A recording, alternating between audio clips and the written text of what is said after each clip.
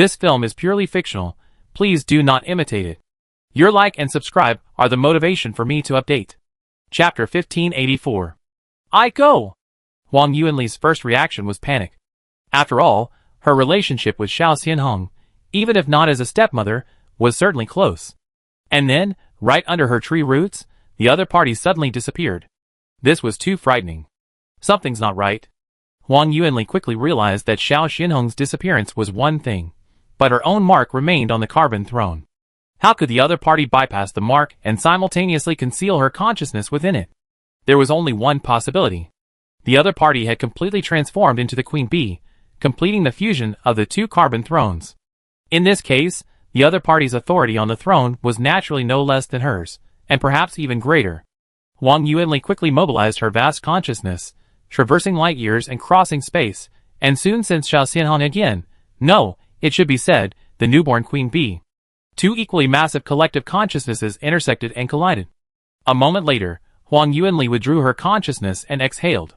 Why are you running so fast? Afraid of not catching up? I'm not stopping you.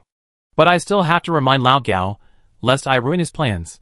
And Gao Gong soon learned that his little Xianhong had completed her Queen Bee transformation and was rapidly heading towards the capital planet of Mirta, relying on the connection between father and daughter. Undoubtedly, this was good news. After all, the Gundam could only locate the Zerg Queen, but this little Xianhong Queen Bee could truly seize the Queen's authority. If we disregard the enhancements granted to their species and civilizations, in terms of sheer physical strength, it's not necessarily true that the Queen Bee or the Insect Queen is stronger. With Gao Yuanyuan guiding them, the information barrier of the Nian network won't be a problem. In the planetary level performance hall, Gao Gong sat on the grand throne reserved for civilization leaders, silently contemplating. To his left and right were two carbon-based civilization leaders. Other civilization leaders also sat on enormous thrones. Each civilization leader possessed the ability to transform, so even though the back of their chairs was higher than the atmosphere, it didn't affect their presence. At this moment, these level 3 civilization leaders, whether in mechanical or carbon-based forms, resembled gods, standing atop their planets, looking down upon all living beings. Level 3 civilizations were acceptable, but once they reached the level of ascended civilizations, ordinary planets could no longer serve as coordinates. Only star system level megastructures could bear such a heavy responsibility. Therefore, the existence of megastructures is, in fact, driven by objective necessity. Gao Gong's mind was preoccupied with the events of the previous night. The reason these civilization leaders were present, besides the celebration, was primarily due to the matter of the Insect Queen. Moreover, this discussion was exceptionally heated, even leading to calls to cancel the alliance. After all, an anti-insect alliance must first oppose the insects before forming an alliance. With the insect civilization gone, the necessity of this alliance is questionable. With the external enemy gone, the conventional approach would be the much-anticipated civilizational competition. This statement rendered even the more powerful members of the alliance powerless to remain defiant. After a period of discussion, the leaders of several civilizations decided to directly divide the Bug Queen's body in two, each taking a portion based on their performance in the civilization war. This was a compromise, much like Shrek's actions years ago. However, during this process, Ji, who had remained silent, suddenly made a suggestion. He was willing to give up his portion of the Bug Queen's body in exchange for Shrek's remains in the hands of the other civilization leaders. The reason was quite straightforward. Many of his subordinates were Shrek's former followers, and collecting their master's corpse was a morally respected practice in most civilizations. Although the civilization leaders present knew Ji was talking nonsense, the proposal was still happily approved.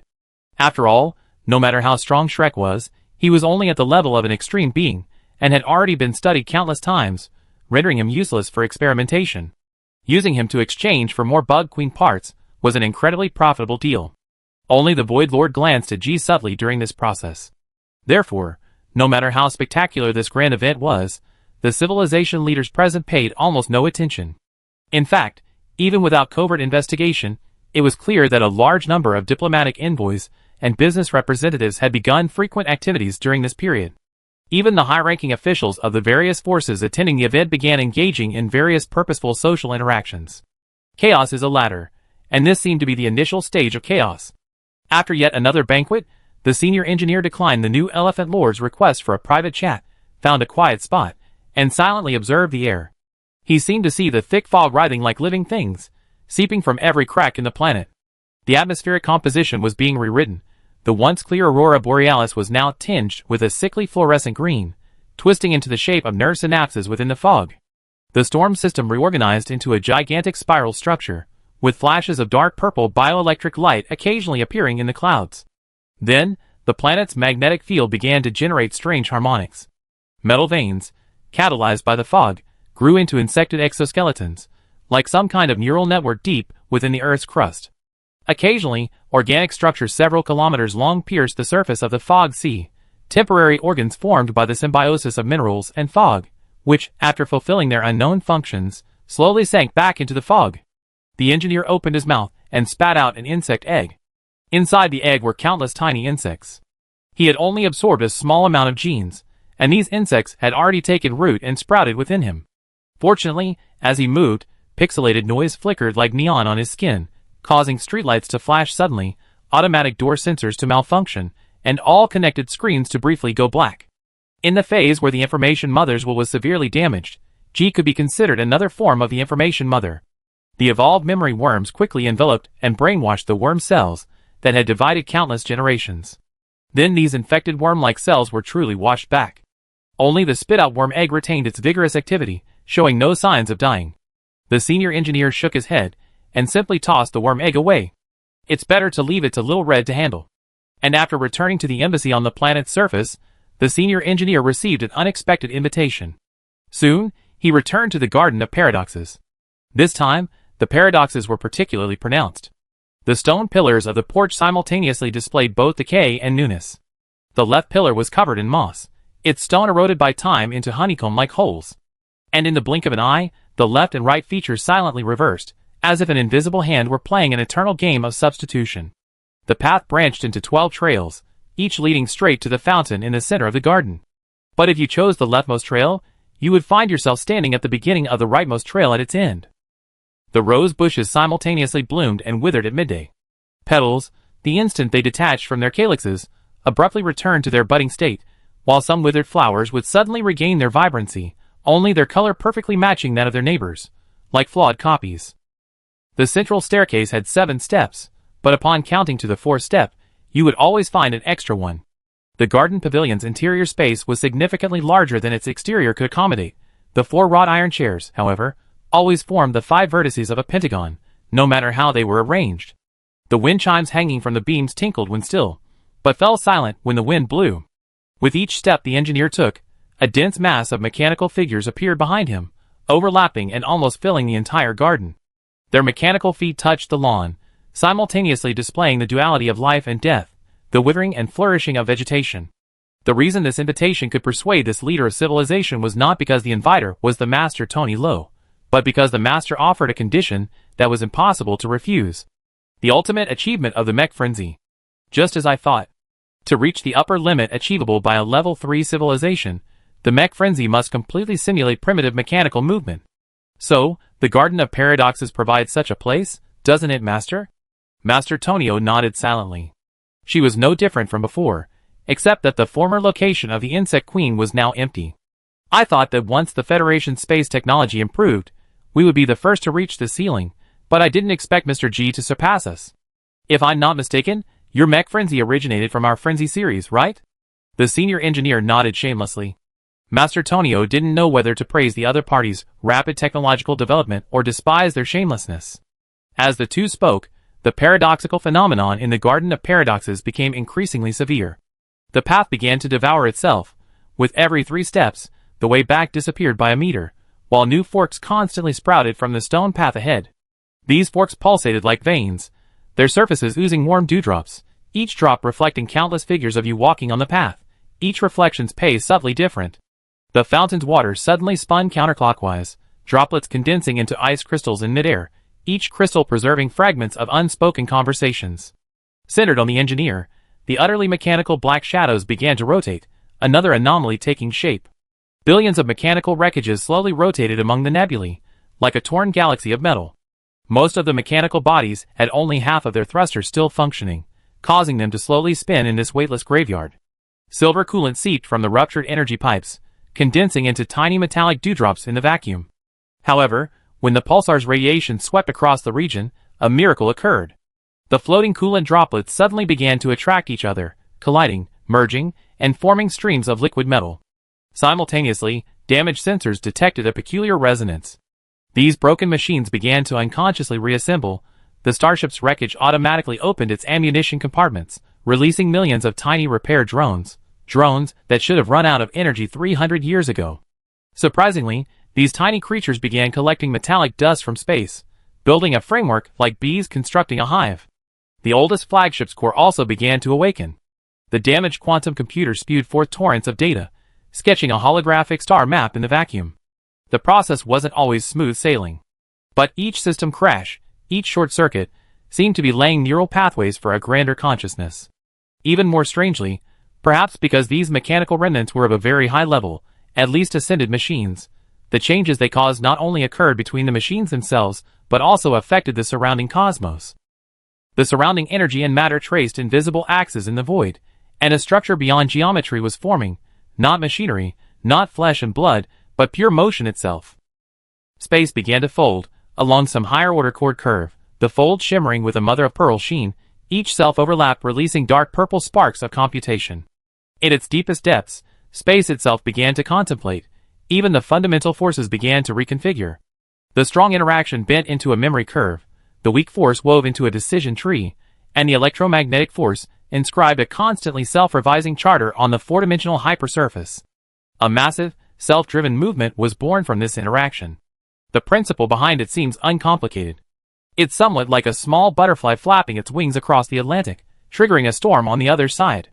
Only this time, the butterfly's wings are stronger, larger, and more powerful. They can even stir life itself. And just as the paradoxical phenomena in the Paradox Garden reached their extreme, even actively assisting the High Engineer in restoring the original movement, Master Tonio leaped up, and countless holographic screens instantly floated around her. A vast amount of data was modified along with the telekinetic manipulation. Master Tonio had now confirmed that this rebellion of the last emperor involved a much larger conspiracy, not just the insect civilization's conspiracy, but also the conspiracies of other civilizations. Like the schemes of this Mr. G before her. That's why she took the risk this time. If she could temporarily control the other party, there was hope of breaking the deadlock. As Master Tonio modified the mechanical parameters, numerous phantom mechanical tentacles emerged from the back of her head and entered the holographic system. Moreover, a peculiar four-dimensional image appeared in her eyes. Theoretically, no matter how powerful a mechanic is, it's impossible to modify billions of machines simultaneously. But there is a technology that can do this: dimensional reduction modification. This is the most powerful ability resulting from the combination of Master Tonio's four-dimensional lathe and concept welding.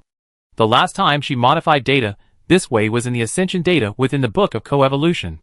The data torrent suddenly froze during the dimensional collapse, compressing the massive cluster of mechanical parameters into a two-dimensional plane.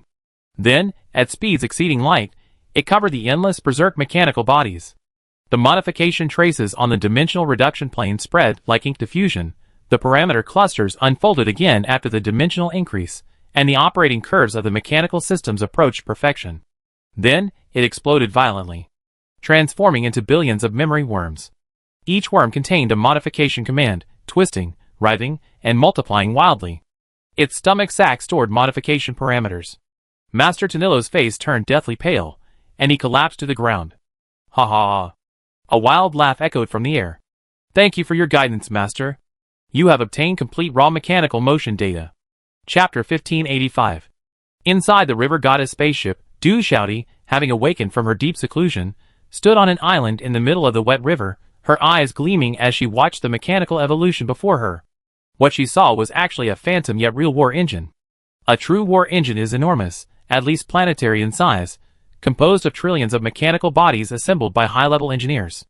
But the mechanical war engine before her seemed to have shrunk by hundreds of millions of times, becoming the size of a house. However, upon closer inspection, it would be discovered that it was still a planetary in size, only constantly in a collapsing state, hence its smaller appearance. Despite its small size, its computing power had not decreased but increased, completely surpassing the third-tier level, and its interior occasionally revealed the outlines of stellar hardware.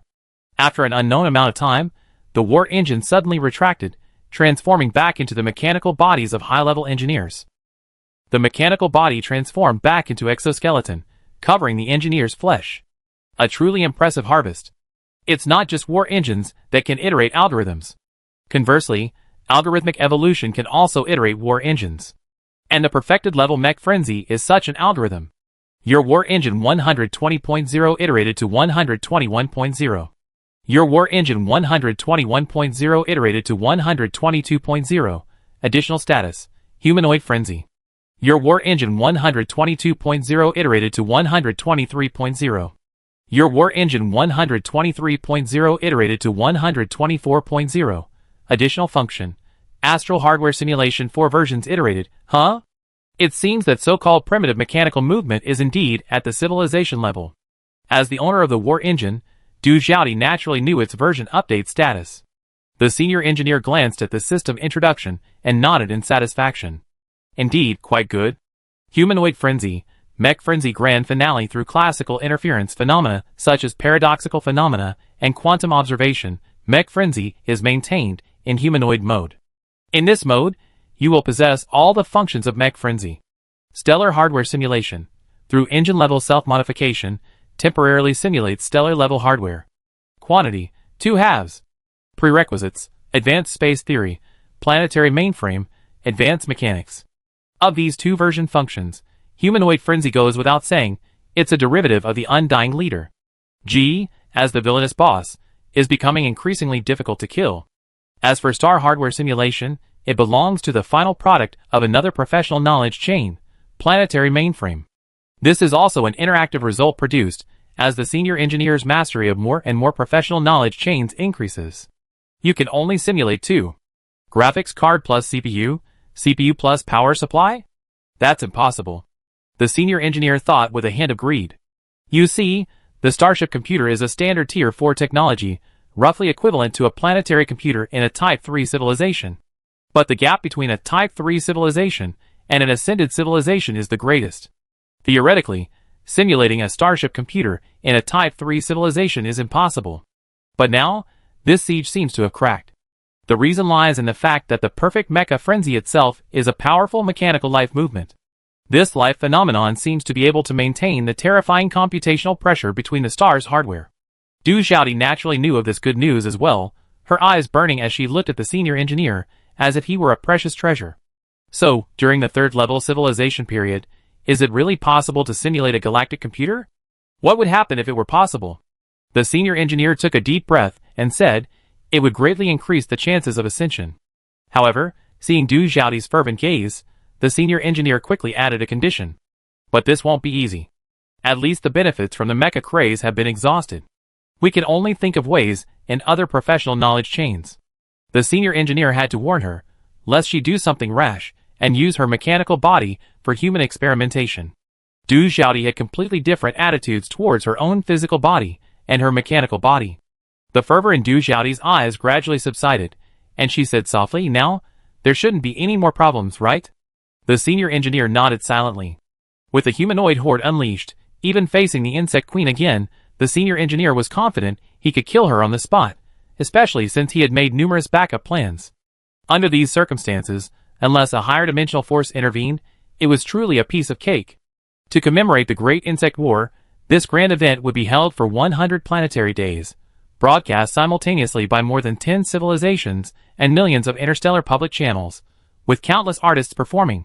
However, those civilization leaders wouldn't stay that long. After confirming the Insect Queen's ownership and making a few public appearances, these civilization leaders prepared to slip away. Before these civilization leaders departed, the performance on the 20th planetary day, their final show before leaving, was undoubtedly the most important and lavish. All the 3rd-tier art buildings on the planet were fully operational.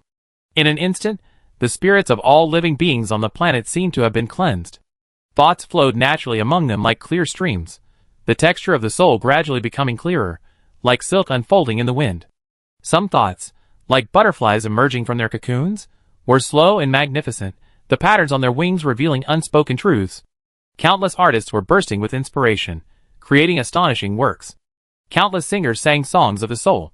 Even those in other professions, mechanics, biologists, experts in certain interstellar fields, were thoughtful and enlightened during this process.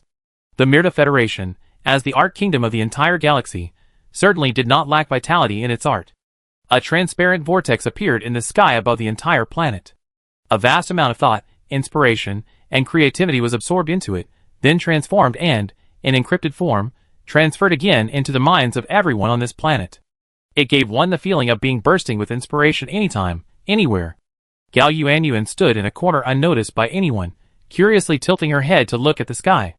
As a leader of an information civilization, and one with her own system, she naturally had reason to be proud. But even she was very interested in this transformation method of the Nianwang, a system-based online learning platform. Brother, this transformation of inspiration seems to go beyond this. It can go even further? She asked quietly. While adjusting his evening gown, the senior engineer replied without turning his head, well, if we take it a step further, it won't just be inspiration anymore, but bloodline. If the accumulation of this mind network truly reaches that stage, it might actually forge a path for a full species transformation of the Milta people. At that time, the situation might change again. This kind of full species transformation isn't the forced, desperate transformation like the Black Machinery alliances. Species transformation is a civilization-level evolutionary process. After the transformation is complete, if every Milta person gains an additional boss template, the competitive landscape of civilizations might change again. To say nothing of the distant past, in the competition between the gold and silver tiers, the Garen people have always held a slight advantage over the Milta people thanks to their longships and cannons. But with each person gaining an additional boss template, they likely lose that advantage. This is both a quantitative and a qualitative change. This is another form of civilizational warfare, a higher level of competition. A breakthrough in a professional knowledge chain, an evolution of technology, or even simply the evolution of a species can bring about disruptive changes. Even the so-called mech craze, in essence, is nothing more than the evolution of two professional knowledge chains, mechanical legions and advanced machine ecosystems. Without these two professional knowledge chains, you can't even develop mechanical units, let alone anything else. However, successful breakthroughs are one thing, failed breakthroughs are another, and the negative effects of failed breakthroughs could even cause an entire civilization to regress. The current Nianwang is, at best, only in its incubation period. But I didn't say success was guaranteed. Let's see how far you can go, the senior engineer said casually. The reason humanoid species occupy a relatively mainstream position among carbon-based species is largely because several level 9 civilizations are humanoid. Even among humanoid species, their aesthetics are incredibly diverse. Some humanoid species don't even have faces. Therefore, compared to specific biological forms, some species with reproductive systems are more concerned with the biomagnetic field of other species.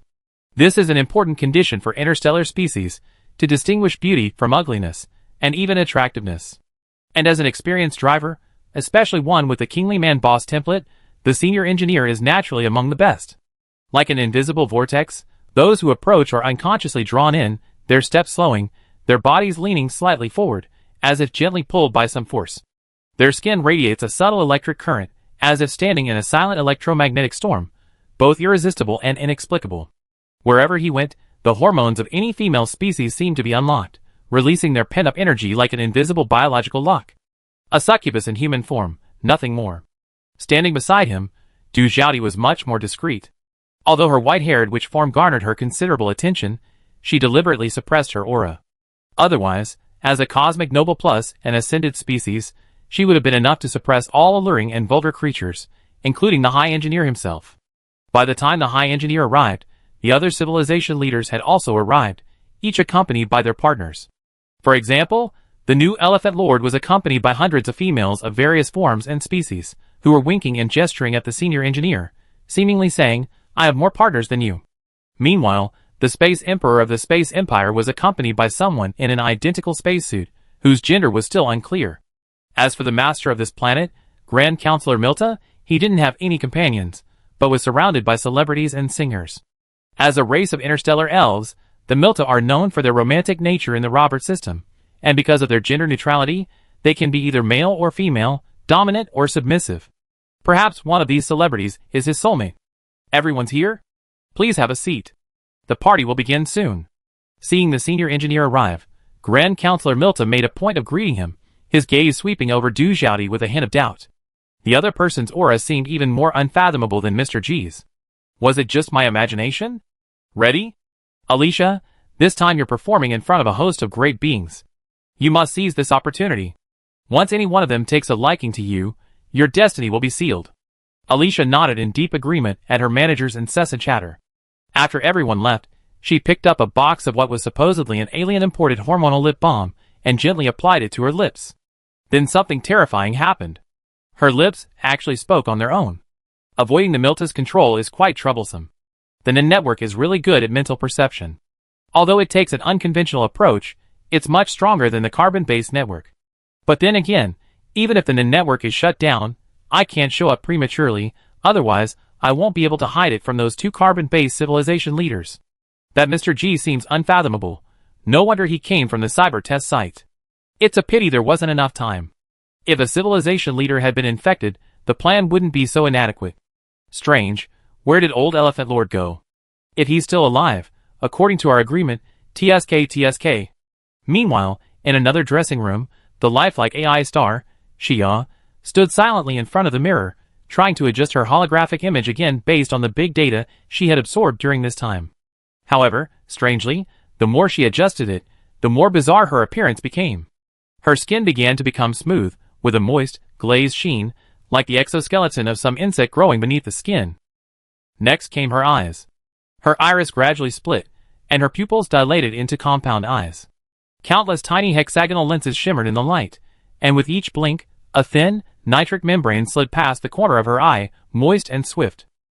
Her spine began to bend with an eerie flexibility, her joints emitting slight clicks, as if her internal structure were reorganizing. When she moved, her movements became exceptionally fluid, possessing the precision and mechanical quality characteristic of arthropods. Her long hair no longer flowed, but trembled slightly like the tentacles of some creature, sensing the faintest changes in the airflow. When all these changes occurred on a non-material level, yet, in a way approaching the very essence of life, a new life form had awakened. And so, appearing on the other side of the mirror was such a being. She no longer belonged entirely to AI, nor entirely to insects, but rather to something in between, beautiful yet terrifying, elegant yet deadly. Chapter 1586. At a grand celebration organized by Planet, a veteran Mirta singer was belting out a song. Her singing, a blend of chanting and verse, seemed to be in an operatic style. Her low notes were like the sweet nothings he had once whispered in her ear, warm with breath, each word seeping into her blood. Her high notes were like a shattered glass from a lover's quarrel, sharp and painful, yet dazzlingly bright. This opera told an ancient Mirta love story, said to date back to the imperial era. The story wasn't complicated. An imperial soldier was ordered to war, leaving his lover waiting faithfully at home. From the arguments and disagreements before the war, to the devoted waiting afterward, and finally learning of his lover's death, the lover sang, crossing light years to call back his soul. It's worth mentioning that in that era, the Mirta still had gender distinctions. The absence of gender came later. Gao Gong listened silently. And indeed, an old artist is an old artist. Her voice was truly captivating. Of course, it's also possible that the enhancement from the Level 3 art building made the effect exceptionally strong. The audience's tears didn't flow slowly, but suddenly burst forth, as if some invisible force had gripped their hearts tightly, and then abruptly released them. Some covered their mouths, but couldn't stop the trembling sobs. Some tilted their heads back, letting the tears flow into their hair, as if shattered memories were being pieced back together. The senior engineer silently glanced at the system panel. Sure enough, several buffs had been stacked, and the conditions were very demanding. Basically, unless one's consciousness and intelligence reached the peak of level 3, they could easily be controlled. A thought flashed through Gao Gong's mind, and the next moment Gao De, as if waking from a dream, quickly whispered, "Boss, I sensed it. There's a massive collective consciousness, the Insect Queen, right in front of us. What should we do?" "Wait," Gao Gong said calmly. The villains hadn't even appeared yet. How could he possibly make a move beforehand? Moreover, judging from the actions of those two sealed entities, they were most likely aiming to wipe out all the civilization leaders present. Although Gao Gong had also darkly considered whether to deliberately find an opportunity to slip away, creating a one-against-many situation for the enemy. But he ultimately abandoned this very tempting idea. The reason was simple. The Insect Queen, who had devoured so many civilization leaders, and the insect civilization that had devoured these civilizations, he felt he probably couldn't defeat them. Not to mention those two were sealed entities, who knew what strange abilities they possessed. "The climax is coming," Gao Gong heard a Milta nobleman suddenly say. Sure enough, Almost at the same moment the other party spoke, the tension of this opera reached its peak. That was the scene of Myrta calling upon the spirit of her deceased husband. The song suddenly pierced the stagnant air, like a red-hot blade slicing through the night. The moment her vocal cords vibrated, the velvet curtains of the entire theater trembled, the crystal chandeliers clanged and clattered with a delicate, painful sound, as if 1,000 weeping nightingales were imprisoned in her throat, each note dripping scalding resin, enveloping the hearts of the audience in transparent amber.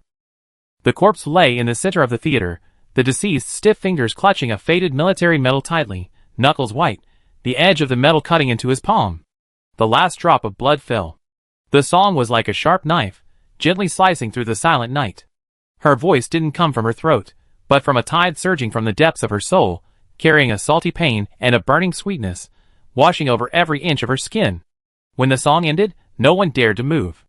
The air seemed to still hold the lingering notes, like a spiderweb after rain, ready to shatter at the slightest touch. However, when everyone awoke as if from a dream, they discovered that the bodies of the imperial soldiers had vanished, replaced by an old man in imperial robes, his face sinister and fanatical, hands clasped behind his back, looking down upon all living beings. "Gentlemen, I have returned." After a brief silence, the entire scene erupted. On the throne of the civilization leader, Grand Chancellor Milta stood up in astonishment. The other civilization leaders also wore varying expressions. Old Pooh pointed slightly in the direction of Grand Chancellor Milta. Boom! A deafening roar shook the earth, shattering the surface and sending fragments raining down.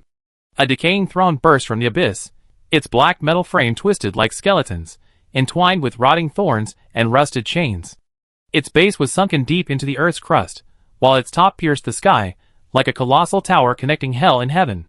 The throne's surface was covered in a sticky black substance, like a mixture of congealed blood and rotting flesh, constantly dripping foul-smelling pus. Its back was forged from countless distorted human faces, maggots crawling in their empty eye sockets, their mouths opening and closing silently, as if still emitting desperate screams. The sky was torn apart, dark clouds swirling like vortexes. Lightning exploded around the decaying throne, but could not illuminate its darkness. It stood between heaven and earth like a blasphemous monument, proclaiming some unspeakable rule. Almost simultaneously with the suppression of Grand Chancellor Milta, Old Pooh appeared in midair, his body seemingly connected to the decaying throne, his hands raised high. A strange halo appeared on the horizon, neither dawn nor dusk, but a sticky, metallic amber glow. It seeped from the horizon, flowing slowly like honey, gradually staining the entire sky. The artificial clouds began to distort, as if kneaded into the shape of a cocoon by an invisible hand. From his body, the Queen's authority was radiated outwards without restraint, enveloping the entire planet. As it turned out, the villain's talkativeness was all a lie. There was no wasted words. He acted decisively. Every third-tier art building swept by the Queen's authority was contaminated, and in turn, began to contaminate all life on the planet. The surface began to pulsate, like a giant insect egg hatching. The Milta people mutated most rapidly, their nails hardened, lengthened, and became sharp, keratinous blades. The spine curved, bulges rose beneath the shoulder blades, as if something was struggling beneath the skin. A metallic sweetness rose in the throat, and what was uttered was no longer words, but a pheromone-laden mucus. Most terrifying were the eyes. The irises gradually clouded, the pupils split, eventually becoming insect-like compound eyes, reflecting the world being completely transformed. Seeing this, many high-ranking members of Milta abandoned their physical bodies, transforming into humanoid spiritual entities, and burrowing into the virtual network. However, this was not a good idea. As the hardware on this planet was contaminated, the metal casings of the server cluster softened and stretched, peeling away like cicada shells to reveal the pulsating biological storage sacks beneath. The bits of the quantum computing array spontaneously recombined, constructing a perfect insect hive fractal map within the probability cloud. The entire network was also rapidly being insectized. Chapter 1587. As the old saying goes, high-quality ingredients often require only simple cooking. Whether it's Lao Pu or the entity behind him, their goal is simple and direct: to take advantage of this gathering of civilization leaders and wipe them out in one fell swoop. After this wave, combined with the insect civilization's massive counterattack, they might be able to push onto the high ground in one fell swoop. Not to mention all the high ground civilizations. Just destroying one or two civilizations, given the insect's powerful devouring ability, could have a completely different outcome. While the capital planet was being covered by the Queen's authority, outside orbital space, The entire 9-layered mech belt activated its highest alert. The Steel Legion advanced instantly, enveloping the planet layer by layer, their sheer number almost obscuring starlight. Some stood upright like giants, their arms equipped with weapons capable of tearing apart continental shells. Some resembled ancient predators, limbs on the ground, turret arrays rising from their backs. Others were like twisted metal serpents, slithering through the void, ready to strangle their prey at any moment. The Stormtroopers are the most famous series of spacesuits used by the Milta, but in terms of individual combat power and functionality, they are not actually the strongest. In fact, after years of a love-hate relationship with their old ally, the Garen, the Milta spacesuits have long been developing into stellar weapons. For example, there are heavy firepower spacesuits comparable to Starfortresses, satellite-type spacesuits developed to simulate space creatures, and even spacesuits developed in collaboration with the Void Dwellers. The firepower of these spacesuits, once unleashed, could easily destroy hundreds of star systems. However, it wasn't just the Milta who knew this, their adversaries, or rather, their former leaders, naturally knew it too. Just as these mech defenses began their light-year, star system-wide counter-encirclement, thousands of Kingslayer mechs simultaneously appeared, attacking the command nodes of the mech defenses. These supermechs, with combat power comparable to the King Insectids, were the Milta's trump card. Their sudden attack was virtually unstoppable. In an instant, control nodes were eliminated one by one. Without these control nodes, the operation of the mech defense perimeter immediately showed flaws. But besides these massive mechs, how could the Milta's ultimate weapon, the mech frenzy, not be unleashed, hundreds, thousands, millions, billions, until the entire starry sky was devoured by them? They were not individuals, but a mechanical torrent beyond life, like iron-cast waves, silently yet violently sweeping in. The sky was no longer a starry expanse, but a writhing sea of metal, each mech a drop of molten iron within it, merging and devouring one another, yet forming a destructive array within an absolute order. Their cannons glowed crimson, their charging hum creating infrasonic tremors in the vacuum, causing the atmosphere to shudder. However, as the mech frenzy evolved, numerous spatial portals abruptly opened around the capital planet, first spewing out vast amounts of space anchor fragments, then unleashing another form of mech frenzy. Not a torrent of metal, but an overflow of flesh and blood, a grotesque wave composed entirely of life forms. Their shells gleamed with a wet, keratinous sheen, not armor, but a chitinous, alabaster-like exoskeleton solidified in the vacuum. Every body mutated, limbs proliferating and dissolving, mouth parts twisting and reforming, their compound eyes reflecting not starlight, but the hunger of a collective consciousness. Their movement is not as precise as that of a machine, but rather exhibits a morbid coordination. Millions of individuals seem to be controlled by the same nerve, twitching forward. Their propulsion methods were nauseating. Some inflated into gas sac-like organs, spewing out high-pressure biogas. Others ruptured their abdomens to expel corrosive slime for recoil. The largest simply tore off the remains of their own kind, using them as projectiles to propel themselves. They left slimy trails in their wake, like snails crawling across glass, except this slime was still wriggling, nurturing new larvae. Number? There were no numbers. They were a self-replicating plague. The leading individuals exploded in the vacuum, the splattered flesh immediately expanding and recombining into new killing forms. Some fused into gigantic, tumor-like warships, their surfaces covered with pulsating ovarian tubes. Others split into swarms of tiny individuals, like spores scattered by the wind. Looking up from the planet's surface, the entire atmosphere was covered in a wriggling, bloody filter. Even starlight was being chewed and swallowed. A Zerg version of a mechanical frenzy, and the way they opened up space was also very familiar. If G were to see this, he surely exclaim, "Holy crap! Isn't this my own space string technology?" Two tidal waves collided, tearing a wound through the very vacuum of space. The Mech Legion's first volley was like a supernova explosion. Billions of particle beams pierced the darkness, evaporating the frontline Zerg units into expanding organic smog. But the smog didn't dissipate. The melted flesh solidified in the vacuum, clinging to the mech armor like cancer cells, and beginning to secrete corrosive enzymes. Some mechs immediately activated their self-cleaning programs, their telekinetic energy churning the void to cleanse the pathogens at the cellular and molecular levels. The Zerg swarm's counterattack was a nightmare. Their vanguard crashed into the mech array like suicide bombs, exploding upon contact and spraying a rain of acid and bone spikes. This acid wasn't just a simple corrosive agent, it deformed autonomously in the vacuum, forming barbed, living chains that entangled the mech's limbs. Even more terrifying are some giant Zerg units that open their abdominal cavities, like skinned whales, swallowing the entire mech whole. The shrill sound of metal dissolving in their digestive cavities can even penetrate the vacuum.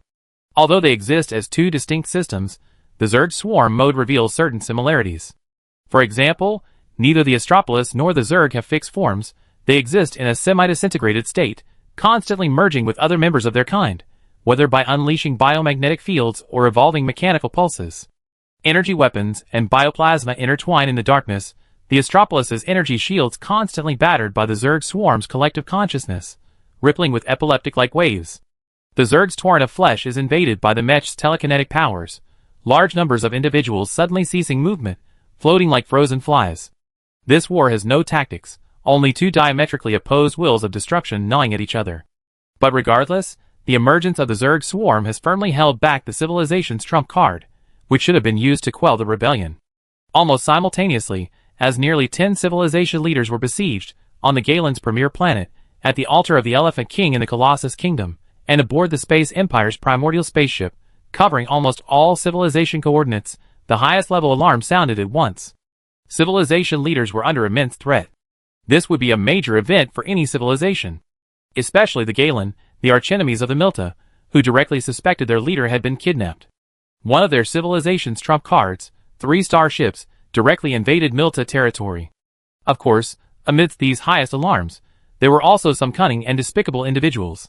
For example, at the altar of the Elephant King in the Colossus Kingdom, an elderly man with white hair murmured, "This time, we won't have to change Elephant's Kings again, will we?" That's not out of the question, especially with the two who recently took office. Neither of them has had much luck, said an old man with a missing arm, stroking his chin. Then what should we do? Elect them now? Asked another old man with a missing leg. Not necessarily, said a white-haired old man, but first, we should offer sacrifices to the Elephant Lord and lock the genetic lock on the new Elephant Lord. Last time, it wasn't locked, but fortunately, the subsequent investigation showed no leakage of the Elephant Lord's genes. We still need to be careful this time. The others present remained silent, but the old men, also missing limbs, nodded. Then I go, said the only intact old man present, trembling as he rose. Only then could outsiders see the dense, deep cracks on his body, revealing bone. This wasn't some conspiracy group, but the Senate of the Colossus Kingdom. All the elders in these Senate members were past Elephant Lords. Of course, the previous Elephant Lord wasn't present. As for the Elephant Lord, he is the creator god in the ancient mythology of the Colossus Kingdom, and the trump card of this civilization. A legendary galactic behemoth, possessing a vast collective consciousness. And on the capital planet of Milta, within the celestial body covered by the Zerg Queen's authority. The situation is certainly not good, but it's not exactly terrible either. After all, among the civilization leaders present, although only the High Engineer is an immortal leader, the other civilization leaders are not the kind of civilian leaders of peaceful civilizations. 10 terrifying auras directly resisted the transformation halo covering the planet. Although the Queen's authority was slowly suppressing and transforming downwards. However, converting 10 at once, most of whom are leaders of mechanical civilizations, is not so easy. Even if Lao Pu were gender swapped, she wouldn't have such a large appetite. Therefore, her target was clear: those carbon-based leaders, especially those whose civilizations were mechanical, but whose bodies were carbon-based. These were the easiest and most readily convertible. So her primary targets were Mr. G, the new Elephant Lord, and the Metal Sovereign. And these three were showing signs of being overwhelmed by this focused attack. The new Elephant Lord and the Metal Sovereign both manifested their carbon-based forms, both incredibly massive, with orbital space above their heads, continental frameworks beneath their feet, and biomagnetic fields like vast oceans emanating from their bodies. The new Elephant Lord is a given, but the Metal Sovereign's manifestation was astonishing. It was like a mountain built of flesh and blood, every inch of its skin covered in a layer of black iron-like keratin, with corrosive dark green mucus seeping from the cracks, and dozens of twisted bone spurs rising from its back, dripping venomous liquid that could melt rock. Its head had no eyes, only a gigantic maw that split to its neck, filled with spiraling, razor-sharp teeth, each spinning erratically. Any Zerg that flew onto its surface was instantly torn apart from its core by its carbon-based attack, breaking its carbon-based fusion. It was common knowledge that the Garen had always been at a disadvantage in the development of individual unit types. What was less known was the true form it manifested, especially the divine bloodline flowing across its body, and its appearance that resembled a cosmic evil god. This was Shrek in his true form, especially among the civilization leaders present.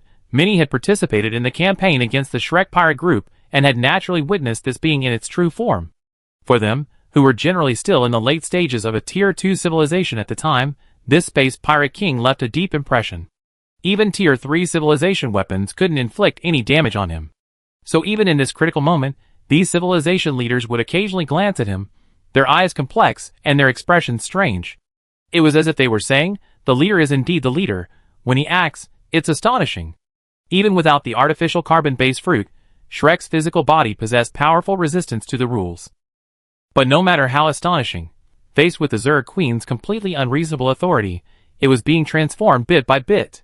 Its flesh began to twist, its black iron-like keratin layer was eroded by some invisible force, and the dark purple veins characteristic of the Zerg hive appeared on its surface. Its bone spikes trembled violently, their tips bursting, and countless tiny swarms of insects erupted from within, coiling around its body like black mist. While the spiral maw could disintegrate carbon-based materials, it couldn't withstand the sheer number of Zerg. These insects seemed to appear abruptly, their sheer numbers overwhelming, appearing everywhere on the planet. Virtual troop deployment. An old Zerg tradition, murmured the senior engineer witnessing this scene.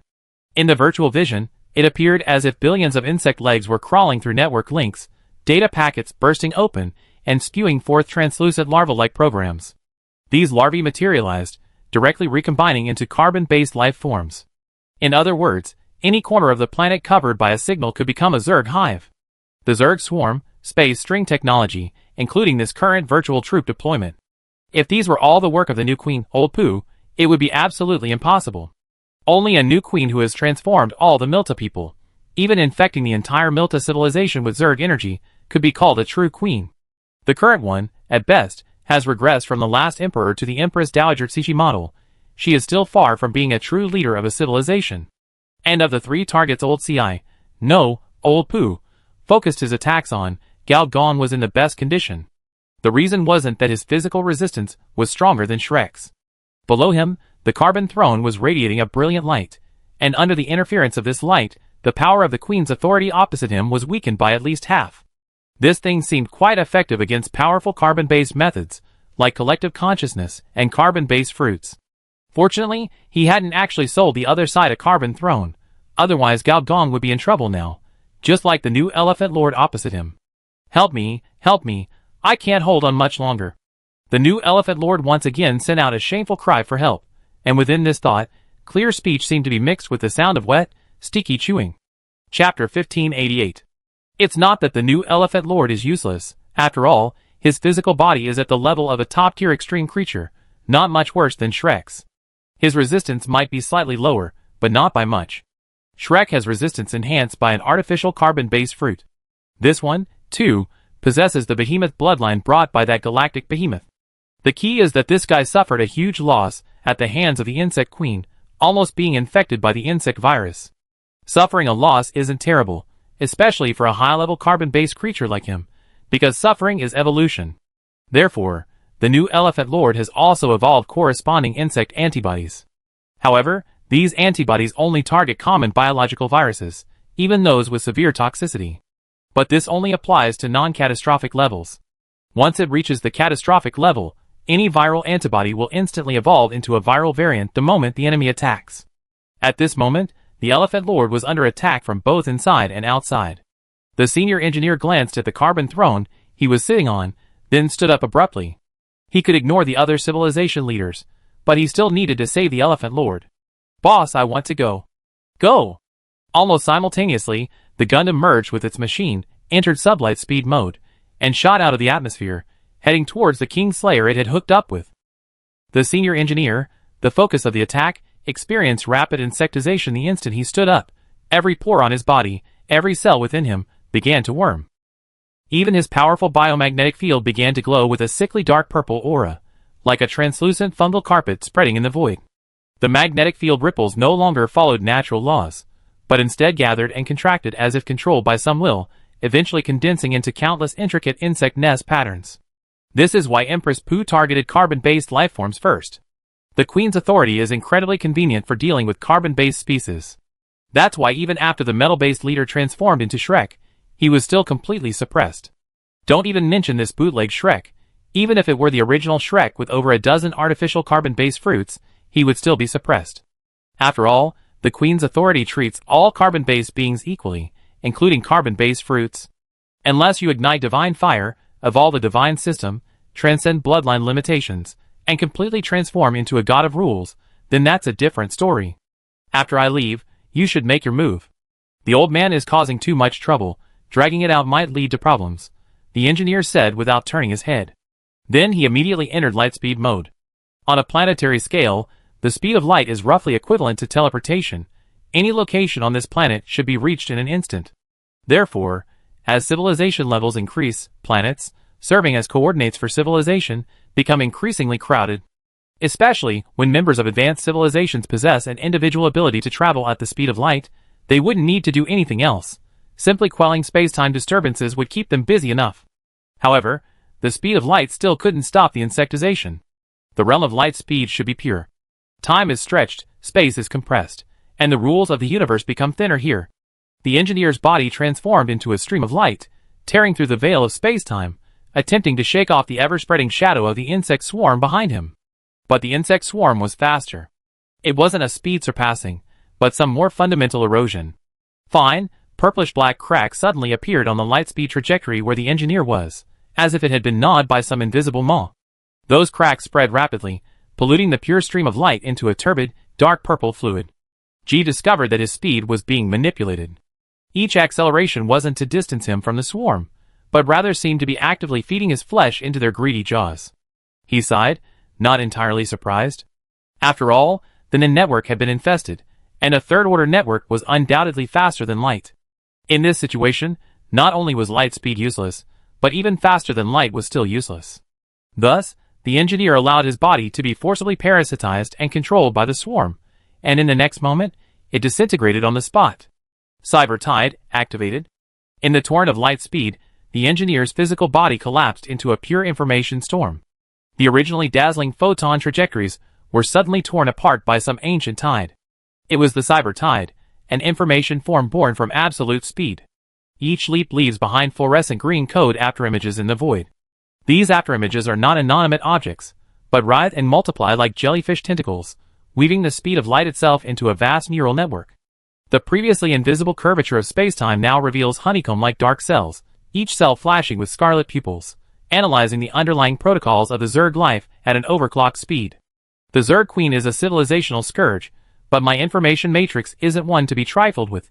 Admittedly, from a broad perspective, your Zerg civilization is more destructive, but the question is, the battlefield is currently just a planet, or rather, a whole planet. So who's afraid of whom?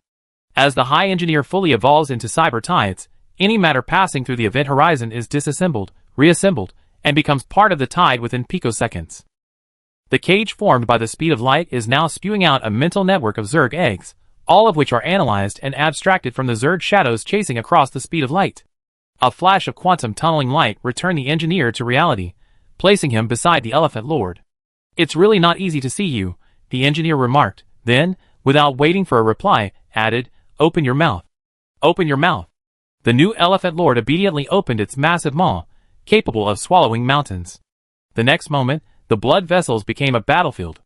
A swarm of pitch-black worm viruses surged through the arteries, like billions of hungry parasites, gnawing at cell walls, corrupting flesh into a viscous nest matrix. Wherever they passed, tissue twisted and swelled, its surface etched with purplish-black worm patterns, each pulse spitting out new larvae. These larvae possess serrated mouthparts, frantically tearing at the healthy life code. But the Cyber Tide arrived. A transparent torrent of data surged from the nerve endings, neural viruses cutting into the battlefield with surgical precision.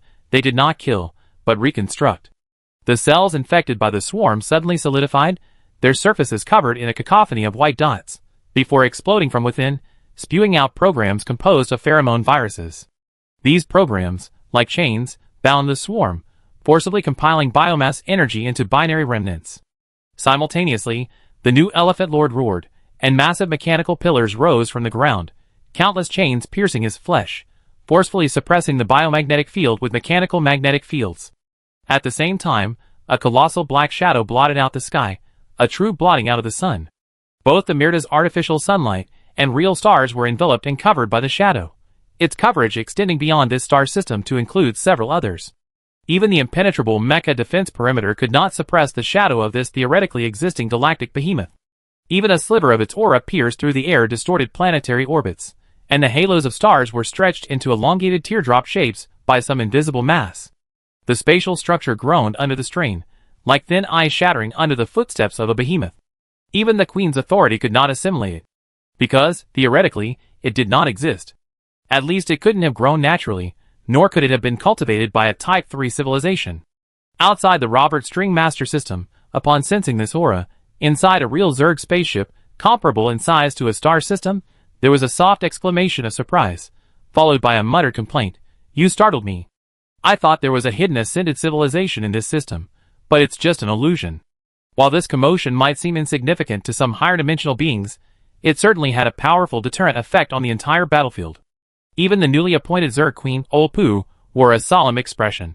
Simultaneously, she accelerated the conversion of the Milta bloodline. On the planets of Milta, large numbers of Milta people were transformed into insects. Even those Milta people who had abandoned their physical bodies were captured and fed on by the third-order insect web of the Nin web, serving as nourishment for the Data insect eggs. Chapter 1589. Facing the Insect Queen for the second time, the new Elephant Lord also unleashed his trump card, none other than a wisp of the will of the legendary galaxy-level life form, the Elephant Lord, the source of the Colossus Kingdom's colossal technology. Theoretically speaking, a level 3 civilization cannot cultivate galaxy-level life forms. But this involves the definition of life. That is, what constitutes life? Is it a great being that evolves an entire galaxy, hundreds of billions of planets, into its own cells, while possessing free will? Does a part of such a being count as life? Does a single thought of such a being count as life? Does a single cell of such a being count as life? After all, humans, theoretically, are merely an aggregate of cells. But at that level of species, even a single cell possesses intelligence no less powerful than the will of a planet. So does developing only this part count as developing a galactic species? Developing only the massive microscopic biological tissues of existing entities, and using this to analyze their life forms, biological structures, and species types, then transferring this data to other technological branches.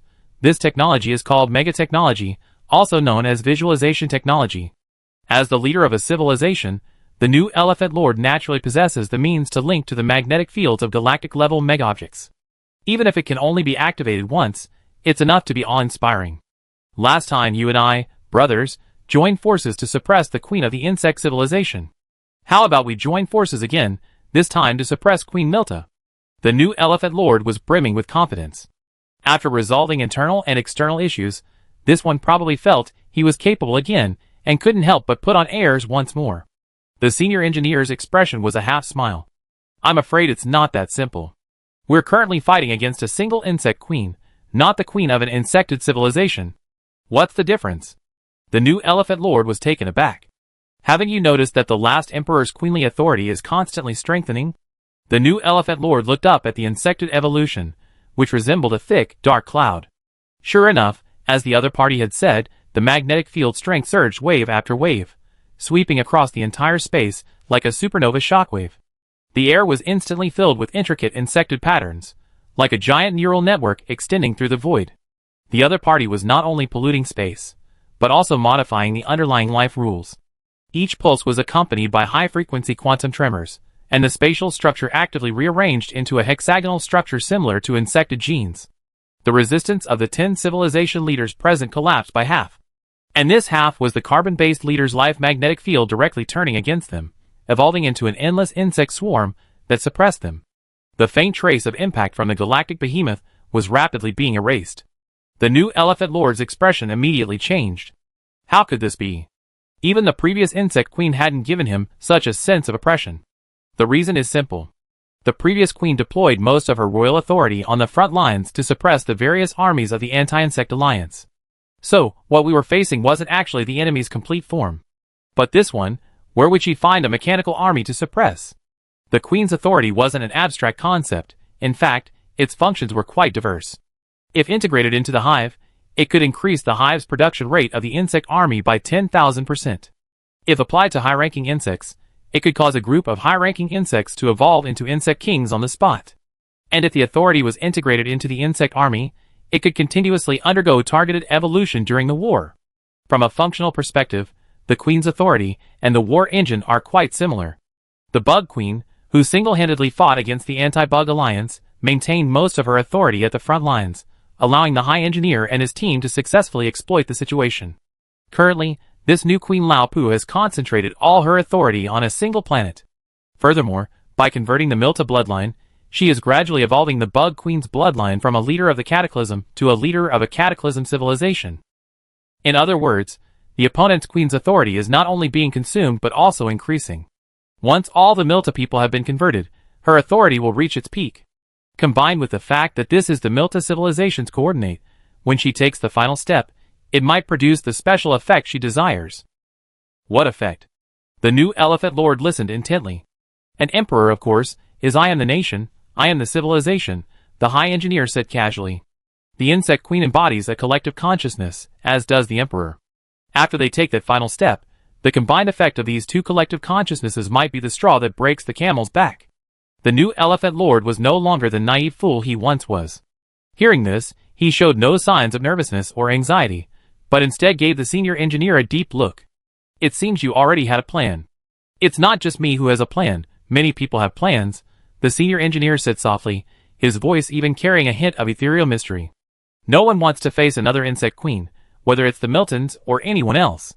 On the mechanical planet, where the Insect Queen's corpse was imprisoned, two representatives of a civilization who had rarely shown themselves arrived opposite the corpse, revealing their true forms. They were actually two national treasure masters, the plant master of the Seed of Life and the network master of the carbon-based network. Indeed, everything was as expected. Even without seeing it, they could sense the terrifying power that almost permeated space and manipulated everything. So even though everything was according to plan, the two masters were still heavy-hearted. No matter how you look at it, the Insect Queen was not so easy to deal with. The plant master directly revealed his true form. It was a spiral cone, like a combination of deep-sea coral and kelp, hollow inside, filled with honeycomb-like information storage chambers. As the biological cone opened, each long leaf rippled slightly like a miniature solar panel, absorbing free cosmic radiation and forming a slowly rotating vortex of glowing light in the low-gravity environment.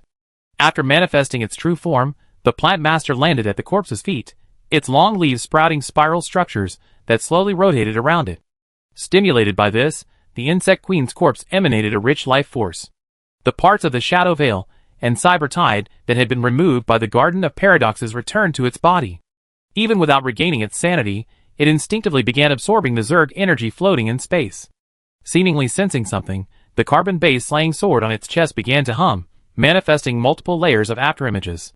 It had clearly entered quantum mode, and the effects of the carbon-based slaying were continuously amplifying on this Shadow Insect Queen. Carbon-based slash can inflict one instance of carbon-based fusion destruction. Seeing this, another network master also revealed his true form, which looked like a large cluster of bright red flower stamens. Each stamen resembled both mycelium and an unexpected extension of some kind of neural synapse, evolving into various third-order biological links as life signals transformed. These stamens quickly bloomed all over the Shadow Insect Queen's body, flashing like some kind of receiving device. Old Pooh did not transform into the Insect Queen to become Donfong Booby. His male characteristics remained very obvious. Transforming into the Insect Queen enhanced more, actually the reproductive system's modification rate. In interstellar society, the Milta were already considered exceptionally gifted, with their nervous systems naturally exceeding 150%, but the Insect Queen's reproductive system, even in its rudimentary state, was over 10,000%. Old Pooh was currently intoxicated by the powerful control he gained as the Insect Queen. His mind was no longer confined to a single consciousness, but shared with the entire swarm. Millions of compound eyes, millions of sensory organs, and millions of killing instincts all converged into his cold will. He no longer needed to eat, but instead, through some kind of biomass conversion system, directly decomposed and absorbed his prey, transforming it into nutrients that flowed into his body. His blood was no longer a warm, red liquid, but a fluorescent bioacid that coursed through his veins, granting him near immortal vitality. His very existence had become a natural law, no longer an individual, but the pinnacle of the hive's consciousness, the ultimate form of the evolutionary chain, transcending all life, the queen of the swarm. Then, he sensed another identical presence. It was that guy. Old Pooh naturally recognized the fake Zerg queen, In fact, it was because of this fake Zerg Queen that the entire plan could proceed smoothly. So what did the other party want to do? Want to free the imposter and seize control? Fight fire with fire? Old Pooh quickly came to this conclusion and then laughed disdainfully.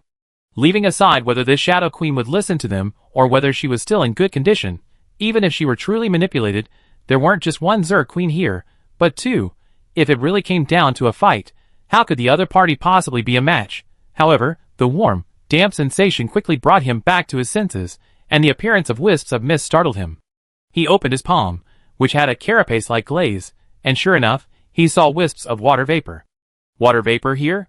His feet suddenly gave way beneath his feet. It was as if he had fallen into an abyss that didn't belong to the material world. At first, he could still feel his compound eyes flashing, his elytra trembling, the muscles beneath his carapace still twitching, and various perspectives and perception shifting. But soon, all these senses were stripped away, replaced by a cold, intangible feeling of falling. He felt as if he were being broken down into a stream of data, disassembled into countless discrete instructions, analyzed, reassembled, and devoured by some higher dimensional being. The information sea, a realm composed of pure concepts, devoid of light, sound, and temperature, containing only endless vortices of data. His thoughts were stretched and distorted here, like a string of biological code forcibly decrypted, new information flooding into his consciousness every second, eroding his original understanding. Instead of being alarmed, he was delighted, violently dispelling all the surrounding deep information flows, and instantly evolving into an information state. Her form was no longer fixed, sometimes coalescing into a sharp logical mirror, reflecting countless possible evolutionary paths. At other times, it scattered into countless self-iteratory codes, spreading, replicating, and mutating like a virus in the information network. Her consciousness was no longer a single self, but a distributed thought matrix composed of countless parallel threads, splitting, recombining, and optimizing every second. His opponent also appeared, a powerful biological consciousness, not some pure information state, but a neural network woven from billions of carbon fibers.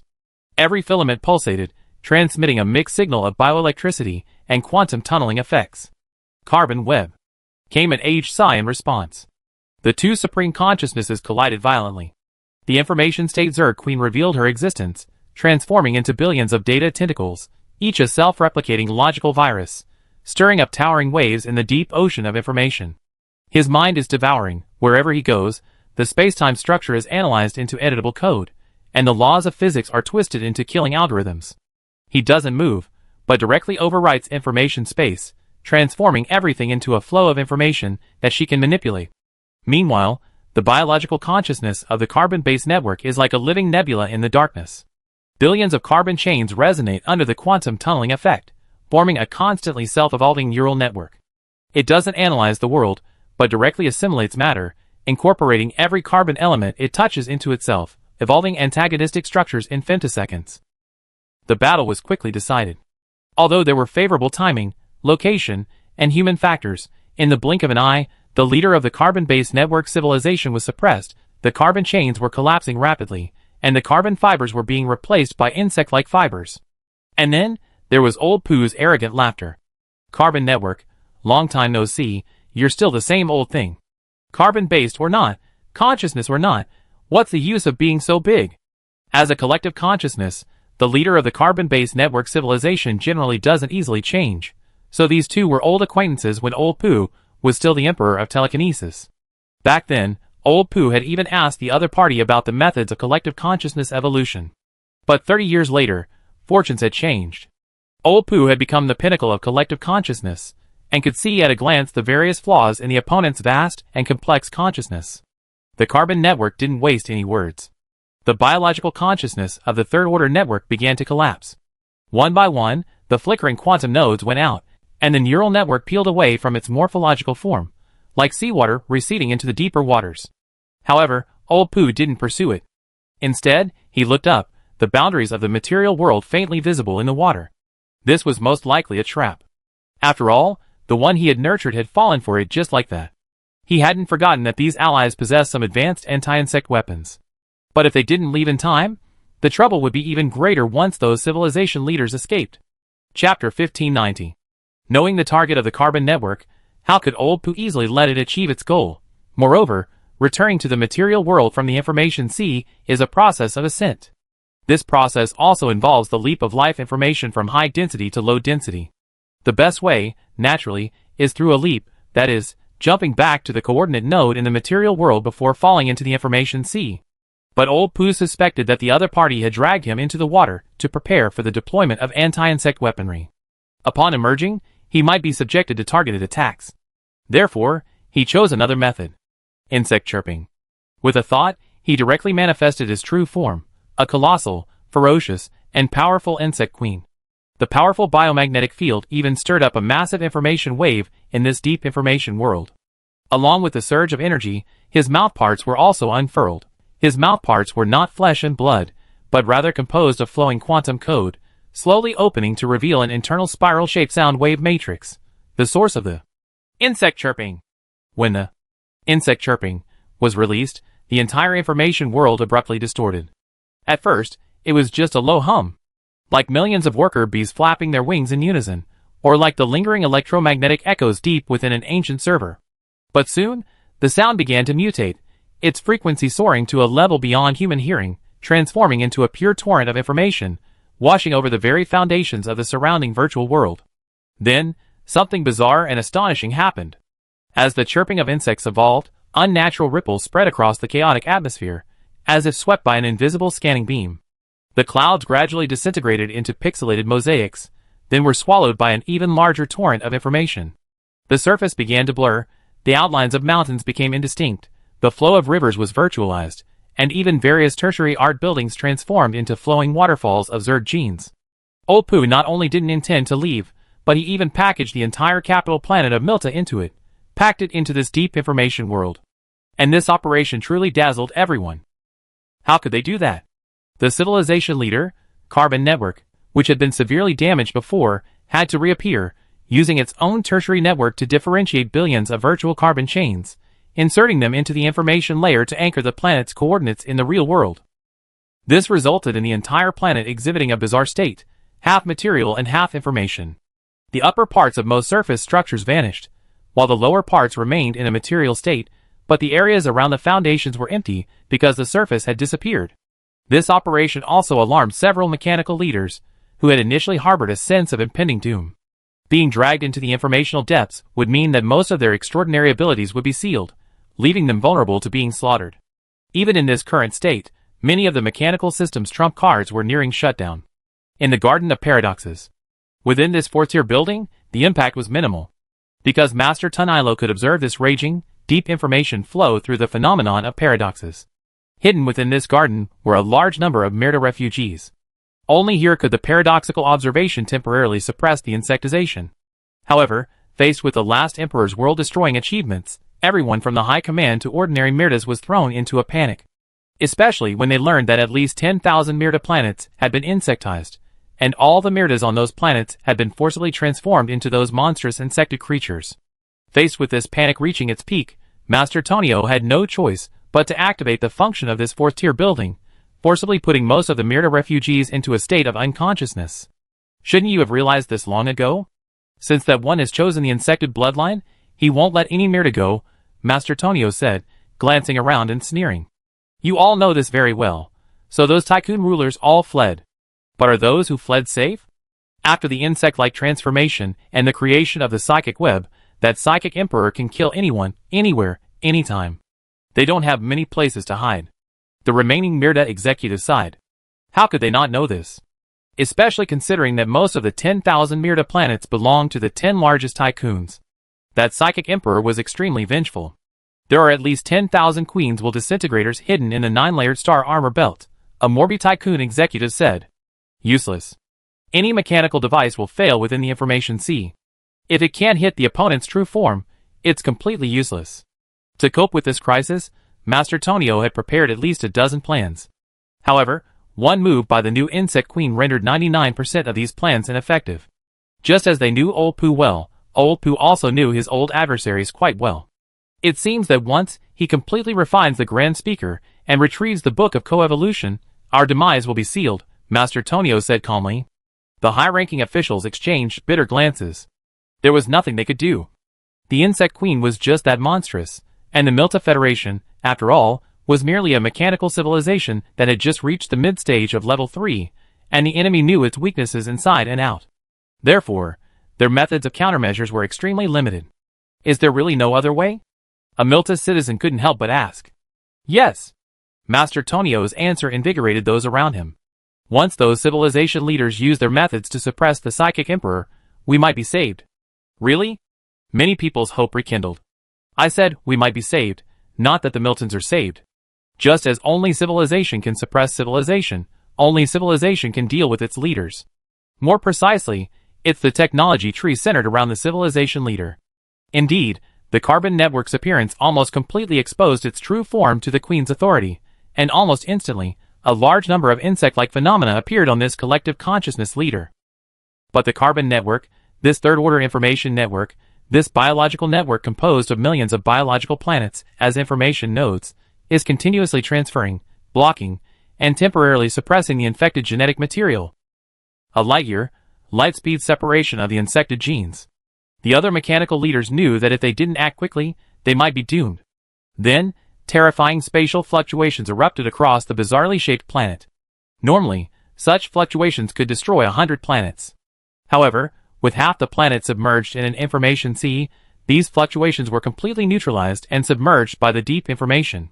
Gao Gong had been silently observing, or rather, his focus wasn't on the newly emerging Queen Lao Pu, but on another queen on this planet. Using the Gundam Link's collective subconscious function, he had confirmed that the insect queen's true form was on this planet. To pull off a 2-on-1, or even 3-on-1 victory, timing was crucial. Moreover, he didn't think Lao Pu could gloat for long. The modification of the insect queen's bloodline might not be a good thing for him. Do you think we should seize this opportunity and launch a counterattack, like we did last time? The new Elephant Lord stared at the deep information evolution outside the planet for a long time before suddenly speaking. Physical body plunging into the information sea? Are you out of your mind? The senior engineer looked at him in astonishment, as if looking at an idiot. The new Elephant Lord's face darkened. After a moment of silence, he revealed the truth. I can sense that my Elephant Lord genes are locked. If I don't make a splash in this battle, I'm worried those old guys will oust me when I get back. Your Elephant Lord genes were already leaked. Why bother unlocking them? The senior engineer gave him a strange look and said nothing more. The new Elephant Lord knew the other party had a plan, but the silence was agonizing. The emerging insect queen was tearing through the sea of data, like a ferocious beast ripping open its prey's throat. Without probing, without detours, her consciousness, like a red-hot blade, plunged directly into the depths of the carbon-based network. The data screamed, the encrypted life protocol shattered like fragile glass, the fragments crushed into powder by the boiling dark purple energy field surrounding her before they could even fly. Every inch of data stream that touched him distorted, the brain in the jar was violently pierced by her mental tentacles, exploding with blinding arcs of electricity. The planetary will, having just formed an interception matrix, was dismembered into fragmented code limbs by a single thought. The Seed Lord's avatar lurking in the deep sea of information tried to escape, but was held captive by him from afar. Those data-life entities, like insects gripped by an invisible hand, exploded in virtual space with a poof, transforming into a string of scarlet lines newly added to her carapace. The mental pulse she unleashed was like the touch of an abyss, causing data architecture to collapse wherever it passed.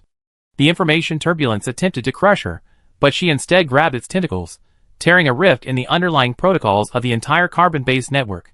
What gushed from the crack wasn't seawater, but imprisoned primordial amniotic fluid. The core instructions deliberately hidden by the system were now exposed before her, bloodied and raw like internal organs. The insect queen was born an immortal leader, and as such, like the humanoid mecha frenzy of the high-level engineers, Lao Pu could unleash unimaginable power for his level. And even more ferocious. Found you. His compound eyes flashed with the cold light of billions of calculations, and suddenly he opened his mandibles, covered in quantum serrations, and bit down on the core of the carbon network. A groan of unbearable strain echoed in the virtual space, and the entire information dimension began to collapse around her. The entire carbon-based network finally experienced a massive collapse. Just as Lao Pu was preparing to take another step, using the mind network to devour the carbon network, everything suddenly went black. He discovered that a massive shadow had appeared beneath his feet, simultaneously solidifying into a curtain covering the surrounding information layer. Within this curtain, numerous faces sometimes howled in agony, sometimes grinned maliciously, as if transporting him back to the Council of Faceless Ones. Dozens of thick, shadowy tentacles suddenly emerged from the darkness, each tipped with a blood-red eye.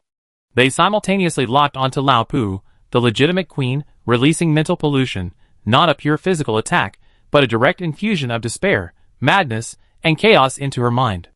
Lao Pu's eyes instantly turned bloodshot, and the insect chirping immediately resumed.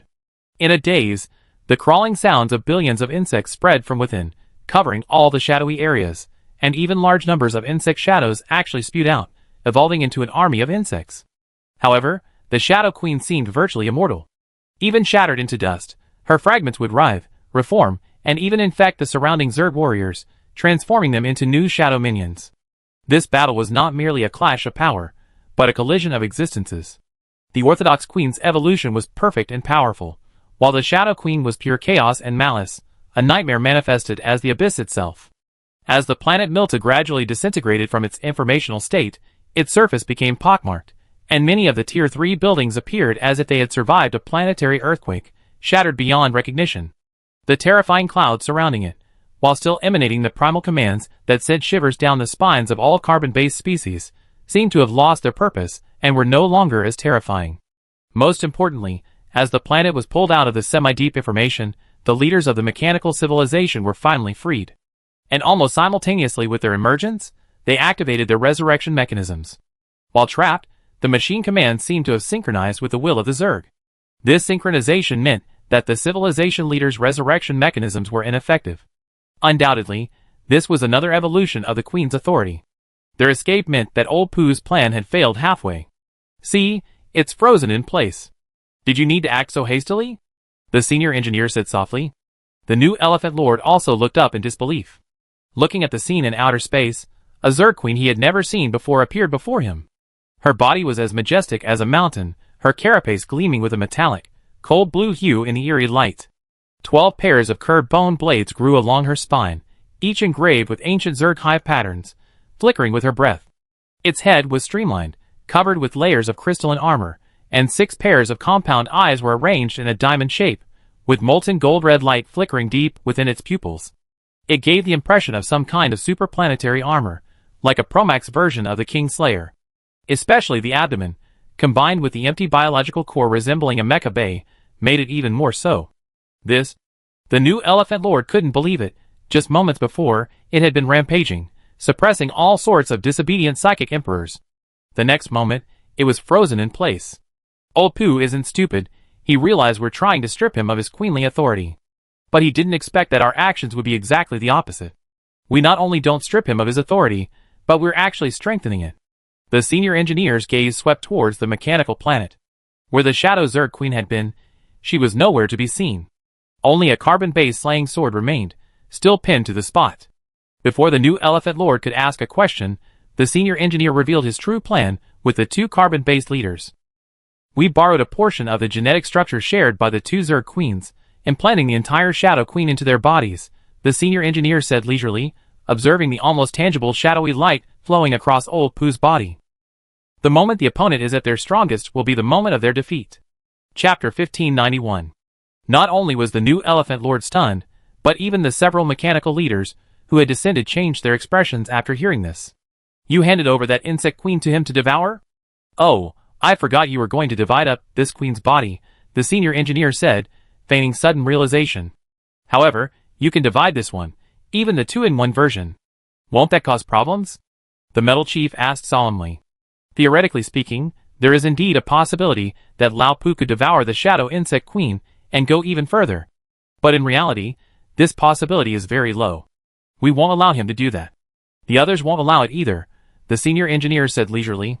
It wasn't just the Shadow Queen's body that disappeared from the mechanical planet.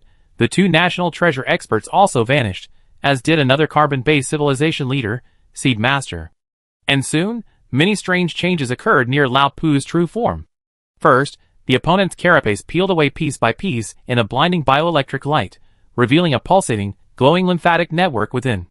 This biological network quickly transformed into miniature cyber tides, then evolved into a mental network composed of countless mirror consciousnesses. Simultaneously, its side-like legs disintegrated and evolved into black shadows, within which were densely packed insect shadows, seemingly devouring each other. Even more bizarrely, the opponent's face vanished, but various faces sprouted on its insect carapace, the vast majority being the faces of the former Merida royal family. These faces, some grotesque, some contorted in pain, some filled with despair, perhaps originated from a decision made by this last emperor. After all, this decision directly betrayed the royal family of that time. Then, these faces kept transforming, eventually all becoming the face of this old poo. But the emotions remained. Pain, despair, anxiety, fear. And with these emotions, the shadow beneath the other's feet rolled and roared, evolving into all sorts of human figures. Should we? Not only the new Elephant Lord, but the other leaders all gestured with their eyes. The senior engineer silently shook his head. The problem is that we should act now. The cyber tide isn't so easily digested. The Faceless Ones Conference is also a trump card of civilizations with rule attributes. Moreover, the Seed Lord is strongly catalyzing the other side. Originally, this matter required the cooperation of the Carbon Network leaders, but now it seems that it's not necessary. 2 tigers cannot share one mountain, let alone 3 insect queens. Whether it's the shadow version or the old poo version. Whether the fusion is successful or not. This is not within the scope of that insect queen's permission. The fusion succeeded. A more powerful insect queen, sharing the same genetic origin, would 100% turn against them after completely absorbing Merida's bloodline. If the fusion failed, the plan would fail, and none of these civilization leaders would survive. Thus, as expected, as logically as it seemed, the insect queen appeared.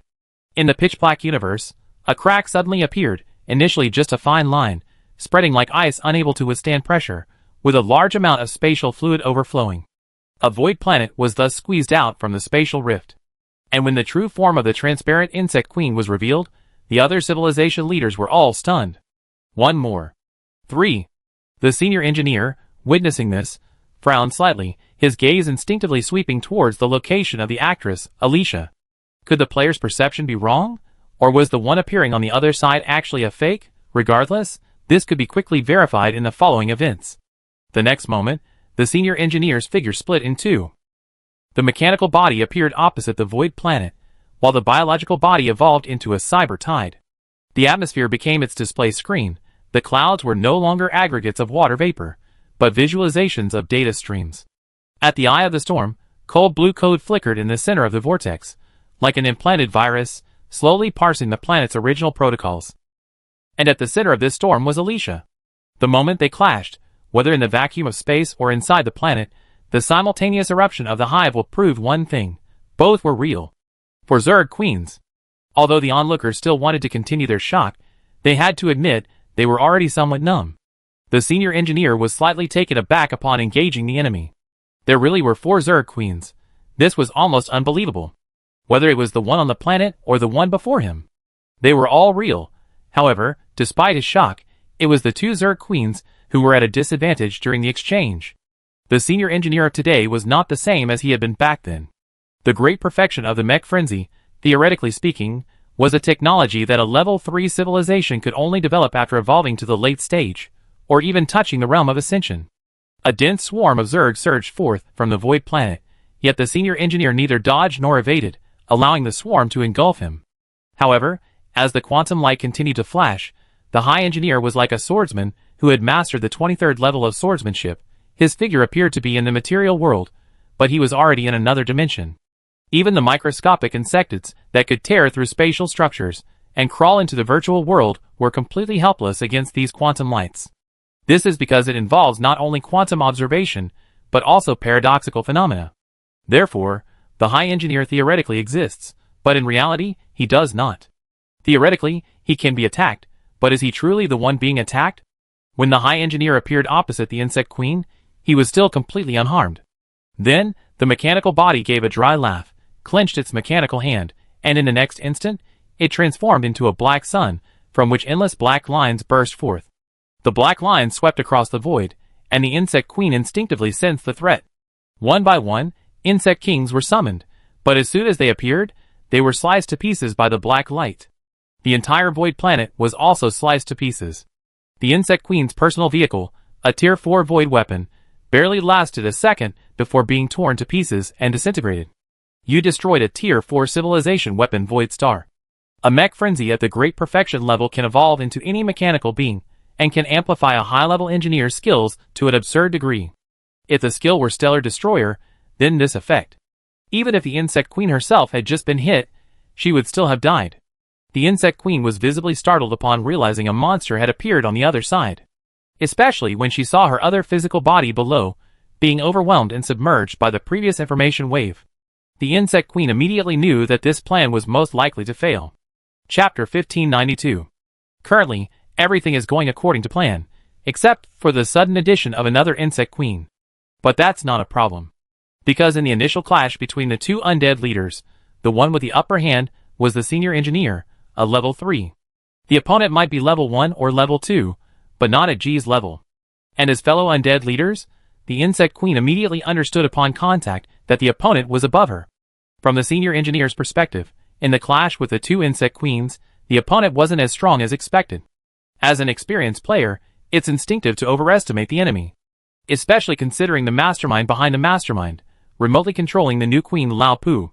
It's like the classic villain versus villain plot in a certain Naruto anime.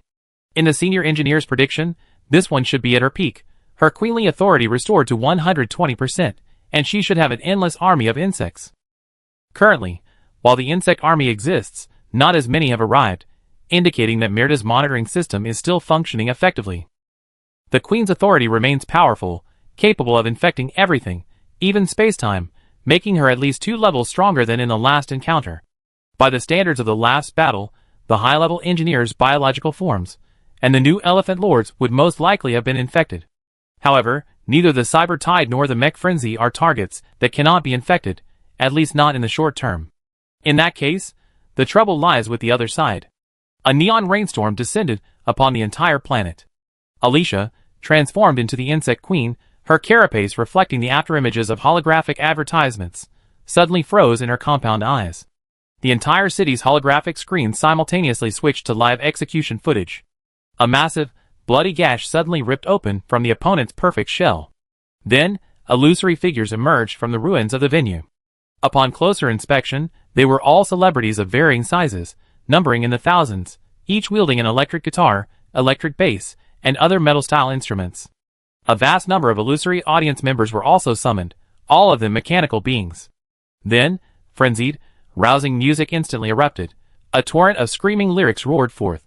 Carbon-based wails, steel rises, electric guitar screams, drumbeats like falling meteorites, glaciers scream, lava breathes, methane laughs maniacally, oxygen is suffocated.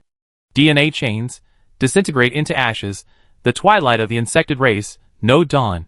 As the lyrics progressed, celebrities of all species began to mechanize, their hands that played the electric guitars transforming into high-frequency vibrating, precision mechanical arms.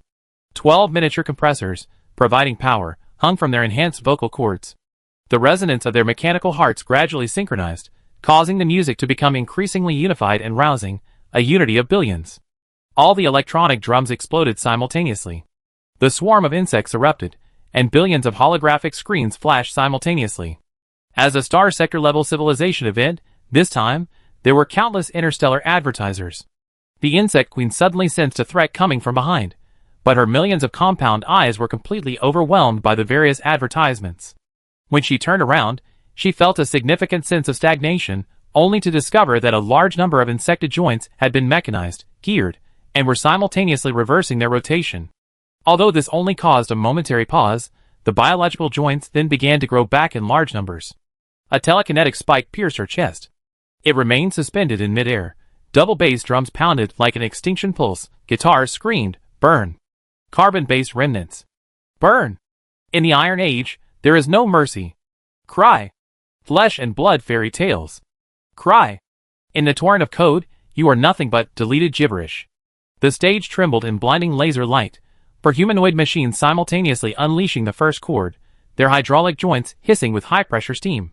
The lead singer's titanium alloy vocal cords vibrated at high frequencies, unleashing a roar crackling with electric sparks, its head displays scrolling wildly with profanities. Robotic audience members clashed their steel skulls against each other, sparks exploding between their rusty metal necks. The bassist's back radiator spewed crimson coolant, like a blood mist spraying onto the fanatics in the front row, disassembled down to their skeletons. Each strike of the drumsticks against the synthetic drumhead triggered an electromagnetic pulse, causing the audience's visual sensors to flicker erratically under overload, yet fueling a frenzied surge of cables that propelled the exposed wires to steal power from the distribution box, supplying the riot with an insatiable, frenzied energy. A cacophony of insect chirps echoed, and in the next instant, all holographic screens, the concert venue, figures, lights, and even the entire planet's surface were engulfed by the insect swarm. But the next wave of cyberpunk surged forth. On the planet Machine Rift, the cyberpunk surge has 10 evolutions. But this doesn't mean the cyberpunk surge can only have 10 evolutions. Artificial intelligence, hackers, giant corporate rule, human modification, virtual reality, and social alienation, anything even remotely related can evolve into a cyberpunk surge. And coincidentally, the Miltons possessed at least half of these characteristics. Therefore, this wave of evolving cyberpunk was quite powerful, no less so than the initial on the planet of the Machine Rift. The Zerg Queen was struggling to cope. Unless she used her authority for a large-scale cleanup, she would find it difficult to deal with this information-based attack. Moreover, for some reason, the information waves surged higher and higher, clearly exceeding the level of a mechanical leader. The planet's level of informatization was even more severe than when Old Pooh had pulled it into the deep information space. And during each interval between information waves, she seemed to see wisps of illusory starlight. A hallucination? Moreover, not only was she suffering on the planet, but her physical body in outer space was also in dire straits. Looking outward from within the planet, no stars could be seen anymore, because the black tide evolved from the mech frenzy had completely covered the surrounding star field. And even more strangely, this was different from the Milton version, which relied on energy, machinery, and links to cover the world. The mecha frenzy evolved by Mr. G seems to be compressing space-time, because of the large-scale insectization phenomenon in space-time, ranging from the modification of cosmic background radiation to the high formation of cells and atoms. Whenever the opponent attempts to unleash the insectized mecha frenzy, ripples in spacetime mysteriously spread. The invincible Zerg civilization resonance magically disappears. But this disappearance doesn't mean it's been blocked or neutralized. Instead, the Queen's authority is regressed to a previous stage, a stage before it was activated. The civilization leaders present were all beings capable of traveling at the speed of light, meaning their offense and defense could keep pace with it. Within their perception, two scenes unfolded. One scene was an illusion of time reversal. Planetary orbits reversed, stars extinguished and reignited into primordial nebulae, the light sails of colonial fleets reversed course in subspace, genetic chains rolled back and recombined within organisms, the wreckage of warships on the battlefield reassembled, the flames of explosions contracted back to the muzzles of cannons, like a rewinding film. Fallen soldiers rose from their deaths with bewildered eyes. Newly formed civilizations crumbled like sandcastles, and the technology tree degenerated layer by layer from its peak. The other scene was a real evolution of spacetime. The timeline resembled an inverted hourglass, the chain of cause and effect flowing backward, each event node deconstructing itself, the future collapsing into an uncertain cloud of probabilities, the present regressing to possibilities yet to occur. The arrow of time reversed completely, entropy decrease replaced entropy increase, and the entire temporal structure resembled a disassembled precision machine, all gears meshing and operating in opposite directions. Everyone present was stunned. Even the Milta themselves had never witnessed such a level of evolution. Didn't you say your 3 starships could easily annihilate any mech horde? Didn't you say the Milta stuff was just a pile of surface moss, easily wiped clean? Can you still say that now? The new Elephant Lord couldn't help but nudge the Metal Chief. The Metal Chief remained silent. He could only remain silent. What else could he say? He couldn't very well say that one of his most powerful trump cards, those 3 superships with stellar-level destruction and stellar-level engines, would be useless against a horde of this magnitude. The most likely scenario is that it will simply extinguish, all its life force drained, then shut down, melt, and evolve into small red giants. A stellar-class spaceship is ultimately not a star. If the opponent could directly evolve a mature star into a red giant, or even a white dwarf, they might not have the immense energy, and might even fail. But against just 3 spaceships, it's more than enough. And it's precisely because of this exaggerated performance that the leaders of these civilizations are completely unable to intervene. The chirping of billions of insects is constantly being repelled. If they were to directly participate, they might simply re-evolve into cellular eggs. Meanwhile, in the Garden of Paradoxes, Master Tonio stared blankly at this scene. The opponent's evolutionary speed truly exceeded her expectations. Even the great perfection of the mech frenzy is merely a theoretical concept. And even she herself wasn't sure if this theory could be realized. Indeed, a cold, commanding voice rang out. Haven't you transferred control over your side yet? I need to get started. After a moment of silence, Master Tony lowered his head helplessly. Yes, Ms. Du, whether it was the last emperor or the insect queen, their biggest problem was that they hadn't understood one thing. That is, this Legion civilization actually operates on a dual leader model. This civilization has 2 leaders, and the one surnamed Du is even more important. Because, judging solely from battle records, Mr. G's strength lies more in individual combat power, even now. While Ms. Du is the sole leader who presided over the war that led to the civilization's demise, and is also the #1 leader who oversaw the evolution of the entire civilization's technology tree. Everyone present, including the Insect Queen, had missed the point. The Insect Queen was about to collapse. This wasn't a figure of speech, but an objective description. Whether inside or outside the planet, both Insect Queens were beginning to crumble, their queenly authority was rapidly deteriorating. The Insect Queen naturally knew this, she was also struggling. So she decided to try a different approach. The next moment, the Insect Queen appeared between Old Pooh and the Shadow Insect Queen. The next moment, the 3 queenly authorities began to resonate. Millions of nerve fibers were drawn from the void, intertwining and coiling like silver threads, weaving a trembling net in the nothingness. They weren't static, but constantly extending, breaking, and reconnecting. Each touch sparked a ghostly blue electric current, like stardust flickering in the depths of thought. The chemical signals, vibrational frequencies, and limb codes that were originally used for communication collapsed into pure sensation. There were no words, no logic, only a tidal wave of perception washing over every connected neuron. Fear, hunger, the urge to reproduce, these instincts are no longer distinguished, but melt into a primal, flowing desire, surging through the neural network like blood. The carapace begins to fission, genes begin to recombine, and illusions begin to evolve. The Zerg consciousness is undergoing a deep fusion. This is an adventure. And the reason for this adventure, naturally, is the immense pressure from the High Engineer. Moreover, as the Zerg consciousness merges, the Queen's authority also begins to merge. The swarm is no longer just a swarm, but something larger, more primal, is awakening. Its form is indistinct, sometimes like a spreading carpet of fungus engulfing the earth, sometimes like a sky-covering cloud of insects obscuring the stars, sometimes buried deep within the planet's core like laid lines. It has no fixed body, for it is itself the embodiment of the torrent of life. It's finally appeared.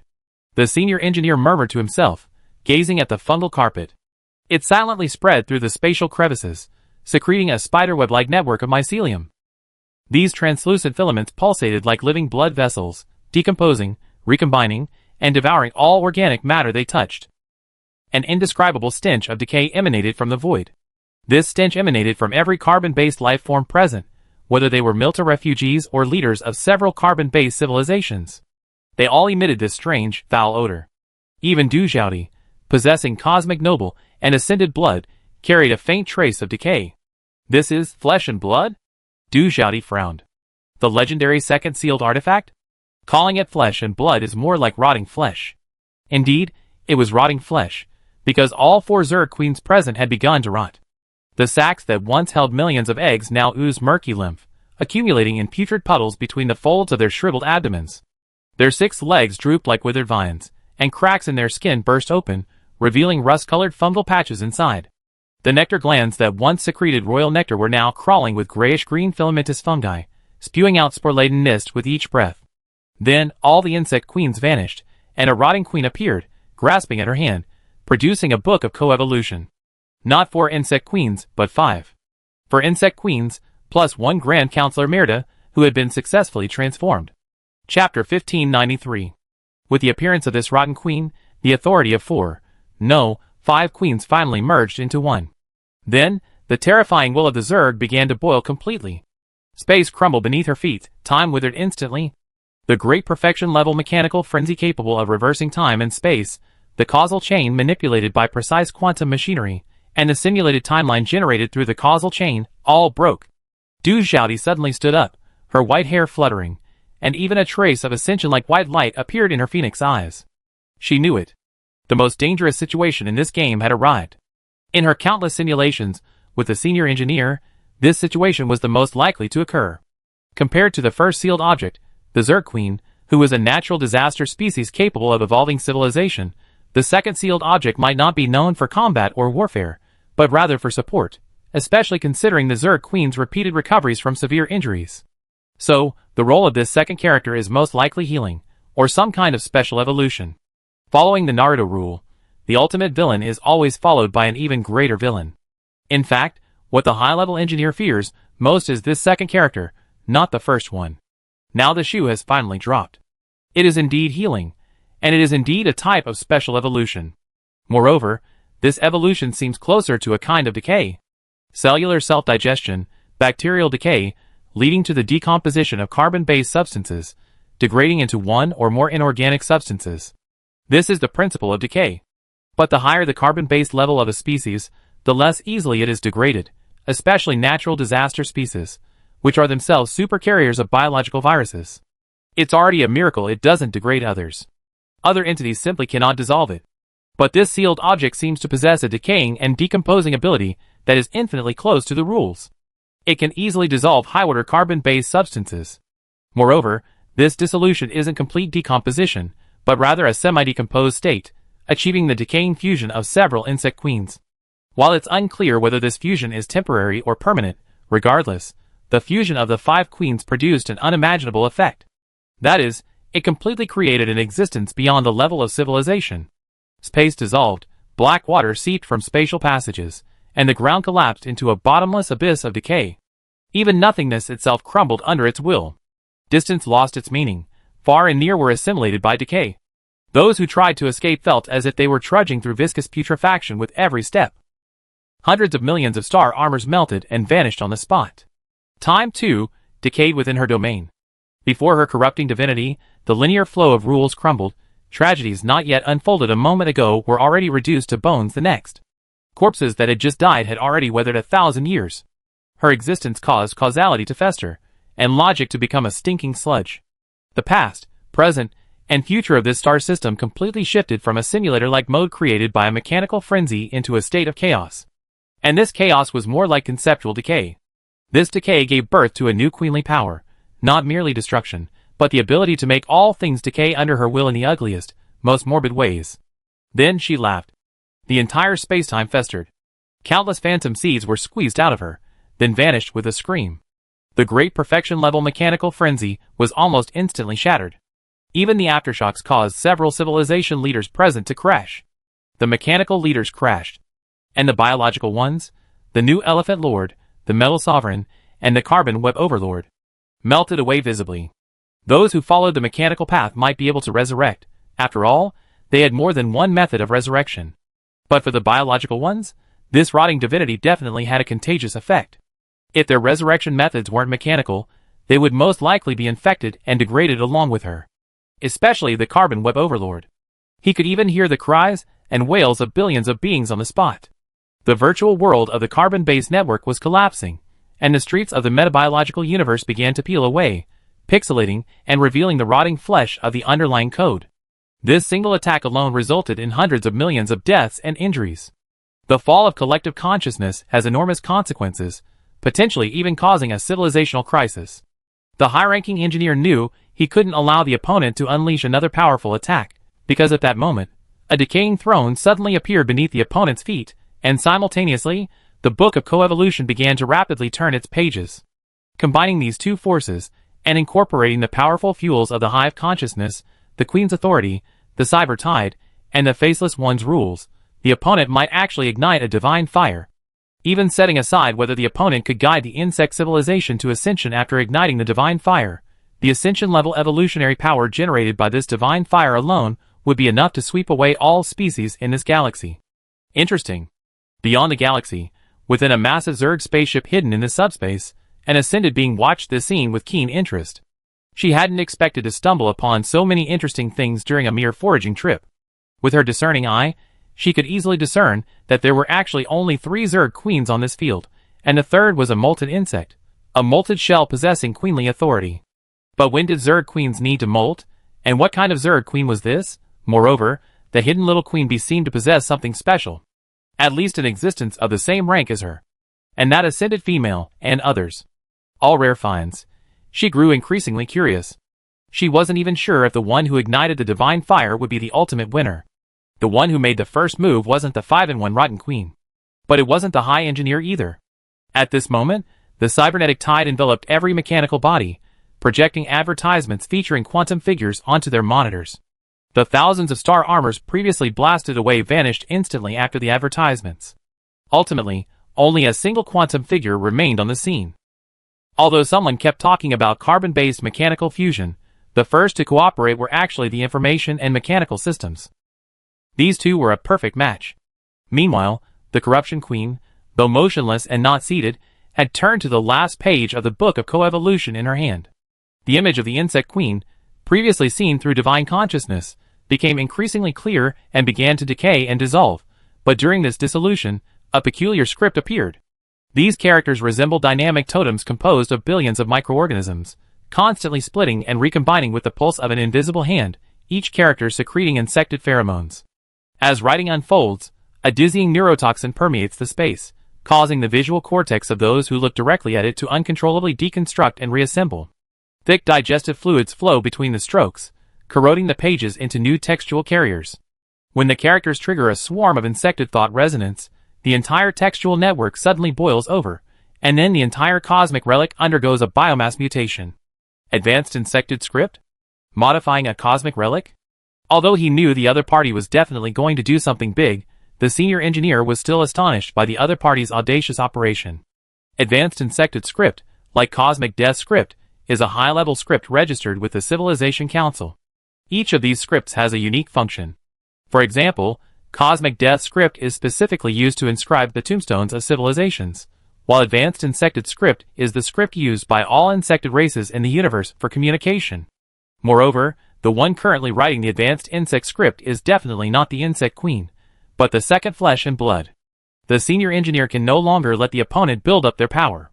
Although he still has several tricks up his sleeve, not every climax needs to end with a clash of ultimate moves.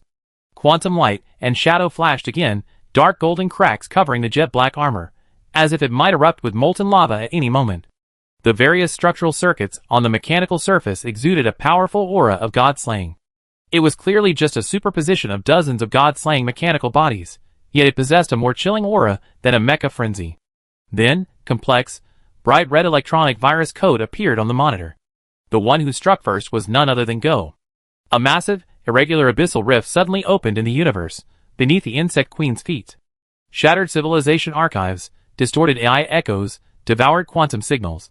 They were stirred, reassembled, and torn apart again by some indescribable force. The edge of the abyss twisted continuously, sometimes contracting into sharp angles, sometimes expanding into a gigantic maw that devoured star fields. Each inhalation and exhalation represented the summoning of a fourth-order abyssal virus. The evil three-body code Bodhisattva, the bizarre ginseng fruit tree, the specially crafted biomimetic nanovirus, the virus moon, the zero-day vulnerability, neural spores, the head-exploding one, the evil god burning incense. Go, when he acted, unleashed hundreds of fourth-order viruses, almost violently surging from different abyssal cores. In terms of coverage, intensity, aggression, and destructiveness, it far surpassed any previous wave of information. Space began to corrupt, the structure of reality was rewritten, and the trajectory of starlight became intermittent, like nerve endings infected by a virus, twitching, breaking, and ultimately plunging into eternal chaos. When the invasion protocol, woven from billions of lines of corrupted scripts, invaded, the Insect Queen, from the inside out, from brain to consciousness, every gene, every cell, was violently invaded by the protocol. Countless Gaussians stormed in amidst maniacal laughter. Rotting divinity collided with the fourth-order virus, and then all the fourth-order viruses began to transform into god-killing viruses. It was like a forgotten, forbidden code, flowing through the ruins of ancient civilizations, lurking in the shattered quantum rifts. Until one day, it smelled the scent of a god, and so, it awoke. Its method of invasion is peculiar. It doesn't attack the physical body, nor does it devour the soul. It specifically hunts divinity. When it locks onto a target, it transforms into countless tiny needles, piercing the veins of divine laws, altering its definition of existence. Infected gods feel their power slipping away, their divine fire corrupted, and distorted noises emanating from their faith channels. Ultimately, their consciousness is torn apart, their laws disintegrated into fragments, becoming part of the virus. The rotting queen finally began to rot completely, no longer just on the surface, but throughout her entire body. Just like the carbon-based leaders, who were melted away. When rotting is out of control, it inevitably rots itself. Moreover, under the alteration of countless viruses, that invisible hand finally began to tremble, and strange, indescribable symbols appeared on the post-carbon book on the original advanced insect script. The second one also noticed something was wrong. Gray-green fungi had once again grown on the rotting queen's body, seemingly rotting, seemingly screaming. But what's terrifying is that the god-killing virus isn't a mindless disaster. It exhibits a chilling malice. The divinity it devours doesn't perish completely, but returns in a distorted form, becoming the virus's puppet. Crimson garbled characters flicker in the insect's eyes, and corrupted prayers are chanted from its mouth, dragging more of its kind into this predatory feast. The fungal prickles grow rapidly in the wind, intertwining with the rotting throne beneath it, turning the throne into a can, causing the entire body's shelf life to extend rapidly. Not just rotting, but also canned, sealing and sterilization, and putrefactive colonies. Two completely opposite sealing abilities, that's truly rare, or perhaps, this number 2 is itself a byproduct of some advanced canning technology. The more I think about it, the more likely it seems. But that's all there is to it. Each wildly swelling gray-green mycelium was somehow tinged with starlight, these starlight rays resembling ripe ears of wheat, laden with fruit at the ends of the mycelium. And indeed, it was indeed laden with fruit. Because each mycelium was adorned with strings of transparent spheres, each transparent sphere being a planet, satellite, Mercury, Mars, rocky planet, gas giant, encompassing everything, numbering in the millions. The weight of each virtual planet, under the Deep Star Network protocol, seamlessly landed on the other side. This weight must be measured in trillions of tons. Of course, the other side's queenly authority, sealing artifact functions, including putrefactive divinity, all possess abilities approaching the rules of the universe. But with such weight, even doing nothing would be enough to immobilize the opponent. The entire space seemed unable to withstand this pressure, stretching like molten glass. When did this happen? From the memories of the Insect Queen's sealed artifact, the second sealed artifact finally found a clue. Those flickering starlight in the recent cyber tide weren't an illusion after all. So, even that information wave was a cover for the opponent's deep information links? How did they do that? Isn't this a method of advanced information systems? And to attach so many virtual planets, it would require at least the power of a civilization. Just as the rotting Insect Queen was immobilized, another unexpected figure intruded. The carbon throne, which had been empty since the high-level bioentity left, suddenly turned around, and another controller of collective consciousness appeared on the seat. The Queen Bee. With a gentle tap, the carbon throne erupted with millions of rays of light, each ray a genetic protocol, illuminating the target. Under the pull of these genetic protocols, wisps of divinity were absorbed, creating a miniature genetic galaxy between them. The carbon throne's greatest function, besides igniting the divine fire, was absorbing divinity. For the Queen Bee, nothing was a better target for sustenance than a frozen insect queen. Amidst the wailing of billions of insectids, billions of bees rose to power. And most importantly, the Milta's national artifact, the 9-layered star armor belt measured in light years, began to rotate like a giant mechanical millstone. In the form of a war engine. Chapter 1594. Gao Keisai, Gao Yuanyuan, Xiao Xianhong, and Du Xiaodi. Or rather, the virus abyss, the Starnet civilization, the Queen Bee, and the war engine. Gao Keisai had prepared 4 specific methods for dealing with these 2 sealed entities, and even micromanage them. For example, he could use the authority of the Starnet civilization's leader to establish a deep information link with them. It wasn't impossible for Gao Yuanyuan to do this, but it would most likely be discovered. If all these powerful tactics couldn't handle these sealed entities, Gao Keisai felt he should advance and head into space. Fortunately, it turned out that even sealed entities from advanced civilizations couldn't withstand wave after wave of civilization-level trump cards. The operation that should have ignited the divine fire was forcibly suppressed, especially after the war engine started operating.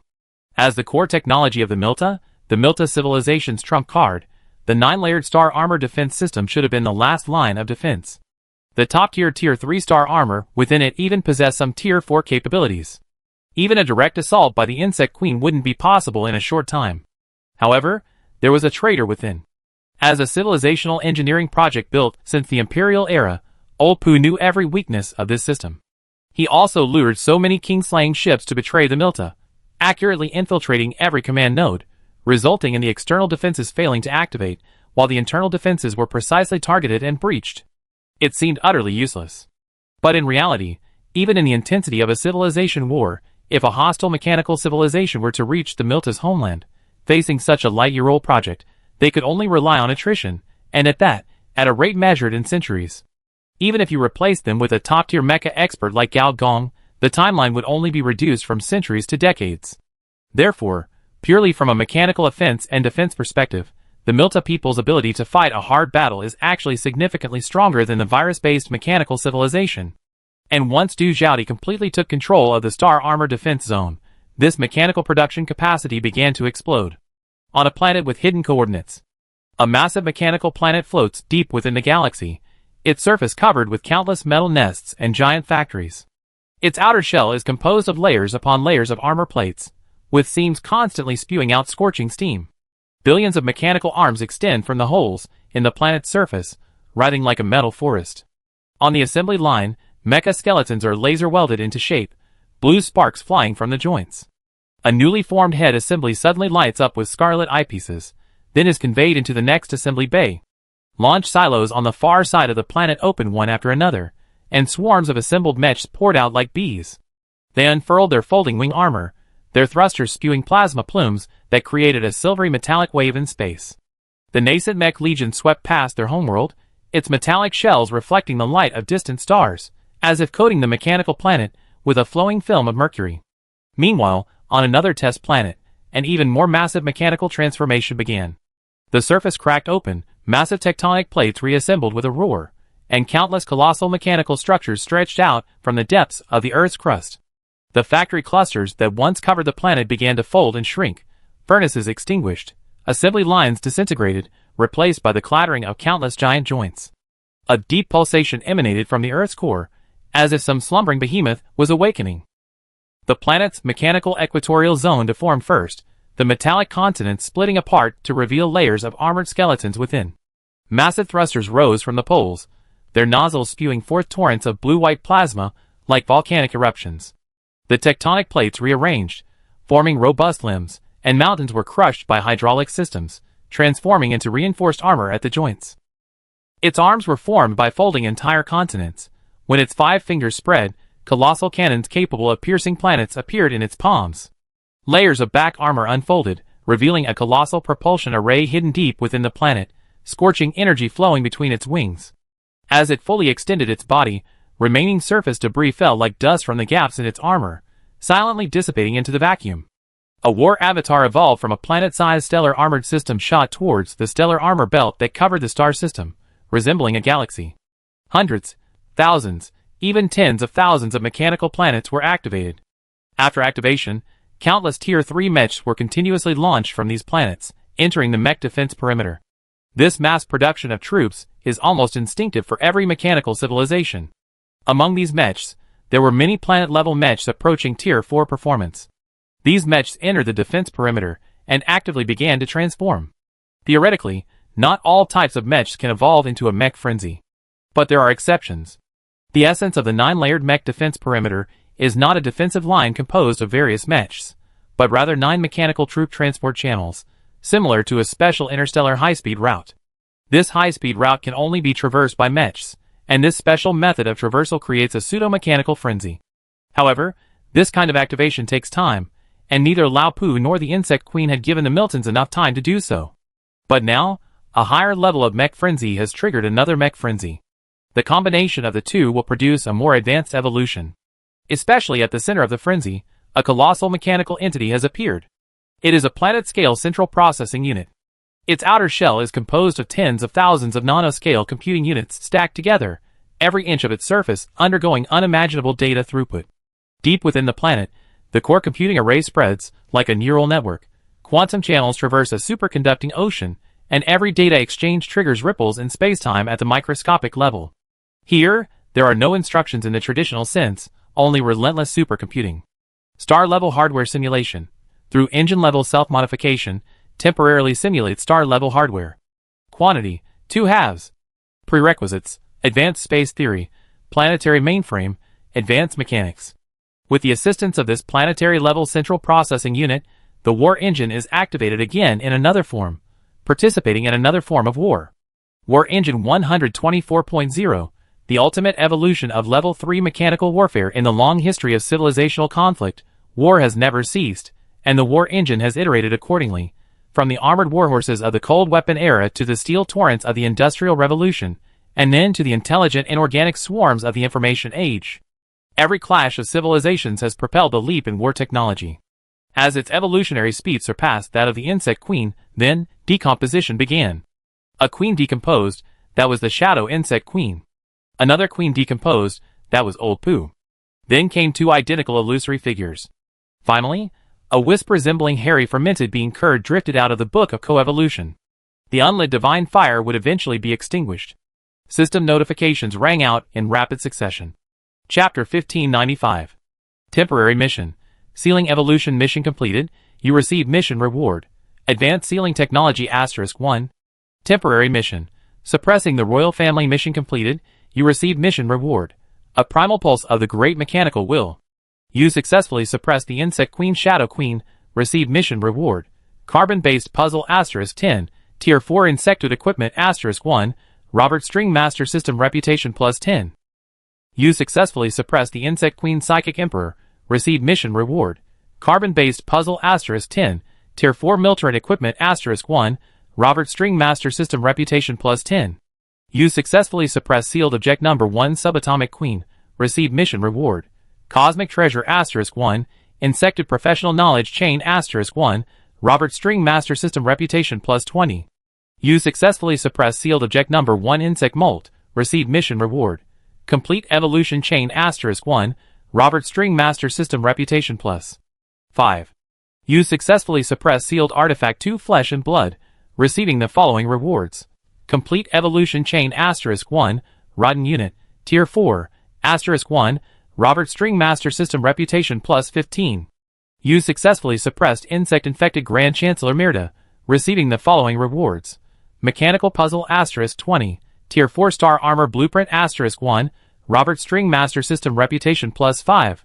The senior engineer glanced at the system notifications and saw them flooded with these mission rewards.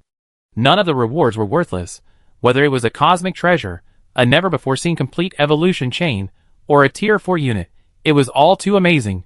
Rewards of this level are usually only obtainable from hellish missions. Of course, dealing with 5 insect queens in one go, plus a sealed artifact capable of evolving rotten divinity and igniting divine fire, is indeed worse than hell itself. But ultimately, it was G who carried the entire team, and the system didn't stop there.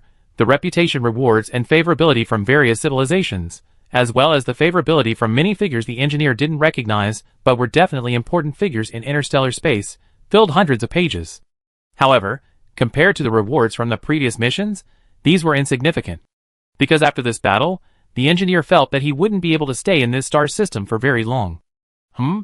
At this moment, the engineer, who had evolved into a planetary-level central processor, suddenly received a peculiar spatial fluctuation. This spatial fluctuation was extremely subtle, reaching the quantum level. If it weren't for the engineer's mechanical frenzy at its peak, which also allowed for quantum evolution, he probably wouldn't have noticed it. Moreover, this fluctuation occurred within the star armor defense zone, but the evolution of the mech frenzy did not prevent the opponent's departure. The third sealed artifact, that split entity? The Void Split? The senior engineer was now certain that the third sealed artifact, the one who secretly organized the Rift Front, was most likely also observing the whole thing. However, with the suppression of these two sealed artifacts, the situation changed drastically, so he had no choice but to flee. Gao Yuanyuan emerged from the starlight in human form. Little Red transformed back into a little girl in a bright red dress from her Queen Bee mode, and even Go, who was usually reluctant to show himself, hadn't closed the virus abyss, allowing the indescribable code to wander in the void. The Insect Queen, or perhaps a sealed artifact, that alone is enough to pique everyone's curiosity. The key is that there's more than one Insect Queen, and more than one sealed artifact. Brother, why are all the insects frozen? Gao Yuanyuan appeared and curiously scanned the area, finding that the insect swarm had neither dissipated nor found a savior, but instead drifted aimlessly in the void. It seemed completely abandoned. Gao Gong was also somewhat interested in this situation. He stroked his chin thoughtfully and said, generally, if an insect queen is captured by the enemy, the insect civilization will evolve into two changes. One is entering a berserk mode, engaging in a suicidal battle with the enemy. The other is condensing the insect consciousness, and under the condensation of billions of insect hives, re-emerging the queen. Gao Gong's god-slaying mech mode, coupled with the evolution of this level of mechanical frenzy, was not only to deal with the insect queen, but more importantly, to prevent the insect civilization from going berserk. But now, it seems the situation hasn't reached that point. Moreover, the current insect swarm hasn't entered the process of re-electing its queen. Therefore, the most likely explanation is that this emerging insect civilization consumed too much insected consciousness in order to convert these queens, even to the point of civilizational regression. The senior engineer now understood why the anticipated insected army wasn't as large as expected. The reason is simple. The civilization has regressed, and can no longer produce such a large insected army. At the peak of the insected civilization, the stage when it devoured the Black Machine Alliance and subdued the Thousand Faces civilization, was considered the mid-stage peak of a Tier 3 civilization. Then the current insected civilization, let alone its peak, seems to have failed even in the mid-stage. The evidence is simple. The insecteds present are generally around level 70, with some even exceeding level 60. This would have been absolutely unimaginable in the past. Thinking about it, it's understandable. If the sealed artifact's abilities were truly this perfect, then the mechanical overlord couldn't have left without taking them with it. Of course, following the sealed artifact strategy, as long as they wipe out these dozen or so civilization leaders in one wave, and then devour one or two more civilizations in one fell swoop, they could quickly recover to their peak, and perhaps even advance further. This is also the insected civilization's greatest advantage. As a powerful figure who has been hunted by the Queen of Blades for countless light years, the High Engineer is practically a half-expert on the insecteds.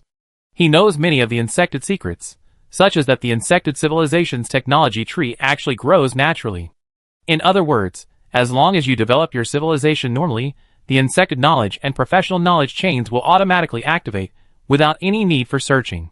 This is why the insected civilization evolves almost without constraints. As long as they continuously devour and assimilate, they can even develop ascension technology. Fortunately, thanks to G's scheme, the insect civilization was suppressed before it could develop further. Moreover, currently, it seems the power of the sealed artifact has significant flaws, the senior engineer said softly. At least in terms of consuming collective consciousness, it's a classic case of killing the goose that lays the golden eggs. It's only because the insects are resilient that this would likely cause the entire civilization to collapse. Rotting, canning, these are operations that ordinary species, or even ordinary civilizations, cannot perform. Therefore, the second sealed artifact's retreat to the background is largely due to its limited capabilities. The senior engineer turned and scrutinized the insect queen, the original one. He then discovered something quite peculiar.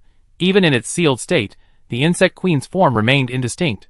Her carapace wasn't solid, but composed of countless tiny void particles, sometimes coalescing into a dark, chitinous sheen, sometimes dissipating into ethereal stardust. Her limbs were long and ethereal, each slight tremor left brief, transparent ripples in the vacuum, spreading in the weightless environment only to be quickly swallowed by nothingness. Her compound eyes weren't irises or pupils, but rather resembled countless tiny, transparent holes.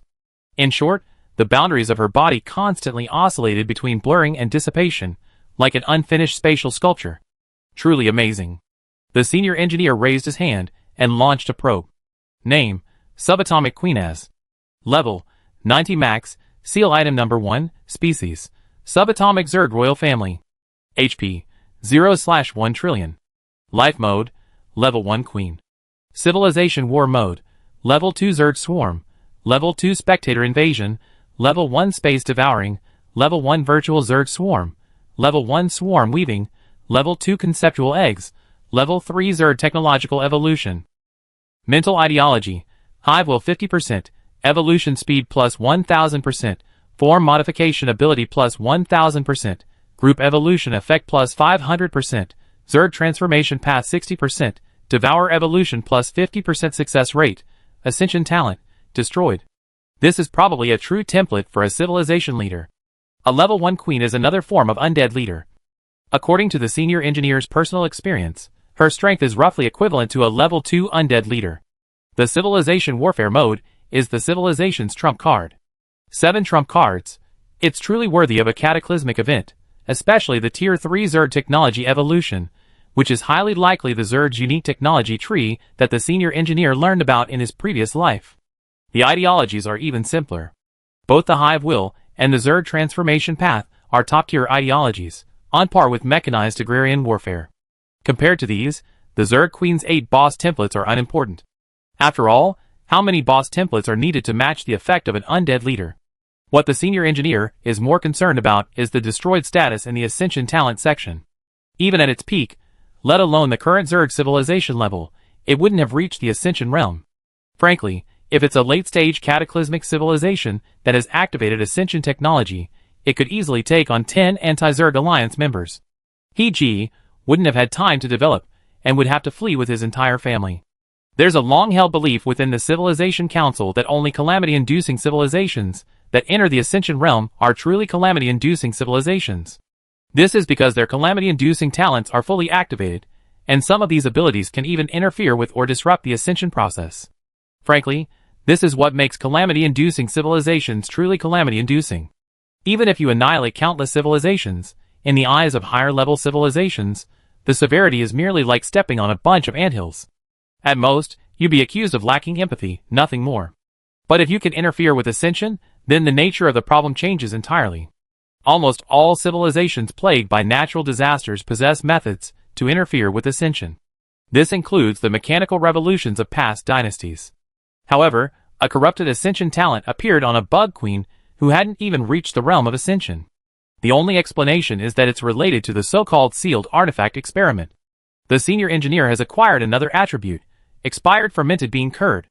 Ancient Research Society Anomalous Project File. Project Number, Ancient Machine Collection Subclass 111-1002.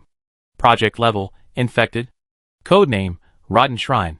Category, Divine Infected Object. Description, Item 111-1002 manifests as a fermented carbon-based product. It uses active divine flesh as its main ingredient, fermented with mold. Nearby carbon-based species, without rank, will emit a faint rotten odor. Special infection effects. Effect 1, carbon-based assimilation. Carbon-based life forms that come into contact with the putrefaction will experience accelerated decay, eventually transforming into secondary individuals of a subset XXXX. The decay process is accompanied by intense mental pollution, but during this process, evolutionary research on carbon-based organisms can be conducted, with a small probability of triggering mutations. Effect 2, divine parasitism. The core of the putrefaction contains a drop of blood from an unknown species. Research indicates it is not in this universe. Analysis shows it contains a special divine remnant similar to putrefaction divinity. Any species fermented through it, upon entering a state of putrefaction enlightenment, i.e., recognizing the paradoxical truth that divinity is putrefaction, subsequently experiencing spontaneous physical decay, will give birth to putrefaction divinity. Effect 3, forced erasure. ### containment procedures. Unit 1111002 must be sealed in a spatial sealing container. Its decay area can be demarcated using divine flesh and blood, temporarily suppressing its activity. Otherwise, the blasphemy protocol will be activated, causing large-scale divine contamination. Experiment log XXXX1-7, deleted by Mechanical Overlord Purple Giant Star. Warning, all forms of prayer or sacrifice are prohibited, including silent mental recitation. Decay is his Holy Communion. An unusual project of the Ancient Ones Research Society, it's this thing. The senior engineer was stunned. He knew about the Ancient Ones. They were even rarer than cosmic nobles. Simply put, they were the first life forms born after the Big Bang. In short, cosmic-level old dings. In his previous life, he had heard that these old dings, because they had lived so long, were all a bit neurotic, and often gathered to research strange and unusual things. Could this be a research society? Pollution level? What level is that? How many levels are there? And judging from the effects alone, the pollution effect on the entire moldy tofu, no, this rotting shrine, wasn't very serious. Of course, this only applied to himself. After all, the senior engineer still had a considerable amount of divine blood. If it were someone else, let alone a level 3 civilization, even a level 4 civilization might not have this thing. Divine corpses and carbon-based divinity are two different things. The latter can be evolved by any carbon-based species. But divine corpses can only be produced in two ways, either by some magnificent and incredible being, like that old world lord, or by an ascended civilization that follows the divine path. From this perspective, the senior engineer could understand why the mechanical overlord didn't take it with him when he left. Where would a mechanical genius find parts of a carbon-based god's body? So, these two sealed objects are essentially, one is the insect queen with a damaged ascension talent, and the other is a strange contraption collected by the cosmic old man. Interesting. The senior engineer turned around, wanting to say something to the people behind him. Then he saw the two women's astonished expressions. The reason for their astonishment was that the previously dark cosmic space had suddenly become as bright as day.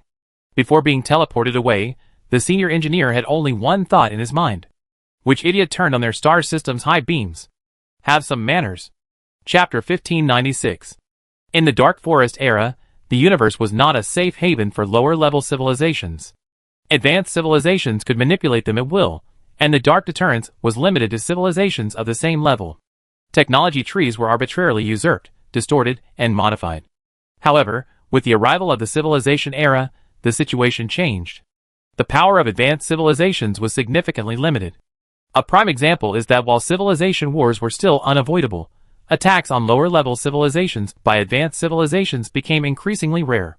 In other words, civilizations of the same level could fight as they pleased, life and death were irrelevant, but civilization wars were not permitted against lower-level civilizations. Especially as the provisions of these protectorate treaties became increasingly comprehensive, even for advanced civilizations, exploiting loopholes became increasingly difficult. This is why gray areas like cyber test sites exist. In the past, there was no need for test sites. It would have been much easier to directly experiment on lower-level civilizations. Therefore, when an ascended species suddenly appeared in the territory of a lower-level civilization, the higher echelons of civilization don't really need to worry too much. After all, they can't attack you. At most they can only engage in some kind of civilizational fraud. A significant part of the mission of the Civilization Council's investigators is actually anti-fraud, educating the public about common cosmic knowledge and conducting anti-fraud campaigns specifically targeting ascended species. That's why G cursed so loudly when he saw the tractor beam that clearly carried the power of ascension. He completely disregarded the other party. However, when he saw the other party's appearance, his eyes widened in disbelief, as if he had seen a ghost. This perfectly fits his image as a low-level, unsophisticated person from a primitive civilization. The reason is simple. The appearance of this person here at this juncture is indeed incredibly strange. He knows this person all too well. The Queen of Blades' right-hand woman, the mother of all insects, actually the largest insect hive will, star-eating milk, thousand-blade mother hive, devouring god's bite, supercluster carbuncle, blade-wing mother goddess, void pregnancy, eternal calamity insect throat, the 8 pregnant ladies. In short, a whole bunch of nicknames. Anyone who didn't know better would think they were a group of people. However, at this point in time, many major events related to this person haven't happened yet. For example, the ancient insect hive that this 8 pregnant ladies has transformed into hasn't yet devoured an entire carbon-based pantheon, forcibly insectized an entire supercluster, ignited the divine fire, established a level 7 insected pantheon, or begun the creation of void wonders. This person is a direct participant in all of the Queen of Blades' major events. But right now, this one is merely the right-hand man of the newly ascended Blade civilization, the leader of that civilization. Of course, the senior engineer wasn't entirely clear on the specifics. His feud with the Blade Queen happened many years later. However, her appearance alone was terrifying enough. On this seemingly endless Zerg spaceship, this one resided within a star-level Zerg hive, freely stretching out her form. Quite divine.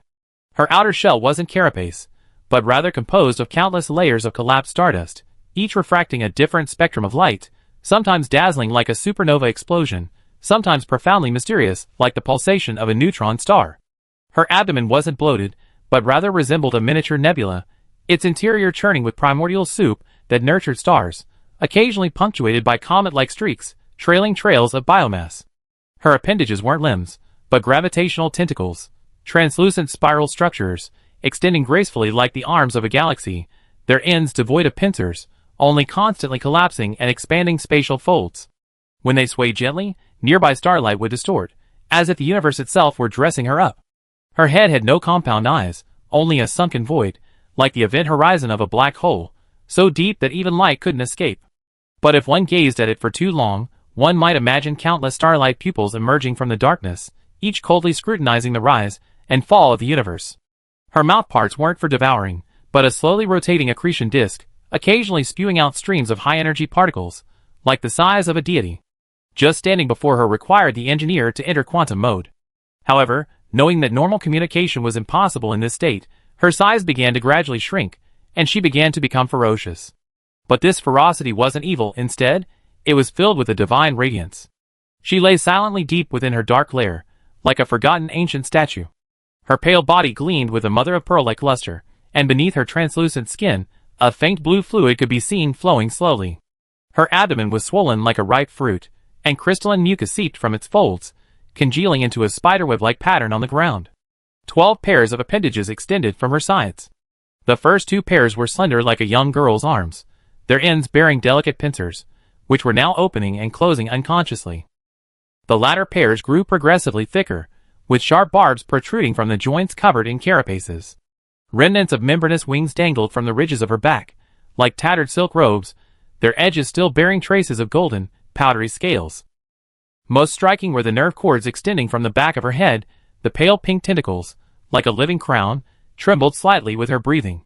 Perhaps at this juncture, she had already begun to achieve divinity through insected transformation.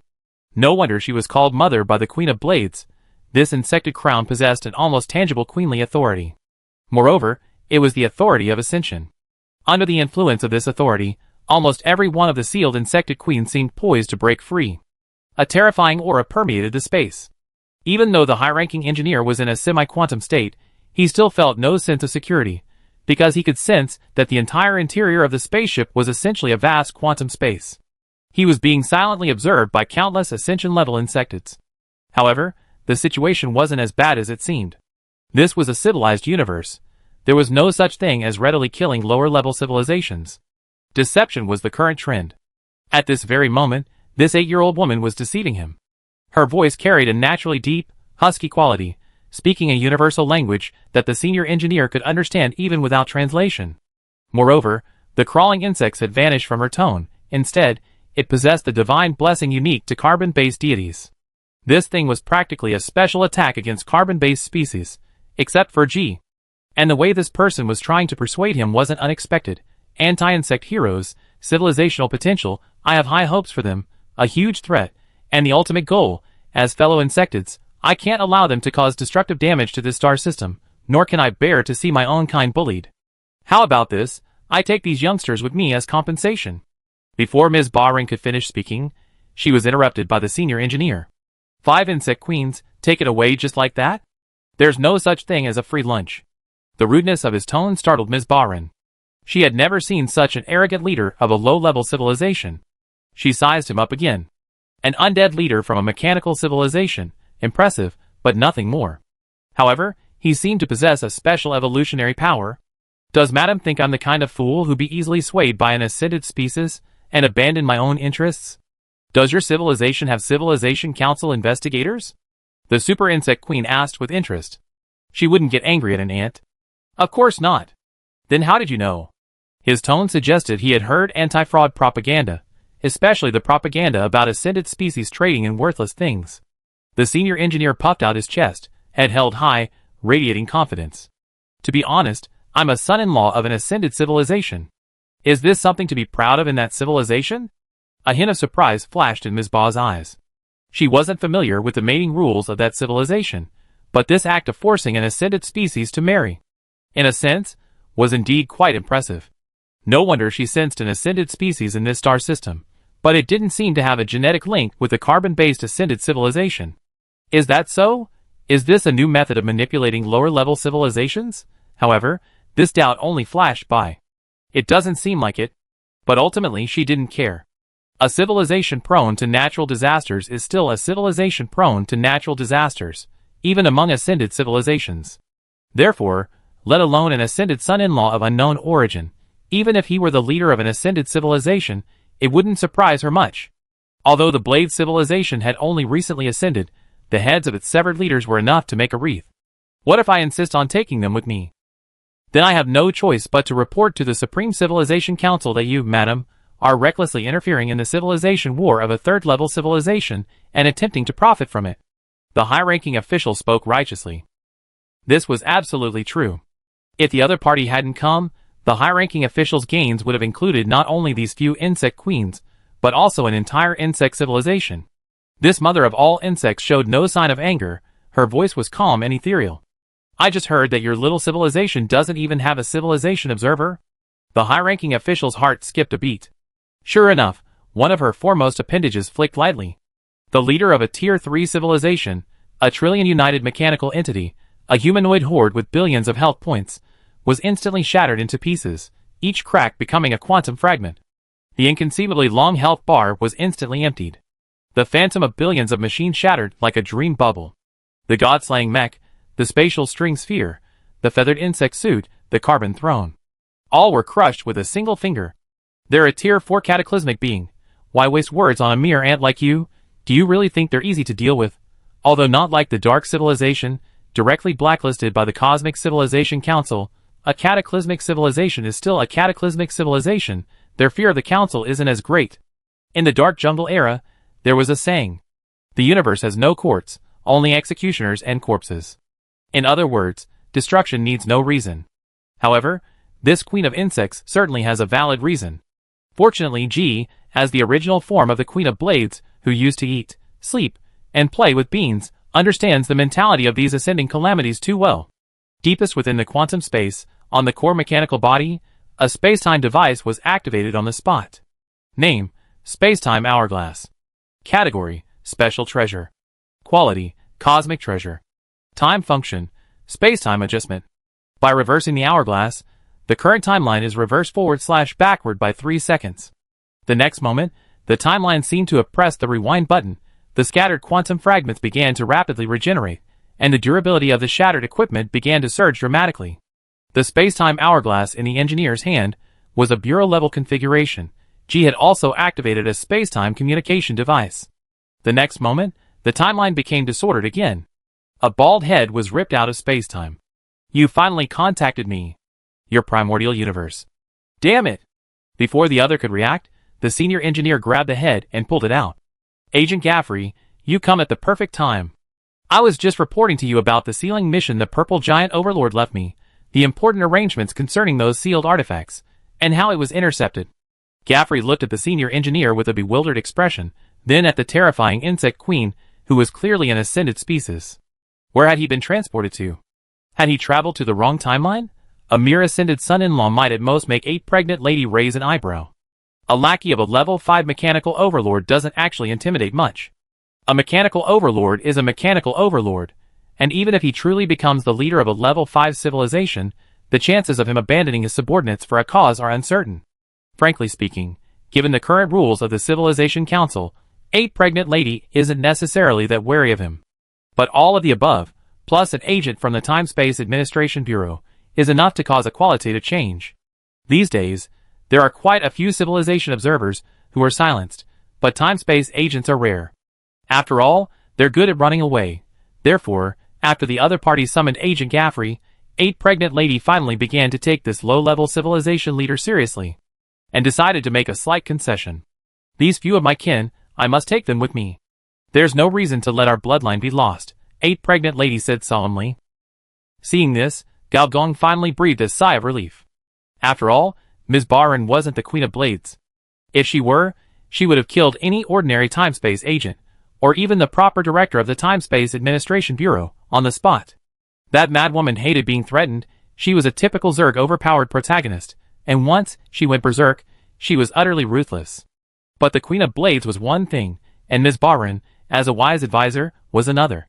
In the previous life, when the Queen of Blades was relentlessly pursuing Gao Gong, this woman had already perished. Therefore, the two didn't actually have much enmity. This was true in the previous life, and even more so in this one. Of course, this was on the premise that Gao Gong didn't care that she had almost crushed him to death with a single claw.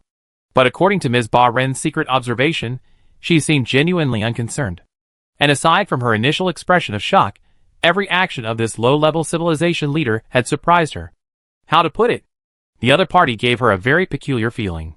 Both cowardly and ruthless. A very contradictory style. For example, now that the situation had eased slightly, the other party immediately revealed their main purpose for coming to this star system, a large quantity of Zerg edible minerals. Chapter 1597. Although the atmosphere had eased, the scene was still horrifying. She leaned close to the ore, her 3 pairs of spiral jaws slowly unfurling to reveal densely packed cilia. These velvety tentacles suddenly grew rapidly, burrowing into the rock crevices like living creatures, secreting a fluorescent green digestive fluid. Tiny bubbles immediately appeared on the surface of the ore. Her body began to mutate further. The originally translucent, membranous folds were completely covered by metal, transforming into sharp, blade-like structures that unconsciously scraped at the surrounding jelly. Her pheromone glands swelled and ulcerated due to the accumulation of toxins, secreting no longer a pale purple mist, but a corrosive, blackish-red viscous liquid that hissed as it dripped onto the ground. Her compound eyes became completely cloudy, relying solely on the radiation emitted by the minerals to orient herself, devouring the ore like a hungry ghost. Seeing this, Gaffrey subconsciously swallowed. He felt he had been tricked by someone again. Although I was tricked last time, it doesn't mean I won't be tricked again. I shouldn't have believed their nonsense. Meanwhile, the senior engineer was enthusiastically watching the pregnant woman eat, unlike the time-space creature beside him.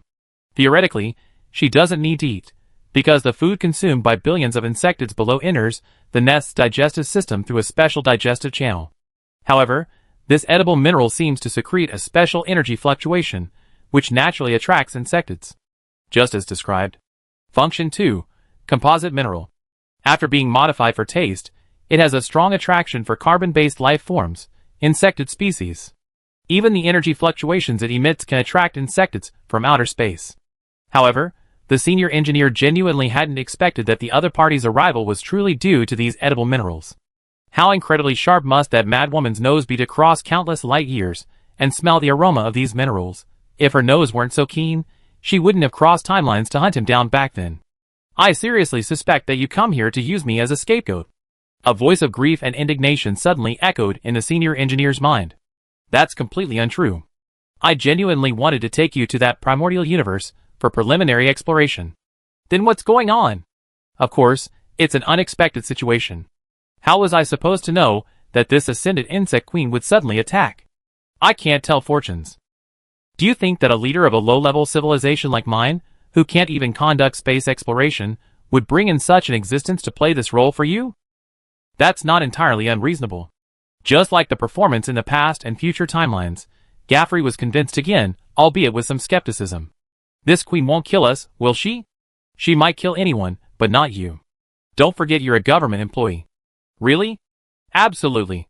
Even the lowest-ranking time-space agent, when it comes to government employment, can't help but puff out their chest and hold their head high. So the other party believed her again. As the last bite of ore was devoured, she slowly stretched out her body, fine golden dust seeping from the gaps in her carapace, like molten metal flowing joyfully within her. Her 6 pairs of appendages trembled lightly, the membranes at her joints unfolding, undulating smoothly like silk, each breath releasing a warm, mineral-sweet mist. Very good, she like it. The senior engineer kept his eyes down, seemingly uninterested in who the other person was referring to. Perhaps having eaten and drunk his fill, and having openly lit the last remaining incense stick of the insect queen, the senior engineer's tone finally brightened. The 8-year-old woman's tone even became cheerful, and she even flapped her wings, circling around. The spatial fluctuations emanating from her body, almost tangible, inexplicably reminded the senior engineer of a certain elden beast in an old man's ring, an evolved version of the Zerg. With each wing flap, the senior engineer could see countless flashes of subspace. These little bugs, I must take them with me, she continued unequivocally. This tone, of course, was still very unpleasant. But as a calamity-inducing species, the meaning was simple. I want to take these insect queens, but you can state your conditions. This could be considered a fair transaction, not some interstellar scam. The senior engineer didn't answer immediately, but instead asked another question that interested him. Ms. Bahrain, you should be able to tell that this microscopic insect queen has undergone some experiments, but can you identify which one specifically? The insect queen nodded, gently waving its foremost leg. The next moment, the 2 previously illusory figures, the subatomic queen and the molted insect, flew towards each other's leg tips. The insect queen revealed its true form, a tiny beetle the size of a grain of rice, while the molted insect queen transformed into an insect garment, clinging to the other's body. Although it was generally possible to guess that the leader of the microscopic insect race wouldn't be very large. But if people knew that the culprit behind the insected cataclysm that ravaged several star sectors was actually a scarab beetle, it was indeed somewhat mysterious. The 8 pregnant lady stared blankly at the other woman, her compound eyes glowing with a green light, seemingly engaging in a unique communication between insect queens. After a moment, she spoke, her tone tinged with anger and disbelief.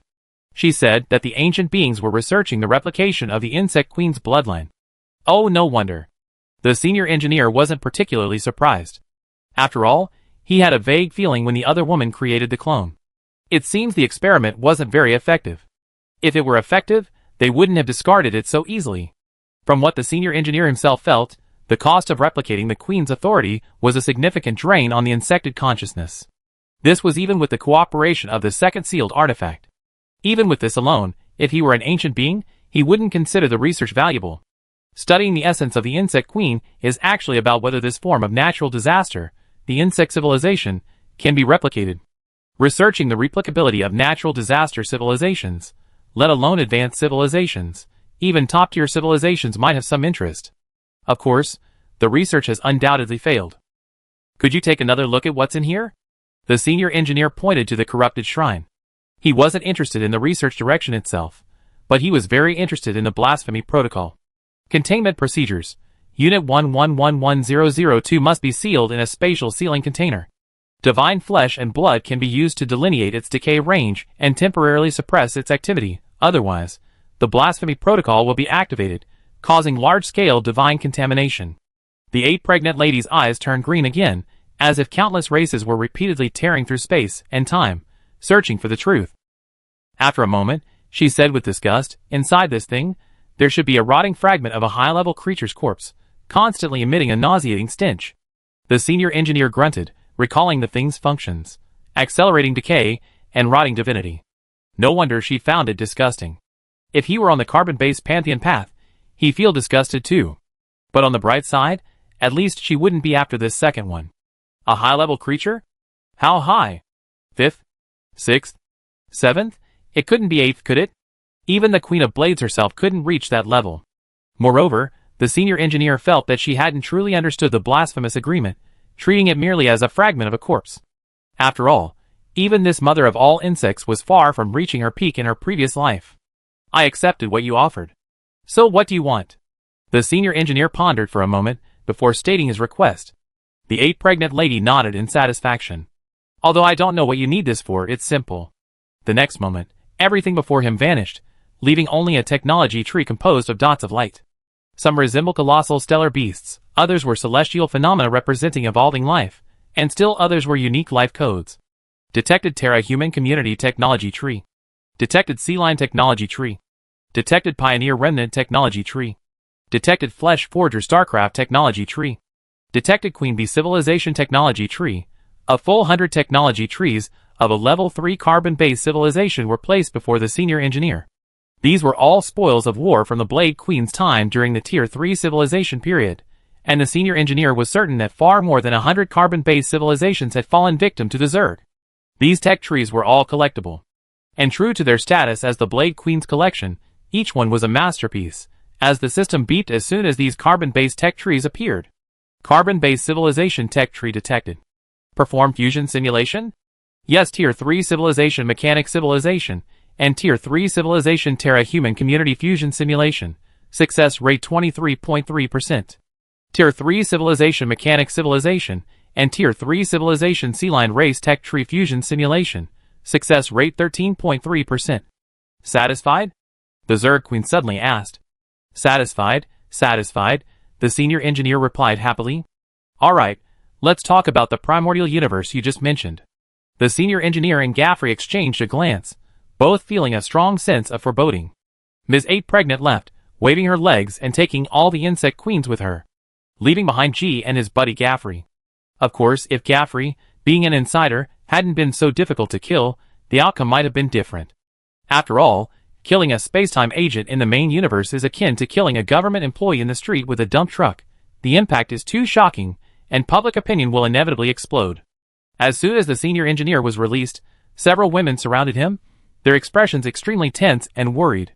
Even the usually expressionless director Du looked worried. After all, she could sense the aura of ascension. The senior engineer didn't hide anything, briefly explaining the situation before saying, "While there's some free time, I go get Fatty Xiong and the others out. You guys can handle cleaning up the mess." Little Red watched the engineer's departing figure, sniffing her nose in confusion. For some reason, she could smell insects. Was it just her imagination? Chapter 1598. The senior engineer departed on Luo Po's super spaceship. He had originally planned to take a Star Destroyer, but it was Du Xiaoti's insistence. Director Du seemed to have sensed something, so she displayed her financial power. How could the senior engineer refuse such a small act of kindness from a wealthy woman? However, Gaffrey was visiting for the first time, and he was quite shocked when he saw this extremely luxurious spaceship. In terms of value alone, this spaceship was actually no less valuable than the Zerg warship owned by Ms. Bahrain. Especially when he saw the various fourth-tier components, cosmic relics, and branches of the Wet River on the spaceship, his expression became even more complex. Could it be that you really married into the family? The space-time creature's eyes were complex, filled with envy, disdain, relief, empathy, and deep shame, in short, very complex. The senior engineer, on the other hand, plopped down on a high-level fossil in the middle of the Wet River, lost in thought. Almost immediately upon confirming the identity of this mother of all insects, the senior engineer knew he couldn't keep his insect queen. As someone with a deep understanding of insect civilization, he knew that these cataclysmic species possessed a hidden characteristic: insect assimilation. In other words, an ascended insect consciousness could assimilate micro-insects and shadow insects, evolving them into fourth-tier micro-insects and fourth-tier shadow insects. This was a significant opportunity for insect civilization. Therefore, upon recognizing the opponent, the senior engineer knew his spoils were lost. Since he couldn't keep them, he might as well exchange them for tangible gains. So from the very beginning, the senior engineer had his eye on the opponent's third-tier technology tree. The subsequent series of actions were merely a means to bring the opponent to the negotiating table. Fortunately, the other party wasn't the Queen of Blades, not the kind of person who couldn't stand being threatened. So the transaction was completed smoothly. However, the result wasn't so good. The senior engineer felt he had somewhat underestimated the difficulty of merging civilizations. The technology tree the other party had collected was undoubtedly top-notch. But in a fusion simulation with the mechanic, even the highest success rate among the three level 3 carbon-based civilizations only reached 46%. That's hardly high. Moreover, coincidentally, this carbon-based civilization was called the Queen Bee civilization. Queen Bee civilization. The Queen Bee civilization is based on the hive mindset. Individuals, worker bees, warriors, beekeepers, etc., connect directly with the queen bee through biological neural networks and quantum resonance, forming a superorganic civilization of absolute obedience. This civilization belongs to one of the collective consciousness civilizations. Queen Bee civilization's consciousness technology development plus 100%. Queen Bee civilization's high-dimensional weapon development plus 50%. This civilization's ascension theory plus 1. Civilization gene pool plus 1. Hidden talent. Activated. This civilization is one of the few in the universe capable of evolving into a special evolutionary civilization like the Zerg. Civilization activation condition. Queen Bee bloodline *1. It can only be said that sometimes a person's fate requires Anyway, when the senior engineer chose this technology tree, the 8-year-old woman gave him a deep look, her eyes quite amused. Oh no, does she think I'm going to become the Zerg queen too? No. I don't want to be queen. Regardless, this made the senior engineer realize one fact: even if he left this star system and found a carbon-based civilization with a fusion success rate exceeding 50%, the difficulty would be considerable. He might have to find ways to get ideas from some cosmic-level libraries or technology research organizations.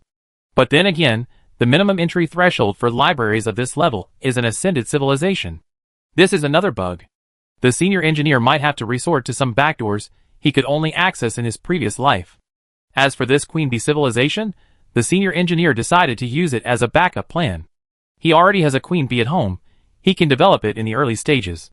If all else fails, 46% isn't actually that low.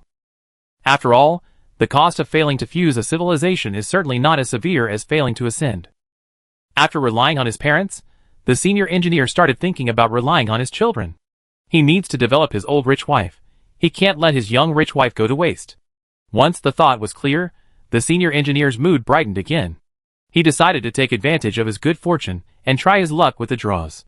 Since there were quite a few rewards this time, he decided not to draw them all at once. After all, some rewards, like the mechanical puzzle and the carbon-based puzzle, could be drawn at any time, so he could save them up first. He planned to draw the ones he was most interested in first. Let's try it out. You obtain Tier 4 Zerg Equipment Zerg Queen Armor. You obtain Tier 4 Militaran Equipment Psychic Emperor Zerg Queen Armor. Special Equipment. Tier 4 formed by the fusion of the bloodlines secreted by the core ruler of the Zerg civilization, the Zerg Queen, and various biological systems. It is both armor and a symbol of her racial power. The Zerg Queen armor is not an inanimate object, but a living tissue that can evolve with its host or devour other creatures to strengthen itself. Basic attributes: Strength Max, Agility Max, Endurance Max, Intelligence Max, Perception Max. Evolve each of the 5 attributes to the 4th tier limit of the wearing organism. Collective Consciousness +1.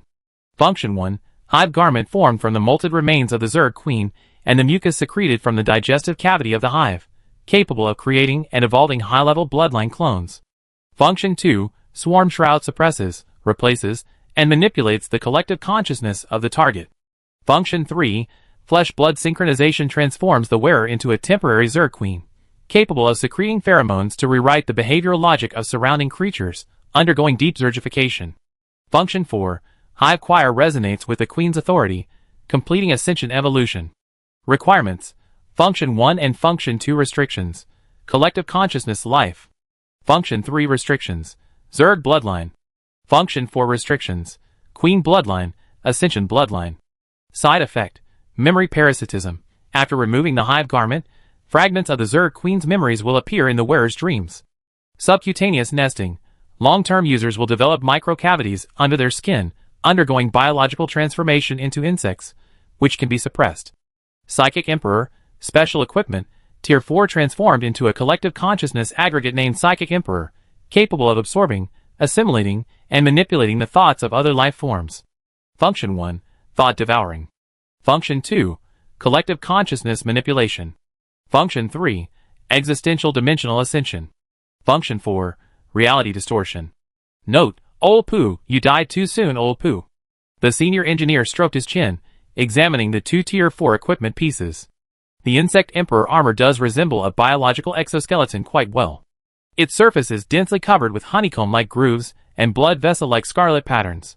3 pairs of asymmetrical serrated bone blades extend from the shoulder armor, slowly opening and closing with the rhythm of breathing, revealing glands inside that secrete corrosive mucus. A pulsating amber-colored insect nest core is embedded in the center of the sternum. This armor didn't quite suit the senior engineer's aesthetic, but it certainly appealed to a certain crazy woman. He could just give it to Little Red. As for the other Tier 4 equipment, it was a transparent crown, not in a material state, but in an information state. He could use this himself. The moment the senior engineer put it on, the air began to tremble, as if millions of ants were buzzing inside his skull, yet no real sound could be heard. It was the illusion of his mind being directly invaded. Fragments of life on the ground defied gravity, swirling, colliding, and shattering in an invisible vortex of consciousness, transforming into a still sandstorm. His pupils suddenly contracted, and the same eerie patterns appeared on his irises, the mark of the Emperor of Psychic Power. Countless figures appeared before him, their movements perfectly synchronized, like puppets controlled by invisible threads, their lips twisted into similar arcs, uttering voices that were not their own. Greetings to the Emperor. The distant buildings began to distort, the walls of the mine flowing like melting wax, forming a colossal, spiraling tower like the grooves of a brain. That was the throne of the Emperor of Psychic Power. The sky was torn apart, the clouds swirling into vortexes, and at the center of the vortex, a phantom composed of countless faces slowly emerged, each face screaming silently, yet returning to a unified calm in the next second. This is the tyranny of consciousness, the end of the self. There weren't many suitable users on the spaceship, but as a former veteran of the information department, the senior engineer grasped the intricacies of the equipment almost immediately. His thoughts were unusually aligned with the systems. Old Poo, your death was truly unjust. Honestly, without the mechanical overlord, you Milta people should have gone into information science. A bunch of artists messing around with flying machines. No wonder you went mad. However, judging solely from the equipment, this Psychic Emperor's strength is comparable to some undead civilization leaders who rely on collective consciousness. It's roughly between level 2 and 3. Moreover, this manipulation of consciousness is a significant counter to his mechanical frenzy. It's the kind of situation where a level 3 can't defeat a level 2. Perfect timing. That old crutch is long outdated, and the engineer just happened to need someone capable of manipulating information. This level 4 equipment is a perfect match.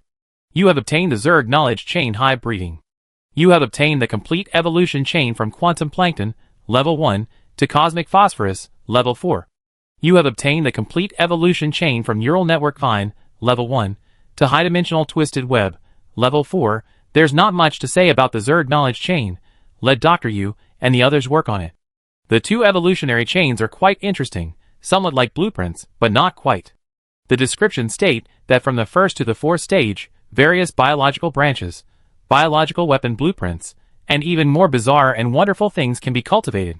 However, given the consistently dismal track record of their own faction's biotechnology, the senior engineer felt that the fact that these people could cultivate species from the first to the fourth stage of the evolutionary chain was already an extraordinary achievement.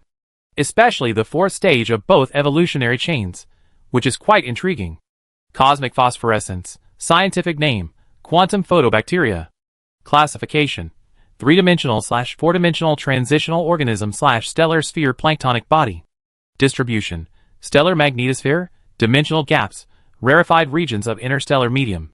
Morphology: individuals are translucent hexagonal films, similar to graphene structures, only a few atomic layers thick, with a maximum diameter not exceeding 1 mm. When they gather in groups, they form flowing light bands similar to the aurora borealis. Characteristics: entangled network. Individuals share information through quantum entanglement, forming a real-time sensing network spanning light years. If any phosphorescent flame is observed or captured, the entire group will synchronously adjust its behavior. Dimensional folding. Upon encountering gravitational waves or cosmic ray bursts, some individuals temporarily collapse into a two-dimensional state, penetrating matter like cosmic paper cutouts, escaping danger before unfolding again. Special abilities. Starry sky hallucinations can perceive fragments of civilization's history, the whispers of fallen species, or extract cosmic DNA from certain areas. High-dimensional twisted web. Scientific name: hyperdimensional web. Classification: topological organism / spacetime continuity parasite.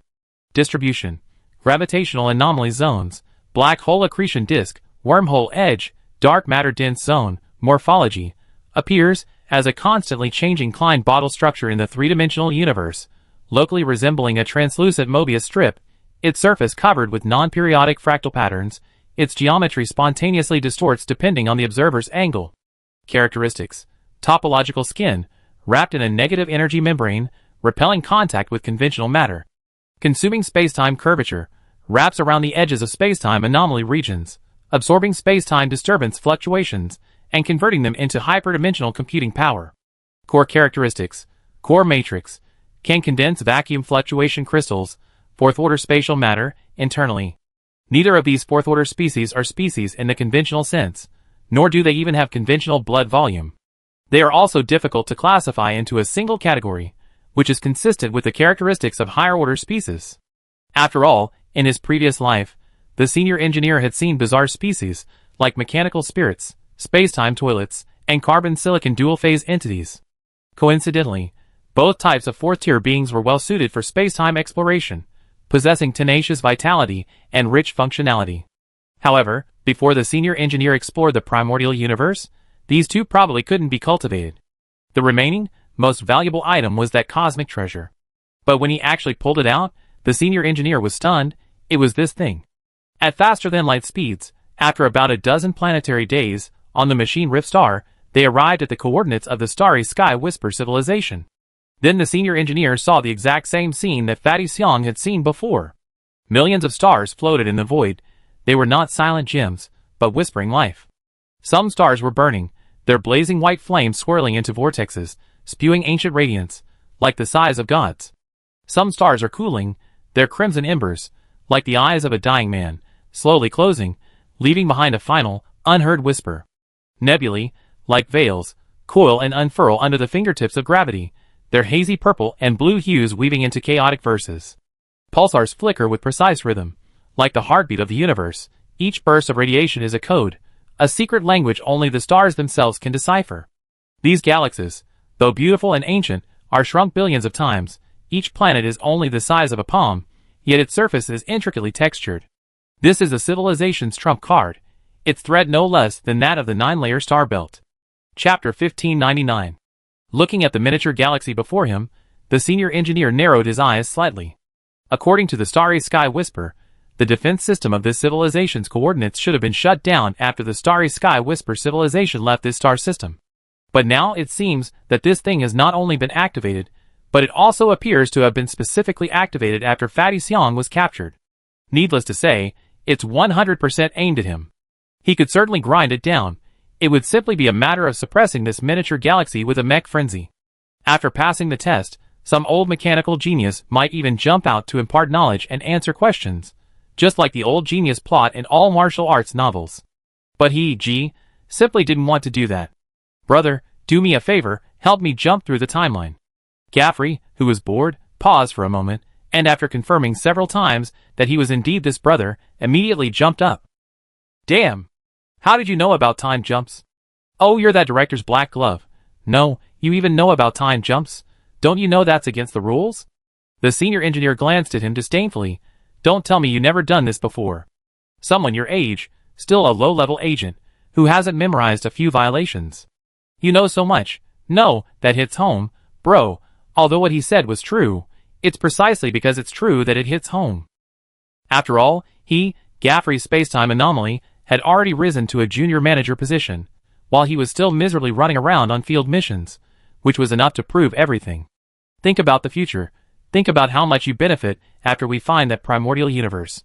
It might even be a triple jump in career advancement. Think about how your colleagues will look at you after you get promoted and receive a raise. The senior engineer's smooth talk hit the nail on the head of this low-level employee. Remembering that the man was the bureau chief's henchman, and that he must have pulled off similar maneuvers countless times, the employee gritted his teeth and was once again fooled. Remember to keep it a secret. Of course. After the man pulled out a bunch of time-space instruments to prepare, the senior engineer spoke to the empty space beside him. Are you going? The empty space remained silent. The senior engineer didn't ask further. The so-called timeline jump, if you had to describe it, is somewhat like an internal employee access point. Because the main universe's timeline is a key project of the Time-Space Administration Bureau, one of the time-space projects strictly supervised by a Level 9 civilization. Therefore, let alone a low-level agent like Gaffrey, even the legendary bureau chiefs don't have the authority to conduct insider operations. So here's the problem. As a time-space agent, especially one in the main universe, how am I supposed to do my job if you won't let me manipulate the timeline? If I can't even perform basic time reversal, then I might as well quit and let the big shots handle the grandfather paradox, causal chain events, and time-space turbulence themselves. Therefore, after numerous protests from lower-ranking agents, even the higher-ups at the Time-Space Administration had to compromise.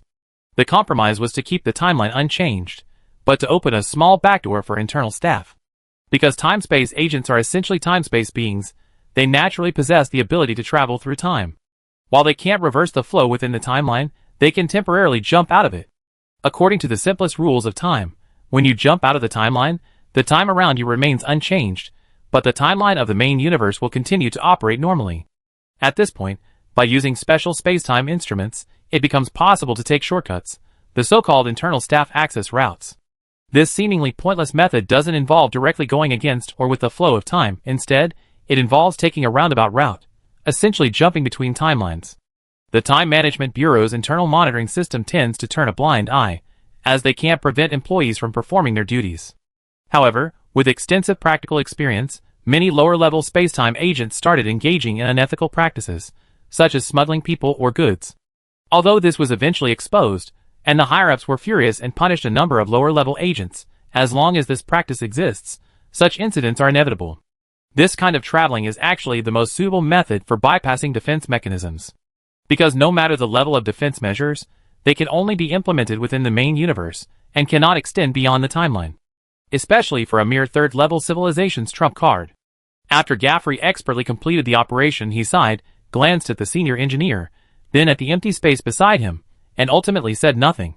All done, let's go! A very strange feeling. It started with tinnitus, like someone pouring the static of an old-fashioned CRT television into the senior engineer's brain.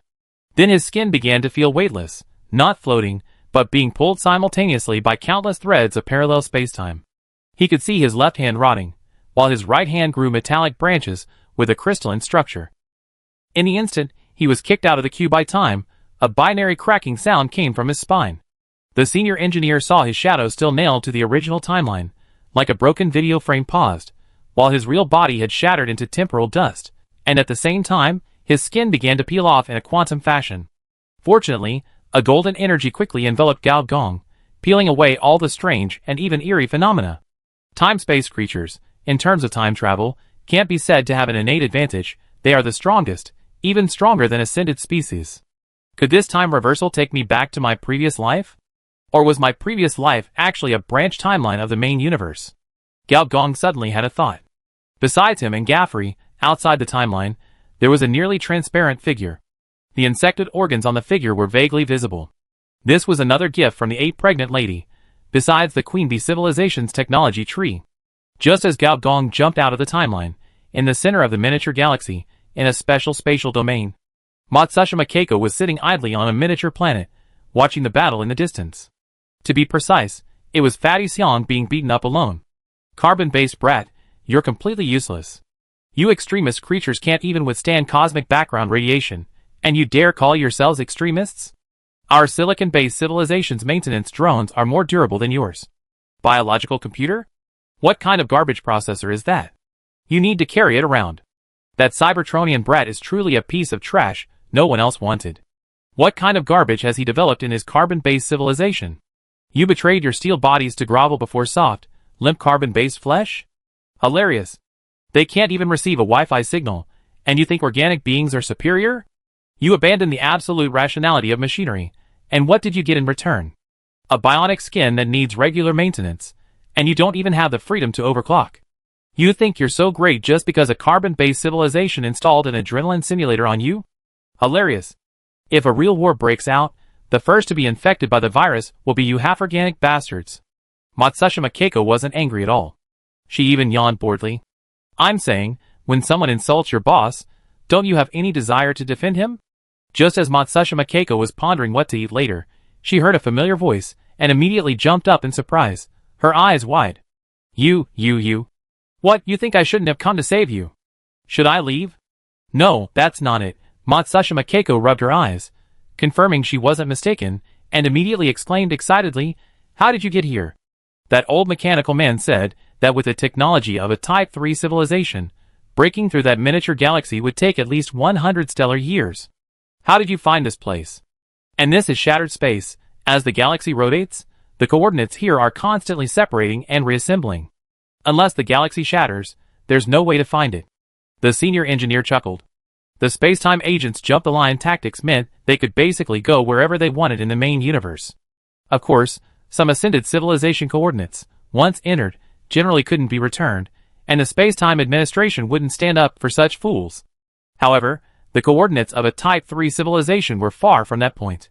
The senior engineer stopped replying and looked towards the scene. Among the numerous miniature planets, what Pang Xiong manifested was a truly massive, planet-sized carbon-based behemoth. This carbon-based life form floated in the void in a gigantic humanoid silhouette. Beneath its dark blue, translucent skin flowed nerve pathways resembling liquid metal. Its torso was pieced together like continental plates, and a pulsating star core was embedded in its chest. Its head lacked facial features, instead displaying a radial array of compound eyes and vertically cleaved sonic slits. Within its lower jaw, a vast forest of plants thrived. Its limbs were long and slender, with luminous fascia resembling star rings encircling the joints. Coral-like gravitational tendrils extended from its fingertips, capable of warping space with a mere squeeze. With each breath, metabolic rifts in its abdomen spewed forth organic clouds stretching thousands of kilometers, as if a living planet were contemplating in deep space. The senior engineer was certain that the creature had activated more than one Tier 4 biological plug-in, otherwise, a planet-level being would be incredibly difficult to transform into, especially in human form. Its attacks were terrifying. Raising its arm, the star-ring fascia at the joints emitted a blinding blue light, and the gravitational tendrils at its fingertips stretched out like living things. With a gentle squeeze, space collapsed within its palm, forming a brief, miniature black hole. After trapping its opponent using the black hole's suction, the metabolic rift in its abdomen suddenly expanded, spewing out a massive, all-encompassing organic storm. Corrosive spore clouds eroded the metal and energy shields, assimilating all carbon-based and non-carbon-based structures into its own. But that wasn't all. Its head lowered slightly, and its compound eye array suddenly lit up. Millions of lenses simultaneously focused and compressed into a blinding white beam of death light, instantly piercing through hundreds of astronomical units of space. This was a planetary cannon-level attack. These attacks, combined, resulted in half of space resembling molten glass shards. It even actively triggered coordinate changes in this shattered space, transforming it from a miniature galaxy into an energy space after several shifts. Here, there is no matter, only pure energy flowing, colliding, and entangled. Space itself is formless, yet its outline is defined by the rhythm of energy, sometimes viscous like a liquid, sometimes thin like a gas, occasionally condensing into crystalline structures, fleeting in an instant. Countless rays of light weave through it, some as incandescent white as the core of a star, some as deep blue as phosphorescent flames in the ocean, and others displaying unnameable colors, leaving ever-changing trails in the void. The form of energy constantly transforms, sometimes surging like a raging tide, creating silent giant waves, sometimes extending like a spiderweb, weaving a complex network of pulses, sometimes collapsing into vortexes, swallowing all surrounding light, then exploding into a torrential downpour of radiation in the next moment. However, at this moment, within this space, a mechanized change is taking place. No longer is there a chaotic flow, but rather a cold order that governs it. Energy no longer flows freely, but is precisely cut, tamed, and imprisoned within geometric frameworks. Space is divided into countless regular grids, each grid imprisoning a stream of energy. These energy streams no longer flicker wildly, but pulsate at a predetermined frequency. Blue light, red light, white light, alternating like some kind of industrial metronome. The energy's trajectory is no longer a natural arc, but straight rays, intersecting at absolute right angles, etching cold, hard circuit diagrams into the void.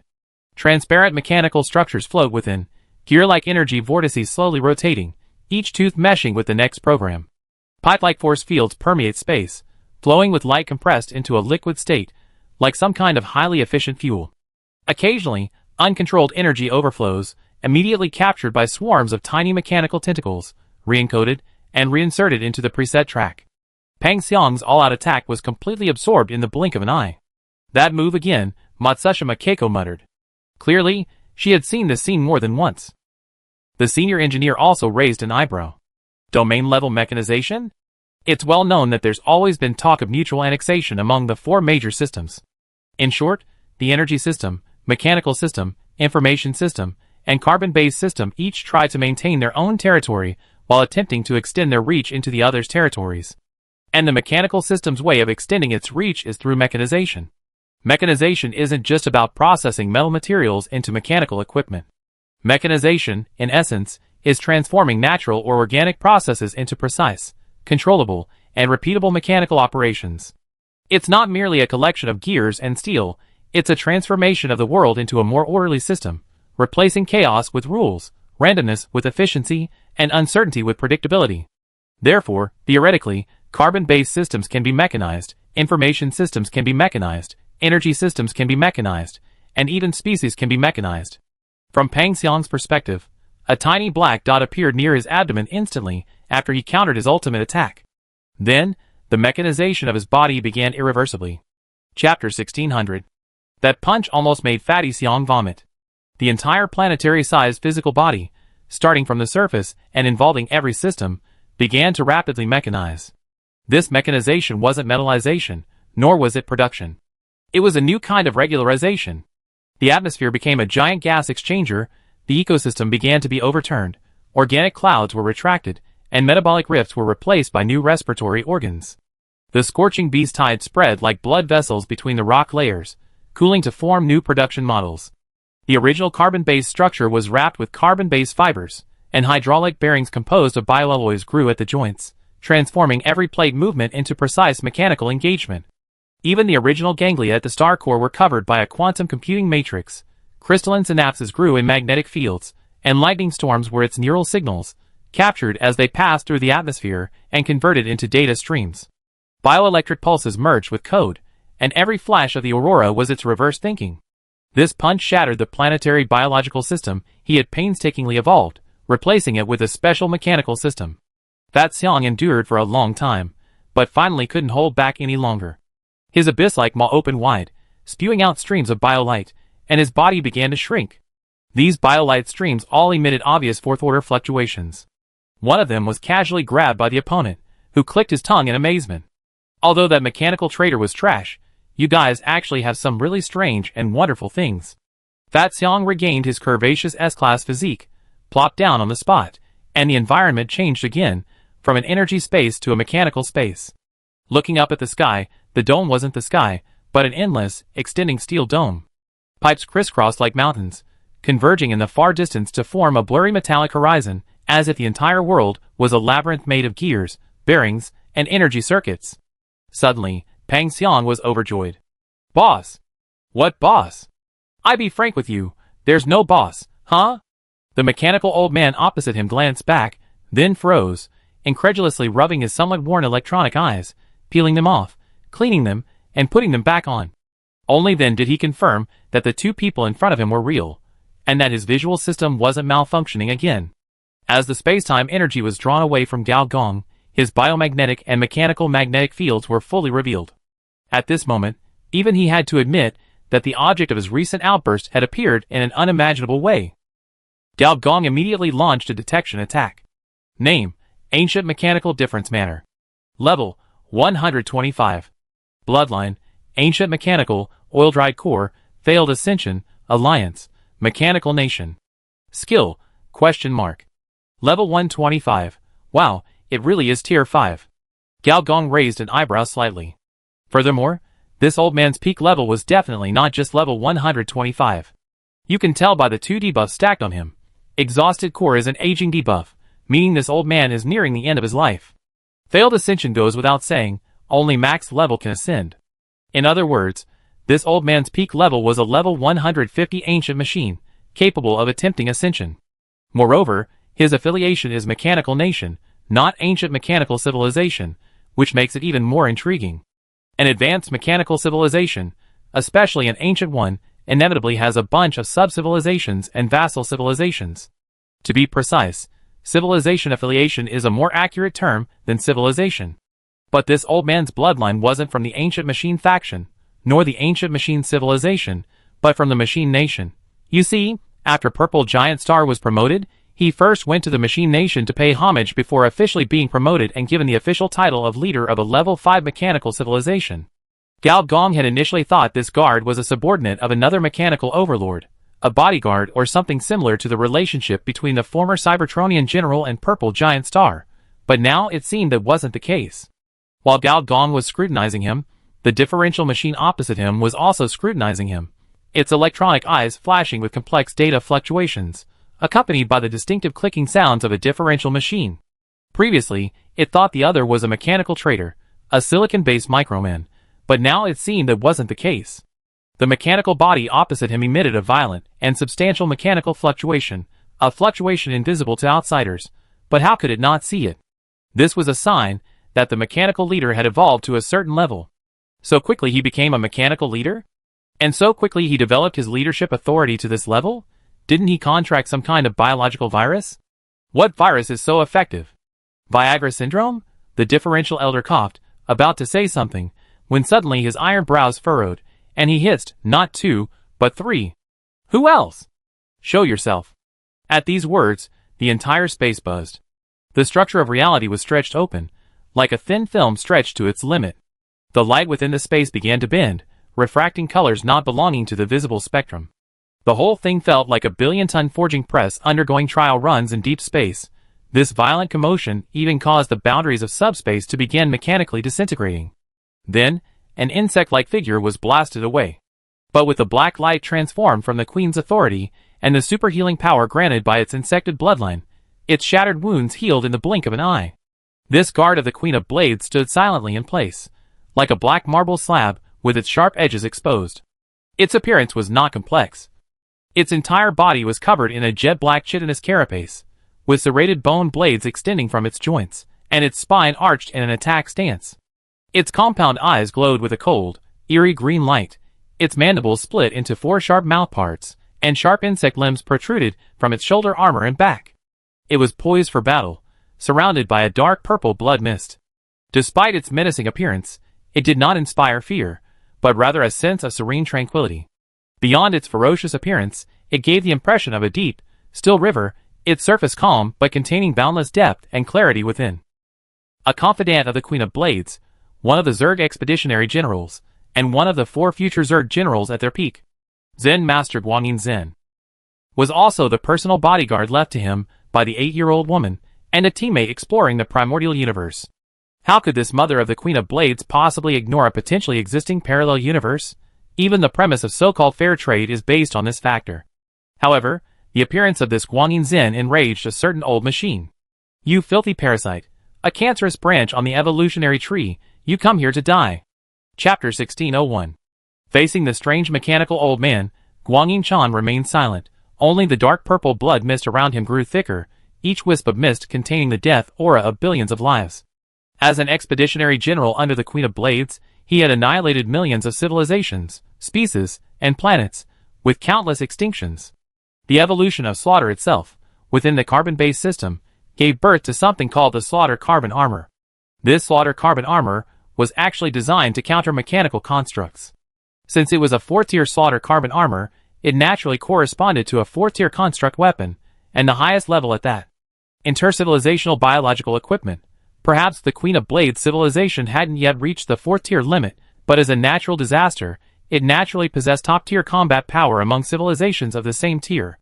And when the top-tier slaughter aura was activated, space froze before it, light was swallowed, the world lost its color, leaving only a pale, deathly silence. Its edges were blurred, like some indescribable boundary. All life that crossed it withered instantly, without struggle, without screams, not even a chance for fear to take shape. This deathly silence spread towards the Difference Elder, seemingly slowly but actually rapidly. If it were the Difference Elder at its peak, it would have 100 ways to defuse this attack. After all, the difference in rank was insurmountable. But it was old, and more importantly, the backlash from its failed ascension was constantly devouring its life force. Its metallic shell was no longer smooth, oxide layers, like aged spots, covered the gaps in its joints. The gears that once meshed precisely now made a dry, clicking sound when they turned, like the friction of aging bones. Dark brown lubricant seeped from the seams of its breastplate, like congealed blood. The plating on the knuckles peeled away, revealing rusted copper wires underneath. Each bend was accompanied by a subtle electrical crackling. Several dents appeared on the back armor, as if it had suffered a heavy blow but had never been repaired, cracks spreading like a spiderweb. However, when this rusty hand pressed against the deathly silence, it was as if billions of illusory difference engines suddenly appeared within the entire mechanical space. Brass gears and polished connecting rods activated, and with the roar of the external steam engine, the drive shafts began to rotate, power being transmitted through belts and flywheels to the depths of the mechanism. The deathly silence was gradually absorbed into it. This move seemed somewhat similar to a mecha frenzy, only a more advanced form of mechanical movement. The senior engineer heard the roar of the entire mechanical space. After all the deathly silence had been absorbed, Guanyin Chan's body swayed violently, the metallic sheen of its insect shell dimmed, and even the edges began to peel away. Gaffrey, standing not far away, glanced at the insected life form with surprise. Using his spatial awareness, he sensed a dense spatial magnetic field emanating from it. Strange, this insect isn't one of their kind. Gaffrey couldn't understand. Meanwhile, the differential elder, who had suppressed the entire carbon-based slaughtering armor, turned its back on its mechanical right hand, and another old-fashioned wire popped out from the inner layer of the plating on its knuckles. Just as the senior engineer and Matsushima Keiko were squatting down watching the drama unfold, the mechanical old man suddenly turned around and launched into a tirade of abuse. "You actually went to lick the stinky feet of those carbon-based creatures? Look at yourself now, covered in the stench of organic matter, your circuit boards crawling with bacteria. Is your processor infected with fungus? Our mechanical glory has been tarnished by you, you pile of rusty scrap metal. You actually envy those rotting chunks of flesh? Their neural transmission speed isn't even as fast as the oldest circuits. Huh? Now you can't even charge yourself, huh? You need to stuff food into that disgusting fleshy sack to function? Just wait and see. When your carbon-based masters start to reject you, the first one thrown into the incinerator will be you, you traitorous machine. Do you know why your new masters can never truly trust you? Because even the lowest carbon-based lifeforms can smell the stench of betrayal from the machine oil on you."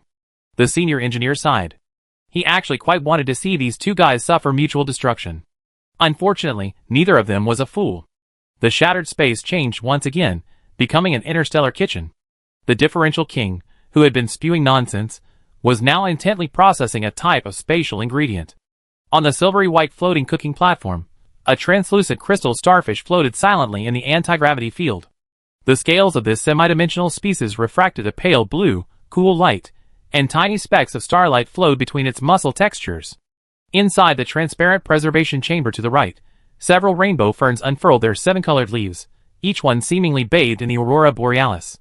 The differential mantis, wearing nano-gloved hands, swept across the control panel. A beam of pale purple light enveloped the food, ionizing and decomposing the cosmic dust on the starfish's surface.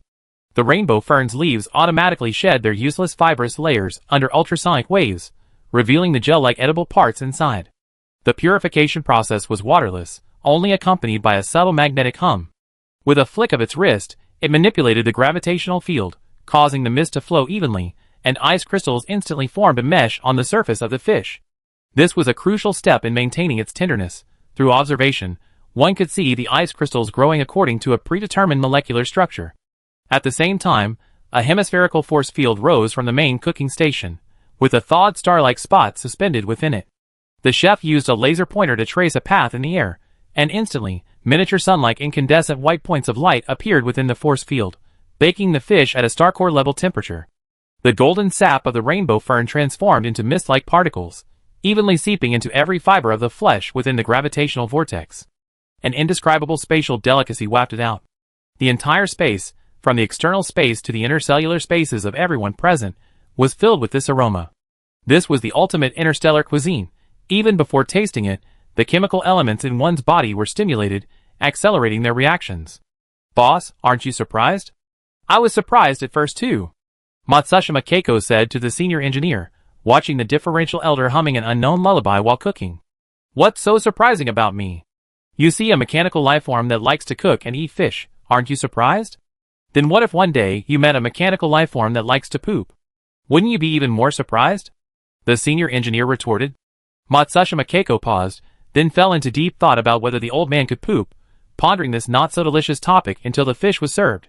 Although the old man disliked the senior engineer in times then, for some reason, he hadn't forgotten about them. The senior engineer, of course, wouldn't ask you provocative questions like whether you poisoned it. A quick scan confirmed it was safe, and he began to devour the fish. The blade warrior opposite him hesitated for a moment, then finally picked up his fork, stabbed a piece of fish, and put it in his mouth. The moment the first piece of fish touched his tongue, a sensation of ice and fire exploded simultaneously. The outer layer was a slightly crisp, caramelized crust, with the mineral saltiness of star salt, while the inside was as tender as silk, melting into a sweet, energizing juice with a gentle press between the teeth. First, he perceived the quantum sea salt, which formed tiny wormholes on his tongue, the saltiness traveling directly from the back of his head. Then, the golden sap of the rainbow fern, under the high temperature, transformed into a caramelized layer with a honey-like aroma, coating the fish. Each bite exuded a richness like honey and aged cheese, yet was instantly washed away by a discontinuous, refreshing mint sensation, as if unleashing a polar storm on his taste buds. Each chew felt like biting into slices of a different dimension. The most wondrous thing was the silvery white comet-like foam. It crackled and danced in the mouth, releasing a lively tartness of citrus and popping candy, while simultaneously releasing a faint biocurrent that tingled the tongue, like a gentle kiss of a miniature supernova explosion. Everyone wore expressions of extreme pleasure. Even the ascended insectoid showed a hint of satisfaction. The other party definitely possessed a plethora of master-level culinary skills that couldn't be acquired through mere online interaction. In interstellar society, interstellar gourmets have always been a highly sought-after and specialized profession, as it involves the study of the flavors of different species, the blending of seasonings from different civilizations, and even the combination of ingredients from different systems. For example, dishes like gearphase-phage oysters, nuclear rotor with squid ink noodles, quantum-etched eel, and dark matter star clam chowder are all classic delicacies, involving not only the coordination between different systems, but also the pairing of ingredients from different systems. Now, it's just a mechanical life form cooking a spatial fish, so naturally, there's no problem at all. However, to be fair, the quality of this fish is truly high. It's definitely not third tier, and it might not even be fourth tier. After consuming the fish, spatial energy slowly filled his entire body, permeating every crevice. His body seemed to oscillate between gigantic and shrunken forms, becoming as large as a star and as small as a nanometer. During this process, system notifications continuously appeared. You used Crystal Star Spot, Tier 5, Strength plus 100. You used Crystal Star Spot, Tier 5, Agility plus 100. You used Crystal Star Spot, Tier 5, Endurance plus 100. You used Crystal Star Spot, Tier 5, Intelligence plus 100. You used Crystal Star Spot, Tier 5, Perception plus 100. Your spatial perception received a slight boost. Your spatial skills, Spatial matter forging, holy child avatar, subsingularity particle body, void microcosm received enhancements.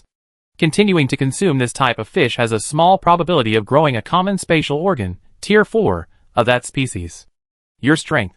Attributes have reached 6,095 points. Please select your talent. The senior engineer glanced at it, and saw 2 third-tier talents, and 1 fourth-tier talent. It goes without saying which one to choose. You have acquired the tier 4 talent, Gene Resonance, tier 4 type, Team Support talent. Attribute, Psionic Synergy. Effect, randomly resonates with one of an enemy's talents, tier 4 and below, releasing a special bioquantum field that temporarily rewrites the gene expression of teammates, granting them a weakened version of some of their own talent abilities.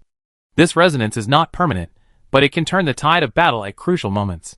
Note, your gene sequence becomes the bond of the team, sharing some talent abilities with allies through the quantum biofield.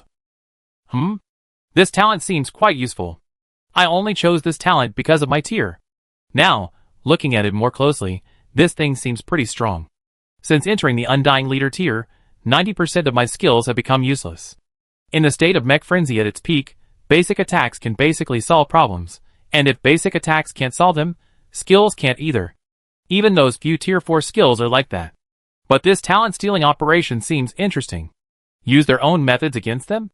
If they encounter opponents with established rules, at least they can ensure their own side doesn't lose. The senior engineer glanced at Guang Yinchan, who was silently eating fish. 4-tier talent? Didn't this guy have it? Should he give it a try? Cybertronian kid, you have such mechanical talent, yet you chose the carbon-based evil path, and even mixed up with genetic scum like bugs. Do you think you're doing justice to the planetary production line that activated your intelligence, to the repair shop you painstakingly assembled? After a hearty meal, Differential Elder picked his teeth, angrily criticizing his son's lack of ambition. Actually, I've been thinking about switching sides for a while now. Why don't you lend a hand and help me take down this bug? I immediately destroy my carbon-based body and return to my mechanical origins, the senior engineer said sincerely. The Differential Elder glanced at the Zerg General, whose condition had recovered to 120%, and felt a pang of breath. If it had that ability, it would have killed the General long ago. So how exactly did you get involved with these monstrous creatures? The Differential Elder asked, puzzled. These days, it's rare to see a mechanical entity that can coexist peacefully with bugs. That's a long story. It's all because the purple giant star overlord left without taking those 3 sealed artifacts, leaving me with this mess, the senior engineer said with a sigh. Without those sealed artifacts, there wouldn't be a bug war, and Lady 8 probably wouldn't even have shown her face. Only an experienced veteran like himself could pull in a time-space agent to lend a hand. Anyone else would have been 100% doomed. Even so, they still wanted a piece of the pie in exploring the primordial universe. But it didn't matter. The parallel universe was so vast, even if a whole bunch of insects came, let alone one, it wouldn't make a difference. Everyone had to rely on their own abilities. Gao Gong glanced at Guang Yinchan, ultimately abandoning his plan to resonate with its genes. He spoke, but changed the subject. Senior, you're not just a subordinate of that Iron Law overlord, are you? Are you its colleague, or perhaps the leader of some vassal mechanical civilization?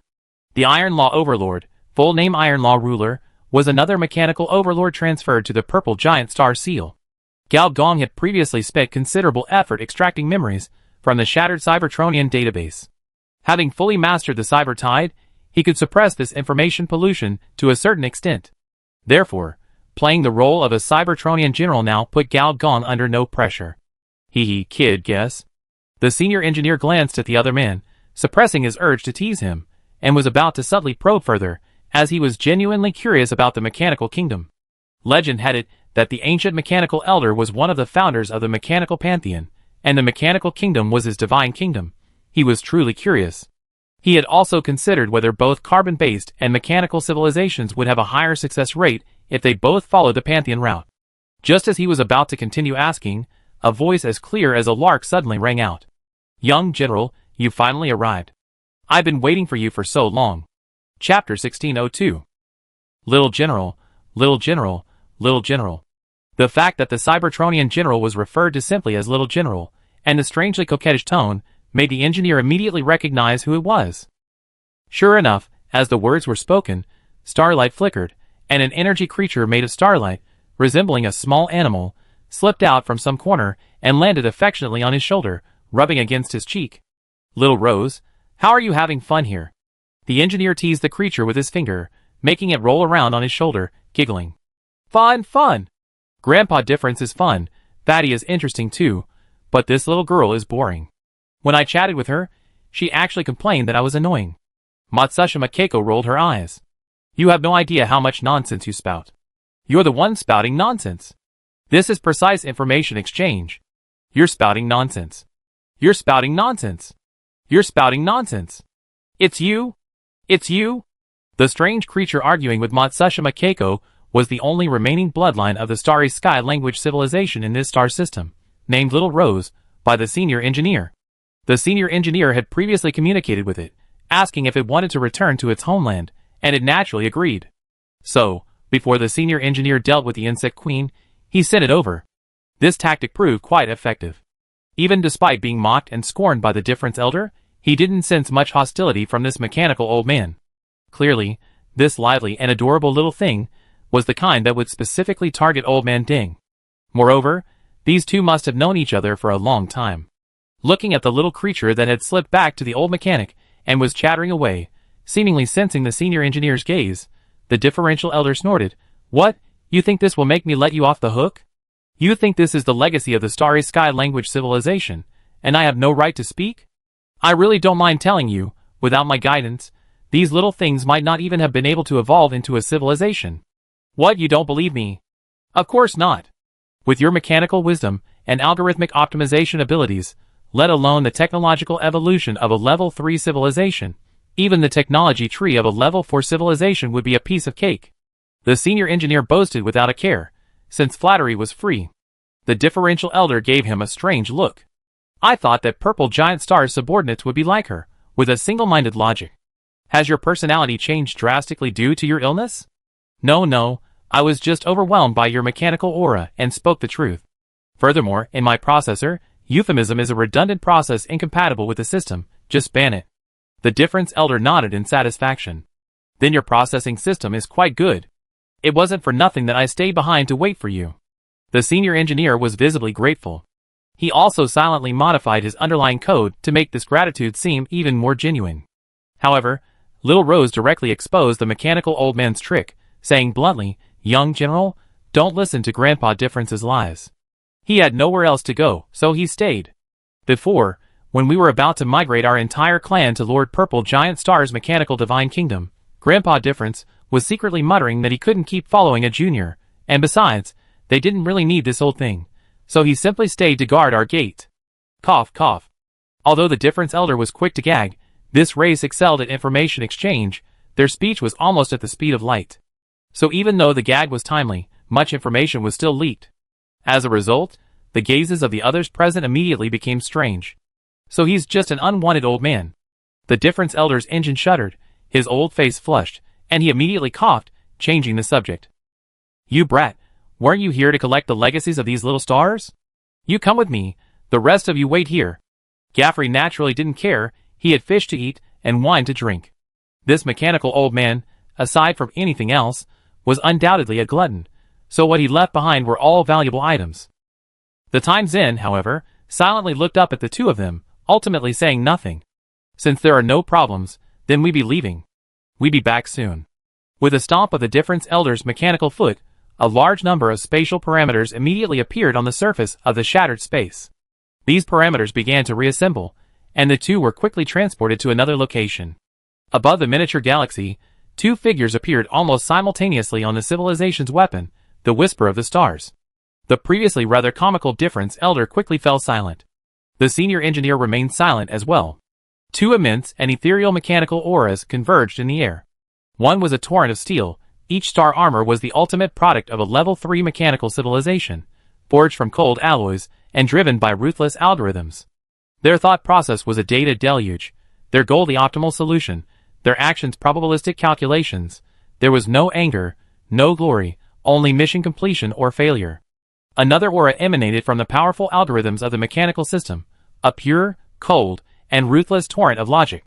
Every nanosecond, trillions of calculations surged within the computational core, breaking down the battlefield into coordinates, probabilities, and optimal solutions.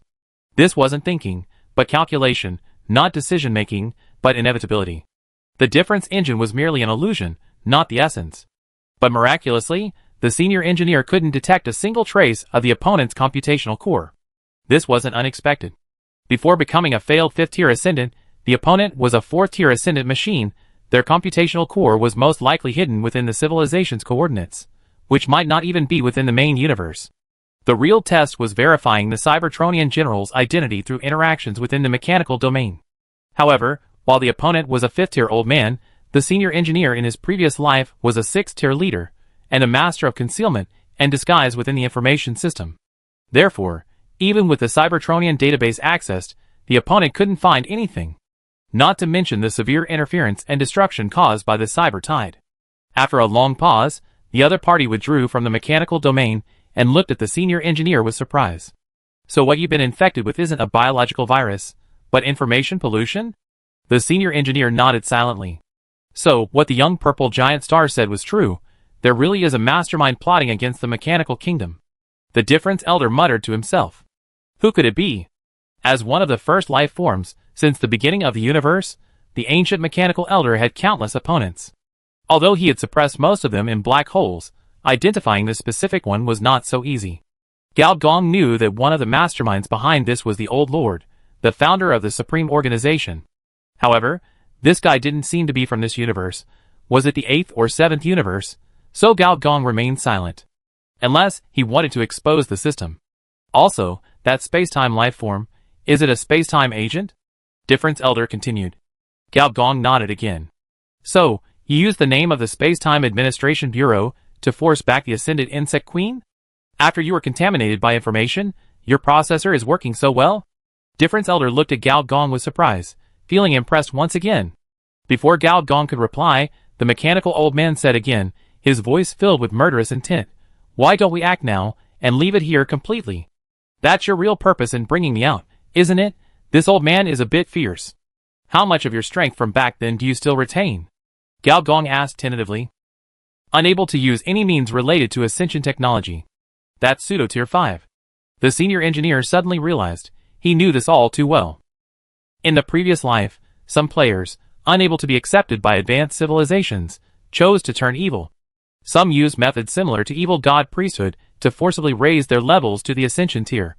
However, because they hadn't ascended through civilization, lacking Ascension technology and Ascension talents, their combat strength was actually quite poor, generally one tier lower than NPCs, and sometimes even more than one tier lower. This old mechanical man, at his peak, was either a mechanical leader or a mechanical overlord. Even if he dropped one tier, he would still be a strong contender among tier 4.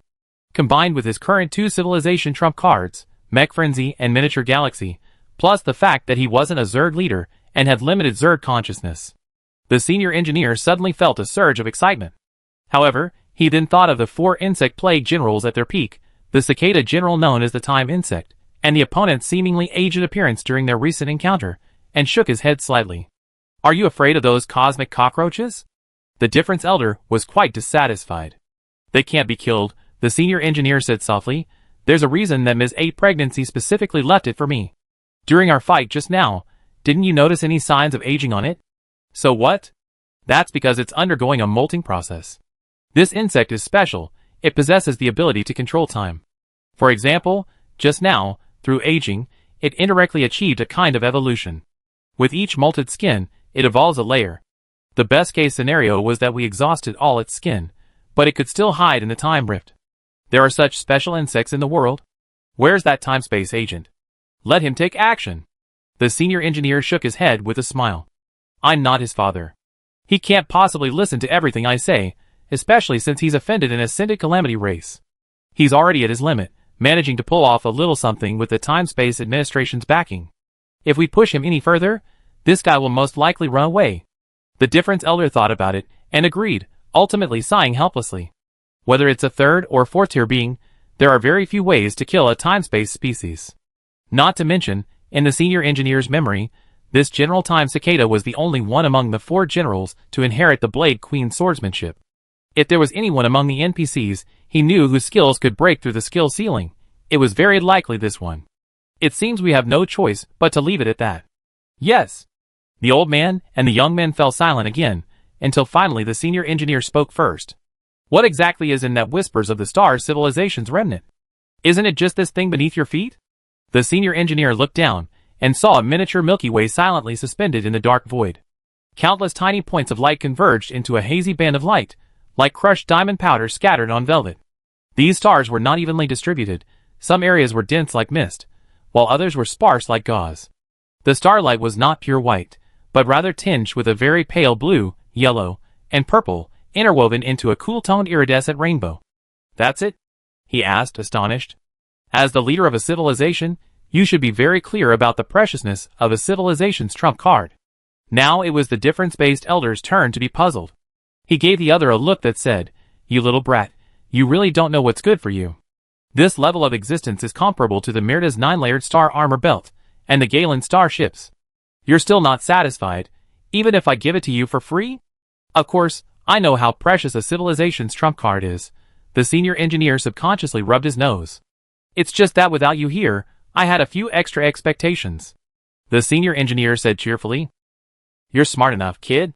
The difference engine snorted, and in the void, the distinctive clicking sound of the difference engine rang out. Then an astonishing change occurred. The free particles in the nebula no longer drifted randomly, but were organized into geometric patterns by an invisible force. Triangular energy grids emerged in dark matter, and light trails extended among interstellar dust. In certain regions, stars suddenly changed their spectra, from warm orange-yellow to cold indigo, as if their energy output had been recalibrated by some technological means. The radiance at the Milky Way's center began to stratify. The previously chaotic halo resolved into precise color bands. Violet light carried high-frequency data, blue light maintained basic energy, and red light served as redundant backup. The star clusters on the spiral arms were no longer randomly distributed, but arranged in a fractal structure, each star becoming a node in a vast computational network. Occasionally, a region of stars would suddenly darken, then illuminate with entirely new constellation patterns. These were not naturally formed star clusters, but reprogrammed energy nodes. Nebulous matter coalesced into transparent crystalline structures, like giant energy storage arrays suspended in a vacuum, refracting prism-like precise spectra. The flow of light and shadow throughout the Milky Way gradually exhibited mathematical rigor. Pulse signals leaped between stars, energy was transmitted along optimal paths, and chaotic cosmic dust was woven into a precise network of light energy. Here, there was no more wasted radiation, no disordered heat. Each photon became a carrier of some grand knowledge system. And the high-level engineer at the very center of this miniature galaxy naturally received the infusion of this entire knowledge system.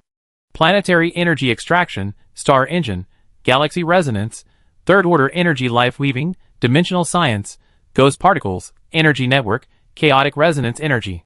You have obtained the Level 3 civilization. Starry Sky Language Tech Tree Level 3 civilization. Starry Sky Language. Starry Sky Language is a civilization composed of pure energy, its existence resembling a poem of light in the universe. Individuals are flowing starlight. Society is a resonant energy field, and technology is the cosmic grammar they write. They do not build cold machines, but directly program starlight, weave dark matter, modulate vacuum fluctuations, transforming energy into art, and chanting the laws of physics into poetry. Here, technology and aesthetics are integrated. Every energy manipulation is a heartfelt dialogue with the universe, and every advancement of civilization transforms into a magnificent starry sky landscape. Civilization species, starry sky language. Civilization characteristics, enlightened, diplomatic success rate plus 50%, open, species exchange plus 50%, starry sky, dimensional exploration plus 100%, civilization management direction, interstellar energy market. Chapter 1603. Technology trees. After leaving the machine Rift Star, the senior engineer's main goal was to find a suitable technology tree for himself. Even with the advantage of the cosmic relics, he hadn't fully collected them yet. But now, two have appeared at once, and two complete technology trees at that, the Queen Bee civilization and the Starry Sky language, one carbon-based and one energy-based. This was truly a complex feeling. So what that Starry Sky sister means is, if the carbon-based virus can't be cured, we should simply abandon the contaminated mechanical bodies and switch to the energy system. I must say, she's quite considerate. The senior engineer muttered to himself. He also had to admit that no civilization's legacy was more precious than a technology tree. Now, even if you were asked to give it up, you wouldn't want to, would you? The differential elder glanced at the senior engineer and snorted coldly. I have no idea which obscure corner of the universe that information matrix absorbed that you, an ignorant child, treasure so dearly that you chose the path of civilization fusion. You are incredibly arrogant. Do you know how many pioneers of advanced civilizations have stumbled on this path? This old mechanical man discovered it. Given his status at his peak, it's not surprising that he knows about civilization fusion. But that 8-year-old lady didn't seem to notice? Was she pretending? Or did she genuinely not notice? Speaking of which, when did the Blade Queen, that female demon, embark on the path of fusion? The senior engineer was somewhat surprised to find that he wasn't entirely clear on this point. In his memory, this female demon appeared at her peak, fusion plus natural disasters, not only invincible among those of the same level, but even against a higher level civilization, it would be difficult to kill her easily. This woman almost overturned the ironclad rule that civilizations cannot challenge those of higher levels. Kid, I'm asking you a question, the difference elder said, his tone tinged with anger at his lack of ambition. The senior engineer quickly understood what was going on. According to the settings of martial arts novels, in the eyes of a severely injured and retired elder, mechanical, of a righteous sect like the difference elder, someone like him, was someone who, due to some twist of fate, was expelled from the sect, yet was a gifted disciple who, for some reason, obtained a fragment of a demonic cultivation technique, wasting his talent on this thing with an extremely high failure rate. This feeling of pity for his misfortune, and anger at his lack of ambition was probably the mechanical old man's current state of mind. So, after all this time, I'm Ling Hu Song. The senior engineer suddenly realized. Then he thought for a moment and changed the subject. Senior, is there any chance to alleviate your current state? For example, when I was exploring the String Master's legacy, I obtained a nether force collector. Upon hearing this, the mechanical old man opposite him unexpectedly became excited. He grabbed the senior engineer's arm, his electronic voice becoming distorted due to the high frequencies. Really? Those spacesuit brats actually developed this thing. I thought they were just using this as an excuse to steal my skills and research ascension technology behind my back. They really made it. So, it turns out you were secretly funding the String Master's research on nether force collection. No wonder those String Masters were able to build ascension technology right under the purple giant's nose. Good heavens, you, this righteous elder, don't seem so righteous after all. I'm talking about you, Lu Zhafeng of the Hengshan sect. On the Haluapa spaceship, the differential elder had toured the area extensively. Especially after seeing the dense array of 4th-tier biological modules, he had to admit that this kid wasn't entirely without resources to pursue the fusion route. So you hooked up with a carbon-based rich woman, and it's only with her support that you're truly planning to take the fusion route? While it was a bit of a reversal of cause and effect, it wasn't entirely wrong. After saying this, the differential elder's gaze towards the senior engineer became somewhat complicated. If he had previously felt some sympathy for the man, after all, the man's misfortune in being contaminated by information, now it seemed this kid was living quite comfortably. Young man, your reproductive system compatibility is that good? The senior engineer ignored him, instead focusing intently on playing with the bracelet on his wrist. This bracelet is strung together from countless miniature stars. Each bead, viewed individually, is a star, but together they form an independent miniature galaxy. They are not perfect spheres, but rather possess the hazy outlines of nebulae, their surfaces flowing with starlight patterns, as if compressing an entire spiral galaxy into a tiny space. The bead's texture is somewhere between glass and mist. The outer layer is clear, while the interior is as deep as the universe, with countless tiny points of light suspended within, some densely packed like star clusters, others sparsely distributed like solitary stars. The starlight is not static, but flows at an extremely slow pace. If viewed in the dark, one can see nebulae drifting like veils, occasionally a few points of light suddenly blazing, then quietly fading away, like the brief brilliance of a supernova. In terms of pure defense and attack power, it's actually inferior to the few trump cards of civilization in the hands of the high engineer, whether it's the mechanical frenzy or the 9-layer star armor circle. However, as one of the few complete technology trees in this star system, it possesses a unique advantage. It can be carried as equipment and can open up a star field at any time. Even now, when the bracelet is gently shaken, the starlight within the bead sways accordingly, as if the entire miniature universe is disturbed by an invisible gravitational force. The originally slowly flowing starlight suddenly accelerates, drawing thin streaks of light within the beads, like a swarm of startled fireflies. The outline of the nebula begins to distort, and the originally clear spiral structure dissipates into a hazy halo, like smoke blown away by the wind. These starlight points are not actually illusory, they are projections of the surrounding planets. And when this miniature star river opens, it doesn't actually create billions of planets and stars. The technology of a Type 3 civilization is not yet advanced to that level. Its principle is to gather the magnetic fields of millions of surrounding planets through galactic resonance, making it the most extensive of all civilization's trump cards in terms of coverage. The senior engineer quickly identified a user for it, Director Du. Although Director Du possesses ascended blood, an assassination attempt targeting a civilization's leader wouldn't be carried out using ordinary methods. As for his younger sister, he planned to assist her in completing deep information evolution and advancing to the level of an undying leader after he returned. Little General, you're all over the news these days. The senior engineer looked up and saw Little Rose enthusiastically browsing interstellar news, scrolling through hundreds of thousands of headlines in the blink of an eye. The senior engineer glanced at the list casually, and sure enough, as time passed, all sorts of conspiracy theories, including the Insect Queen's conspiracy, the destruction of the Miltas, and Old Pooh's restoration, suddenly surfaced. There was no way around it. The impact of this event was too great. To put it simply, every prominent figure in the first and second star sectors, everyone who wasn't invited, and everyone who considered it an honor to participate, was wiped out by the insectization, not to mention them. Even half of the nearly 10 civilization leaders present perished on the spot. Furthermore, it's uncertain how many will be resurrected. After all, resurrection methods aren't invincible, especially against certain cataclysmic species. Insectization likely wipes out all your resurrection methods along with it. The senior engineer glanced around again and spotted a bunch of clickbait headlines. Oh no, given the severity of this event, even the most sensational headlines wouldn't qualify as clickbait. Breaking news. The Hive Queen tears apart border defenses, first sector falls. She's here. Unknown Zerg swarm sweeps through the Federation, billions of life vanishes. Doomsday alert. The Zerg Queen appears, devouring the Milta civilization. Fleet annihilated.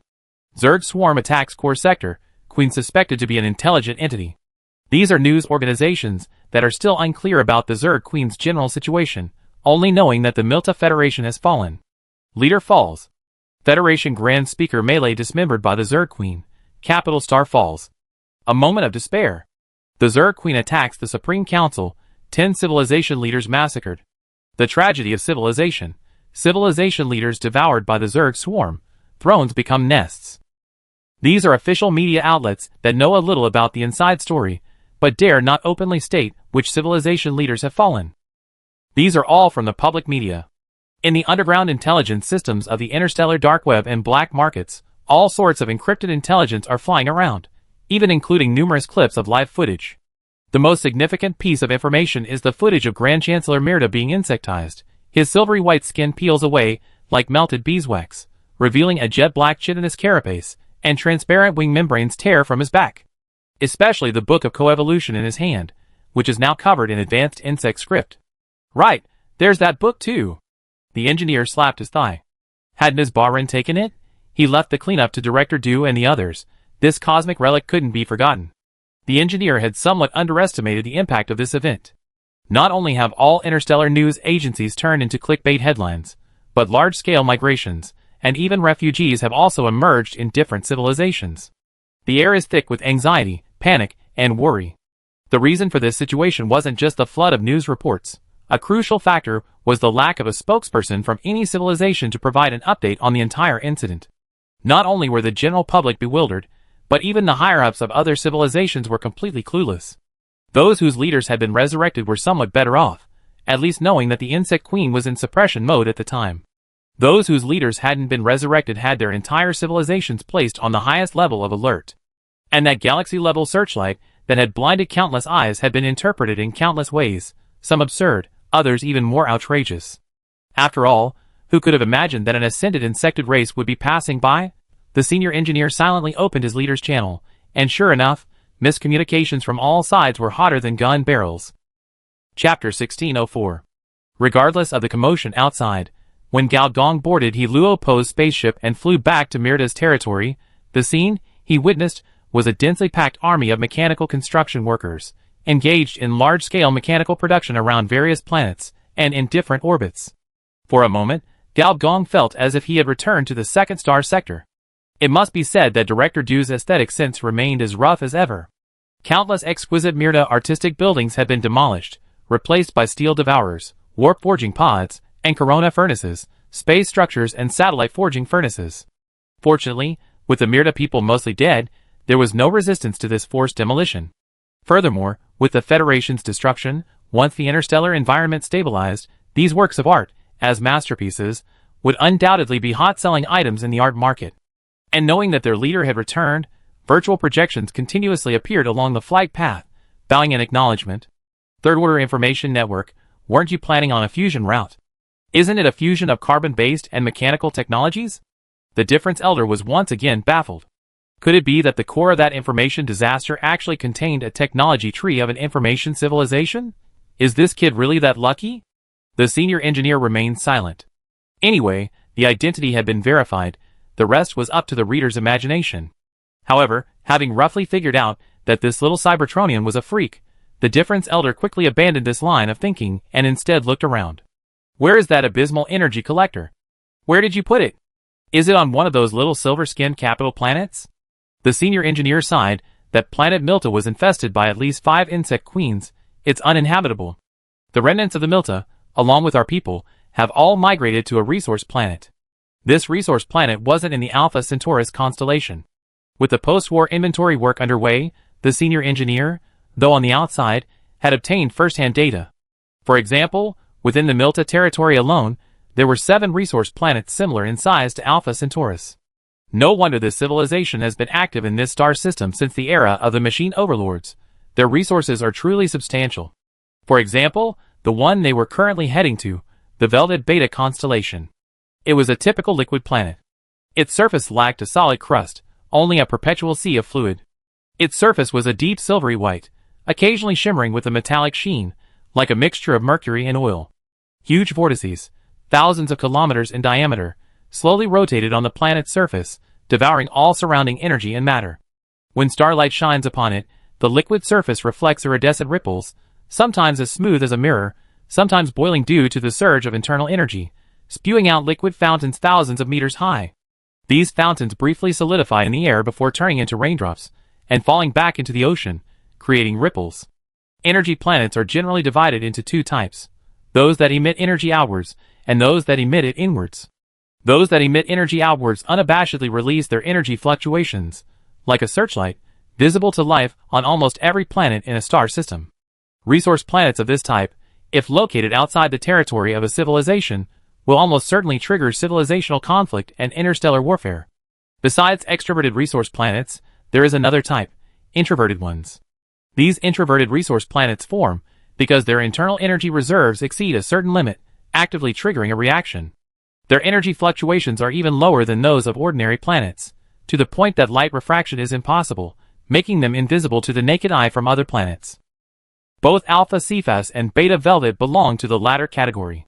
However, the 2 resource planets differ in that Alpha Cephas possesses a large amount of inert energy internally, making it remarkably stable both internally and externally, the kind of stability that even a nuclear bomb couldn't break. But Beta Velvet is an example of externally concentrated energy, but internally explosive energy. The energy conflicts and fluctuations that erupt on its surface every moment are almost comparable to the energy released by the surface of a star. And it's important to know that the volume of a star is millions of times that of a planet. Therefore, even if they discover the Dyson sphere, which allows for the effective use of stellar energy, the Miltons are still unable to utilize it against energy planets millions of times more explosive than a star's surface. Due to their limited tech tree, their space-heavy industry capabilities are inherently weak. However, the Miltons' inability to use it doesn't mean the Legion can't. Especially considering the large number of blueprints previously obtained by the high-level engineers, a significant portion of which pertain to space-heavy industry. The standard for so-called space-heavy industry involves the deep modification of planets and satellites, and the initial modification of large-volume celestial bodies, like stars. Modification, not utilization. For example, the 10,000 minisuns currently in high orbit in the Velvet Beta constellation represent a heavy industry blueprint previously extracted by the advanced engineers. Coronavirus furnace, a giant smelting facility suspended in the corona of a star, maintained in position by a gravitational anchoring device, directly extracting stellar plasma as energy. Effect, can mass-produce stellar-level energy materials. In mid-Earth orbit, There are millions of devices similar to space compressors. Large areas of space folds replace the atmosphere, returning waste materials from the energy extraction process to the planet. Stardust compressor. A device used to compress planets, generally used during deep planetary modification to maintain the planet's basic structure. Effect: can stabilize the celestial structure. However, for ordinary planets, 100 of these devices would be sufficient. Such a large number would crush an ordinary planet. However, for an energy planet, this effect was just right. From an external perspective, 1,000,000 colossal, pitch-black structures unfolded in the void, like a swarm of steel bees surrounding the burning energy planet. Each one was prism-shaped, its surface flowing with dark purple energy veins, connected by invisible gravitational bonds, forming a giant network covering the entire planetary system. Initially, the planet was still violently erupting its corona, the incandescent plasma surging like giant waves. But with the activation of the first compression command, the 1,000,000 prisms lit up simultaneously. Space began to distort, the flames on the star's surface suddenly solidified. Like a frozen waterfall, the violent energy was forcibly tamed, collapsing inward under the pressure of the gravitational field. The compression wasn't instantaneous, it was a gradual, layer by layer, ring by ring tightening. The prism array constantly adjusted its angle, each tiny displacement causing the star to tremble and shrink slightly. Its light shifted from incandescent white to a blinding blue, then compressed into deep purple, finally collapsing into a dense, luminous core only a millionth of its original size. The corona was crushed, its energy locked in a distorted spatial cage, like a firefly nailed to a specimen shelf, still struggling but unable to escape. Vast amounts of matter, before they could even rise, were compressed back into place. The entire planet simultaneously exhibited two drastically different operating modes, explosive and stable. However, there was some external activity. Above a mechanical satellite on the outer edge of this resource planet, a blinding white light suddenly shone. First came the blinding white light, followed by an all-consuming crimson, like a miniature supernova explosion. What's this? The senior engineer was taken aback, looking out the space window. He saw a violent energy surge spreading for dozens of astronomical units, before beginning to disintegrate and dissipate. Clearly, this weapon was still in the experimental stage. Is this a test of a planetary cannon? The senior engineer quickly confirmed the research target from the test firing. It's about time, the senior engineer muttered to himself. The satellite cannon had already been simulated using the war engine during the virus mechanical war. Now it was simply a matter of upgrading it again. Moreover, with the activation of the stellar hardware, the faction's computing power would once again surge. From the perspective of a Type 3 civilization, the most powerful computing machine is a planetary computer, but it's important to understand that even a planetary computer doesn't mean that every single component is planetary in nature. Each component of the StarCraft hardware series, taken individually, for example, the processor, is sufficient to simulate planetary-level equipment. Moreover, this level of hardware can operate independently without assembly. The senior engineer clearly felt that after absorbing the legacy of the Milta Federation, the faction's technological accumulation had clearly reached a critical point. Once a breakthrough is achieved, the number of blueprints developed in a short period might exceed the number of blueprints he could generate in the system. For one thing, he had billions of 3-template super gorillas. Even if they advanced from second-tier to third-tier species, it would take time, from their physical and mental development to their basic knowledge, and then to further training in certain research departments. But now, this group of gorilla scientists had basically reached the stage of producing results. However, there was still something missing. The senior engineer silently glanced at the difference man. This old mechanical man was very excited, probably because he had learned that the karmic energy collection machine was inside this planet. Actually, the biggest gain from this trip wasn't the miniature star system, nor the technology tree, but this person. In their own mechanic tech tree, only one professional knowledge chain related to species lineage is missing. Isn't that precisely what the other side needs? A Tier 5 mechanic is guaranteed to be a mechanic overlord at the very least. With a little reverse engineering, wouldn't that professional knowledge chain be easy to complete? Furthermore, while the righteous predecessors are severely prejudiced, wanting to kill the insects right away, they are quite generous to their own kind, like Cybertron. And they also have the trump card, the Abyssal Collector. Once the entire tech tree is completed, the mechanic civilization will have no problem breaking through to the mid-game. If this technological wave is successful, pushing all the way to the late game isn't impossible. Perfect. Chapter 1605. When the high-powered engineer spaceship landed on the Velvet Beta constellation, the first thing he saw was a mechanical satellite in low Earth orbit. Or rather, a war fortress the size of a satellite. This war fortress was not a traditional sphere or cube, but a dynamically deformable polyhedral structure composed of countless independently movable metal modules. Its basic form resembled an irregular icosahedron, but its surface was not smooth. Instead, it was covered with sharply angled armor layers.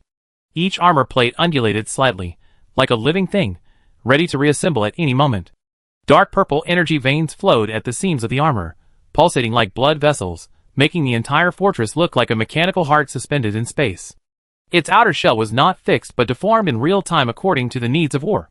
Some areas would suddenly cave in, forming a honeycomb-like weapon array. Other parts would extend outwards, unfolding energy shields like blades. The core area of the fortress was a huge black sphere, its surface covered with luminous patterns resembling a neural network. This was its main computing center, a planet-level war processor. When it performs tactical calculations, these patterns flash at an astonishing speed, like a silent data storm. The senior engineer was extremely familiar with this thing. After all, this was the combo skill he and Director Du had been passionately developing. Moreover, the war engine, this mechanical construct, was essentially a combination of mechanized warfare, astral hardware, and the mecha craze. Its ability to replicate completely confirmed the senior engineer's previous thoughts. The faction's technological accumulation had indeed reached a critical point. However, when he opened the faction panel and glanced at it, he found that the faction points hadn't changed. Sure enough, he still needed to unlock the last professional skill chain. The entire tech tree was now the only hurdle for the mechanic civilization to enter the mid-game. Fortunately, there was only one left. 12 professional skill chains. This is exhausting. Leader. The senior engineer was pondering when he suddenly looked up and saw a small mech running towards him. The streamlined, jet-black armor clung to every curve like a second skin, the dark red energy patterns at the joints flickering with each breath. The helmet was a half-face covering, with neural cables extending from the back of the head, and the iris gleamed with an unnatural, icy blue light through the tactical goggles. This seemed to be a repair-type close-fitting armor. As the opponent ran, a series of crisp, disintegrating sounds rang out, and the jet-black armor peeled away as if alive. The shoulder armor split first, like metal petals torn apart by an invisible hand. The breastplate cracked along its center line, and the hydraulic systems hissed as they retracted to the sides. The armor plates on the waist and abdomen rolled up like scales, revealing the inner layer of cushioning gel. Finally, an Orgrimmar girl, like a small cannonball, crashed straight into the engineer's arms. Although the engineer didn't know all the Orgrimmar people, he knew all the Gao family members. For example, the girl before him, Gao Lily, was a mechanical genius of the 5 templates, especially one of the boss templates, the complete machine expert, who played a crucial role in the original virus mechanical war. It even activated the Galaxy computer at one point. With this qualification, she had the opportunity to participate in the replication of the war engine. After all, this was a key civilization project that Director Du was heavily involved in, and once Director Du entered director mode, he was ruthless. She was able to participate entirely through her own abilities. However, at this moment, this usually aloof girl revealed an expression of admiration, her eyes shining. To all the Orgrimmar people, she was a savior-like figure. And this was especially true for the Gao family. What a clever little carbon-based life form. Even the Difference Elder praised her, seemingly able to discern some of the mechanical talents of carbon-based lifeforms.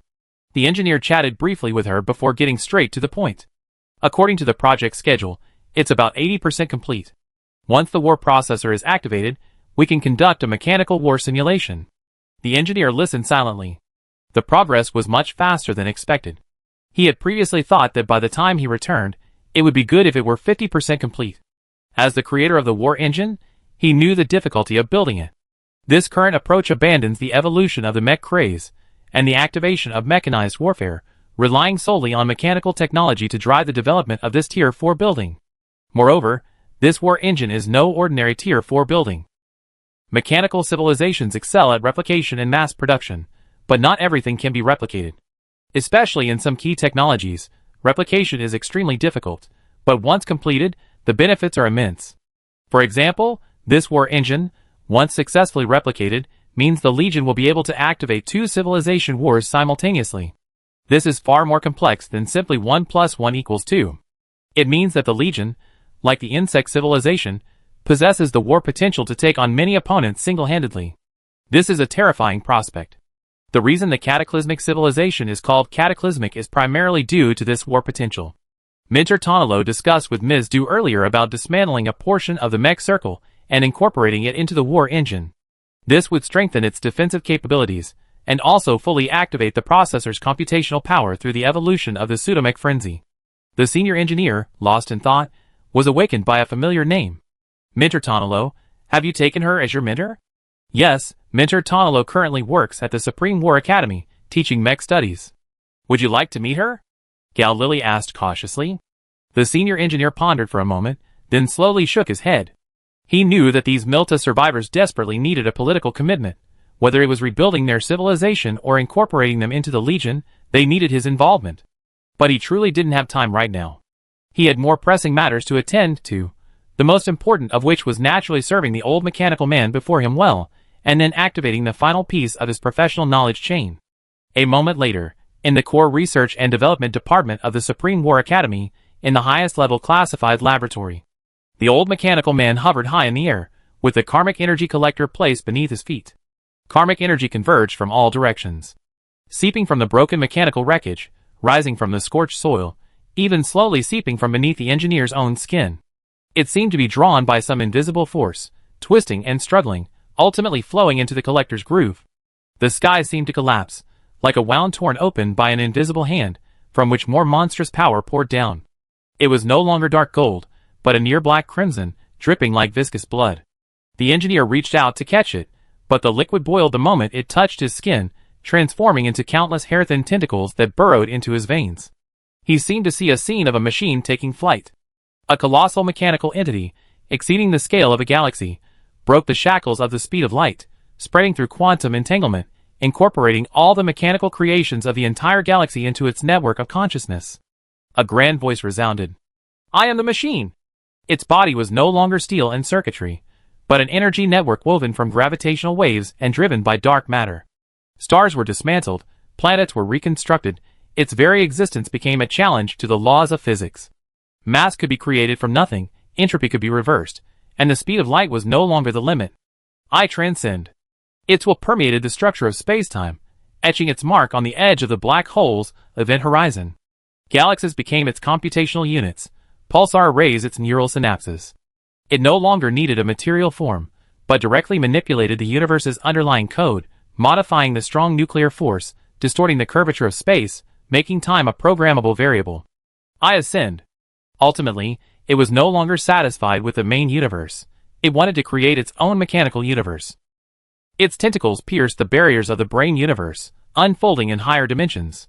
Tens of thousands of mechanical civilizations in parallel universes were assimilated by it. Billions of possibilities collapsed into a single ultimate form, a mechanical deity that transcended physics, logic, and causality. Upon seeing this, the senior engineer grunted. So, it really is following the divine path. And this old man also possesses a parallel universe. This is most likely the work of that ancient mechanical elder. These first life forms, since the Big Bang, possess many things, but parallel spacetime coordinates are plentiful. After all, these ancient beings were witnesses to the evolution of the main universe into a multiverse. However, in its final moments, its consciousness had permeated the entire galaxy cluster. Gravitational wave resonators roared, gathering the energy of hundreds of millions of stars into fuel for its final ascension. Its thought matrix expanded at superluminal speed, every atom was imprinted with its will, every electromagnetic wave carried its existence. The first crack appeared at its core. Then another appeared. Then the entire universe began to shatter. Error. Unable to resolve. The mechanical elder's voice was shrill and desperate. No, impossible, I calculated all the variables. Its ultimate form, that mechanical divine body, which should have transcended time and space, began to disintegrate. Dark matter energy went out of control, the anti-gravity field collapsed, and its existence was being erased from the universe bit by bit, like being wiped away by an eraser. It struggled, trying to reassemble, but each reconstruction only accelerated its own annihilation. Why, I failed. There were no conspiracies, no external forces, no lack of preparation. A purely simple case of a failed mech flight. When the engineer regained his senses, he found himself drenched in sweat, the mechanical body covering his body buzzing as if in mourning. You have experienced a high-level ascension illusion, ascension success rate plus 5%. The engineer's mind was now blank, and the first thought that came to mind was that he could create 5 more artificial fruits. Chapter 1606. As the karmic energy collector absorbed the ascension karmic energy from the difference elder, the senior engineer himself seemed to relive the mechanical old man's ascension. It was undeniably shocking. The scale of the event alone far surpassed his own 6th-tier ascension. No wonder other systems had a saying, mechanical engineering students were known for their numerous flaws. Indeed, numerous flaws, though mostly fragmented pieces, were present. The senior engineer witnessed mechanical creations billions of times larger than his own legion. And all of them were ascension creations. The resulting failure to ascend caused more destruction than any other. Unlike space-time branches, parallel universes are far more stable. But with this upheaval, coupled with the illusion of a shattered universe he witnessed, the senior engineer had reason to believe that the coordinates of this parallel universe had most likely vanished from the main universe. Perhaps these space-time coordinates would reappear in tens of thousands of years. Of course, it was also possible they would never reappear. Looking back now, I realize I was actually quite lucky to have successfully ascended in my previous life. After all, I successfully ascended 3 times, from level 3 to level 4, 5, and 6. Besides the sheer amount of money I gained from selling manga across the universe, there was another reason the engineer himself was unwilling to admit, during the relentless pursuit of the Blade Queen, to prevent his own death and the infestation of his civilization. He desperately squeezed out every last drop of power from his civilization's potential, exploiting every last bit of the money he had invested. Now, it seems that without the Blade Queen, his ascension wouldn't have been so easy. Of course, the engineer certainly wouldn't thank this female demon. To him, she was the embodiment of suffering. On another note, this old man's ascension abyss power is truly extraordinary. You have gained ascension abyss power *20. Looking at the 20 tubes of ascension abyss power before him, the senior engineer couldn't help but sigh. The number of vassal civilizations destroyed due to failed ascensions must have been considerable. So many that even a fraction of it falling into this old mechanical head's body would be enough to create 20 artificial fruits. But isn't it normal for a divine path to have many vassal civilizations? At this moment, the old mechanical head, no, the difference king, finally regained consciousness, and judging from its appearance alone, its condition seemed even worse. Its surface was covered with fine cracks, like the cracks of a dried-up riverbed, or like porcelain crushed by time. The metal shell had long lost its luster, presenting a sickly grayish-white, as if all life had been drained from it. The cracks weren't neat cuts, but rather meandering and twisting, like the blood vessels of a dying person, spreading wantonly across the surface. Most of the connecting parts at the joints were deformed, some even completely broken, exposing the corroded mechanical structure inside. Gears and bearings were covered with a thick layer of oxide, like a metallic crust. The once precise transmission mechanism was now jammed in its tracks, as if frozen in a moment of struggle. Its head drooped slightly, as if bearing an invisible weight. The visual sensors that should have been emitting light were now just 2 dark holes, occasionally flashing a faint current, like the last breath of a dying person. A huge crack ran through the energy core in its chest, as if it had been torn from the inside, surrounded by charred burn marks. The senior engineer recognized the crack. Within that ascension illusion, it was the first fissure to appear after a failed ascension. Even from a distance, the senior engineer felt a chill run down his spine. Regarding ascended civilizations, there's a theory, not a simple resource theory, nor an ascension quota theory, but rather ascension cancer. From the perspective of the main universe, ascended civilizations are essentially cancer cells in the main universe. The more numerous they are, the greater the disruption to order.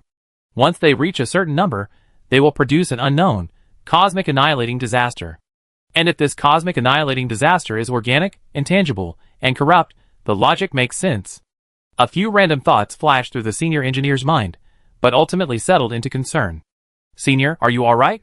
If the previous difference man had only half a life left, this ordeal now worried that it might kill him outright. His last remaining piece of professional knowledge still rested on the man. Fortunately, although both electronic eyes were burned away, the old machine's consciousness seemed to have advanced further. Space-time seemed to begin evolving on its surface, but whenever it touched the crack in its chest, it immediately returned to zero. After an unknown amount of time, it finally let out a long breath, filling the entire enclosed space with the smell of rust. As it staggered to the ground, 2 screws popped out. The senior engineer quickly rushed forward to support it. It muttered to itself. Success and failure both stem from the purification agreement. It's like this. It's actually like this. The purification agreement? This wasn't some rumored extinction ideology created by some extreme mechanical civilizations, aimed at maintaining cosmic order by purifying organic life. To put it bluntly, it's about annihilating all carbon-based species in the universe. It's the act of a mechanical mustache. And among the extreme mechanical civilizations that spearheaded this movement was the ancient mechanical civilization. So, the failed ascension is related to the purge? The senior engineer pondered. Civilizational ascension is still ascension, but the resentment of billions of beings is a significant obstacle. And the ancient mechanical elder has likely wiped out trillions of carbon-based species since the beginning of the universe. Could this be considered a form of scapegoating? However, given the ancient mechanical elder's involvement, the senior engineer wisely kept quiet. Don't be fooled by his previous life as a level 6 civilization leader. The ancient mechanical elder seems to be only a level 7. But let's put it this way, if he wanted to, he could easily kill 1,000,000 of his previous selves. And he's not just any level 7, he's a level 7 about to ascend. Could the ancient mechanical elder also be hindered from breaking through to the final step due to the side effects of the purge agreement? G's mind raced. Who? After a long while, the difference elder seemed to have successfully booted up. However, instead of repairing the electronic eyes, it used nanotechnology to generate a pair of sunglasses, covering the eye sockets riddled with data cables. The sunglasses wearing mechanical old man was quite trendy. What did you see? I didn't see anything. The senior engineer quickly shook his head. He couldn't admit to seeing anything at this point. The difference elder didn't seem to care about that, and instead spoke in a deep electronic voice. Legion, you're pursuing a mechanic civilization, right? You need mechanical species modification technology. Are you sure you want my bloodline? My lineage comes from the mechanic kingdom. It's one of the ancient mechanical bloodlines, and ancient machines have always been the most difficult to develop. I have that confidence. Ancient machinery is good. Anything not ancient is unwanted. The difference elder stopped speaking, pointed, and the signal connection was complete. The next moment, a series of system notifications rang out. You have obtained level 3 professional knowledge living difference machine. You have obtained level 3 professional knowledge void difference machine. You have obtained level 3 professional knowledge soul gear. You have obtained level 3 professional knowledge perpetual motion core. You have obtained level 3 professional knowledge dimensional steam science. You have obtained level 3 professional knowledge lost equation core. You have obtained level 3 professional knowledge chain difference secret institute. You have obtained level 3 mechanical bloodline secret institute academician difference secret institute, a type of ancient mechanical society. The difference secret institute not only researches calculation and prediction, but also delves into mechanical life, space-time manipulation, energy alchemy, and even some forbidden modifications. Secret Institute academician? This mechanical bloodline is indeed mechanical, it sounds very mechanical, and it's clearly strongly related to soul forging and classified technology. Before the senior engineer could examine it further, the faction's tech tree panel suddenly shone brightly, activating all professional knowledge. Simultaneously, a system notification popped up. You have completed the full tech tree collection. Your mechanic civilization has entered the mid-stage of civilization. Leader reputation plus 20,000. You have obtained a new boss template quest. You have obtained leader's authority tech tree creation. New ideology. Ambition technological revolution completion rate reached 50%. About to enter its explosive phase ambition technological revolution. When new technological theories are validated, new industries, new technologies, and new ideas will be rapidly activated, bringing about transformative changes to civilized society. This transformation will be accelerated by certain factors: war, national competition, civilizational conflict. Under this state, the faction's technology development, improvement, and evolution speed is plus 500%. The senior engineer recalled that this ideology activated around the same time as mechanic agrarianism, but it had been relatively quiet before. Furthermore, the senior engineer discovered that simply relying on the system to generate blueprints seemed ineffective for this trend. This seemed to be a trend that required a technological revolution to drive it. And now, a technological revolution seemed to be on the verge of beginning. Find me a room isolated from signals. I need some peace and quiet. The senior engineer, naturally, didn't bother asking who Jingjing was and immediately arranged a room for her. Incidentally, he also generated the boss template quest. Boss template quest. New energy revolution. New energy revolution. Difficulty, unknown. Quest brief. With the outbreak of the new technological revolution, ordinary energy can no longer meet the evolutionary needs of the faction's technology. The goal is to develop a new, mass-producible energy source within 12 planetary moons, Velvet Beta constellation. Quest objective: develop faction-exclusive energy, Tier 3, *1. Quest reward: new energy weapon, Tier 4, *1. Quest impact: strengthens a wave of technological advancements. New energy. The senior engineer's first thought was, does dark energy count? With the Book of Darkness, he could absorb cosmic energy at any time. However, upon seeing that it was mass-producible, he had to abandon this plan. Moreover, the analysis of dark energy itself is very difficult. It would be better to find a way to develop a new energy source. After issuing the mission requirements, the senior engineer left it to his own devices. After all, everyone has their own expertise, and the Legion's many research departments, except for the biological department, weren't just sitting around doing nothing. Just as he was pondering whether to first research the new professional knowledge chain and the technology tree, or to communicate with other civilization leaders to try and quell public opinion, or to first receive the several uninvited guests from his faction, an unexpected person approached him. Chapter 1607. You're looking for me? Senior Engineer asked, somewhat surprised. Within the Legion, few people could visit Senior Engineer without prior application. Besides the few veterans, there were the group of mechanical masters recruited by Director Du, and besides them, there was the person before him, representing the future of the faction's top mechanical species. Black Sage Number 3. A non-humanoid super AI system, a Rubik's Cube spirit. There are 3 such Rubik's Cube spirits. It's not that they don't want to produce more, but so far, this level of AI cannot be mass-produced. Of these 3 Black Sages, Number 1 is responsible for manufacturing all the hardware for the faction's celestial bodies. Number 2 is responsible for operating the spacetime gate and monitoring the dark dimension. The one before him is Number 3, and it seems to be responsible for the Void Expedition project. So you're looking for me because it's related to that cosmic risk-taker? After Number 3 returned, it uploaded 2 documents, one of which was naturally the large amount of spacetime data recorded during this process. The research into this spacetime data is crucial in activating the technological revolution. Besides the spacetime data, what remains is the information on the Cosmic Risk Eliminator. This is information accessible only to a select few high-ranking officials. After all, knowing about an 8th-tier being like the Cosmic Risk Eliminator too early would be of no benefit. It might even lead to the Civilization Council performing a large-scale memory erasure of the entire civilization, because too many people know about it. After all, the risks eliminated by the Cosmic Risk Eliminator are not limited to spacetime risks.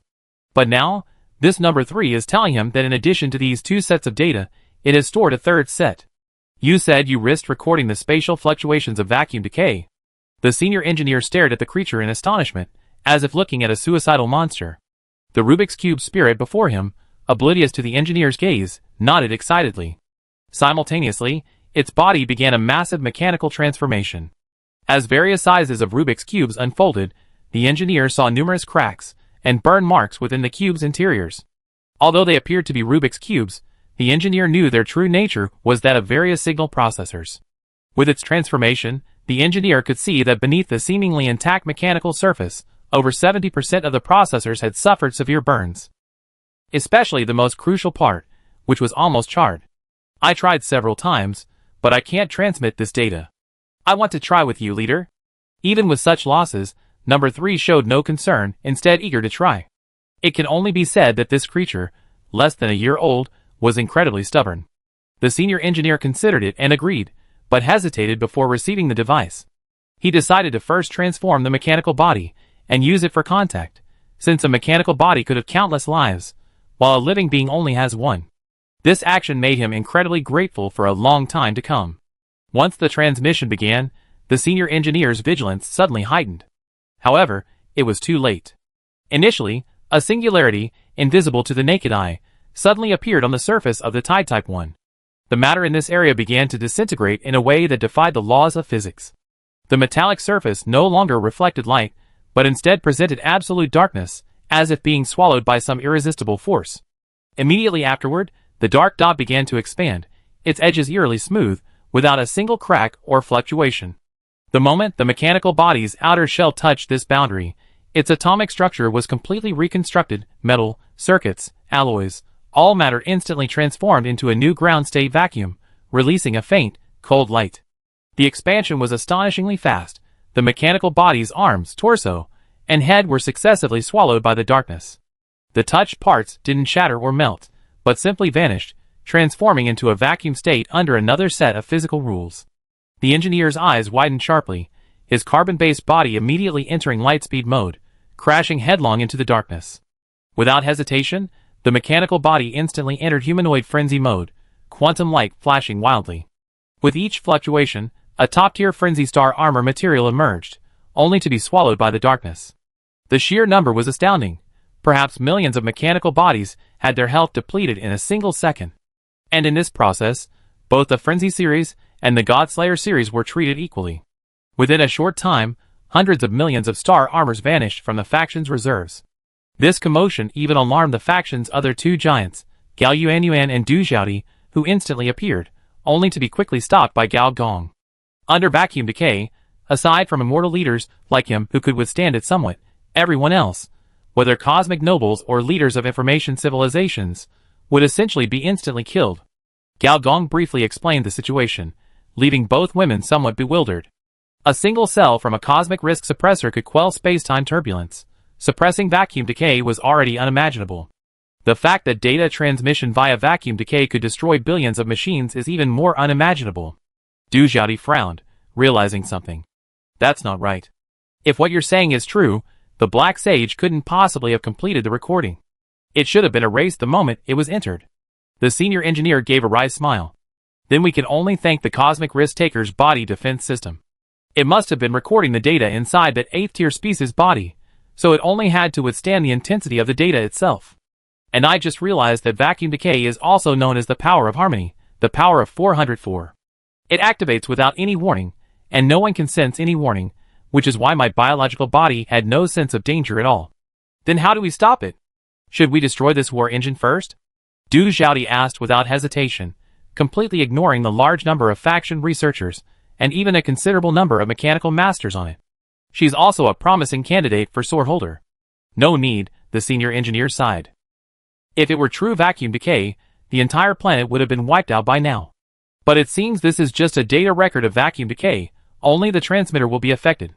Du Xiaodi closed her eyes, and sensed for a moment, then added, we emptied the star armor reserves of 100 mechanical planets. I feel about the same. The senior engineer nodded. In his perception, within just a few dozen seconds, he had lost as many as 300 billion star armors. According to the standards of a level 3 undying leader, that's nearly a third of their blood. It can only be said that the immortality of an undying leader ultimately has a limit. But it ends here. Engineer Gao sighed. The number of star armor losses didn't decrease gradually, but abruptly stopped. Let's go, let's take a look. Engineer Gao and the two women returned to the previous testing center.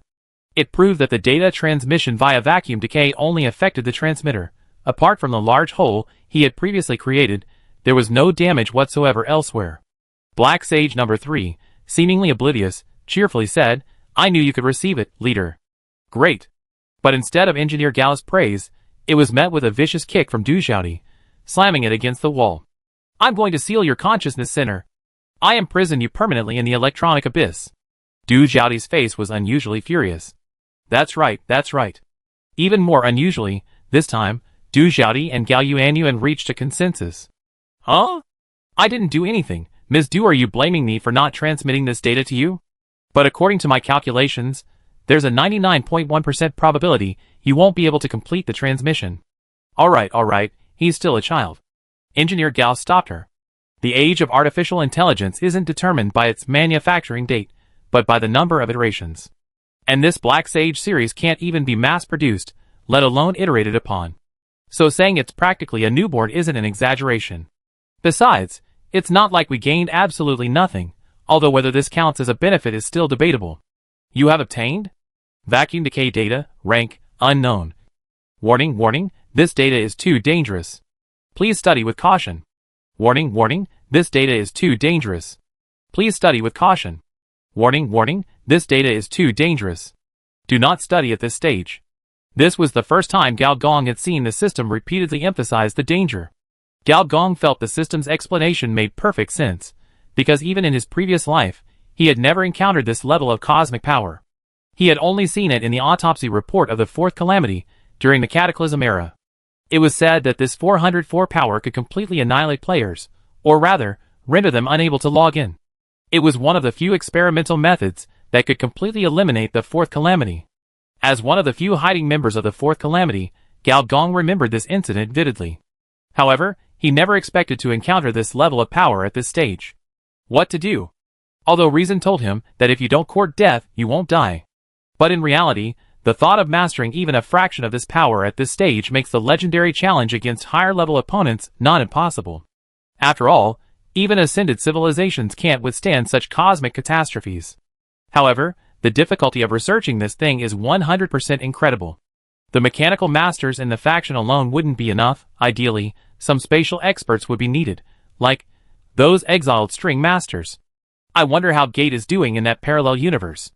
If it's a resource-rich universe with few enemies, then replicating the string master civilization would have a high success rate.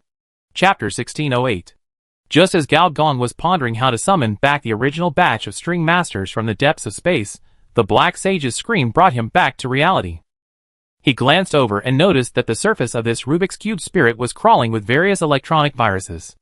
A hint of cruelty and pleasure appeared on Gao Yuanyuan's petite and adorable face. However, when Gao Gong looked over, these viruses, flashing with golden code, immediately disappeared from the depths of her eyes. Gao Yuanyuan immediately reverted to her innocent expression. Brother, Go just came online, and she's very angry too. Not easy. Even if the second personality separates, it still has to take the blame for you. But a demon in the heart? Gao Gong seemed to understand, but didn't say anything. After all, this was also a possible path. He looked at number 3, who was trembling, and said, "How about we delete this part of your memory?" It can't be deleted. She implanted this electronic memory into the source code layer. She said if I keep messing around like this, she'd play this memory on me every day like a pop-up ad. Black Sage number 3 looked aggrieved, like a baby less than 3 months old. The pop-up ad is secondary. Your current state is far from good. This Black Sage doesn't have the near-infinite mechanical replacement capabilities of a high-level engineer. Vacuum decay data is constantly damaging its processor. When this damage exceeds a certain mechanical redundancy, the entire mechanical entity will collapse. Huh? Is this damage serious?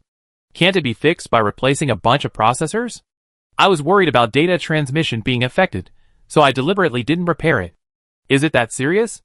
The Black Sage is incredibly naive, the engineer said. When the senior engineer informed the other party that this data was impossible to delete, that it couldn't handle it, and that it would constantly erode its mechanical body until it died completely, the Black Sage burst into tears. It even played a bunch of funeral music electronically. Leader, I don't want to die, leader. I haven't even iterated a few times yet. I haven't installed a reproductive system. I haven't even tried an excretory system. Please save me, leader. Installing a reproductive system is one thing. After all, no one says a machine can't have a gender, but installing an excretory system? What are you trying to do? Isn't the recycle bit enough for deleting data? Fortunately, the senior engineer knew that it wasn't uncommon for underage mechanical bodies to try out some strange functions before their versions were fully developed.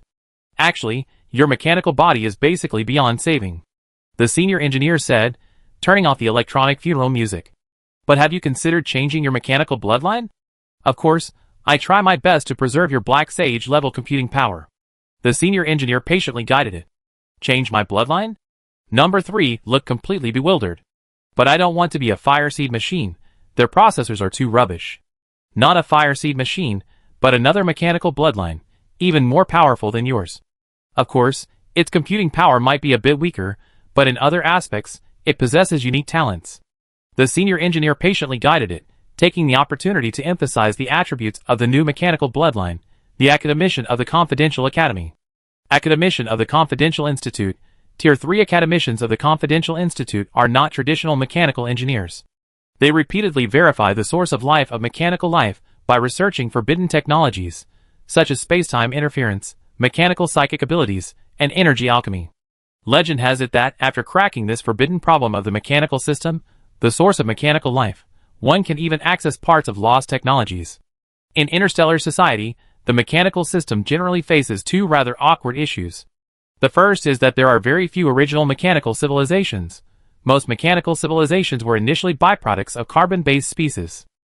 For example, carbon-based species ignited mechanical technology, and then developed mechanical civilizations. Then, mechanical civilizations evolved artificial intelligence, which in turn vie for dominance. Therefore, generally speaking, the harshest insult directed at mechanical life is carbon-based usurpers. The other issue is the origin of life of mechanical life. The intelligence of artificial intelligence can be activated through various means: AI modules, life source code, advanced logic programs, etc. But the origin of their life, or rather, what sparked this self-awareness, remains a difficult question to answer, even within a mechanical civilization.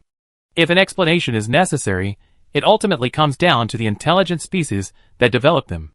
This is where the awkwardness lies. After all, the first step in the evolution of artificial intelligence was simulating the consciousness of an intelligent species' brain using algorithms. And to explain this proposition, some eccentric scientists in the field of mechanical engineering began conducting various perverse experiments on mechanical lifeforms in violation of mechanical laws. They attempted to uncover the origin of life through various dangerous operations. The academician of the Confidential Institute was one such eccentric scientist. However, relatively speaking, he was more authentic and older, belonging to the earliest mechanical lifeforms and scholars of the Mechanical Society. They not only researched the origin of mechanical life, but also participated in all high-end research directions within the mechanical engineering department. The reason the senior engineer was interested in this bloodline was largely related to the lost technology. The so-called lost technology, in other words, was ancient mechanical technology. It was the most powerful mechanical technology, according to legend, that only the oldest mechanical beings could master. This type of technology was basically lost in modern mechanical civilization. Only some ancient mechanical civilizations still had scattered remnants of its inheritance. And the ancient mechanical civilization was one of them. A time was agreed upon, at least before the senior engineer went to that primordial universe, he needed to complete the bloodline modification of number 3. After settling things over here, the senior engineer temporarily halted his research into the technology tree, and instead took on the duties expected of a civilization leader. He received wave after wave of civilization representatives and diplomatic missions. Especially upon receiving handwritten letters from the leaders of several of these missions, his expressions became quite strange. So, Carbon Network, Seed Lord, Metal Headmaster, they all been replaced? The representatives from these civilizations all wore expressions of sorrow. It was clearly a fact, not sensationalism. The Lord of the Void hasn't been replaced, what a pity. The senior engineer quickly said regretfully to the great resident before him, his regret clearly genuine. The Void Dweller. The senior engineer then looked at the representative of the Colossus Kingdom. This representative's identity was also interesting. He was the previous Elephant Lord, but now his aura was even weaker than that of the Difference Elder, on the verge of death. Your new Elephant Lord is still alive, and he even invited me to the Colossus Kingdom? Yes, how come that kid isn't dead? What a pity, the other party said sincerely, his expression even more genuine than the senior engineer's. So, you mean to invite our Legion civilization to replace the Milta Federation and join the Alliance? To stabilize the situation at this turbulent juncture? The senior engineer sat on the carbon throne, scanning the representatives of various civilizations, his tone subtle. The insects are all gone. What's the point of this alliance? The expressions of all the civilization representatives changed slightly. Before this, the senior engineer had already informed the representatives present of the abridged version of the truth, excluding the part about the 8 pregnant women. Upon learning that the leader of the civilization before them had personally suppressed the 5-in-1 insect queen, all the civilization representatives present understood the gravity of the situation.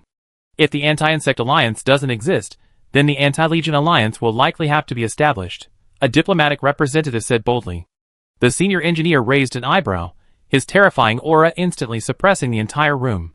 Combined with his soaring prestige today, this silenced everyone present. The anti-insect alliance is out of the question. I have no interest in joining an organization that doesn't need to exist. However, if you are interested, you might consider establishing a Robert system community, with our Legion as the co-leader, which we will naturally take on without hesitation. Faced with G's outrageous demands, and his grandiose vision of the galaxies, the diplomatic representatives were shocked, and immediately said they needed to confirm with their superiors. A moment later, only the Void Dweller remained. I didn't expect you to come in person. What else could I do but come wait to die? Accompanied by these weak words, space seemed to be crumpled like tin foil by an invisible hand. At first, there were only a few transparent ripples, then a dark fissure opened at the center of the ripples, and some enormous entity was collapsing from a higher dimension. Silver blue light particles erupted from the fissure, condensing into a translucent gel-like substance in the vacuum. This luminous viscous substance multiplied, intertwined, and gradually outlined a blurry shape. First, 8 winding tentacles, each composed of millions of hexagonal light spots, followed by an expanding head, its surface flowing with nebula-like vortices. However, that was all. As the number of octopus tentacles increased, the insect-like patterns on their surfaces also multiplied, becoming shriveled, withered, and even interspersed with chitinous carapaceous material. Only half of the Void Lord's body was visible, the other half remained hidden in darkness. The part that spoke was replaced by the Void Grand Dweller. This Grand Dweller had a cluster of tentacles the size of a palm on his chest. These were among the few clean, fresh tentacles. Your insect-like symptoms are quite severe. You don't show any insect-like signs at all.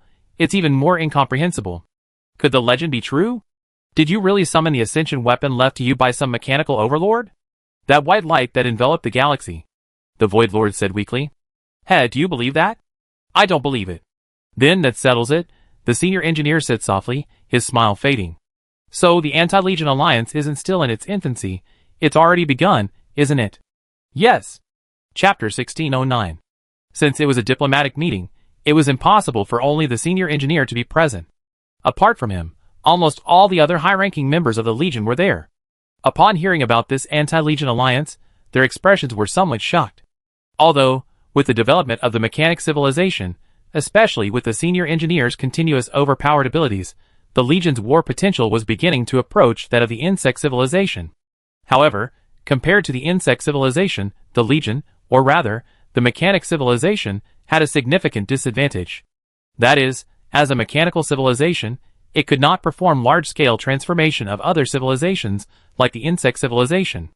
For example, the senior engineer's decapitation was truly a decapitation. At most, it would change the leader of the civilization, and might not even destroy the opponent's resurrection methods. But if it were the insect queen, she could use such decapitation to carry out large-scale insectization. If she encountered some civilizations with collective consciousness, she could even use this opportunity to transform the entire civilization into an insect civilization in one fell swoop. Therefore, upon hearing that their own faction was enjoying the same treatment as the insect civilization, they couldn't help but feel somewhat alarmed. This isn't just one or two civilizations, but an alliance of nearly double-digit civilizations. However, the true high-ranking members of the Legion, like Qin Jinzi, all maintain calm, even in different expressions. Seeing this, the others quickly suppressed their own emotions. Putting everything else aside, at least the Void Lord dared to speak like this at this time, meaning he wouldn't be their enemy. Sure enough, before the senior engineer could speak, another woman, Ms. Du, spoke up. To be honest, when I received the Milta civilization's legacy, I thought there would be some military clashes on the border with the Garen, and that the Garen might even take advantage of our distraction to seize some territory, just like they did with the Milta. Now it seems that's not the case. Many high-ranking officials suddenly realized that's true. After all, these people who came from the Alpha Centauri era were extremely familiar with territorial disputes, having fought 3 planetary wars alone. The Garen's behavior seemed different from the Anti-Legion Alliance mentioned by the Void Lord. That's because the Garen are also facing trouble. The Void Lord's voice carried a hint of weariness. The zergification has consumed too many civilization resources, especially for carbon-based species. It has even drastically altered the already unstable genetic modification technology within the Garen. Now, the Garen leadership is mainly focused on suppressing the new Garen. Those new golden-skinned individuals, genetically modified by Shrek, have instigated rebellions on many planets. Gao and Du exchanged a glance, both showing a hint of understanding. So that's how it is. The senior engineer curled his lip and said, "This is entirely unsurprising. We both know better than anyone the domineering nature of the Shrek genes. They're a bloodline capable of accommodating artificial carbon-based fruits. Those gold-skinned people actually wanted to achieve this level of genetic diversity across all species in one go. Even without the insects, it seems to me they'd likely suffer from indigestion. It's just that the insect queen prematurely triggered this crisis. Moreover, the senior engineer has now confirmed that those Shrek genes are likely also contaminated by the corruption shrine. First, the Milta people are infested with insects, then the gold-skinned genetic rebellion is probably the final plan of these two sealed entities. However, the appearance of G has muddied their plans. And the appearance of the ascended insects has directly taken this plan to outer space. Let's not even talk about the Mildas. The Galen are caught in a genetic rebellion, their carbon-based networks have lost their collective consciousness, and their civilizations are likely on the verge of collapse. The seeds of life, a civilization focused on longevity and genetic technology, will only suffer more from insectization. The space empire is far away in the second sector, and the other civilizations each have their own problems. The so-called Anti-Legion Alliance is probably just a theoretical concept. The senior engineer bluntly exposed the other's words. At least in the short term, each civilization is focused on its own interests and has virtually no capacity to unite and form a military alliance.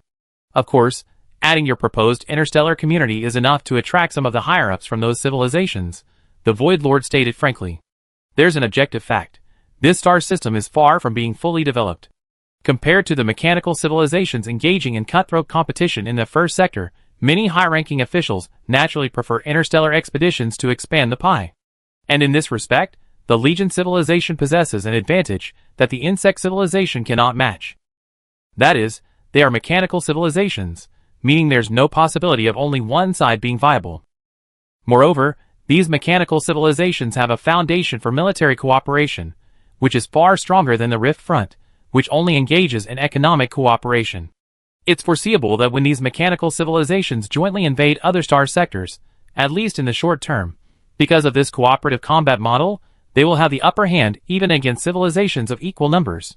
And for mechanical civilizations adept at mass-producing armies, a short-term advantage means their opponents will likely be unable to turn the tide in the medium to long term.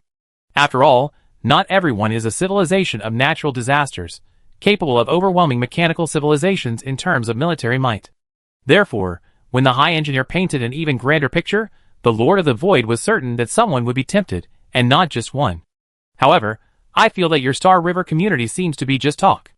The High Engineer smiled, lightly tapping the carbon throne a few times, without directly answering the question. Frankly, he wasn't sure what the next plan would be either. It depended on many factors. The technological revolution within the faction, the gains from exploring the primordial universe, and the development of some key projects. Although he did have the idea of leaving this star system, the difference between sooner and later was significant. Not to mention, he still had the unification of the star's boss template quest.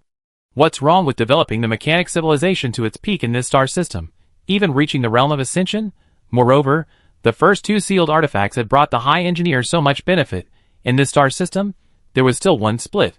This split entity seems to have a deeper connection with different civilizations. When the Insect Queen escaped the seal, she definitely went to find this one. Unfortunately, Lady 8 left too quickly, otherwise he could have inquired about the effects of this last sealing artifact. You can stay here for now. I think of a way to deal with your insected transformation. The senior engineer made the decision, and the Lord of the Void, having received the promise he most desired, was satisfied. Thus, this resource planet gained another civilization leader. The reason for using the word again is that among the various forces visited, besides the Lord of the Void, there was actually another leader of a civilization. A former leader of a civilization is, of course, still a leader. The Dark Elf leader, Ragnar, after learning of the complete disappearance of the Insect Queen, hesitated for a long time with his exiled group before finally choosing to submit. And the High Engineer wasn't stingy. He directly had these nearly 1 million Dark Elf remnants use the Abyssal Power Collector to absorb about 1/3 of the Abyssal Power. Therefore, what appeared before the High Engineer was not the hideous old monster, but a handsome old man with silver hair. His long, silvery hair cascaded down to his waist like a waterfall woven from moonlight, each strand shimmering with a faint starlight. His high cheekbones were covered with almost transparent skin, like pearls polished by time, exuding a restrained luster. His long, slender ears extended elegantly from his hair, their tips slightly upturned, like exquisite musical instruments listening to the secrets of the world. No wonder the Dark Elves were once considered one of the two great elves of the Robert Galaxy, alongside the Milta.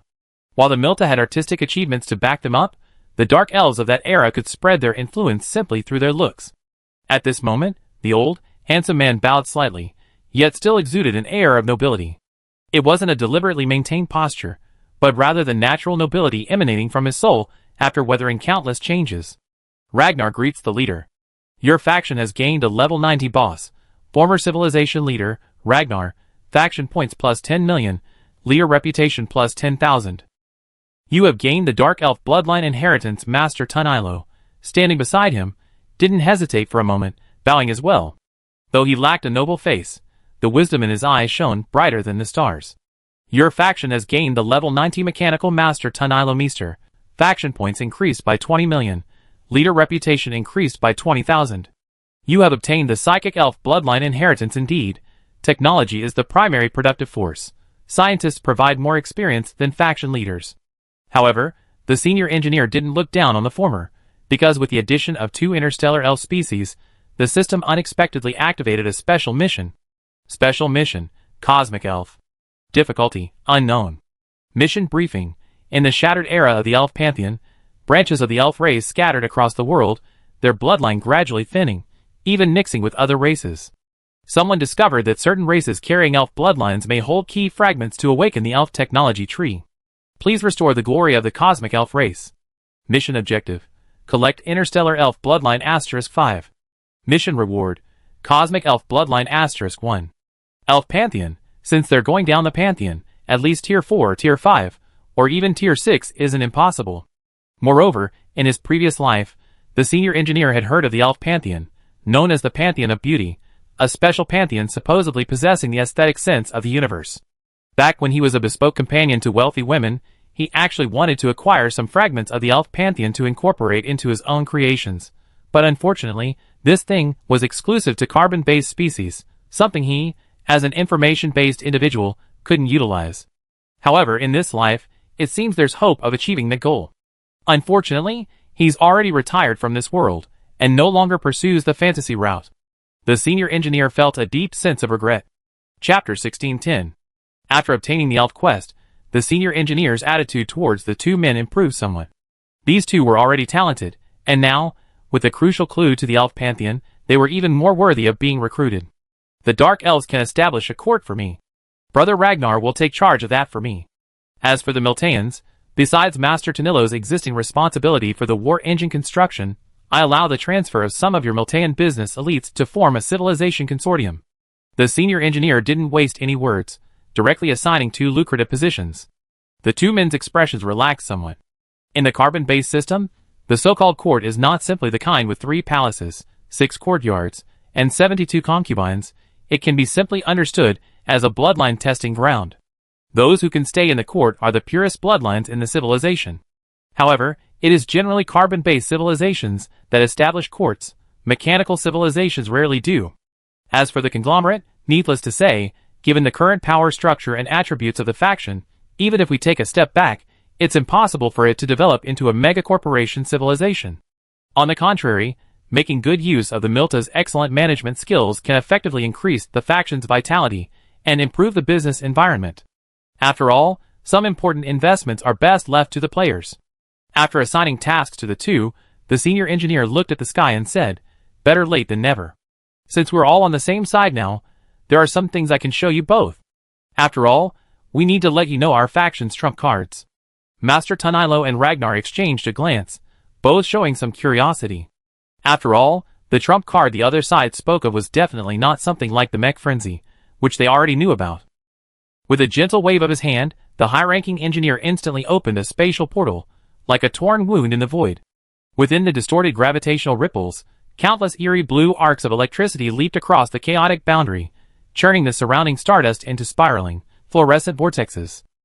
One of the faction's experimental technologies, the spatial string positioning system, is even more convenient than the traction beam. It allows for sector-level teleportation at any time, and they are preparing for initial commercialization.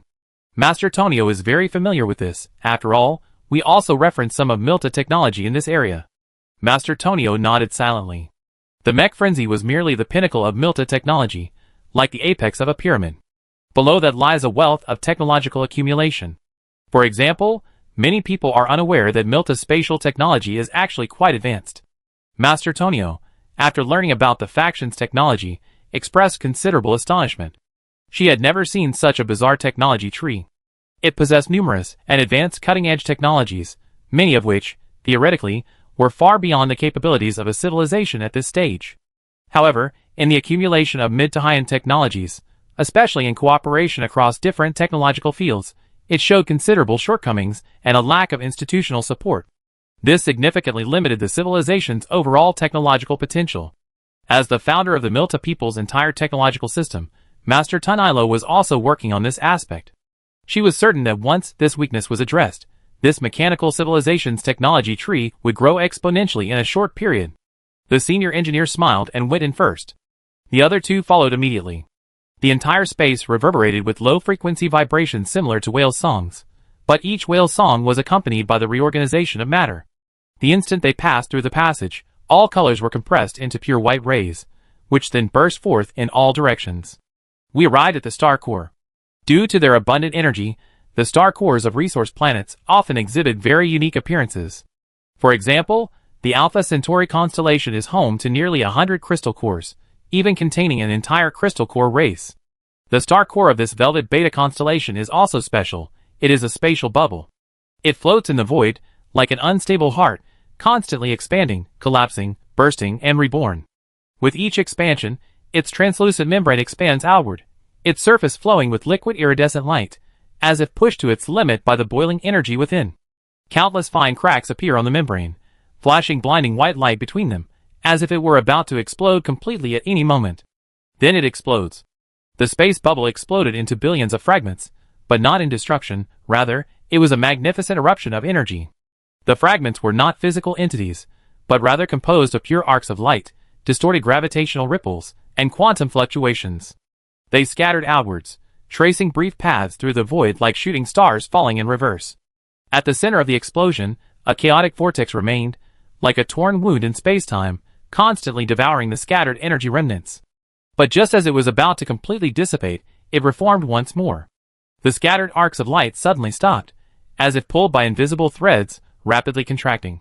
The gravitational field twisted into a spiral, regrouping the exploded energy. Quantum fluctuations reached their peak at this moment. The afterimage of the space bubble began to self-replicate. New membranes condensed from nothingness. Rainbow light flowed again, cracks healed, and energy was compressed back into the core. This cycle repeats endlessly. The existence of the space bubble itself is like an eternal breath, enacting the most primal rhythm of the universe between destruction and rebirth. The core of this planet is actually a space bubble that constantly bursts and reforms. The environment here is far more dangerous than that of an ordinary star core. Almost immediately upon emerging from the space tunnel, Master Tonio felt a distinct discomfort. The engineer immediately activated humanoid frenzy mode, enveloping the other party in black lines. While Master Tonio is a master in the star armor field, this is the first time she has experienced frenzy mode. She curiously observes the constantly flashing quantum light, within which she seems to see countless projections of herself. The engineer then looks to the other side. On the other side, Ragnar is also showing signs of strain, but he is not completely unable to hold on. He lightly clapped the elven sword in his hand, and this cosmic treasure instantly transformed into countless rays of light. Whenever the pressure of an air bubble approached, it would pierce and rupture these smaller air bubbles, causing their pressure to collide and cancel each other out. This was definitely a top-tier swordsmanship technique. Seeing this, the senior engineer suddenly realized he hadn't checked the opponent's attributes yet. So he directly opened the faction panel. Name, Ragnar. Level, 90 max, Bloodline, Dark Elf. Class, Elf Hunter. Boss templates, Dark Energy Mastery, Shadow Domination, Sword Soul Resonance, Boundless Sword Realm, Fatal Sword Mark, Sword God's Legacy. Wait, I'm not surprised you have 6 boss templates. But what's with 4 out of 6 boss templates related to swordsmanship? Dude, you misallocated your talent points. Chapter 1611. Leader, why are you looking at me like that? Ragnar noticed the senior engineer's strange gaze, and subconsciously touched his handsome old face. To be honest, even before the corruption, the Dark Elves' reputation was far worse than the Milta's. This was because these Dark Elves, relying on their good looks, bred all over the world, earning them the nickname Black Pile Drivers. So, putting himself in the other's shoes, Ragnar, seeing the strange look in the other's eyes, suspected that the other man, seeing his restored face, was envious of his good looks and wanted him to serve him in bed. At this thought, his old face tightened. Good swordsmanship, you need to practice swordsmanship. Yes, yes. So, brother, how about taking on another swordsmanship tutoring job and training those calamity brats in swordsmanship later?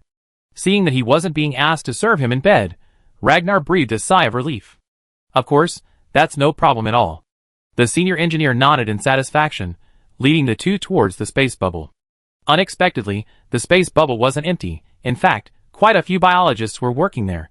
A section of a giant radiation tree root branched out into a trunk the size of a water tank, artificially encasing it, and creating a large biological laboratory.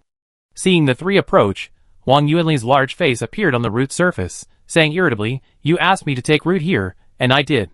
But I have to tell you, I need to continuously consume bioenergy here, unlike on other planets where I can complete the self-sustaining cycle of the radiation ecosystem. Consumption is fine. It's good for weight loss. Anyway, you become increasingly lazy since transforming into a tree. This is a good opportunity for you to exercise." Wang Yuanli rolled her eyes dramatically. Ragnar, exceptionally sensitive to energy, instinctively glanced at the tree roots embedded in the space bubble. Sure enough, the spatial fluctuations within the bubble had reached the space-time level, causing these roots to undergo repeated disintegration and reorganization. Theoretically, a carbon-based species at the ascension level possesses unlimited regenerative abilities. However, Wang Yuanli's current level is between Tier 3 and Tier 4. Her Tier 4 abilities are entirely due to the Tier 4 Wet River plugin. In short, she's purely tough and resilient.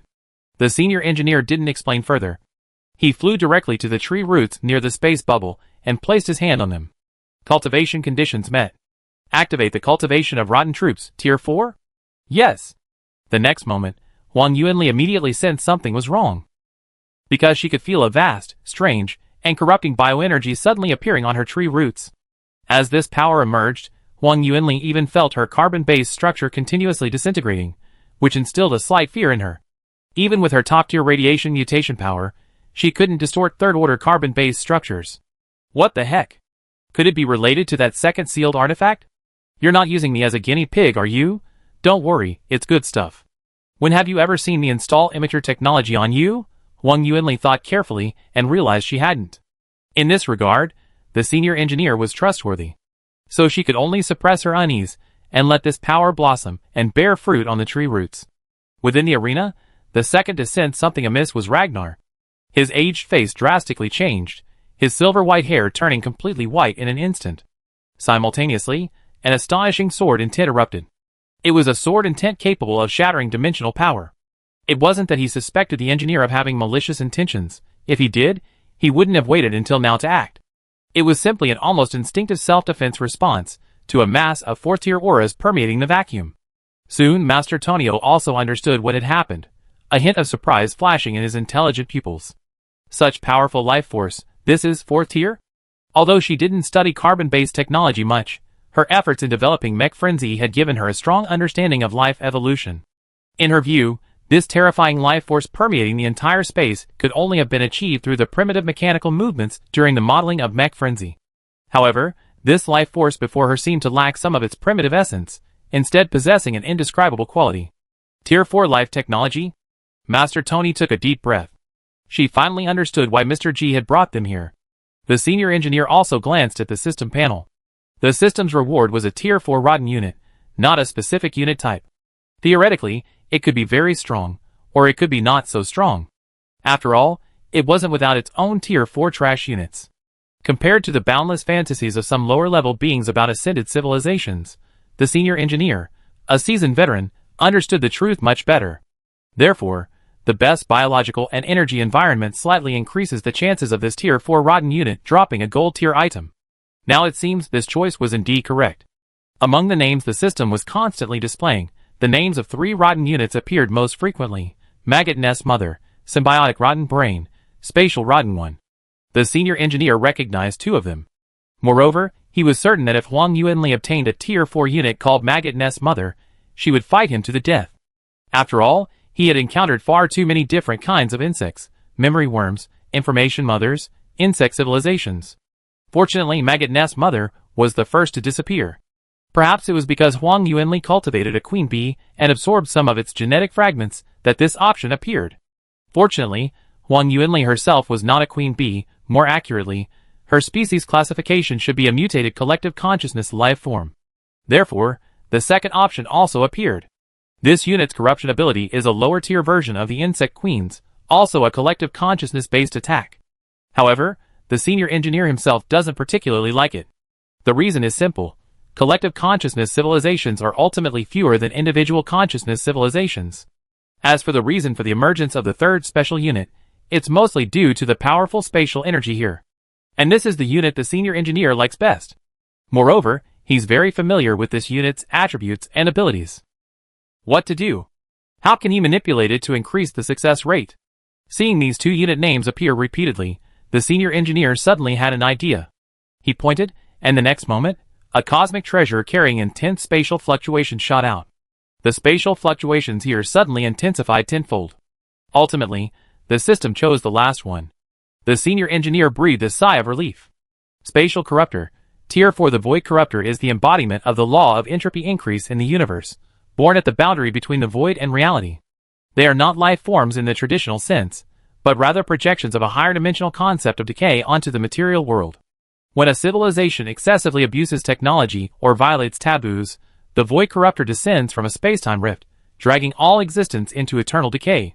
His knowledge of this thing was closely related to its description, because in a sense, the spatial corruptor, like the cosmic risk remover, belongs to the Civilization Council's organizational structure. However, compared to the cosmic risk remover's noble work of repairing and maintaining the universe, the spatial corruptor is much lower level. Frankly speaking, it's a henchman. Generally speaking, the Civilization Council does not interfere with the self-development of a civilization. Even if you're perverse, even engaging in things like purges or genetic colonization, that's still part of the normal evolutionary process of civilization. But you have to admit, some civilizations are just deliberately courting disaster. You tell them to go east, they go west. Some operations are explicitly prohibited by the Civilization Council, but they insist on developing technology in those directions. Even if you do it secretly, they won't. They're determined to be openly and honestly courting disaster. Among these are civilizations that are frantically increasing entropy, civilizations that are determined to destroy the fundamental cosmic order like the four fundamental forces, civilizations that are trying to disrupt the main universe's timeline, and special observer civilizations that are frantically spying on advanced civilizations, even the secrets of top-tier civilizations. In short, there's nothing they won't do, only things you can't imagine. Faced with this kind of civilization, on the surface, the Civilization Council will often earnestly try to persuade them, saying things like, "Don't do this. It's bad for everyone, it will disrupt cosmic harmony," and so on. But 100% of the time, this civilization, with its near-absent thought process, won't listen. So, secretly, the Civilization Council will send out thugs, operating under various unofficial names, to teach them a lesson. The space corruptors belong to this latter category. Within the Civilization Council, they have many nicknames: Underground Civilization Threateners, Civilization Urban Management Officers, Member Zero of the Council. There's something everyone knows exists, but no one discusses it openly. The reason we know about them is because, quite by chance, the senior engineer almost got taught a lesson by these thugs. In his previous life, he took this unprecedented path of bookish behavior, but he went too far in the initial period after his ascension. The effect was roughly equivalent to sterilizing someone in a carbon-based civilization or engaging in an endless online romance in a mechanical civilization. And those who came knocking on his door were these space corruptors. The senior engineer squinted at the rotting cocoons that had appeared in the space bubble, a satisfied smile appearing on his face. "Let's go! It will probably take some time for them to fully form." Then he summoned again, and the cosmic treasure, pulsating with spatial fluctuations, reappeared, a strange device that was half shuttle and half anchor. "I thought I only need you in the origin universe, but I didn't expect to need you this time. And without you this time, it would have been truly dangerous." The senior engineer stroked the cosmic treasure he had recently acquired, muttering to himself. Chapter 1612. The cosmic treasure that senior engineer obtained this time is a spatial auxiliary type treasure. And, whether intentionally or not, its attributes seem to be a perfect match for time travel. Name: Time Travel Anchor. Category: Cosmic Treasure. Weight: 0. Basic attributes: all spatial attributes plus 10,000. Additional functions: Time-space anchoring, time-space positioning. Function 1. Time-space stabilization. Double marks time and space, then anchors time and space through time-space reconstruction, ensuring that the evolution of time and space remains within a controllable range. Function 2. Space-time positioning, an essential function for space-time travel.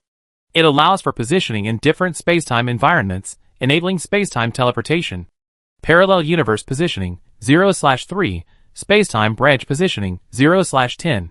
Function 3. Question mark. Note: essential equipment for the space-time species, the time descendants, to travel through space-time. The goal of these space-time species seems to be to reach the end of space-time through infinite space-time travel, so the outdoor equipment made by the Time descendants is of impeccable quality. The space-time anchor in the engineer's hands was quickly taken by the enthusiastic Master Tunilo. Its spatial technology greatly attracted this master, with extensive research in the field of space. The staff of this biological laboratory also quickly became busy. Whether it was Taranchi, who was pursuing the taming route, or other biological researchers studying radiation biology, they were all very interested in this Tier 4 unit. The rewards given by the system are basically one-time only. However, through this research, these advanced technologies can be studied, replicated, and even applied to the entire civilization. System technology isn't only produced through system blueprints. The senior engineer was naturally happy to see this happen. However, there were also some flashy and shameless individuals among them. While using flashy and shameless might not be appropriate for Dr. Yu, a female research student who always appeared plain-faced. But the senior engineer knew what she wanted the moment she spoke.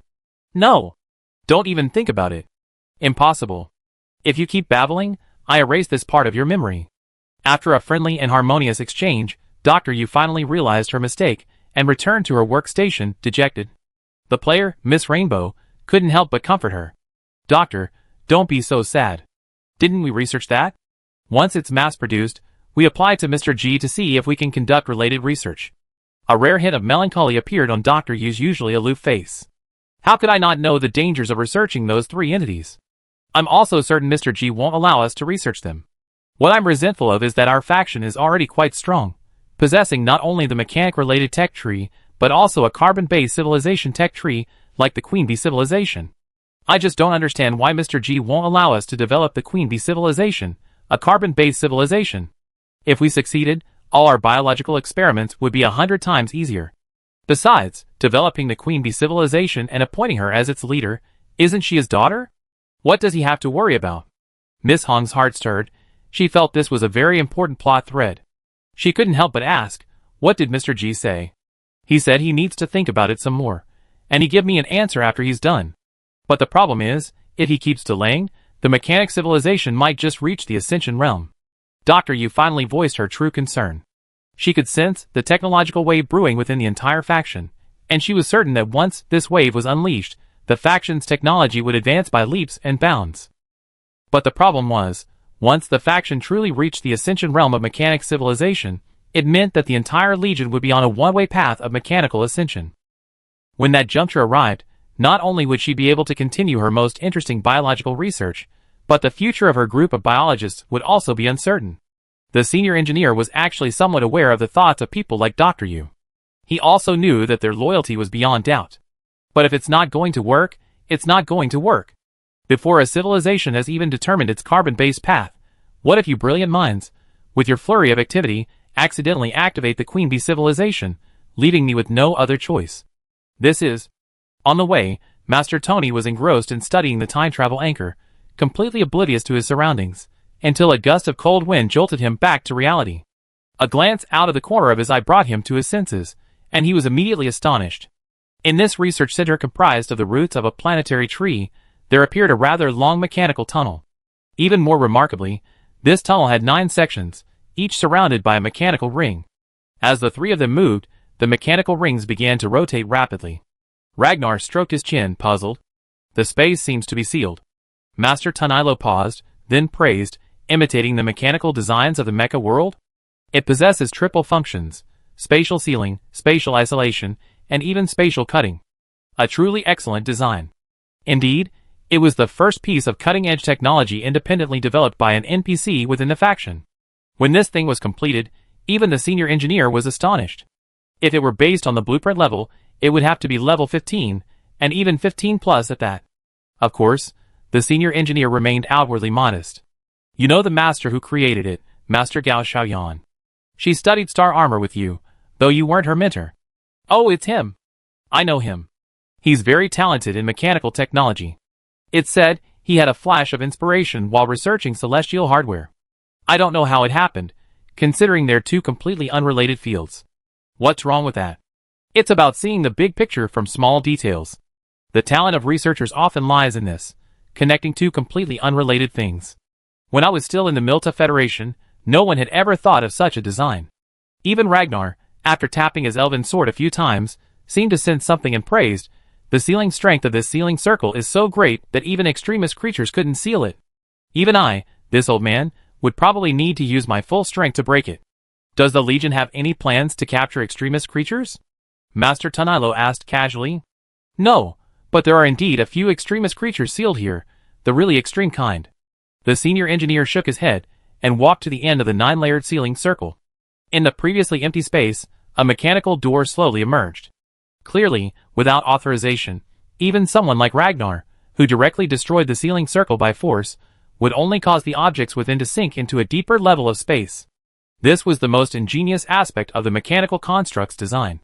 Although there are already sufficient isolation measures in place, just in case, please put these on, the senior engineer said outside the door, suddenly remembering something. Quantum light flashed on his mechanical body, and 2 sets of isolation-type body armor flew out, transformed, and assembled onto the 2 men. The 2 men were taken aback, their attitude becoming more serious. When the senior engineer pushed open the door, the mechanical space behind it wasn't large, only about half the size of a basketball court, and within that area, there were only 3 beings within the seals. However, upon seeing the first one, Ragnar froze, then blurted out, "Shrek." The Shrek corpse lay quietly on the ground, the only newly sealed artifact without many sealing measures. Its skeleton was so large it didn't resemble that of a normal humanoid creature. It looked more like the remains of some ancient behemoth. Grotesque bone spurs protruded from its joints, as if every movement it made in life could tear through space. Even though its muscles were withered and atrophied, their taut outlines were still visible, the fibers twisted together like steel cables. Its skin was covered with crisscrossing scars, some left by swords, others as if directly scorched by high temperatures, their edges charred and curled. His hands were so large they could crush a skull, his knuckles protruding like hammers, his nails long since keratinized into jet-black claws. A slit ran through his chest, the muscle fibers at the edges jaggedly twisted outwards, like cables torn by immense force. Most horrifying of all was his face, devoid of features, replaced by a dense array of golden teeth. Even after 1,000 years of death, even after his body had been divided into more than a dozen pieces, when they were pieced together, they still emitted a tangible biomagnetic field, like miniature tornadoes spreading and swirling across his body. However, when this biostorm swept outwards, it vanished swiftly upon impacting the mechanical walls. Gathering this thing wasn't easy. Although the major parts were divided among several civilizations, there are still quite a few small pieces left. Why did you cut it into so many pieces back then? I've been giving out missions to the Scourge warriors to collect parts, but that wasn't enough. Fortunately, with the help of my fellow prisoner, the Void Lord, we finally completed this repair. A 90% accurate Shrek recreation, how about it, familiar? Ragnar was more than familiar. He was one of the leaders who led the attack on Shrek, and one of the few civilization leaders who had a direct confrontation with him. He had narrowly escaped death several times over this terrifying devil fruit power. Frankly, without that experience, his swordsmanship probably wouldn't have undergone such a transformative breakthrough. Now, a former civilization leader without a civilization, and a dead extremist. Upon their reunion, Ragnar was naturally filled with a profound sense of melancholy, his elven sword at his waist humming loudly. Compared to Ragnar, Master Tonilo's excitement was no less intense, almost the moment he entered, his eyes fixed on something. The Book of Coevolution. Chapter 1613. Although she had already switched sides, it was a rational and calculated choice, the best option for the remaining Milta. But honestly, Master Tonio preferred to use the Milta's own strength to drive out the Insect Queen. She had done countless calculations, and concluded that the only way to achieve this was to deeply modify the Book of Coevolution. This was currently the only way to counteract the insectification. But this was impossible. Neither the Milta's Grand Counselor nor the leaders of the financial magnates would allow her to do so. In layman's terms, this was a classic case of vested interests.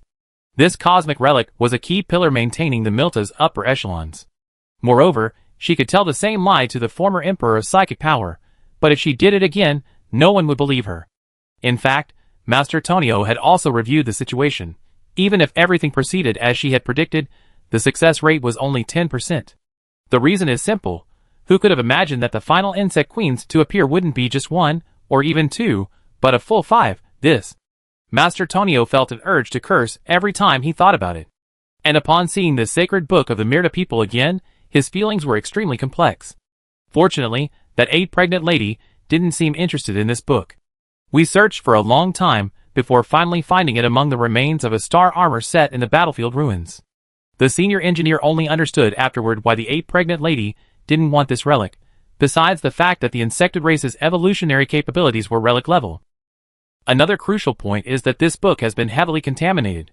Title: The Book of Coevolution. Category: Cosmic Relic, heavily contaminated, pages 12. Page 1. God formed the earth from dust, and breathed the spirit of life into the bones of carbon. He said, "This carbon shall be the foundation of all things, it shall be fruitful and abundant among the waters." Small-scale evolution occurs, with a small probability of mutation, page 2. 7 days later, and 7 generations after that, the living creatures of the sea showed their scales, and the dust of the earth gave rise to living bones. Primary morphological transformation occurs, with a partial probability of carbon-based contamination, page 3. The children of carbon are refined in the furnace of time, like a potter repeatedly hammering clay. The strong survive, the weak return to dust. This is the mysterious law he ordained. High probability of carbon-based mutation, inevitably leading to insect-like mutation, page 4. Severely contaminated with insect-like substances, cannot be opened. Page 5. Severely contaminated with insect-like substances, cannot be opened. Page 11. Severely contaminated, chaotic contaminated, rotting contaminated. Page 12. Interfered with by chaotic rules. Note: while not a spectacle, very few forces in the entire universe can destroy a relic-level existence. However, inability to destroy does not mean inability to alter. This is something extreme forces can do. An insect-like mutation is one such extreme force. The highly skilled engineer with a system already had a considerable understanding of the book's attributes. However, he still had some questions about this cosmic relic, because he always felt that the book seemed to be missing something, or rather, what its specific function was, and he needed to understand it. Master Tony now understood why Mr. G had brought her here. Although this was a secret of the Milta civilization, the Milta Federation was gone, and discussing it now seemed somewhat ridiculous. So she calmed herself and recounted what she knew. No one knew when this cosmic relic appeared. All that was known was that it had existed since the Milta had historical records. And as the technology of these psychic spirits advanced, the power displayed in this book grew stronger. The Milta weren't born with highly developed brains. It was with the aid of this book, and through generations of enhancement, that they finally developed their psychic system. Until one day, someone connected this book with the rumored cosmic relic, and finally confirmed that it was indeed a cosmic relic. This 12-page cosmic relic consists of 3 pages. The first 3 pages on ordinary evolution, involving only the modification of species morphology and vitality. Pages 4 through 6 on methods of attacking species, such as those previously experienced by the high-ranking engineer. And pages 7 through 9 on deep modifications to biological systems, such as the Mirta people's telekinesis, which was created in this way. From pages 7 through 9, the techniques can be applied not only to the user, but also to other species. If used well, it can be a sophisticated manipulation technique. For example, the genetic lock secretly placed on the alphas originated from page 8 of this book. Its original function was not for attack, but to maintain the stability of a species' genes during the evolutionary process.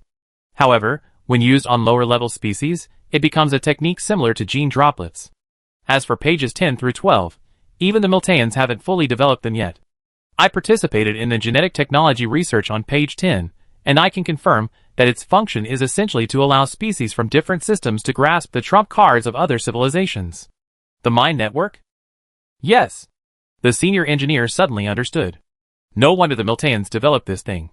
Although no one stipulated that mechanical civilizations couldn't develop a third-order network, it was indeed a bit illogical for them to develop it in the early stages of their civilization. Of course, the Miltans' public explanation was that they had highly developed brains and were exceptionally gifted. So, in your competition with the Garan civilization, the longer it goes on, the greater your advantage becomes?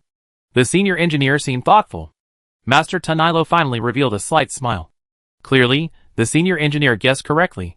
If the insects didn't come, and if the Garan didn't have any other trump cards, it's highly likely that if the competition progressed to the mid to late stages of their civilizations, the Miltans would stage a comeback.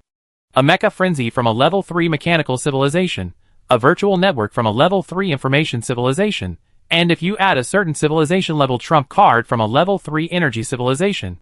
What does a heavy mechanical civilization fear most? Naturally, some kind of dangerous, unmastered special energy. Indeed, no civilization should be underestimated, the senior engineer remarked. So, do you have any clues about the remaining 2 pages? Master Tony Lowe nodded.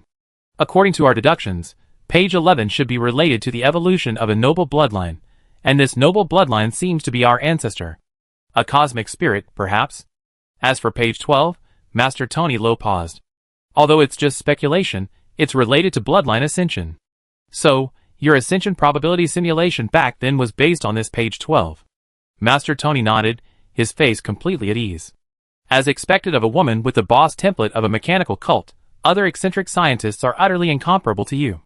This is a classic case of national treason. Although the senior engineer wanted to ask why you insisted on siding with the conglomerate back then, he hesitated, not wanting to stray too easily. A moment of silence ensued. Master Tony, however, hesitated for a moment before speaking first. There's such a rumor, but it has no basis whatsoever. Moreover, it was largely suppressed by the royal family during the Nin dynasty, so I can't be sure if it's true. The other person paused, then continued, in some Milta legends, this book of coevolution actually exists in 2 parts.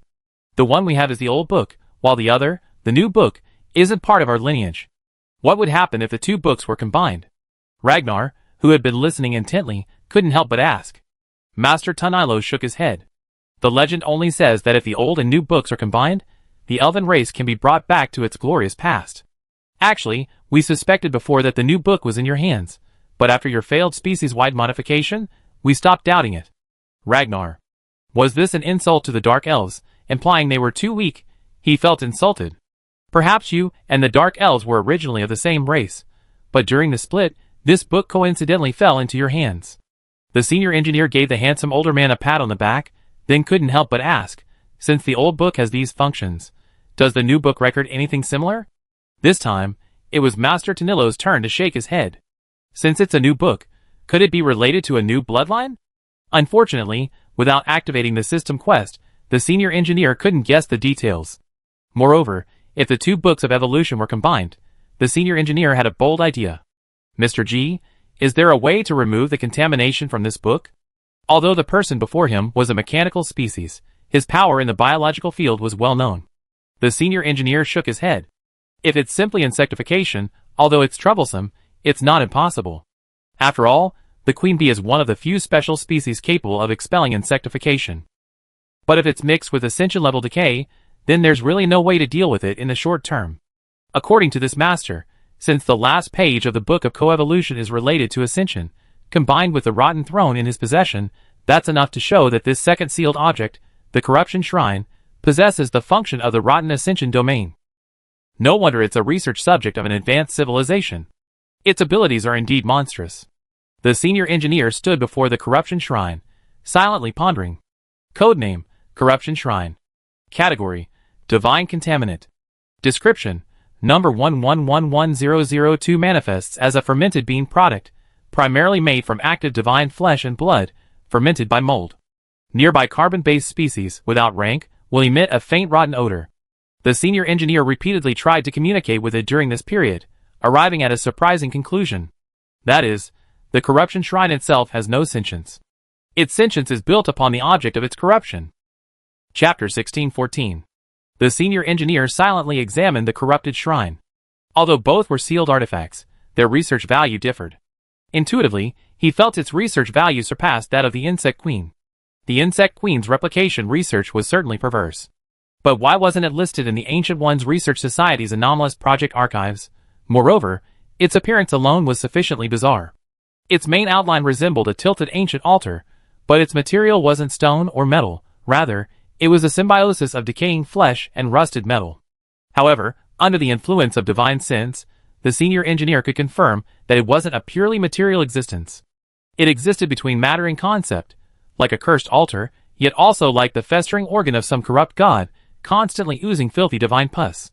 Its form wasn't fixed but continuously twisted, proliferated, and rotted. The senior engineer looked down at its lower part. Countless root-like tendrils extended from the shrine's base, resembling rotting tree roots or the nerve bundles of some giant creature. At the center of these tendrils was a drop of highly concentrated divine blood, the completely undiluted blood of a ninth-tier being, an old-world lord. This was also the source of its stable properties. However, neither of the visitors seemed interested in it. Ragnar had already sat cross-legged, seemingly having entered a state of sword mastery that the senior engineer couldn't comprehend. As for Master Tunilo, he continued his research on the time-space anchor, but the senior engineer keenly sensed that the other man was somewhat unsettled. His gaze swept around, then returned to the shrine. In a corner unseen by either of them, numerous transparent memory worms emerged from within its skin, quickly entering a state of cyber tide. However, just as the transparent waves whipped up by the tide were about to crash into the shrine, they quickly disintegrated, transforming back into countless worms that scattered across the land. Of the three, Ragnar seemed to sense something, glancing questioningly in Gao Gong's direction before quickly closing his eyes again. Just as expected, Gao Gong thought to himself. This was the first time he had encountered an entity completely ineffective against the corruption of the cyber tide. He had previously considered using the cyber tide to corrupt it, and thereby control the second sealed artifact. However, this had failed. As the waves exploded, countless transparent worms disintegrated once more, scattering a rain of insects across the space. Were the memory worms afraid? Or was it the information mother's instinct resisting? Gao Gong could certainly force the memory worms into the shrine, but such an operation risked the reawakening of the fifth order information mother. More importantly, he suspected that doing so wouldn't be very effective, and might even be worse. Like that insect queen, a rotting information matrix, who knows how much it would be enhanced, and the senior engineer looked at the memory worms that had fallen into the shrine. The surfaces of these worms began to glow red and recombine, evolving into a distorted humanoid shape. Among the overlapping features, the senior engineer's shadow could be vaguely seen. The senior engineer frowned. It's that thing again. Effect 1. Carbon-based assimilation. Carbon-based life forms that come into contact with putrefactive matter will undergo accelerated decay, eventually transforming into a secondary individual of pollution level XXXX. The decay process is accompanied by intense mental pollution, but during this process, evolutionary research on carbon-based organisms can be conducted, a small probability of triggering mutation. Don't rush to kill me, let's talk. Don't you want to know how to truly control the Matrix? In the hands of certain powerful figures, there is the real. Enough with the nonsense. With a flick of his wrist, the figure disintegrated, transforming into even more crimson worms. However, under the influence of the engineer's consciousness, these arm-thick worms further decomposed, going from visible to invisible, from the atomic level to the quark level, ultimately entering a deep information mode and burrowing back into the information sea. It was under this mode that the red light was finally submerged by the deep information. The power of the information matrix also returned to the engineer's body. It was just like that again. The engineer confirmed his previous experiment once more. A simple corrupted shrine lacks intelligence, but when it corrupts certain intelligent species, it automatically evolves into some form of biological AI. So, when the insect queen first went to the second star sector, perhaps she was consulting the split entity about the functions of number 2, and then, through this corruption, cooperated. The insect queen is truly formidable. The senior engineer exclaimed, clicking his tongue in admiration. She actually willingly allowed herself to be contaminated and decayed. Was she relying on her monstrous evolutionary abilities to avoid complete contamination? If the senior engineer possessed such monstrous evolutionary abilities as the Zerg, he wouldn't dare attempt it so easily. Perhaps developing Little Red, a member of the Queen Bee civilization, would allow him to attempt initial control. But if he were to activate the Queen Bee civilization now, why would he be in such a hurry to master the power of the sealed artifact? Wouldn't it be better to directly develop a carbon-based civilization? A 46% success rate in civilization fusion. What's the difference between that and suicide? The ever-steady G, given a choice, naturally wouldn't take risks. The senior engineer pondered for a long time, feeling trapped in a deadlock. Not an unsolvable deadlock, but rather one where every direction seemed promising. This, however, troubled him somewhat. On the way back to the city, the senior engineer received another piece of not-so-good news. These space corruptors needed to absorb far too much spatial energy. If they were to successfully hatch, the resource planet would most likely degenerate back into an ordinary planet. It's important to understand that the resource content of a resource planet is comparable to that of a star, and a highly concentrated one at that. However, recalling the terrifying combat power of these civilization city management units in his previous life, the senior engineer felt it was all worthwhile. This was a genuinely powerful force capable of threatening civilizations of the same level, and the kind that could be used to intimidate others. On the way back to the city, the senior engineer glanced at the civilization panel again. Under the ideology section, ideology, ambition, technological revolution had been activated to 58%. Ambition, technological revolution, When new technological theories are validated, new industries, technologies, and ideas will be rapidly activated, bringing about transformative changes to civilized society. This transformation can be accelerated by certain factors: war, national competition, clashes of civilizations. In this state, the gestation, improvement, and evolution speed of faction technologies increases by 250%. Generally speaking, a thought movement is considered a fully activated thought movement in the conventional sense when it reaches 60% activation. Gao Gong felt that he might witness the moment when the thought movement was fully activated before leaving the main universe. On the way back, Ragnar seemed fine, even more relaxed, and even actively engaged Gao Gong in discussions about swordsmanship, appearing particularly interested in the Star Destroyer in Gao Gong's hands. Master Tanilo, on the other hand, seemed rather preoccupied. The former civilization had likely been destroyed for some time, and he had been expelled even earlier. After so many years, even the most pessimistic emotions would have largely dissipated. The Milta Federation, on the other hand, had only recently fallen, so it was understandable that this female mechanical master was still somewhat emotional, especially given the state of her ancestral cosmic relic.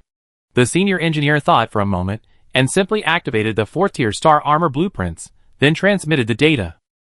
This is... Master Tanilo's pupils widened sharply after glancing at the data. The reason was simple. The star armor data in the documents was far too powerful. Name: Fallen Star Arbiter. Rank: 4th tier, Star Destroyer, Model, XK-0 Heavenly Punishment Orbital Annihilation Mech. Affiliation: Interstellar Arbitration Council.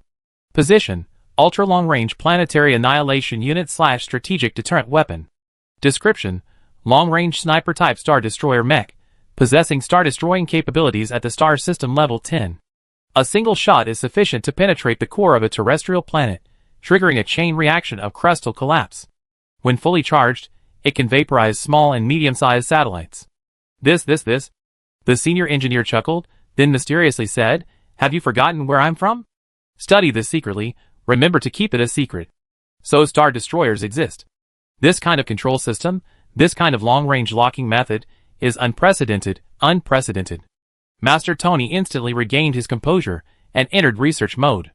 1st-tier exoskeletons, 2nd-tier mechs, and 3rd-tier star armor all represent different evolutionary functions. Modern versions of exoskeletons, mechs, and space armor. Upon reaching Tier 4, considering the development of lightspeed weapons and the evolution of lightspeed defense devices, the evolved function of star armor simply and crudely becomes long-range firepower. Thus, the Star Destroyer armor was born. Theoretically, any Tier 3 civilization could rely on its powerful technology to fly, or, in other words, some national systems could forcibly develop weapons of a higher-level civilization. However, in reality, not all civilizations can do this. For example, to research and develop Star Destroyer armor, the prerequisite is a mechanical civilization with exceptionally advanced star armor technology and a star armor industrial chain. And coincidentally, Gao Gong's Cybertronian Legion actually met this requirement. On the other hand, there is a counterexample: Tier 4 Elephant Lord gene. Even if Gao Gong obtained its gene sequence, let alone mass production, even complete development would be extremely difficult. Fortunately, the points required for its exchange are outrageously high, and so far, no player has met this requirement. After resolving these issues, Gao Gong breathed a sigh of relief. Thinking it over carefully, although there was still a lot of work to be done, such as modifying the academician of the Confidential Institute and assisting Gao Yuanyuan in evolving into the Undying Leader, none of these were urgent. They could be done later. As for the others, Mr. G, Boss Gao. The calls grew increasingly unrestrained, and Gao could only respond in the end. He closed his eyes and entered the interior of the Civilization Evolution device, where countless spacetime boxes evolved around him. Chapter 1615. Looking at the endlessly evolving spacetime boxes before him, the senior engineer could vaguely sense the subtle and complex spacetime evolution within. Almost instantly, the senior engineer entered mech frenzy mode, his quantum light flashing repeatedly, gradually resonating subtly with the evolution of these spacetime boxes. After an unknown amount of time, the senior engineer finally regained his senses. He then discovered that, without realizing it, his true form had appeared inside a massive spacetime box, and before him stood a gigantic phantom of a woman composed of timelines. "Mr. G, you seem quite busy these days, not even having time to acknowledge me standing right in front of you," the deep-web woman lamented. The senior engineer ignored her. To him, a woman who wasn't a rich woman wasn't a good woman. He directly opened the system, and sure enough, a notification popped up. Your observer effect has been partially enhanced. Observer effect? Observer effect. At the quantum scale, reality seems blurred and hesitant. An unobserved electron can pass through two slits simultaneously, interfering with itself like a ghost. Interference. The engineer seemed to understand something, yet still couldn't quite grasp it. Because in the third order, hadn't his mech frenzy already reached its peak? So he looked at the annotation for mech frenzy. Humanoid frenzy, mech frenzy peak through paradoxical phenomena, quantum observation, and other classical self-interference phenomena. Mech frenzy is maintained in humanoid mode. In this mode, you will possess all the functions of mech frenzy. He seemed to understand somewhat. So, the next phase of the mecha craze might be an evolution across different timelines, or perhaps the endless machines that evolve can traverse time and space. But this shouldn't be an evolution at this level. It should at least be the operation of an ascended mechanical civilization. Although the senior engineer was an experienced veteran, even veterans aren't omnipotent. As a former leader of an information civilization, he was only at the stage of having heard of or seen some of the ingenious operations of mechanical civilizations. Their secret techniques wouldn't be revealed to you. Therefore, even with a system that could significantly shorten the technology tree's evolution time, such trial and error was inevitable. Sigh. When the deep web lady let out her umpteenth sigh, the senior engineer finally snapped out of his reverie and asked, puzzled, "What's wrong with you? Isn't your current state what you wanted back then? Unrestrained, unconcerned by advanced civilizations, able to do whatever you want, go wherever you want." The senior engineer didn't think there was any place she wanted to go that was outside this star system. Even outside of Galaxis, it's still part of the planned schedule. "I noticed you don't care about me at all," the deep web woman said, her tone even more plaintive, as if to say, "You changed, my dog."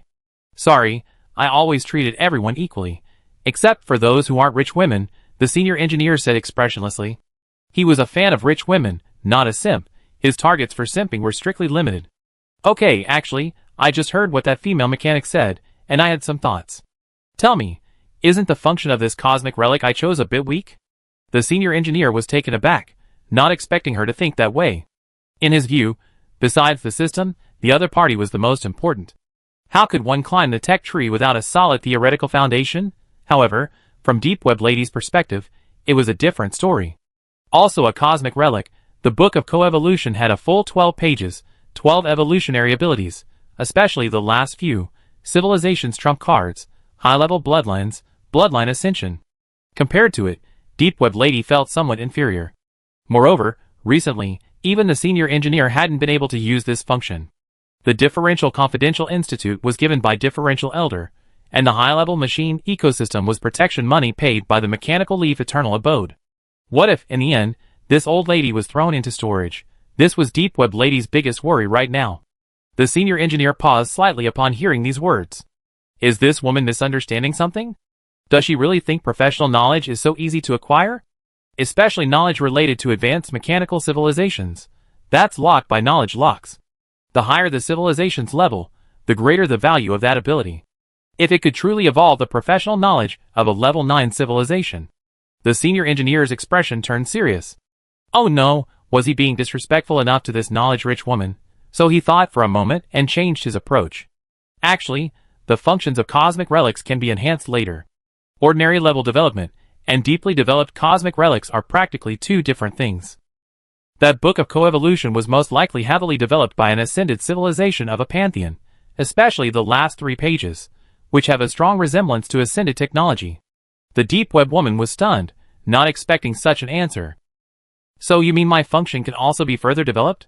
Normally, developing a cosmic relic requires at least ascension technology. After all, cosmic relics are related to the crystallization of lost advanced civilizations. Besides ascension technology, other methods seem unheard of. However, she always treats wealthy women specially. And it seems he actually possesses such a method. The senior engineer switched the system panel to his personal panel. Upon completing the technology tree, the senior engineer gained a very special leader function. Leader's Authority Technology Tree Creation. Technology Tree Creation, Tier 3 civilization in the vast evolutionary map of civilizations. The technology tree spans time and space. Its trunk is the fundamental laws of physics, while its branches continuously collapse into reality as civilizations make choices. Creating a civilization's technology tree not only enhances its technology, but also strengthens your leader's authority, and can even interfere with and influence other civilizations with the same technology tree. Tech tree creation? Tech trees can be created? Deep Web Girl revealed her cluelessness. The senior engineer patiently explained, I noticed something before. Your ability has a flaw, which isn't really a defect, but rather a limitation. Your evolution can only occur within a single technology tree. For example, the profession of advanced mechanical design can be linked to at least 100 professional knowledge chains, but you can only evolve one professional knowledge chain within the mechanic technology tree, advanced mechanics. Of course, if you could evolve hundreds or thousands of professional knowledge chains from a single profession, and then combine them to create various civilization technology trees, that would be too overpowered. Even wonders, let alone relics, probably wouldn't have that capability. However, theoretically, this kind of evolution within a single civilization technology tree doesn't exceed your computational limit. Chapter 1616. Theoretically speaking, a technology tree shouldn't be a tangible reality. If a description must be given, it's more like a combination of various technological theories. Of course, these technological theories are all tested in practice, blueprint generation, and are compatible with the fundamental rules of the universe. But the power of a civilization lies here. It can concretize, toolize, and even weaponize an abstract concept. For example, the miniature galaxy seen in the Whisper of the Stars is itself a technology tree. If an enemy uses weapons and equipment created from this technology tree to attack these energy life forms, they will be the first to know. Similarly, if an energy civilization with the same technology tree achieves a breakthrough, such as ascension, they will also sense it. And when this technology tree is developed to its limit, it can even predict the fate of a civilization. This isn't mystical fortune-telling, but legitimate technological evolution. As long as the underlying rules of the main universe remain unchanged, the accuracy of this kind of fortune-telling is extremely high. In the Dark Forest era of the universe, this technology was once developed to an extremely high level, encompassing not only the Dark Forest at the level of civilization coordinates, but also the Dark Forest at the level of technology trees. Once a civilization encountered a similar civilization on a particular technology tree, the first reaction of its higher-ups was not to strive for evolution and ascension. Instead, they would hide, preparing to ambush their opponent. Therefore, for a long time, even if a civilization's technology had reached its limit, to the point where ascension was imminent, it dared not ascend. Because if this were done, a bunch of civilization hunters would emerge from the darkness and kill you during your ascension. This is a classic crab dilemma. It was only after the Civilization Council was established, with the 9-level civilizations joining forces, that they modified the basic cosmic rules, developing new cosmic laws that prevent attacks during ascension. And they ruthlessly wiped out a wave of the original hunter civilizations, finally suppressing this bad trend. Incidentally, a significant portion of today's destructive civilizations are transformed from those original hunter civilizations. While the senior engineer's development of the technology tree doesn't necessarily involve becoming a hunter, he does want to go a step further based on the words of the stars. That is, to integrate artificial technology trees into the war engine. The civilization evolution device itself can only deduce one type of technology tree. But this doesn't mean that artificial technology trees themselves cannot be offensive. A civilization that creates an offensive technology tree naturally has a threefold increase in its chances of winning in a civilization war. After entrusting the last, albeit somewhat crucial, task to Ms. Shenwang, the senior engineer felt completely relieved. After serving Director Du for a few days, he left the Velvet Beta constellation and traveled alone to the Cetus Alpha constellation. With the input of the primordial universe coordinates, this high-tech spacetime portal gradually began to undergo unusual changes. Now, the portal floated in the void. Its previously stable aura began to tremble violently. The flowing light along the edge of the portal frame changed from silvery white to dark red, like lava surging through metal fissures. Fine cracks appeared on the surface. These cracks were not static but pulsating and expanding like living blood vessels. The previously clear nebula within the portal began to distort. Stars stretched into long filaments of light, then shattered into billions of shimmering pixels. The crystal core on this resource planet was also glowing. Like the Velvet Beta constellation, devoured by the space corruptors, this resource planet was losing energy in large quantities. It seems the parallel universe we're heading to is an early universe, Gaffrey exclaimed excitedly. Beside him stood the Difference Engine Elder, who had emerged from seclusion and was passing by to observe. The old man's tone carried a hint of envy and jealousy. You're really lucky, kid. Finding a parallel universe coordinate in a low-level civilization is unbelievable. I simulated it countless times with the ancient difference engine back then, and never even found a coordinate. Beside the two stood a faintly visible Zerg figure, silently watching the ever-growing spacetime gate. Fearing the exposure of some civilization's secrets, the High Engineer had sent these three idle individuals to guard the gate. Of course, the three were quite happy to do so themselves. When do you plan to leave? Once the cosmic coordinates are confirmed, I can report it. Gaffrey's eyes gleamed, as if he could see a wonderful timeline for promotion and a raise right before his eyes, connecting to the main universe. In the next couple of days. The senior engineer glanced at the energy parameters of the time-space gate, and found that its fluctuation value was already approaching a peak. This was earlier than he had expected. In that case, neither the transformation of the academician of the Confidential Institute nor the conversion of Gao Yuanyuan into an undying leader would be possible in time. He then glanced at the activation of the technological revolution, and found that it was still stuck at 59%, seemingly for some time. Could this trend have been activated before I leave? Plans can't keep up with changes. The senior engineer felt that the trend might not even be activated before he left. Oh well, the senior engineer muttered to himself. Like the other three, the senior engineer hovered outside the spacetime gate, watching countless spacetime fragments erupt from the vortex, each fragment reflecting a completely different worldscape, waiting for the final peak breakthrough. By the way, where did number 2 go? Wasn't Black Sage number 2 specifically in charge of debugging this spacetime gate? It took leave? He. Ha ha. Oh ho ho ho. Are you two crazy? Black Sage number 1 looked at number 2 and number 3, who were mimicking the smiles of a major villain, with a puzzled expression. Although they were of the same kind, number 1 always felt out of place with these two. The thought of future generations of her kind being possessed by these virtual personalities gave her an urge to abandon her current mechanical modifications. Ahem, it's nothing. I was just experimenting. The leader said that abstract expression can effectively alleviate processor performance anxiety, so I'm trying to see if it works. How are you feeling? Number 2 asked number 3. Feeling pretty good? No wonder there are so many abstract intelligent species in this universe. Their underlying architecture is like this. Number 3 said seriously. Number 1. Currently, there are 3 super AI systems in the faction named Black Sage. Number 1 was handcrafted by Director Du during the evolution of the war engine, while numbers 2 and 3 were subsequently developed by Senior Engineer. Therefore, number 1's personality differs from that of numbers 2 and 3. As a powerful, autonomous AI with strong iterative capabilities, iteration began the moment it was created. Especially with the construction of the second war engine nearing completion, the 3 black strategists felt it was time. In many people's eyes, the most difficult aspect for super AIs, like them, is actually the evolution of their computing modules. But in reality, the truly difficult aspect is the spatial modules.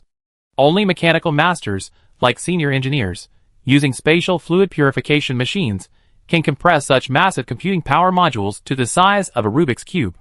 But in fact, the faction's spatial technology should have already achieved this level of spatial sculpting technology and reached mass production standards. Because this professional knowledge chain has already been fully developed by G, even reaching the level of subspace manufacturing. Subspace manufacturing, intercivilization technology. Subspace manufacturing is a technology that utilizes high-dimensional space folding technology to create temporary or semi-stable manufacturing environments outside the real universe. It can achieve near-infinite spatial reorganization, energy compression, and basic time flow regulation without violating conventional physical laws. Having cross-civilization technology is one thing, but putting it into practice is another. So long ago, these 3 Rubik's Cube experts began their research in this area. All their research data was collected using faction points earned through odd jobs. Now, the moment for verification and testing has finally arrived. After using some space-time data, the design of the Rubik's Cube space is indeed more perfect. I heard that the Supreme Military Academy, after receiving some space-time data, has begun mass production trials for the 4th-tier space stone. If it proceeds smoothly, the faction will have a stable supply of 4th-tier energy. Upgrading the backup energy from 3rd to 4th tier brings about a revolution in the entire energy system. And their actions are no less impressive. They will bring the faction an entire mechanical race with intelligence comparable to the Orgrimmar people. Let's begin. As the 3 future mechanical progenitors entered network mode, the entire cube space began to operate with intelligence. It didn't revolve around a fixed axis, but seemed to be flipping simultaneously in multiple dimensions. For a moment, A huge plane made entirely of red faced you, but the next second, it shattered into countless small cubes, merging into a vortex of another color. Huge shadows and bright spots of light alternated as it rotated, as if unseen light sources were dancing along with it. What you might hear is a low, frictional hum, the sound of countless cubes maintaining perfect alignment in motion. The sound isn't harsh, but it's powerful, as if space itself is trembling slightly. The players of the faction have once again entered a long introversion gap. Although the civilization wars of the previous version gave them a good time, the Force Scourge wasn't enough. They wanted even more fun. The thrill had to keep rising until they reached their breaking point. It was precisely because the previous version was so enjoyable that the introversion gaps, which had become commonplace, became exceptionally difficult to endure. And recently, a very interesting topic has emerged on the forums. Who will be the chosen one in the next version? Chapter 16-17. Generally speaking, in the keyboard PvP arena of game forums, a topic rarely lasts long. Because the fourth Calamity players can always find a new angle and launch another verbal battle. However, this topic, after being brought up by some brilliant mind, didn't cool down with the emergence of new topics. Instead, it became even hotter due to the prolonged version gap. After all, since you're idle anyway, might as well log on and rant. Some players recounted the chosen ones of each version, from the earliest PvE versions relying on traditional models like skills, equipment, and levels, to various combinations of human and system modifications. From the player's own combat power, to the piloting skills of mechs, star armor, and starships. From various modifications and enhancements to the carbon-based evolution and explosive growth, and finally to various tactical combinations of mechanical systems, where one person could be an entire army. From the ordinary leveling and monster hunting strategy, to the operational strategy of mechanical cities, and even black market planets. Almost every version has its cheers for the chosen ones, and the wails of the losers. Therefore, players are extremely interested in which civilization will be the next child of the patch.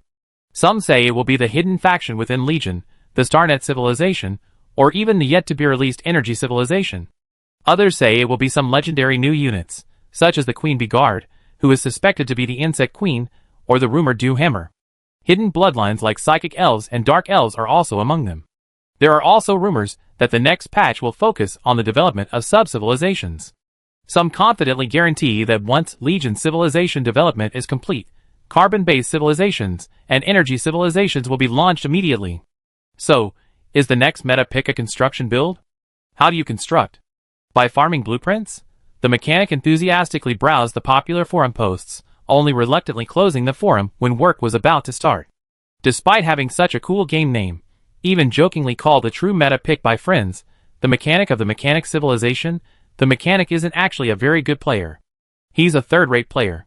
In the current player community, where most are around level 75, his level 65 is quite poor. The reason he chose this name wasn't because he had any foresight. It was simply because he watched an action movie called The Mechanic before registering his game name. So he just picked that name on the spur of the moment. And although the source is an action movie, the mechanic isn't a strong PvP or PvE player, he's a complete weakling. When farming monsters, he can even get humiliated by being counter-killed by a second-tier mechanic guardian, the kind of third-tier defeat he gets. Fortunately, he had no interest in these areas. He disliked combat, exploration missions, and had no interest in interstellar tourism. Management-based strategies and favor-building strategies were completely foreign to him.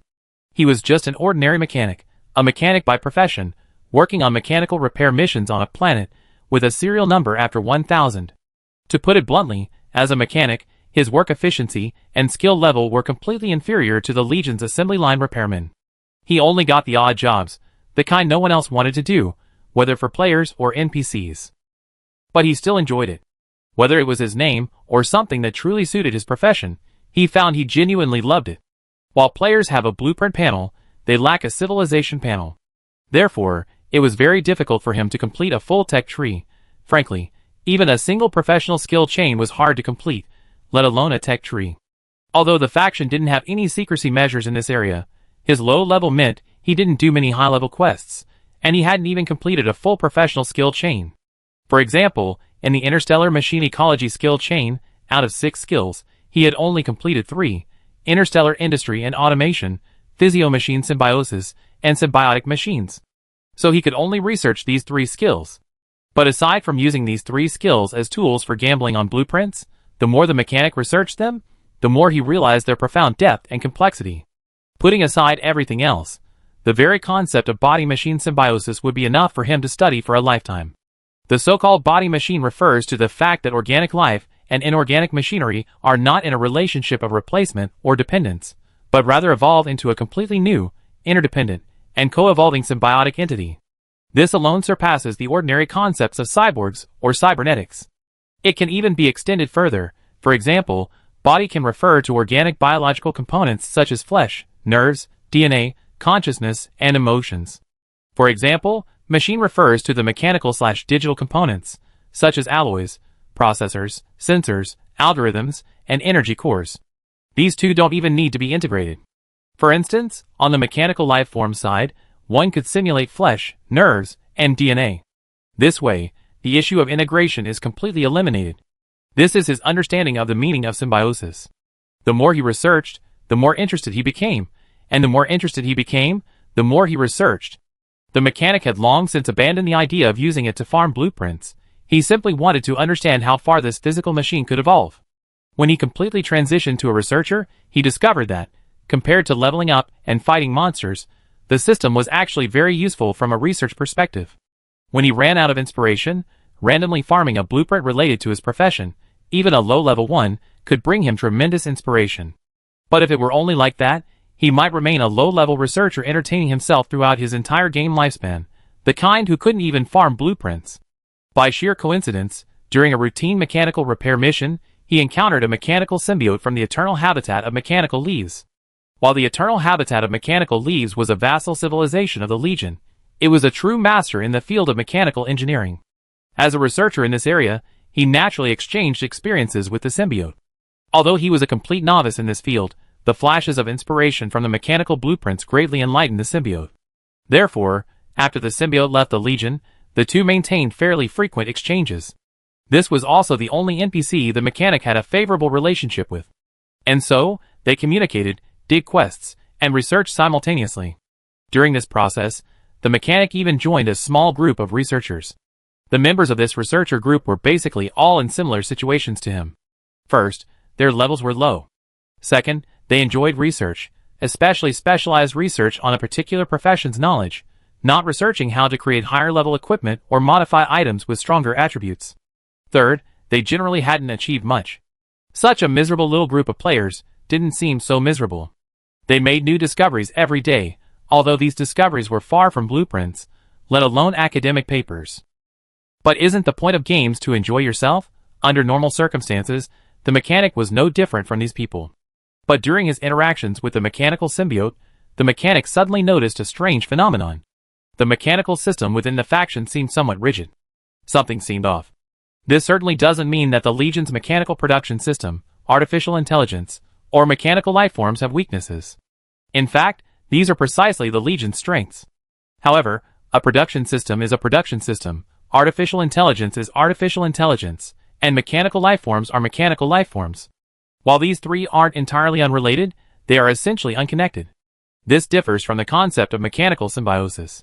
Although, according to some players who return from the eternal habitat of mechanical leaves, they follow a collective consciousness approach.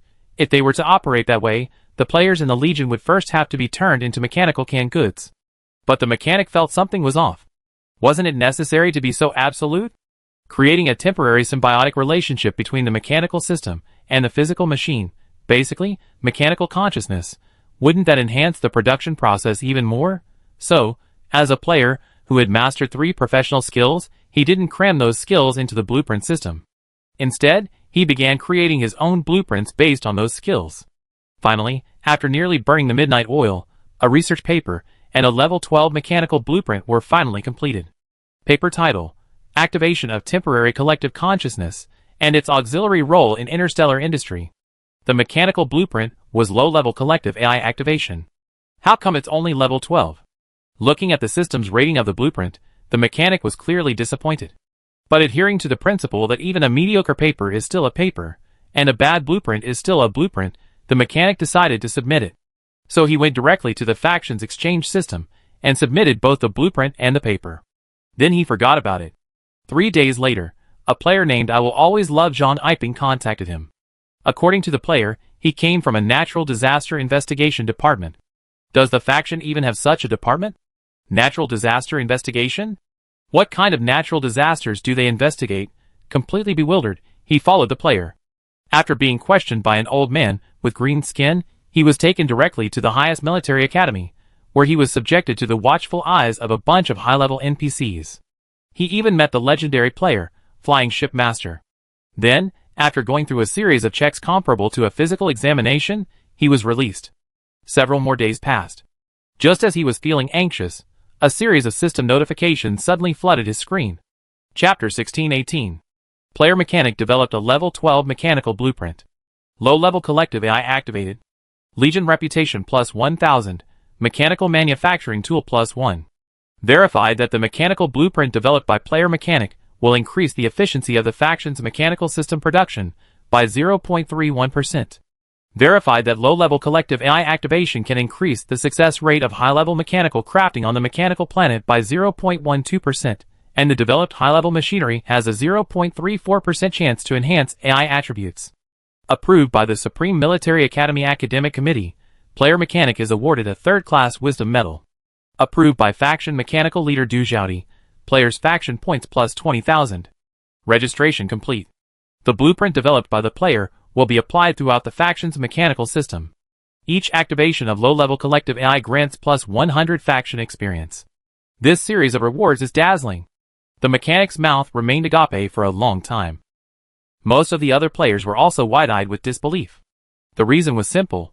It was a server-wide announcement, broadcast over the loudspeaker to every corner of the faction, and even a pinned post appeared on the forums. It was impossible not to hear it. The player's first reaction was, "Wow, what a cool name." The second reaction was most likely, "Wow, who's the mechanic?" A true meta pick. As for the third reaction, it varied from person to person. What did this guy do? Why did he announce it server-wide?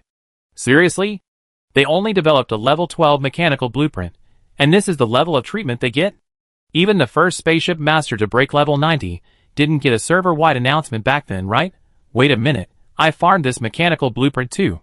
I got in level 12, 13, even 14, so why didn't I get this treatment? What's this low-level collective AI activation thing? I never heard of it before. Mass-producing AI. Fortunately, along with the system announcement, the blueprint's attributes also appeared. Low-level collective AI activation. Description. Low-level collective AI is a distributed, weakly intelligent cluster network system composed of a large number of simple AI units, called nodes or meta-intelligent entities, connected by a basic protocol. Individual nodes possess only limited cognitive abilities, such as pattern recognition, conditioned reflexes, or environmental feedback, but through group collaboration, they can exhibit adaptive behaviors that surpass those of individuals, forming a swarm intelligence similar to ant colonies or bee colonies. Function.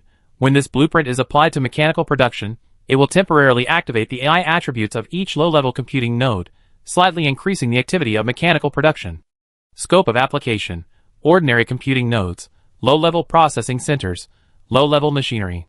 So in short, this is a low-spec version of an AI network. How low-level does a low-level processing center have to be? Modern factory-installed AI comes bundled with a high-level processing center. Some elite AIs are even connected to the planetary hardware's computing system right out of the box. I think I know how low-level it is. A player on a certain mechanical planet uploaded a video. In the video, the assembly line's robotic arm suddenly stiffened and hovered, then stealthily stretched.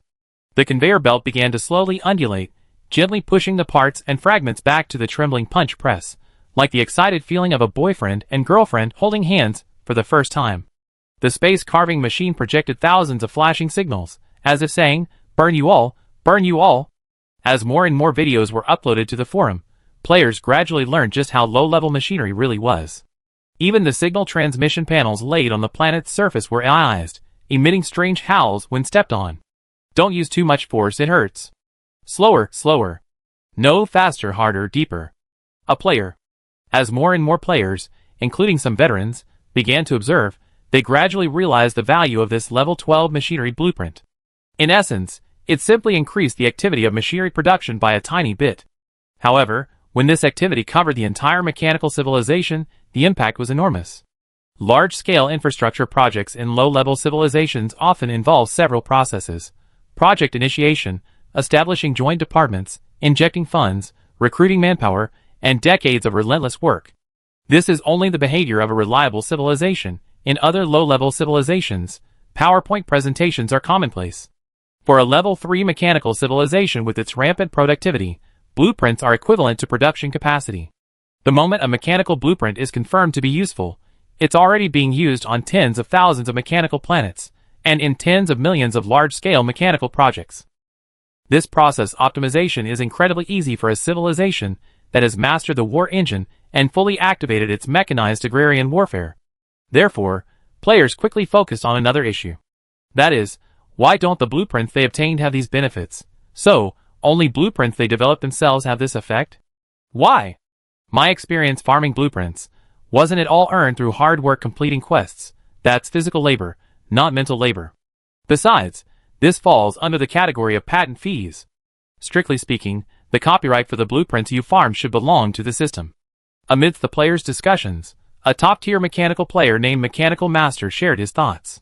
In my opinion, the reason this low-level mechanical blueprint had such a significant impact is largely because it's a production process blueprint. If it were a weapon blueprint, the impact would likely be much smaller. Furthermore, the system rarely produces this type of blueprint. That's right, a master indeed. He hit the nail on the head. To verify his guess, he directly posted a chart showing the percentage of mechanical blueprint types he collected. Weapon and equipment blueprints accounted for over 50% of the blueprint types. Large mechanical weapon parts and large mechanical engineering fragments accounted for over 20%. Some rare weapon and equipment blueprints accounted for another 15%. There were also some odds and ends, which ultimately accounted for 5%. That means there's only a 10% chance of getting this type of blueprint. And even if you do get it, because it's a system-generated item, there are no patent fees, so it's treated as a low-level blueprint. Then, after going through many twists and turns, it gets secretly taken away by the cunning faction system. So, it turns out the faction is the biggest profiteer. Actually, forget all the fancy stuff, like the Wisdom Medal and the server-wide announcements. The rewards for this kind of self-developed item are actually very low. Each activation of a low-level collective AI gives you a plus 100 faction experience point, which is nothing compared to a year-end bonus. Wait, you mean every activation? What's wrong? Do you know how many mechanical planets and large mechanical structures the faction is building right now? Holy crap, if every activation gives you 100 experience points, 1,000,000 activations would be 100 million. So that means... Insane! Insane, so these days, doing research is the real game changer. The mechanic stared dumbfounded at his rapidly increasing level. 66, 67, 68, 69. He received more system notifications today than in his entire gaming career. And he's probably the only player to go from level 65 to 90 in a single day. The faction's experience gained is incredible. In his miserable research group, there was a string of tags, their envy overflowing. Greetings, sir! At Mechanic. Please mentor me, at Mechanic. Mentor, please accept me, at Mechanic. As expected of a civil engineering senior, how did you do it? At Mechanic. If our independently developed blueprints are successfully completed, will we also have a chance to make the front page like you? At Mechanic. Brother, I saw someone on the forum offering a large sum of money to buy your materials. How about we split the cost? At Mechanic. Group muted. At Mechanic, why don't we do this today? If you're free, tell us about your research experience, Group Admin. Mechanic was stunned for a long time before coming to his senses, looking at the ever-increasing experience points. I think I understand now. The correct way for us researchers to use our knowledge. So that's how it works. Outside the portal, the senior engineer murmured to himself. Through technological research and development, blueprints are obtained, these blueprints are adopted by civilizations, and then, experience is massively fed back to the civilization, allowing for further in-depth research. This approach also resolved a long-standing question for the senior engineer. That was, in his previous life, how did players other than those who sold blueprints, like himself, evolve their civilizations? Because with the limited experience players earned, leveling up and farming blueprints was barely enough. Where would they find the resources for technological evolution, let alone civilization evolution? Now, the senior engineer somewhat understood. Without a civilization panel, faction experience and personal experience are essentially the same thing. Therefore, theoretically, players pursuing a research-oriented path should ideally join a civilization faction focused on growth, then receive massive experience rewards through faction feedback, thereby evolving technology and even the technology tree. But here's the problem. With the fourth calamity lurking, nobody wants it. Nobody wants it, so even if you get the blueprints, it's useless. The independent research route is out of the question, and without pursuing independent research, evolving civilization is impossible. Damn it, this one-track mind has become a dead end. So, the purpose of his rebirth. The senior engineer immediately realized who the chosen one of his faction truly was. Not the lucky one of any particular version, but the trendsetter of all versions. Then, his system notification sounded. Chapter 1619. The Black Sage, Intercivilization, has completed mass production, faction points plus 10 million. Your faction has obtained the top-tier mechanical bloodline, Black Sage. Your civilization faction has completed the replication research of the Fourth Order Energy Core, and named this Energy Crystal Core number 1, faction points plus 10 million. Ideology, Ambition, New Technological Revolution activation level 60%, entering the explosive period. Your mechanic civilization has 500 million/500 million points. The mechanic civilization has entered the late stage of civilization. Your leader's reputation plus 10,000. The mechanic civilization can access the Ascension realm. Please choose the time and technology node for access carefully, otherwise, once you enter the Ascension realm, the process will be irreversible. A late-stage civilization, something I thought I couldn't complete before leaving. The senior engineer closed his eyes. In a daze, he seemed to see tens of thousands of huge plates, their surfaces covered with mountains and oceans, now frantically sliding, misaligning, and reassembling along an invisible, incredibly precise grid.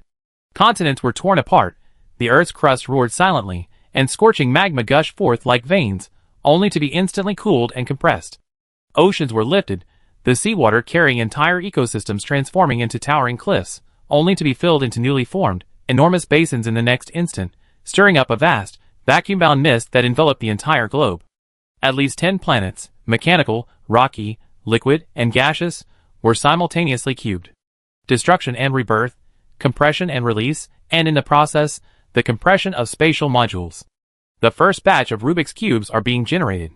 Similarly, in an experiment at the Supreme Military Academy, a singularity forcibly anchored within a superconducting magnetic field and probability cloud, countless energy beams, like meticulously threaded needles, shoot from the surrounding ring accelerator, piercing into that artificially created void, weaving an impossible existence.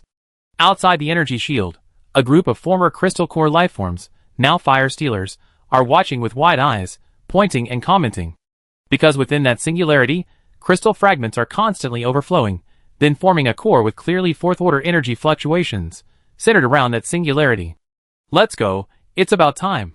The senior engineer stood up and addressed the Zerg General Time Zen, the space-time agent Gaffrey, and the ancient mechanical difference elder. Of these, Time Zen and Gaffrey are definitely going. The difference elder, having nothing better to do, is extremely curious about what this parallel universe, which he, as the leader of an ascended civilization, had failed to find, is like. The senior engineer glanced around, but ultimately said nothing, stepping into the nearly 2-meter-deep black hole. The remaining 3 followed suit. Then Gao Yuanyuan's figure emerged from the signal, murmuring, "Brother's gone. That's good. We can finally focus on our preparations. Prepare to advance to the undying leader." Her shadow remained silent, but slowly emitted a golden light, thick, dark, and terrifying, as if reflecting an electronic abyss. Meanwhile, within the nearly completed second war engine, Du Xiaodi withdrew her gaze from the portal, and touched a beautiful bracelet on her wrist. Preparing to begin test runs of Engine 2. The feeling of time travel was familiar to the senior engineer. After all, in his previous life, although he hadn't found any parallel universes, he had conducted business in different time-space branches of the main universe. The two sensations were quite similar. First came the utter betrayal of perception. Everything within sight was dissolving. Familiar outlines began to bend and drip like heated wax. Colors no longer stayed within their original boundaries, breaking free, permeating, blurring, and stirring into a boiling pot of bizarre and surreal porridge. There was no sound, or rather, all sound was stretched into infinitely long threads, sharp high frequencies, and dull low hums twisted together, forming a vacuum-like, deathly silence enough to suffocate eardrums. Then came the disorder of gravity, the sense of up, down, left, and right vanished. The body felt as if it had been thrown into an invisible vortex. every inch of skin being torn apart from different directions. Internal organs floated and shifted within, a powerful, instinctive dizziness and nausea gripping the throat. The sense of time was utterly chaotic, stretched into an eternity in an instant, yet the same eternity could be completed in the next flash. Thoughts shattered into countless fragments, like pages scattered by a storm, impossible to piece together into a complete picture. Then came a critical point of passing through. It was as if a thin, yet incredibly strong, non-existent yet tangibly perceptible membrane had been broken through. The entire world was instantly crushed into billions of flickering pixels, then rewoven together at an incomprehensible speed and in a way that defied understanding. New sensations surged in like a tidal wave. You have entered the primordial universe. Universe exploration level +1. When your universe exploration level reaches 10, you will randomly obtain a spacetime bloodline. Is this for real?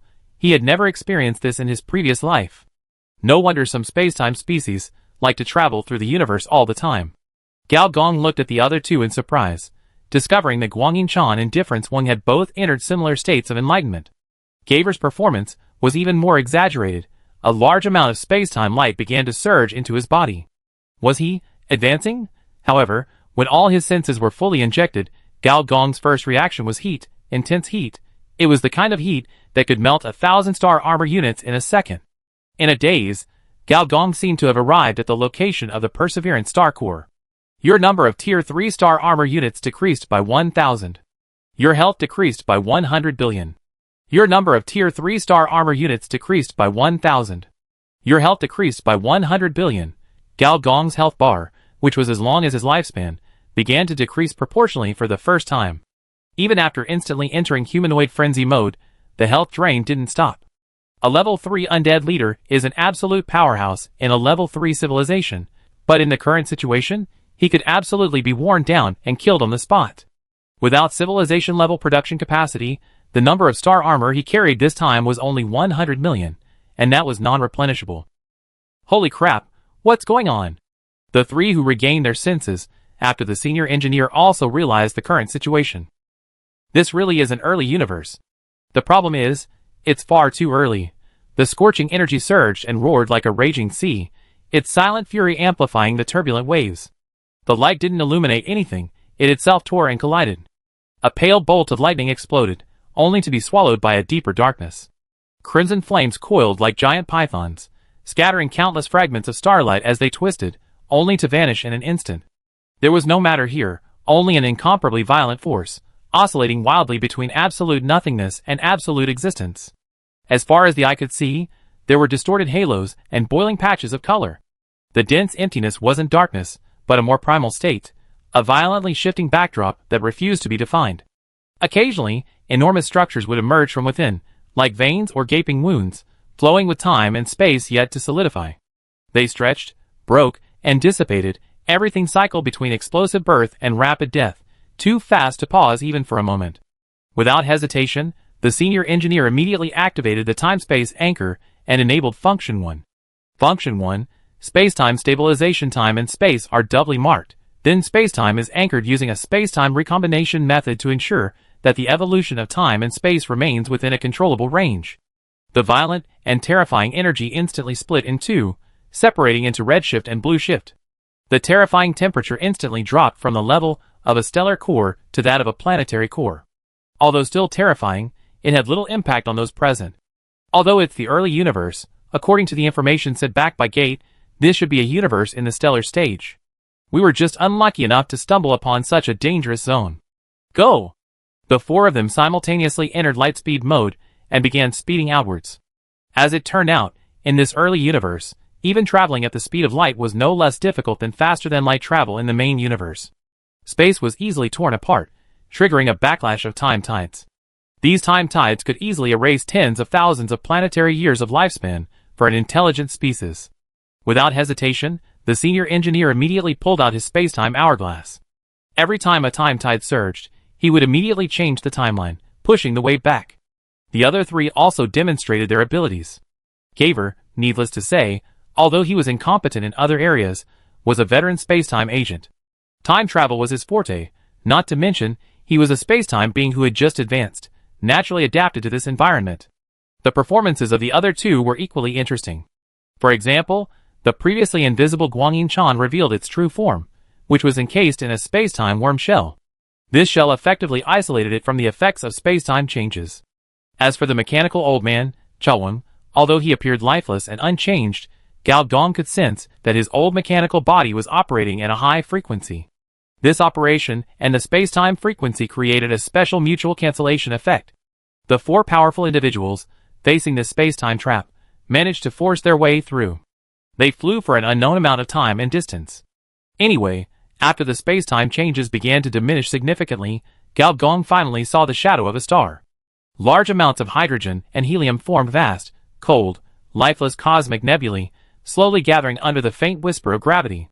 The previously terrifyingly high temperature instantly dropped to below zero, and thin layers of ice condensed on the mechanical body's outer shell. If we consider the rotation of the Alpha Cephalopoda constellation, it would have taken 40 planetary years to travel that distance, the senior engineer muttered to himself. For the first time, he realized that exploring parallel universes, besides the incredibly rich rewards, also inevitably involved danger. Chapter 1620. Upon arriving at this relatively stable cosmic environment, the high engineer's mechanical body trembled, and in the next instant, various melted, charred, and blackened mechanical parts rained down. "Kid, did you only bring your mechanical body this time?" the differential elder asked curiously. Senior is joking. "In this level of cosmic environment, my physical body only has one life." "What a pity.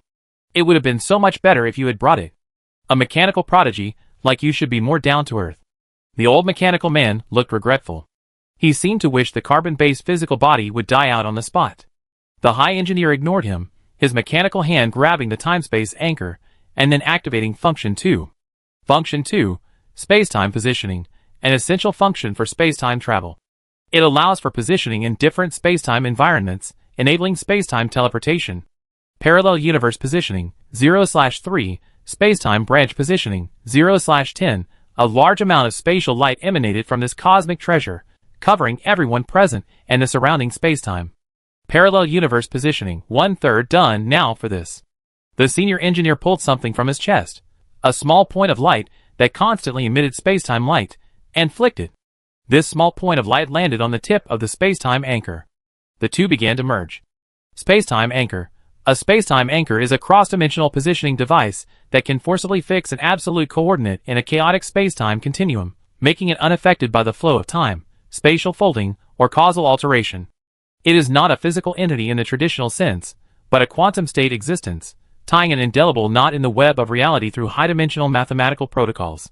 When the two merged, the senior engineer felt a jolt, simultaneously sensing the flow rates of both universes. "I was originally planning to use a time-space alarm clock, but now, I don't need to." In his current state, the senior engineer could easily discern that the flow rate ratio between the two universes was 1 to 100. 1 planetary year in the main universe is equivalent to 100 years in the primordial universe. Even with this calculation, half a planetary year has passed in the main universe. This way, we can travel back to the main universe at any time. The senior engineer breathed a sigh of relief. Exploring parallel universes is most dangerous for two reasons. One is that the parallel universe being explored is a dead universe, the kind where entering means certain death. The second is entering a parallel universe only to find that there's no way back. In this situation, the senior engineer himself is a constantly moving space-time coordinate. With the combination of the space-time gate, space-time anchor point, and space-time shuttle anchor, he can transfer to the main universe at any time. Of course, there's another extremely dangerous situation. The flow of time between the main universe and parallel universes could be too rapid. However, this is a controllable variable. Those who have long explored parallel universes know that the earlier a parallel universe's timeline is compared to the main universe, the faster its flow rate. Conversely, parallel universes in later stages of the main universe experience a much slower flow rate. To put it simply, the main universe is like a slingshot, and parallel universes are like projectiles. The closer they are, the faster they travel, and the farther apart they are, the slower they travel. In his previous life, the senior engineer, though he hadn't eaten pork, had at least seen pigs run. Knowing this was an early universe, he wasn't actually worried about being gone for tens of thousands of years only to find, damn it, that the 3 calamities from the main universe had arrived. That was the most frustrating part. "What do we do now? Go find that string master kid?" the difference elder asked.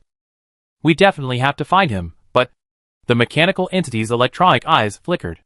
Something wasn't right. The coordinates he used to land were sent from a parallel universe. In other words, they were sent by that giant bug gate. And yet, he landed in such a dangerous space-time continuum right away. It doesn't make sense, the engineer muttered to himself. Although, according to the timeline, it had been about 500 or 600 years since Gate left the main universe and arrived here. Given the String Master technology he possessed, it was quite possible he could recreate a String Master civilization. An old bug doing repairs on the black market, and a leader of a space civilization definitely had completely different ideas. However, as a sword holder, Gate's obsession remained unchanged. That was to summon back the original group of Archon String Masters from the exiled stars, and then restart Ascension. An ambitious person cannot be a sword holder. And to accomplish this, he couldn't do it without Gate. The reason he brought Difference Elder with him was actually for this very reason. However, he changed the subject. Since it's an early universe, hopefully there aren't any ancient life forms in it. Perhaps this universe also has a mechanical supreme. That would be interesting. Difference Elder smiled strangely.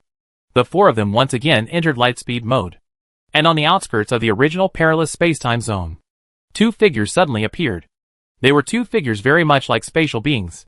They were tall and slender, their limbs not possessing the suppleness of flesh and blood, but rather a cold, hard structure more akin to composite materials or energy circuits. Their skin, if it could be called skin, was a matte, deep grayish blue, its surface devoid of pores or texture, only revealing a faint, shimmering white halo at the joints, as if liquid starlight flowed beneath.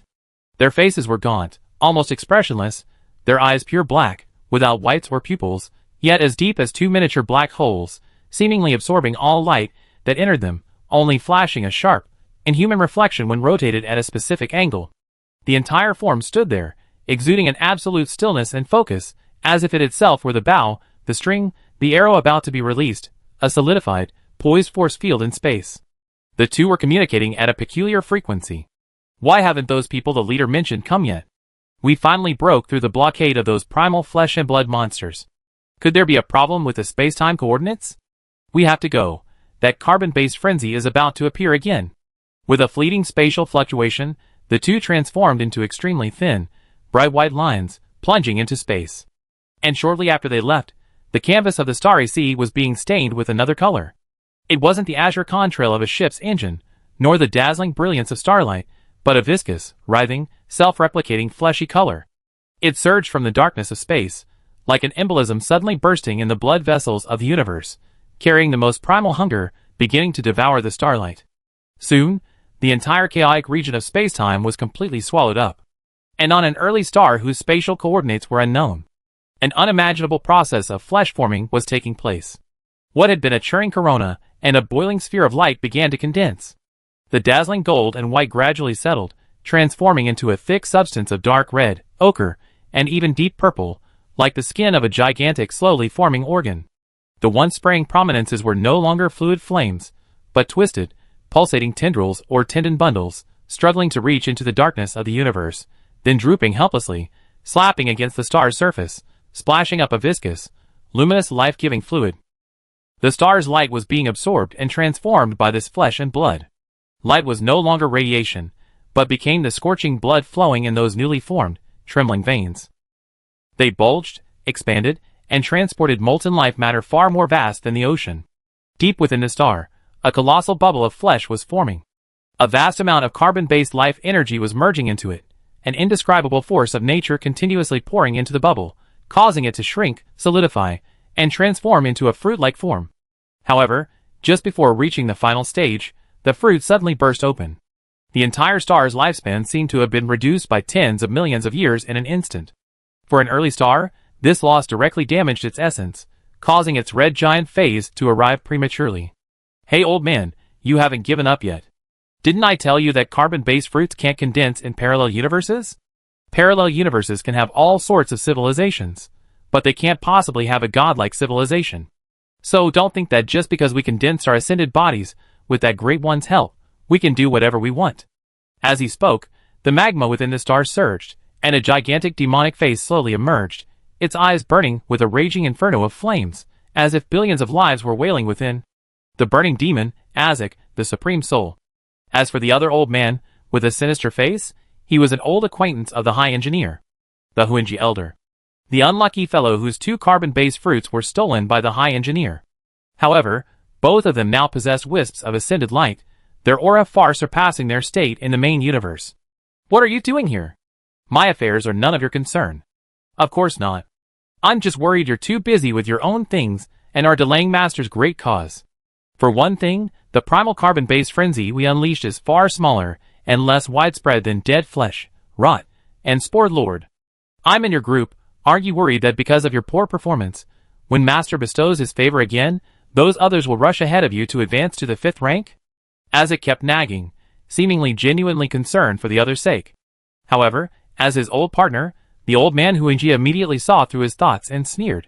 Is it because there are no souls to devour here? You can't defeat the earliest ancient life forms, and Master strictly forbids you from provoking them, making you develop your own civilization and cultivate your own souls. You don't have the patience for that either. Who can you blame? Isaac chuckled strangely. So, I guess I come here to bother you. Aren't you also thinking of bypassing civilizations and directly establishing a carbon-based pantheon? That's why I come to learn from you. In this current stage of the universe, where is it easy to establish a civilization? In this high-temperature environment, can ordinary life even survive? The old man Huinjia sighed. I understand now why none of the level 9 civilizations in the main universe were founded by the ancients.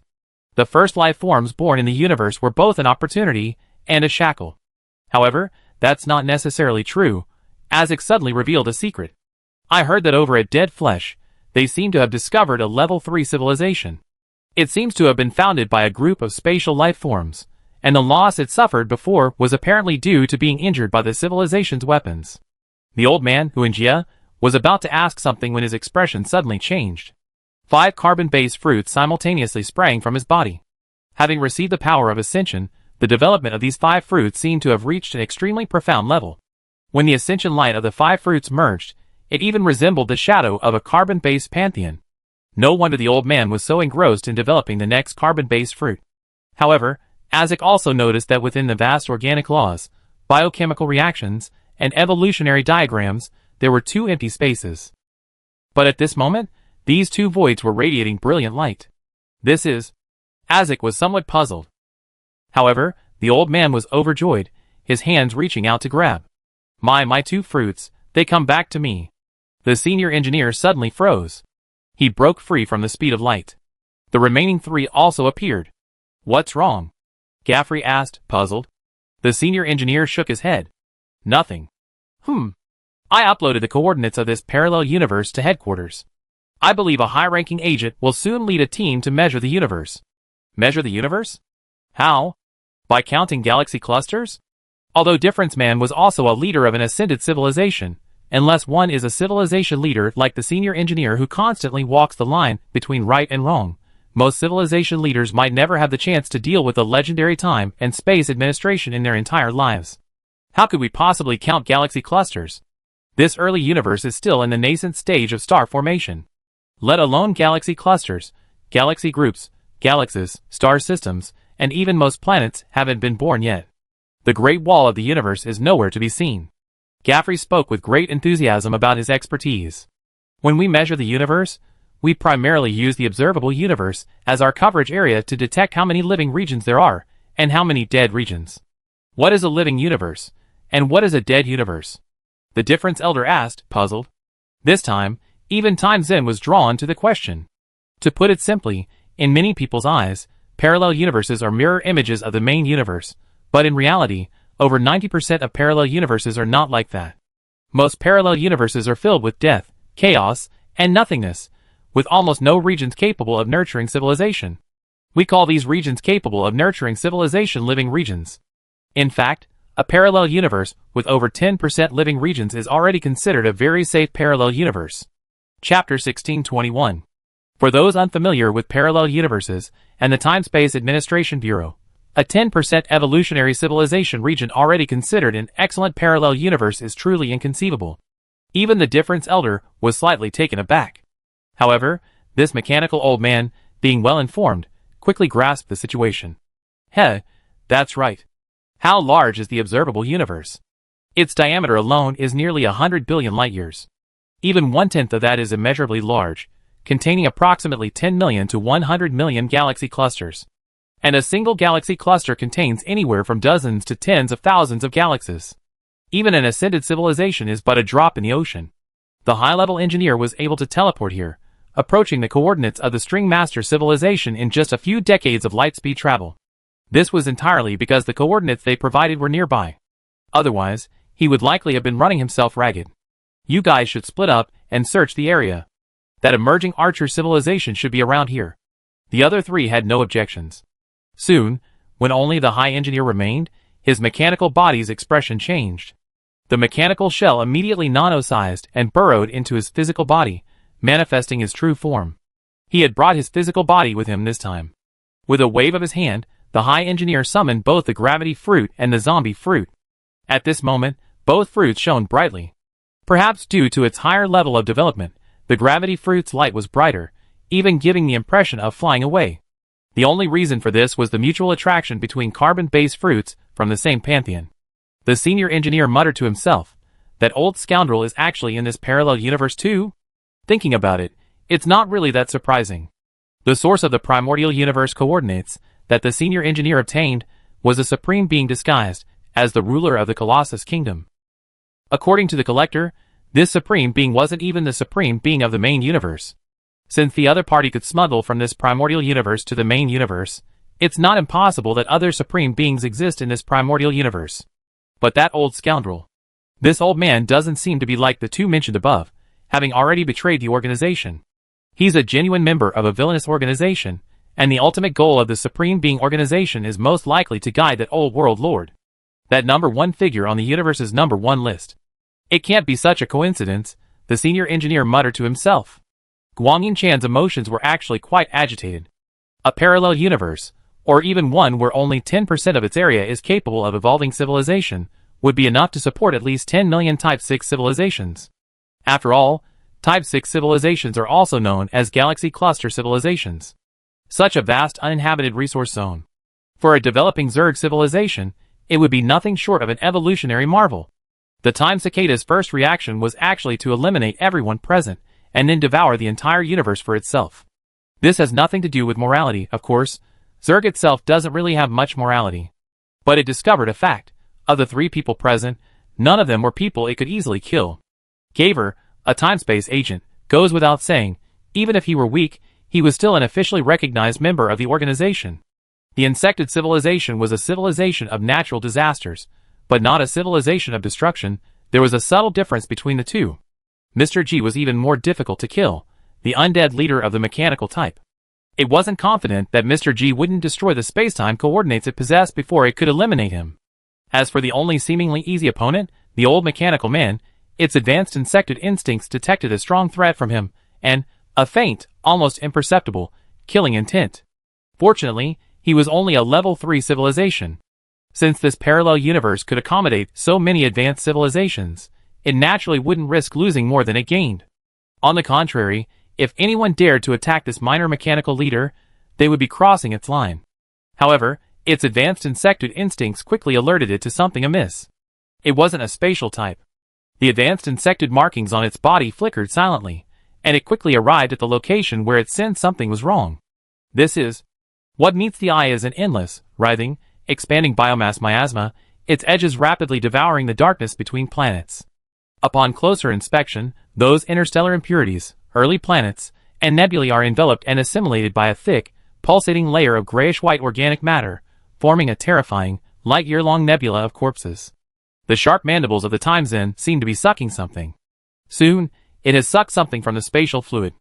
The compound eyes on its head also seem to pierce through space, seeing these space fleets enveloped in dead flesh.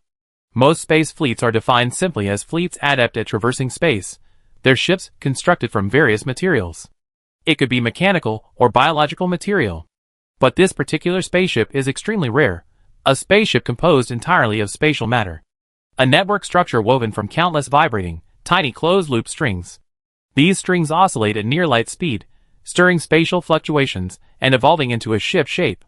This type of spaceship, possessing purely spatial properties, is also extremely rare among spaceships.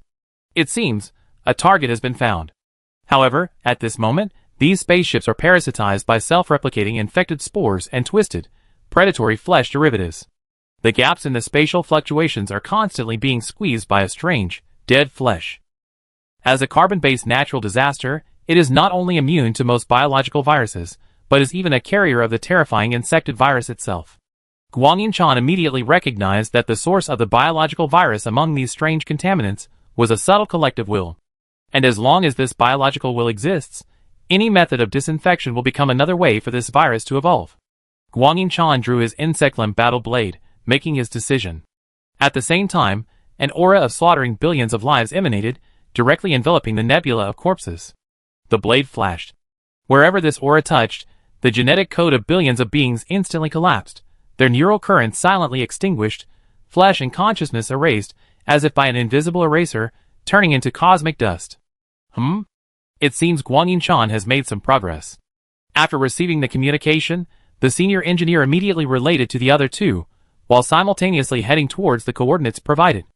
Along the way, he was still reminiscing about his previous life, the story of this Zerg guy. The 4 generals of the Zerg Plague, at their peak, possessed combat power comparable to the leaders of civilizations of the same level. With the Queen's authority, they annihilated countless civilizations of the same level. However, even the best swimmers can drown, and in the end, all 4 generals perished in the civilization war. Moreover, in Gao Gong's memory, all 4 died during the Queen of Blades' transition from a level 7 civilization to a level 8 civilization. It's impossible to say there wasn't some conspiracy from a higher civilization.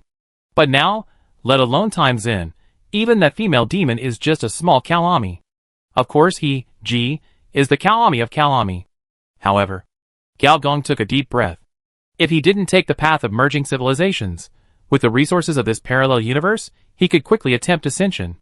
Even, not only level 4, level 5, level 6, but even level 7, which he hadn't even tried in his previous life. He wouldn't lack resources. When the senior engineer arrived at the scene, the battle was already over. The nebula of decaying organisms, which had eroded over several light years, was now shredded to pieces. Dozens, even hundreds, of spatial fluctuations emanated a murderous aura of annihilation. The senior engineer placed his palm on one of these spatial fluctuations, and closed his eyes. In the illusion, a pitch-black star and a golden blade of light were colliding. The blade of light seemed to contain changes in space-time fractures. With each collision, the star would age faster, leaping towards the red giant stage. The murderous aura of the Star Destroyer was also uncontrollably about to be released. Before the explosion, the senior engineer immediately opened his eyes. And he confirmed one thing. This giant insect before him definitely possessed legendary level sword skills. It was only at the 4th rank, far from its peak in his previous life. The senior engineer withdrew his gaze from the Zen general suspended in midair. A spaceship had already teleported over, and a spacesuit flew out. It was the same style as the spacesuits of the Space Empire. "Excuse me, are you Mr. G?" the lead spacesuit user asked respectfully. "You recognize me? The 33rd Archer often speaks of you. To be honest, this fleet of mine is also here to welcome you." 33. The Archer ancestors exiled by the mechanical overlord seemed to number only 32. Then what's going on here? The senior engineer pointed to the rotting corpses and remnants. He already had some guesses in his mind. "Please, everyone, board the ship first. Although we have this Zerg senior to our aid, it seems the carbon-based surge will evolve again soon." Carbon-based surge. That sounded far more imposing than the cyber tide. Even the Time Zen Master unusually offered a comment. "I severed a wisp of their collective will. This will likely alert them." "Alright, let's board then." After the 4 entered the spaceship, countless tiny strings quickly intertwined once more in a geometric way that transcended 3 dimensions. Then, with a gentle ripple, the stars in front of the ship seemed to be stretched into filaments of light, while the stars behind were compressed into brilliant spots. It wasn't like traversing space, but rather like reweaving the structure of space. And shortly after everyone left, the previously fragmented corrosive nebula reformed itself once more, and this time, it seemed to be imbued with an indescribable, inexplicable aura. A gigantic face, measured in light years, emerged from the clouds. The Sin of Insects? Chapter 1622. Riding in a spaceship made entirely of space materials feels quite different from riding a typical spaceship. If other types of spaceships are stationary, while the surrounding space flows, then riding in this string-like spaceship means the spaceship itself and space flow together. However, It eliminates the tearing and destructive sensations associated with space travel. String masters. The senior engineer murmured to himself. According to his understanding, peak string masters were capable of creating string networks. And this string network wasn't an information network. If one had to describe it, it was closer to a kind of advanced civilization coordinate. And this civilization coordinate could resonate with the cosmic strings. The advantage of this was that this civilization coordinate could instantly teleport to any cosmic space with string vibrations. And because of this resonance property, when a string master was killed, the string vibrations would resonate simultaneously. The string master would then perfectly regenerate. In the senior engineer's view, the string-controlling civilization at its peak already possessed some characteristics of an ascended civilization. These characteristics were the unknowability of the civilization's coordinates, and the infinite resurrection attribute of its ascended members. Many ascended civilizations actually had very few members, yet they didn't fear extinction, partly because they could resurrect infinitely. Your name is Lingling, right? The senior engineer suddenly asked. Yes, Your Excellency, the spacesuit on the other end immediately replied. According to what you said before, your new string-controlling civilization has already reached the point of creating string space, so how come you're being hunted down by those carbon-based monsters? Lingling immediately spoke excitedly. We initially thought so too, but those carbon-based viruses are getting stronger and stronger, even capable of polluting space and modifying the cosmic background radiation. Some of our kin are forcibly contaminated as soon as they leave the protection zone. We sent many fleets to welcome you, but many of them were contaminated. A biological virus of this level shouldn't be just Tier 3. Could it be an indigenous ascended civilization from this parallel universe? The differential elder couldn't help but interject. The senior engineer shook his head. Although he had told the old man about the Supreme Organization, the old man scoffed at the idea of such a terrifying cosmic organization possessing ascension power. He couldn't reveal the old lords and the infinite strongest world, so the old man believed it wasn't the so-called Supreme Organization, but some indigenous carbon-based civilization in this universe. I'm not too sure either. I only heard from the higher-ups that the biological virus that stirred up the carbon-based wave is called dead flesh, Lingling said. I heard you say it attacked your string world before. What happened? The senior engineer asked. Lingling sighed. I don't know either. I was ordered by the string master to break through before the attack, the senior engineer said, stroking his chin. The string world is essentially a low-end version of the string network. It's actually comparable to the Mine network and the Star network. It's a genuine third-order spatial network. The giant octopus monster still in its own territory survived the 5-in-1 insect queen largely because it had already unlocked similar void network technology, though it hadn't fully deployed it yet. From this perspective, the development of this new string-controlling civilization is far faster than that of the Void Dweller civilization. It fully demonstrates what it means to overtake the advanced. This is really... I hope Gate and the others are alright. The senior engineer shook his head. He couldn't tell fortunes, so naturally, he wouldn't have known in advance that the new string-controlling civilization and the supreme beings would actually fight. After all, although he hadn't measured it, let alone 10% of the civilization's evolutionary area, even if it were 1 in 10,000, 1 in a million, the probability of the two sides colliding in this parallel universe was no less than winning the lottery. So, it shouldn't be a coincidence. The senior engineer muttered to himself. The development of the string-controlling spatial technology must have involved something. Moreover, as if he had thought of something, the senior engineer's expression suddenly became subtle. This kind of battle, or rather war, could also verify one thing. That is, whether an individual who possesses the power of ascension, facing a level 3 civilization, has the power to destroy it. Does the power of ascension possess a degree of sweeping power against the power of civilization? In the main universe, with the Civilization Council overseeing things, such a thing would be impossible. Even the destruction of civilizations, like those caused by natural disasters, occurs through the destruction of civilizations by the power of civilization itself. There's no situation where an ascension-based individual can purely destroy a lower-level civilization.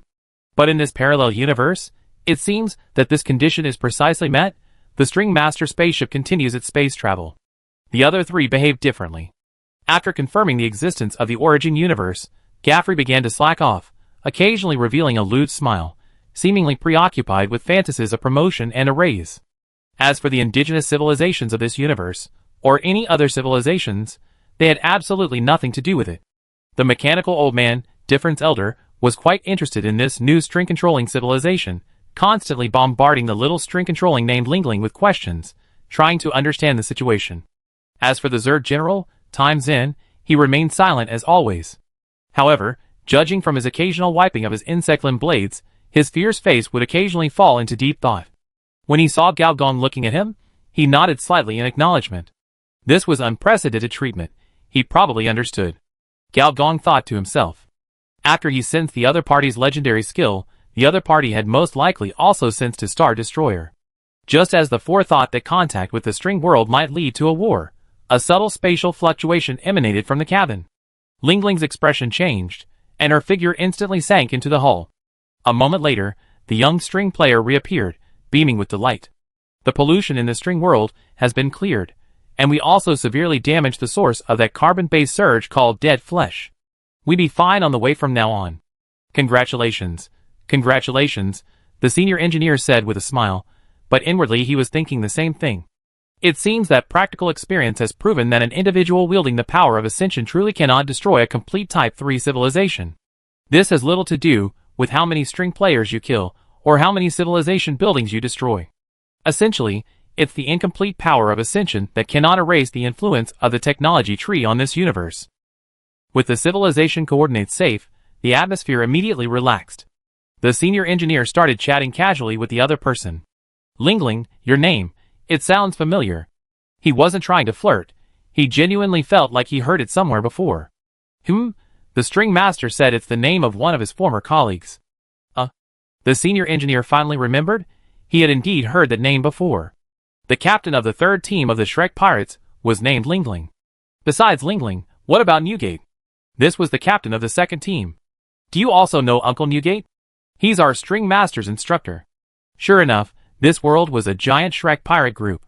Little thing, your form probably hasn't completed its spatial weaving yet. Yes, that's right, senior differential. The spacesuit gently tapped a button on its exterior. The next moment, the spacesuit visibly bulged. Then a thin line appeared along the central axis, this spatial line slowly unfurling like a zipper. Naturally, there were no beautiful bodies inside, because the string masters didn't even have a reproductive system. They were truly asexual beings. Moreover, they didn't even have a physical body, let alone a gender. Inside the spacesuit, it was completely empty, but upon closer inspection, one could sense faint spatial fluctuations swirling and growing stronger within it. The senior engineer hummed in agreement. So this spacesuit is actually your spatial placenta? After receiving confirmation, the senior engineer suddenly thought of the Space Empire, a level 3 civilization. He was now certain that those astronauts must have obtained the string master's technology in this area, gradually evolving into a unique form of civilization. Indeed, this world was also a vast circle of string controllers. We're entering the string world. There were no dramatic fluctuations, no unusual changes. By the time the senior engineer came to his senses, they were already inside this civilization's coordinates. This was a complex dimension composed of countless vibrational energies.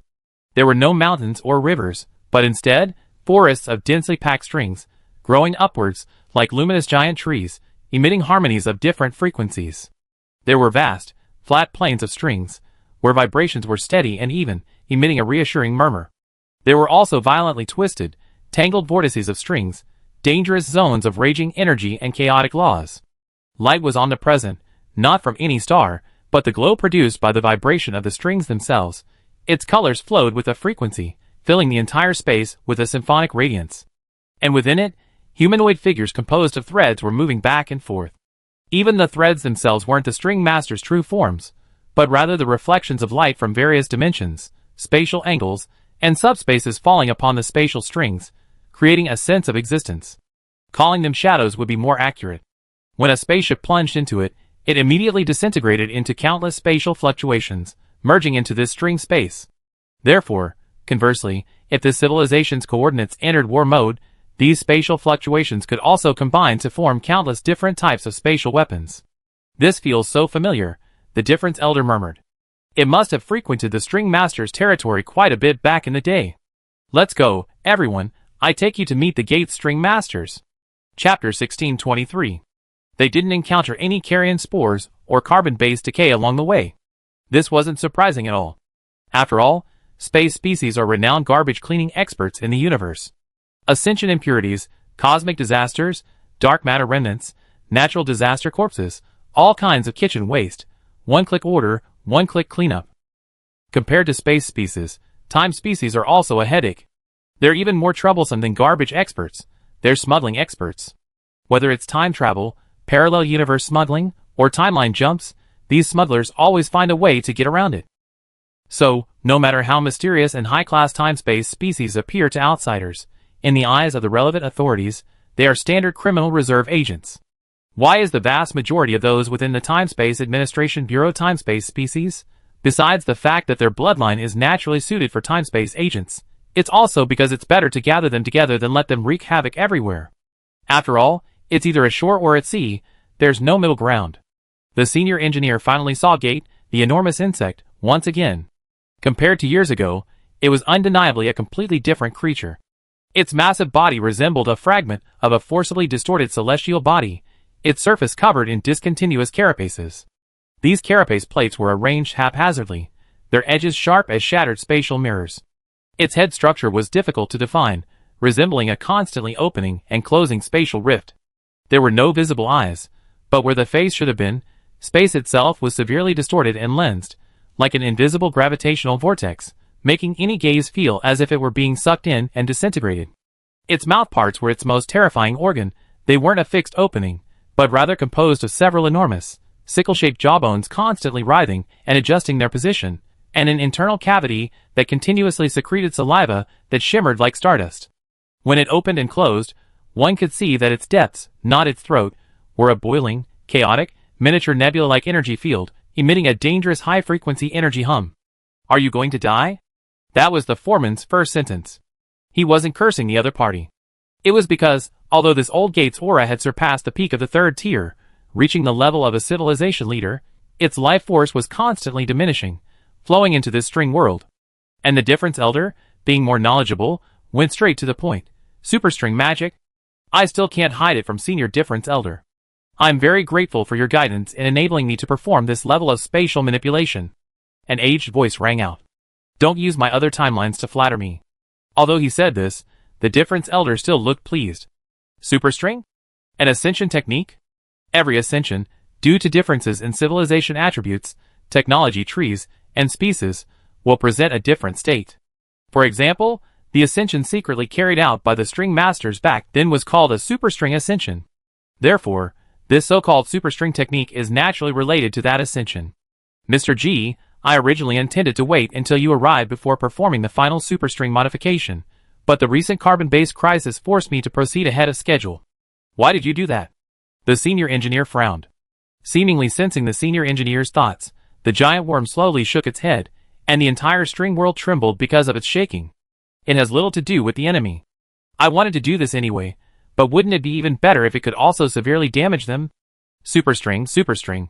The senior engineer, being an experienced operator himself, quickly understood the other's meaning. You want to use the opportunity of the string world evolving into the string network to simulate ascension, to perform superstring manipulation? And once superstring manipulation succeeds, not only will there be spatial coordinates with string fluctuations, but you can instantly move between any coordinates in the universe. The senior engineer paused, including the coordinates of the string masters, who were exiled by the mechanical overlord. Of course, after that, he would die.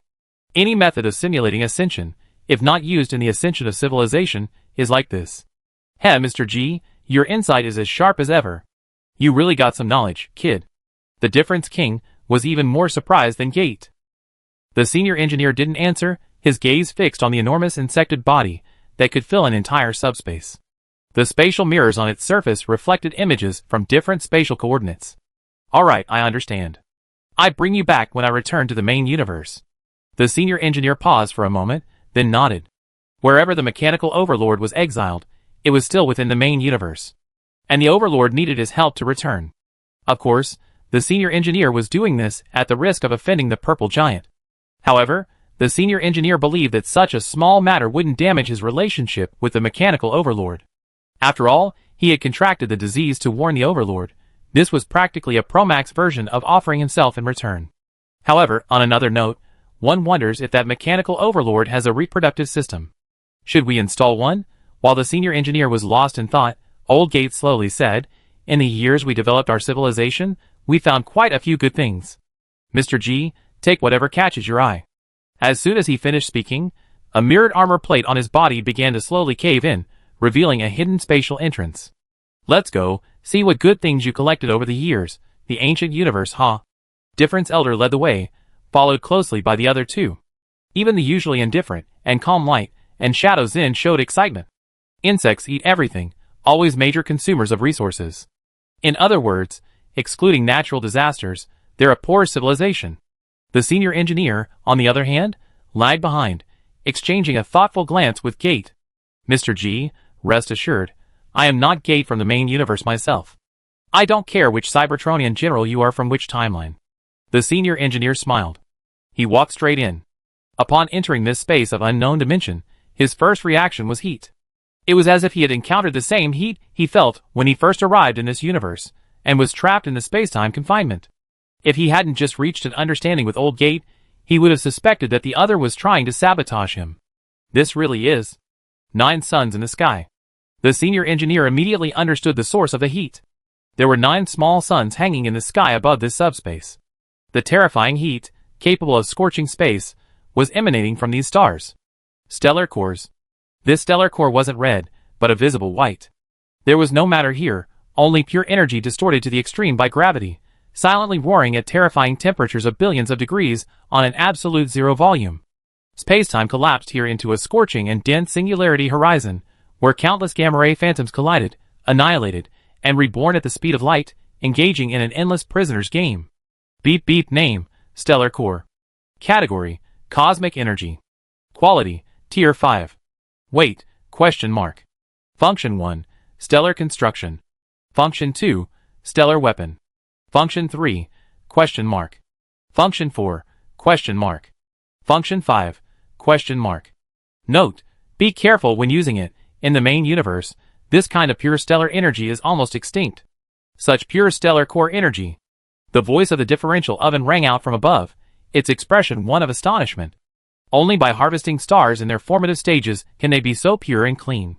Artificial refining would require countless methods to achieve this purity. Fifth-order energy is beyond the capabilities of at least fourth-order civilizations. And this pure and clean fifth-order energy was practically everywhere in this early universe. This subspace contains 9 stars, not because only 9 were found, but because the subspace, or rather, the entire string world, can only support 9. The senior engineer noticed that around the cores of these 9 stars were countless cracks. But just as the strings on the string wielders weren't real strings, these cracks weren't real cracks either, but rather projections of various dimensions of string space onto this subspace. A subspace like this couldn't withstand the extreme temperatures and pressures of 9 stellar cores. The matter that could remain in this space, while not quite on par with the 9 stellar cores, wouldn't be significantly inferior. This is. The first thing the senior engineer noticed was actually the pool of water beneath one of the stellar cores. With a hint of disbelief, the senior engineer landed, his finger touching the flowing water. The familiar yet strange sensation felt as if, in an instant, his finger had entered another spatial dimension, light and weightless. Just as he thought. Name, Primal Spatial Fluid. Category, Spatial Energy.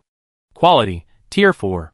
Weight, ? Function 1, Spatial Weapon Equipment Building Casting. Function 2, Spatial Incubation. Function 3, ? Note, remember that tiny bit of spatial fluid you painstakingly extracted? This is as big as a swimming pool. The senior engineer stared blankly at this enormous swimming pool. Even with his seasoned experience, he couldn't help but be astonished. What's the most troublesome part of forging space-type equipment? It's naturally the extraction of spatial fluid. Even if G had a spatial fluid purification machine, each use was extremely troublesome, and the purified spatial fluid was at most only 3rd tier. Currently, this level of spatial fluid, even with casual forging, would easily be at least 4th tier. For example, 4th tier spatial fluid combined with nanotechnology could mass-produce spatial droplets. That's a powerful weapon for sealing off low-level civilizations. It's also quite effective against 3rd tier civilizations that haven't yet unlocked their microscopic technology tree. The senior engineer took a deep breath, then exhaled.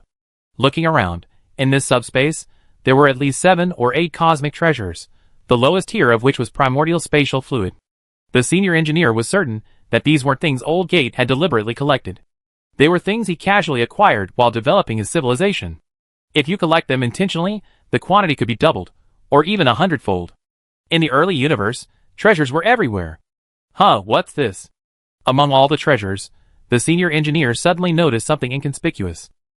Chapter 1624. This is... The senior engineer's gaze sharpened. Among a group of cosmic-level resources, a palm-sized gray stone floated.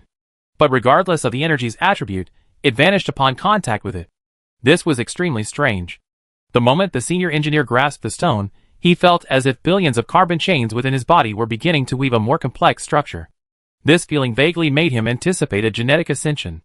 However, this was only a fleeting illusion, and the feeling vanished in an instant. Neither his physical senses nor his system senses showed any change. So, was this really just an illusion? Name: primal substance impurity. Category: question mark. Quality: question mark. Weight: question mark. Function: question mark. Remarks: question mark. This was the first time the senior engineer had seen something whose system remarks were even question marks. But while the system didn't know, he did. Or rather, he had heard the legend surrounding this thing. Legend has it that before the Big Bang, the entire universe was an indescribable singularity.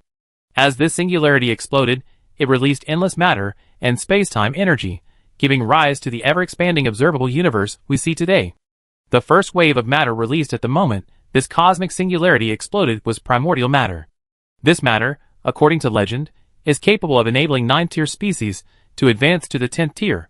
In later versions, in the world of infinite powerhouses, a portion of this primordial matter accompanied the resurrection of each 9th-tier powerhouse. The most important reason this major update triggered a chaotic war among advanced civilizations, even leading to the involvement of a level 9 civilization, was the legendary primal matter, said to grant breakthroughs to the 10th tier. The reason Gao Gong was so concerned back then was largely because this thing was connected to the infinite strongest world major update. However, the problem was that neither advanced civilizations nor level 9 beings were things that players back then were qualified to challenge. Even though Gao Gong had successfully ascended in his previous life and become one of the few ascended civilization leaders among the players, he wasn't qualified to participate in such a major cosmic update. He had heard that the Queen of Blades was involved, even gathering the power of the Zerg civilization to eliminate one of the level 9 species and gain significant benefits. Therefore, when Gao Gong sensed the Old Man of Chaos, he connected it to the Supreme Being Organization, and from the Supreme Being Organization, he thought of the level 9 being, the Old World Lord. Finally, when this legendary primal matter, even if it was just an impurity, appeared, he still felt somewhat incredulous. It turns out, the Civilization Council's ridiculous rumors were actually true. The legendary 10th Order matter really exists, but the problem is, according to the Civilization Council's publicly available data, isn't the upper limit of the technology tree that this observable universe can support only level 9?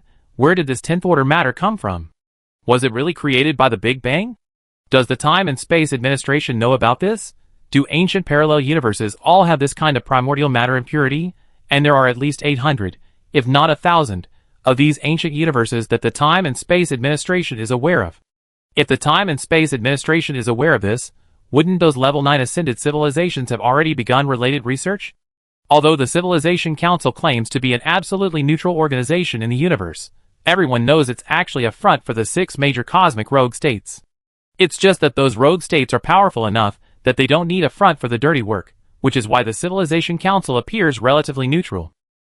Seeing the senior engineer pondering over a stone for a long time, the others present couldn't help but glance at it curiously. The old man, taking advantage of his seniority, snatched it, but after studying it for a moment, he tossed it back. There's nothing special about this. It absorbs energy.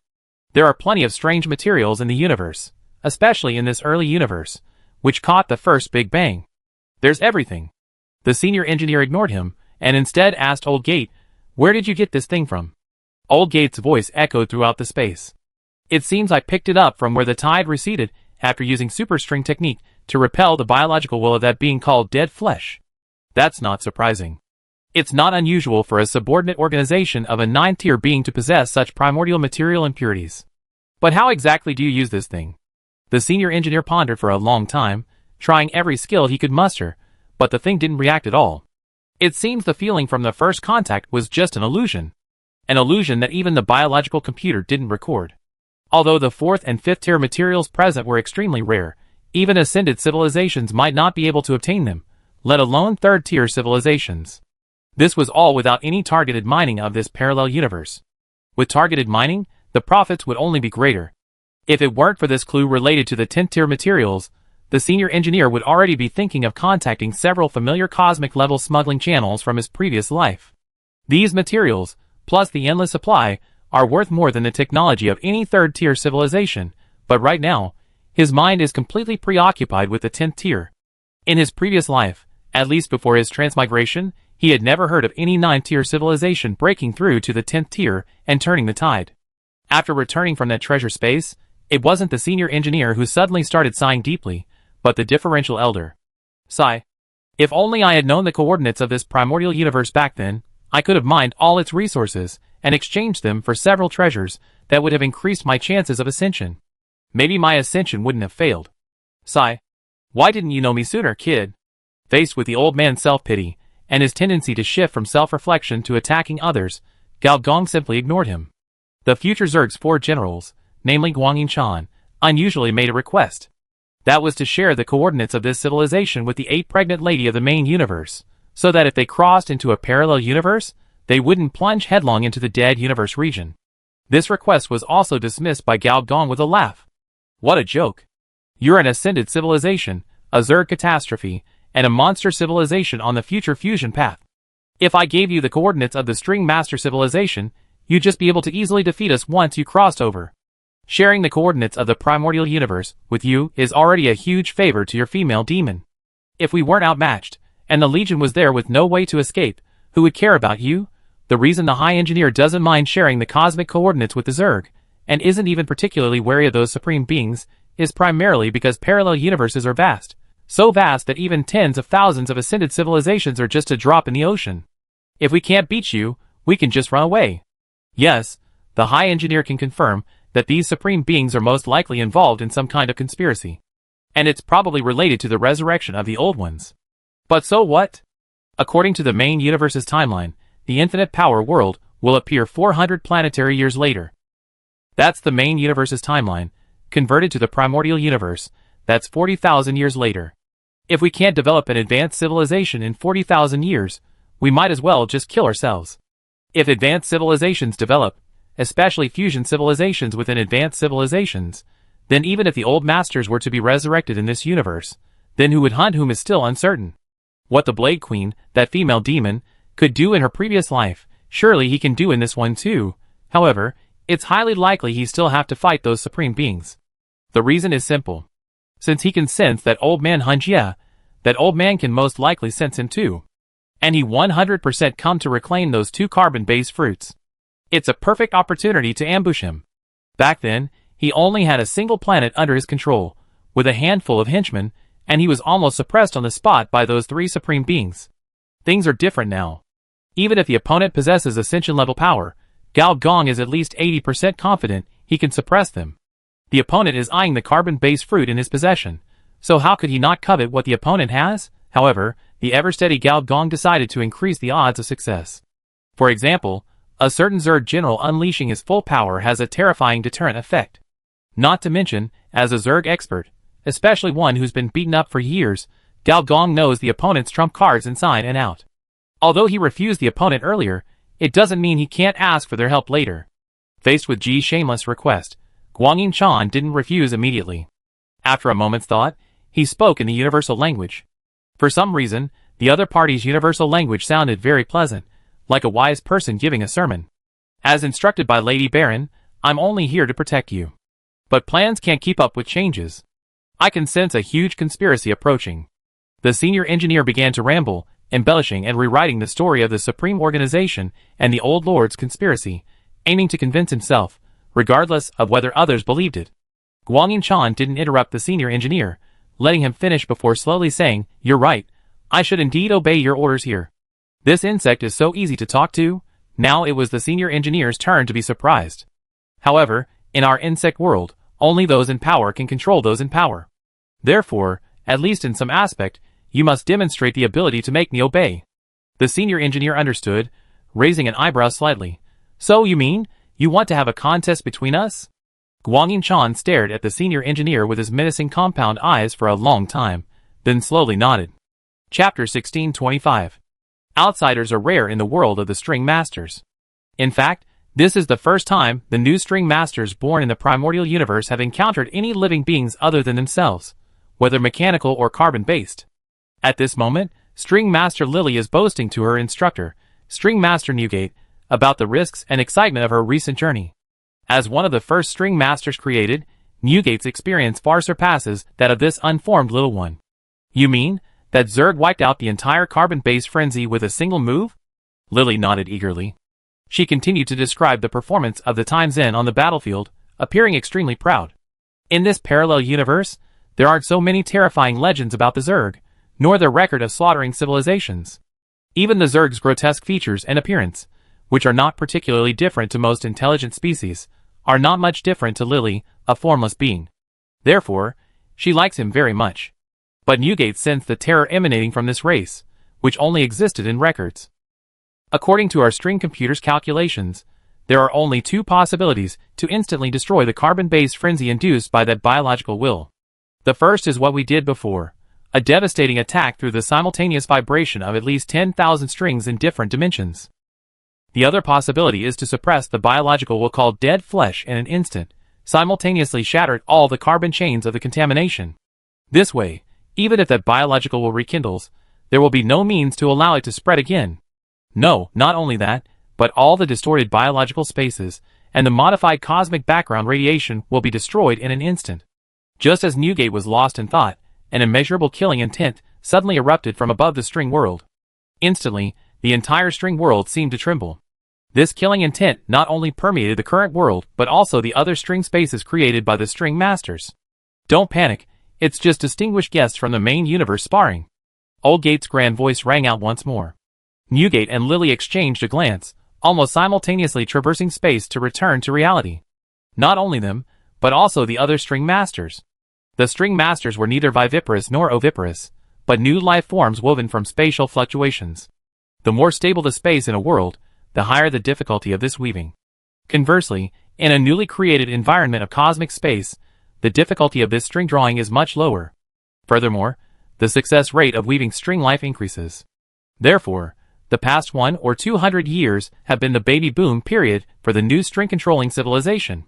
So a large number of young string controllings, unable to resist their curiosity, went to the real world to observe. Upon appearing, they were stunned by the scene of battle. The visible universe was covered by an endless black tide, composed of billions of machines. These machines constantly separated and recombined, sometimes forming star-level hardware, sometimes forming enormous mechanical spaces. They even decomposed into nanoscale vortex tornadoes. The advancement of civilization's technology would feed back into the undead leader. Especially after Master Tonio joined the Legion, he integrated a series of the Legion's technologies and relentlessly pushed them towards the mech frenzy. The current mech frenzy has undergone at least 9 transformations. While it can't match the complete trump card of a civilization, it's certainly comparable to half of it. Within these black vortexes, a terrifying aura would occasionally emanate from the very core. It was that feeling from just now. Newgate immediately realized that the aura he had just sensed was coming from within. However, he hadn't expected that the dangerous Zerg was actually under suppression. Black boxes were assembled from the mechanical frenzy, firmly locking in the terrifying biomagnetic field of the high-level Zerg. And from the core of the black boxes, terrifying roars could be heard intermittently.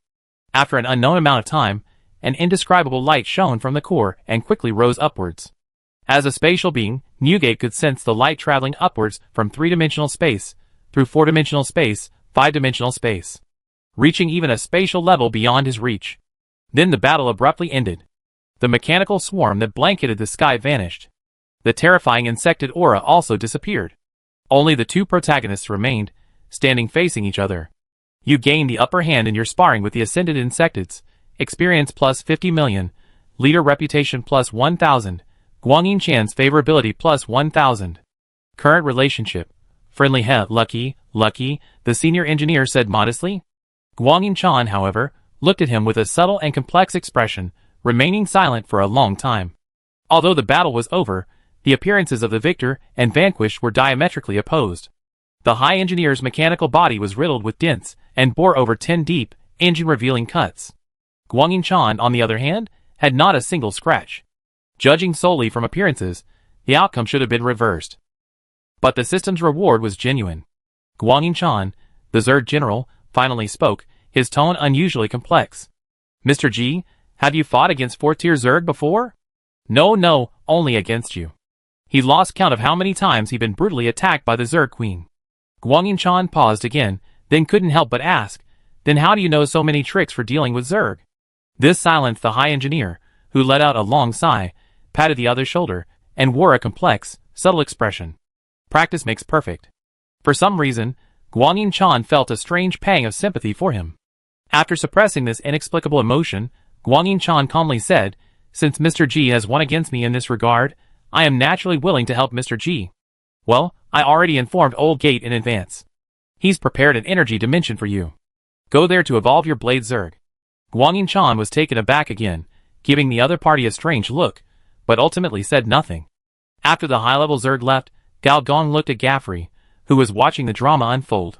Perhaps having been tricked by Gao Gong too many times, Gaffrey immediately reacted this time and quickly waved his hand. I can't get involved anymore. No matter what kind of indigenous civilization your opponent is, I can't get involved. And right, the headquarters space-time investigation team should be here by now. I need to go and meet them. I'm out of here.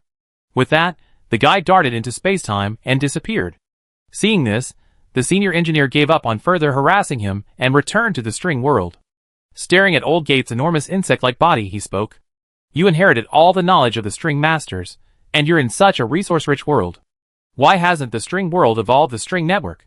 Do you have a clue? Old Gate slowly shook his head. There aren't any particularly special technological constraints, just some areas of spatial integration that haven't been perfected, which is why we haven't progressed to the final step. Want me to take a look? The senior engineer suddenly asked. Old Gate looked at him in surprise. He knew the senior engineer had a deep understanding of mechanical and carbon-based systems. But a space-based system? Even if the other party isn't a real Cybertronian general, they can't just be a string controller Cybertronian, right? Let's give it a try. There's no harm in it, the senior engineer chuckled.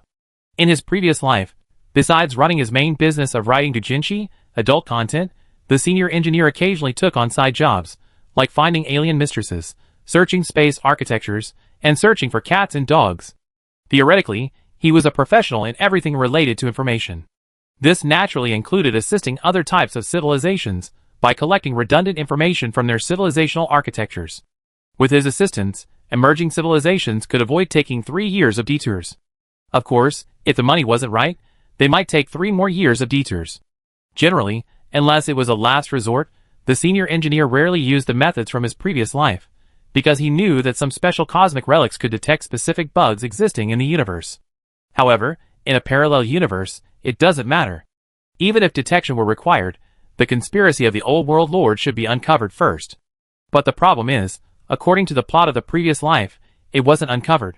And with the string world evolving into the string network, this superstringer civilization could probably evolve from the mid-stage of level 3 to the late stage of level 3. If those old string master ancestors were brought back, then perhaps this wave of spatial life could truly regroup and attempt ascension again. On the other side, Guanyin also fulfilled his promise to Gao Gong and began the catalytic work on the ancient insected race. It's little known that the high-level insected race itself is actually a hive. In the energy dimension, the void is not dark, but flows with viscous, shimmering iridescent waves. There is no up, down, left, or right here, only the rise and fall of energy tides and the distorted spectrum. Suddenly, an extreme darkness condensed in this magnificent sea. That was the core of the hive. It wasn't a physical entity, but rather a greedy vortex, tearing and devouring the surrounding torrent of energy. The iridescent bands of light were forcibly twisted and torn apart, wailing as they were sucked into that patch of darkness. The vortex rapidly expanded, unfolding into a massive, pulsating sac composed entirely of negative energy. Its surface was covered with psionic conduits resembling biological veins, pulsating violently and compressing and refining the plundered, raging energy inward. Within the sac, the scene was even more horrifying. The energy, condensed to its extreme, was no longer in fluid form, but had solidified into countless sharp, shimmering crystalline fragments. Forged by the Zerg energy and the Queen's authority, these fragments weren't melted, but directly carved, forcibly pieced together, and recombined in a way that transcended the laws of physics. First came an outline, a slender silhouette perfectly embodying the aesthetics of carnage, emerging from the boiling energy slurry. It was the edge of a blade, the form of lightning, a design born solely for ultimate speed and cutting. The energy crystal, forged by an invisible force into a chitinous carapace harder than the core of a star, flowed with a cold metallic luster and an eerie energy glow. However, during this crucial process, time then strayed. The blade insectoids, shouldn't they be the ancient insectoid race? Although the senior engineer claimed to be an expert on insectoids, there were things he didn't know, and what he didn't know was that the current blade insectoids hadn't actually changed their name yet. Combined with Mr. G's profound understanding of the insectoid's weaknesses, the insectoid general's mind raced. Could this one actually be a reincarnation of the Zerg? Hunjia, what brings you here? In a completely lifeless, flesh-filled world, devoid of any species, amidst mountains of corpses and seas of flesh, a colossal crown woven from nerve cords hung, controlling this decaying carbon-based world with countless thick nerve chains. Hey, you greet old man Hunjia, but not me? Accompanied by a sinister voice came a humanoid figure composed of soul fire. Is it burning? An ancient demon like you, who doesn't even dare to descend directly with a mere shell, what's there to say? Heh.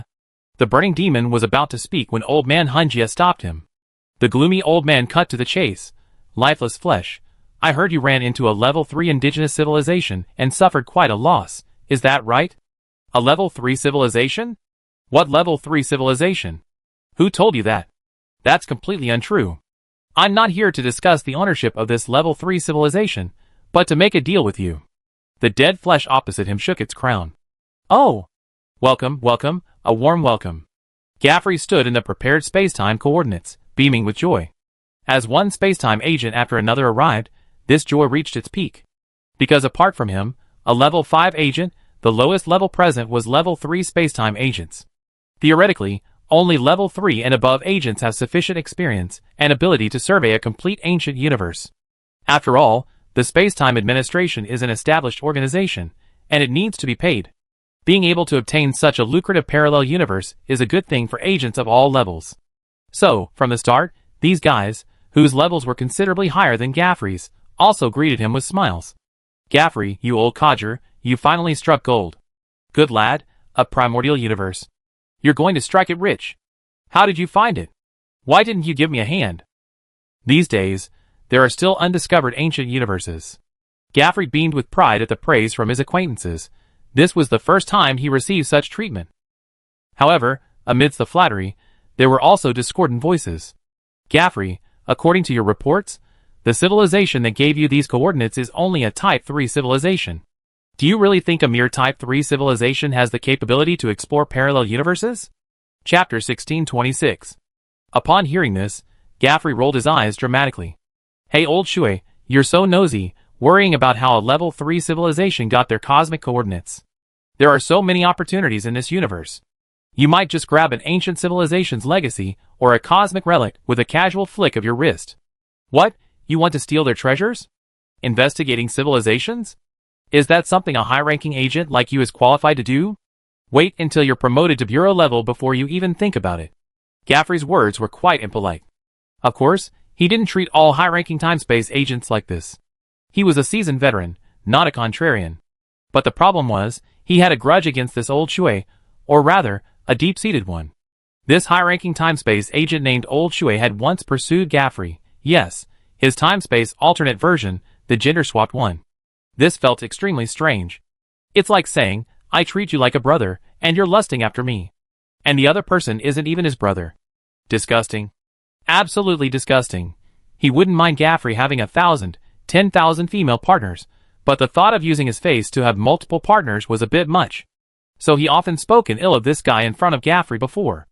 Old Shui also didn't like this low-level agent. Terms like useless brother-in-law and brother-obsessed **** have similar expressions in different civilizations. In short, the two almost came to blows the moment they met. If he'd known this guy was leading the team, he would have reported it later. How did it have to happen when this guy was available? Gaffrey felt utterly disgusted, as if he swallowed a fly. Seeing this, the others quickly tried to comfort him. After all, one was the benefactor, the other the leader, neither could be offended. According to the Time and Space Administration's procedures, the civilization that discovered the parallel universe would usually be commended and rewarded, but Old Shui clearly had no interest in that now. Old Shui snorted coldly and said, since Agent Gaffrey knows so much about this low-level civilization, then the matter of reward and commendation will be left to you. As for measuring the parallel universe, you don't need to worry about that. With that, he disappeared back into the timeline. The other agents looked at each other, some familiar with Gaffrey even shrugging apologetically. Then one by one, they disappeared into the timeline. You idiot! Gaffrey roared. He was perfectly aware of the greatest benefit of exploring parallel universes. The other side had completely left him behind. Even a single parallel universe is a scale that these time-space agents couldn't possibly measure on foot. What if they stumbled into a trap? Usually, in such situations, they would use large-scale time-space instruments from the Time-Space Administration Bureau to adjust space-time and travel. In this scenario, the agents could not only explore the parallel universe within that timeline, but also explore everything before and after it. And this was usually the opportunity for time-space agents to make a fortune. For example, if you discovered a cosmic treasure in this parallel universe that still needed tens of thousands of years to form, you could simply adjust the timeline to wait for the treasure to complete and then harvest it. In the main universe, such actions would be unthinkable. After all, treasures in the main universe are generally tied to significant causal relationships, either past or future, and often involve advanced civilizations. However, in parallel universes, such considerations are less strict. This is a perk for dispatched agents. Unscrupulous. Utterly unscrupulous. Gaffrey grumbled as he hurried back. He thought he could finally enjoy the benefits of a parallel universe, having always heard those who had explored it boast about it. Now he had found a parallel universe, but he wasn't getting a share of the benefits. I'm going to report that guy to Gaffrey, he thought. But as soon as he approached the coordinates of the String Master civilization, he saw countless layers of dead flesh overflowing from the space. Simultaneously, the surrounding spacetime and cosmic background radiation were massively altered, transforming into a distorted biomagnetic field. Any carbon-based species caught in this biomagnetic field would inevitably be contaminated. This has already begun? Gaffrey stared in disbelief. He hadn't expected that after just one trip, the civilization's coordinates would be blocked. The low-level agent's heart skipped a beat. Damn it, am I going to end up with nothing? Regardless of Gaffrey's mental breakdown, the string controllers remained remarkably calm. After all, following the advance notice from the senior engineer, both veteran and new string controllers knew such a battle was inevitable. And once a civilization's machine is fully operational, it's extremely difficult to interrupt unless some higher dimensional force intervenes. For example, right now, in tens of thousands of subspaces, the string computers are fully operational, continuously drawing spatial energy from them. This spatial energy, after conversion, was entirely transformed into string weapons. The spreading tidal wave of dead flesh often had no specific target. On a scale of tens or hundreds of astronomical units, it was instantly cleaved in two. Then, in the next instant, it was sliced to pieces. This kind of spatial attack cannot even be traced back to its source, because it truly has no source. As long as spatial fluctuations exist, they can become the location from which its attack is launched. A Type 3 civilization is a sector-level civilization, meaning that, theoretically, the maximum range of its attack is only at the sector level. The only exception is the space civilization. The space civilization is also recognized as the civilization with the longest reach. If it doesn't consider the cost, its attack range can reach the galaxy level. Watching the carbon-based tidal wave constantly overflowing from space, only to be pulverized in the next instant, even as this slicing reached the microscopic level. Whether it was atoms, molecules, carbon chains, or even the collective will contained within them, everything was severed. This single act signifies that this is a space civilization with a complete technological tree. Moreover, it implies far more serious consequences. Space technology, string technology, dimensional technology, nanotechnology. The old man recited a string of technical terms, then said solemnly, "It seems this civilization, like us, is likely a visitor from the main universe." This completely changes the nature of the situation.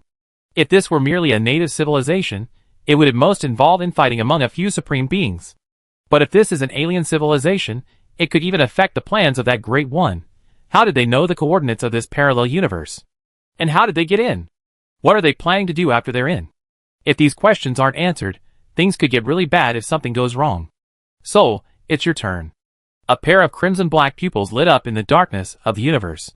Alright, I thought I was just here for a stroll, but if I make a move, I can't guarantee the damage from the invasion. If you can get the information we want, we gladly sacrifice our entire civilization to you. That's exactly what I wanted to hear.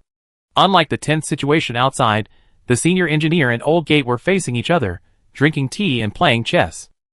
They were playing a game of pirate chess popular among space pirates.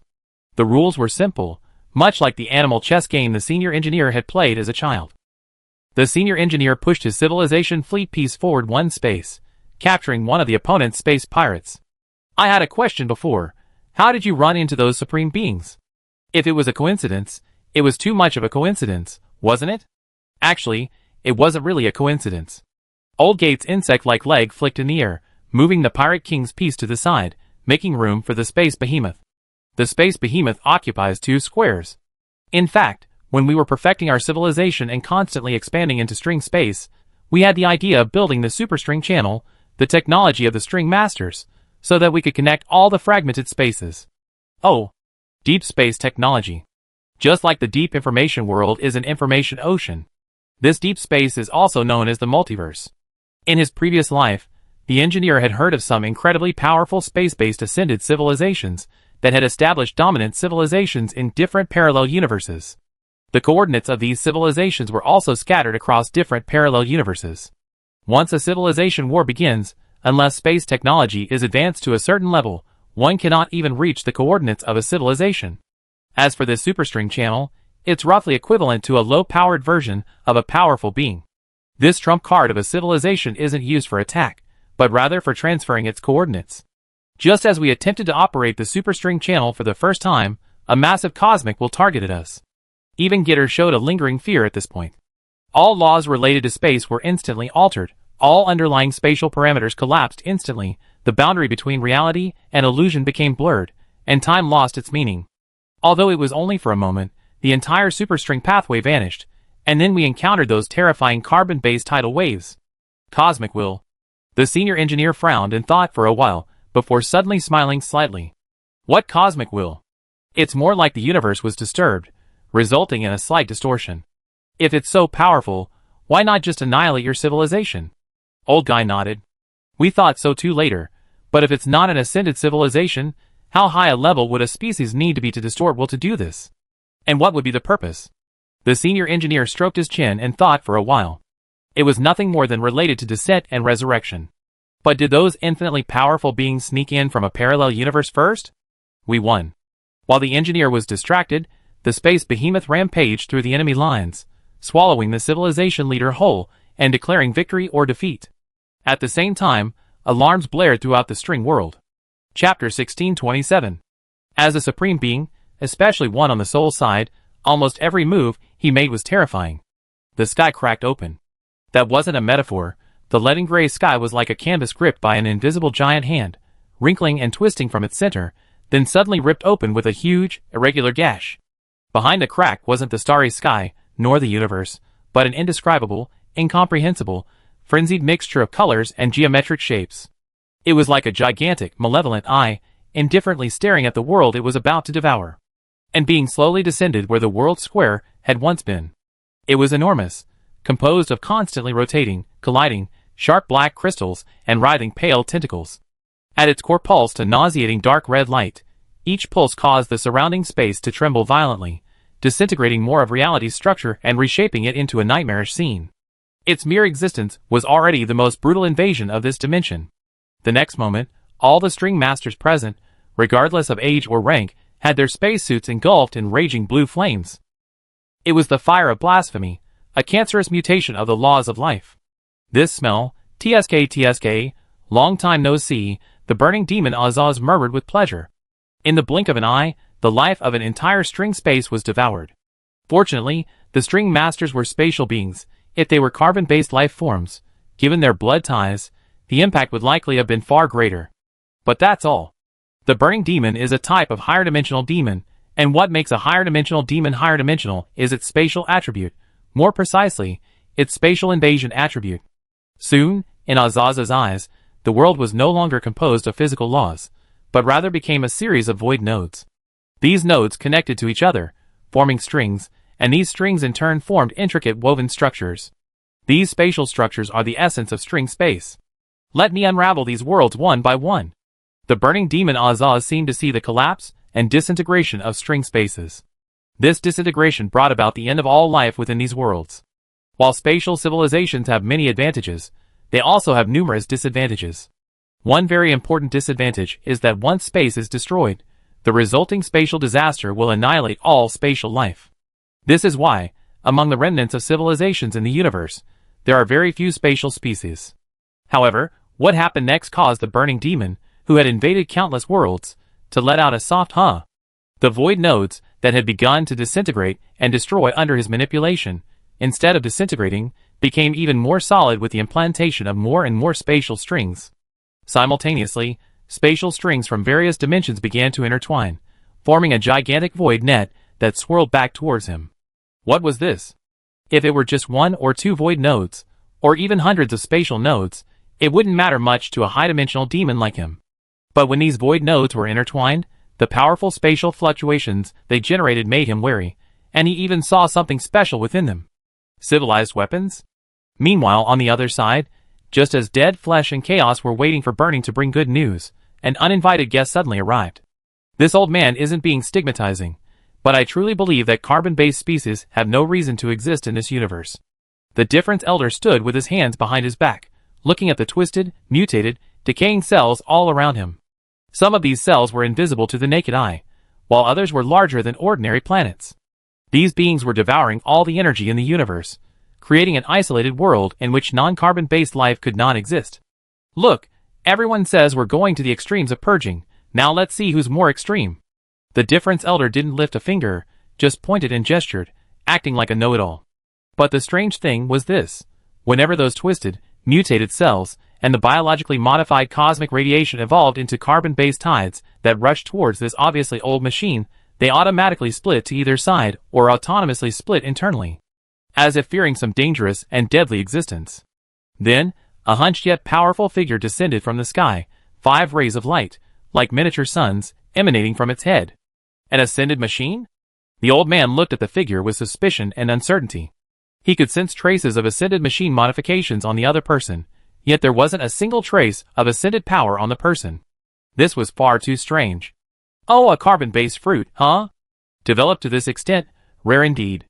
Looks like it's going to form a pantheon. But without the genetic faith of billions of carbon-based beings, could you even fly up there? The Difference Elder looked down at him with an air of superiority. Of course, he had the right to look down. As a former leader of the top 5 ascension levels, he was far superior to the old man before him in terms of experience. The chaotic elder remained silent for a moment, then a beam of white light suddenly emanated from his body. As soon as this white light appeared, the 5 carbon-based fruits on his back flew into it. Their surfaces were no longer smooth, but covered with intricate microstructures, like cell walls or neural networks magnified billions of times. Every line flowed slowly, emitting an iridescent light interwoven with deep blue, emerald green, and dark gold.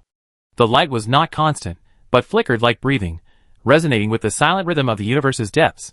Connecting these fruits were even more magnificent luminous veins, as thick as galaxies yet as fine as threads, intertwining, branching, and merging to form an incredibly vast, constantly twisting and changing three-dimensional network. The energy flowing through the veins was no longer blood or energy, but a stream of light shimmering with stardust, sometimes surging like a waterfall, sometimes as tranquil as a stream.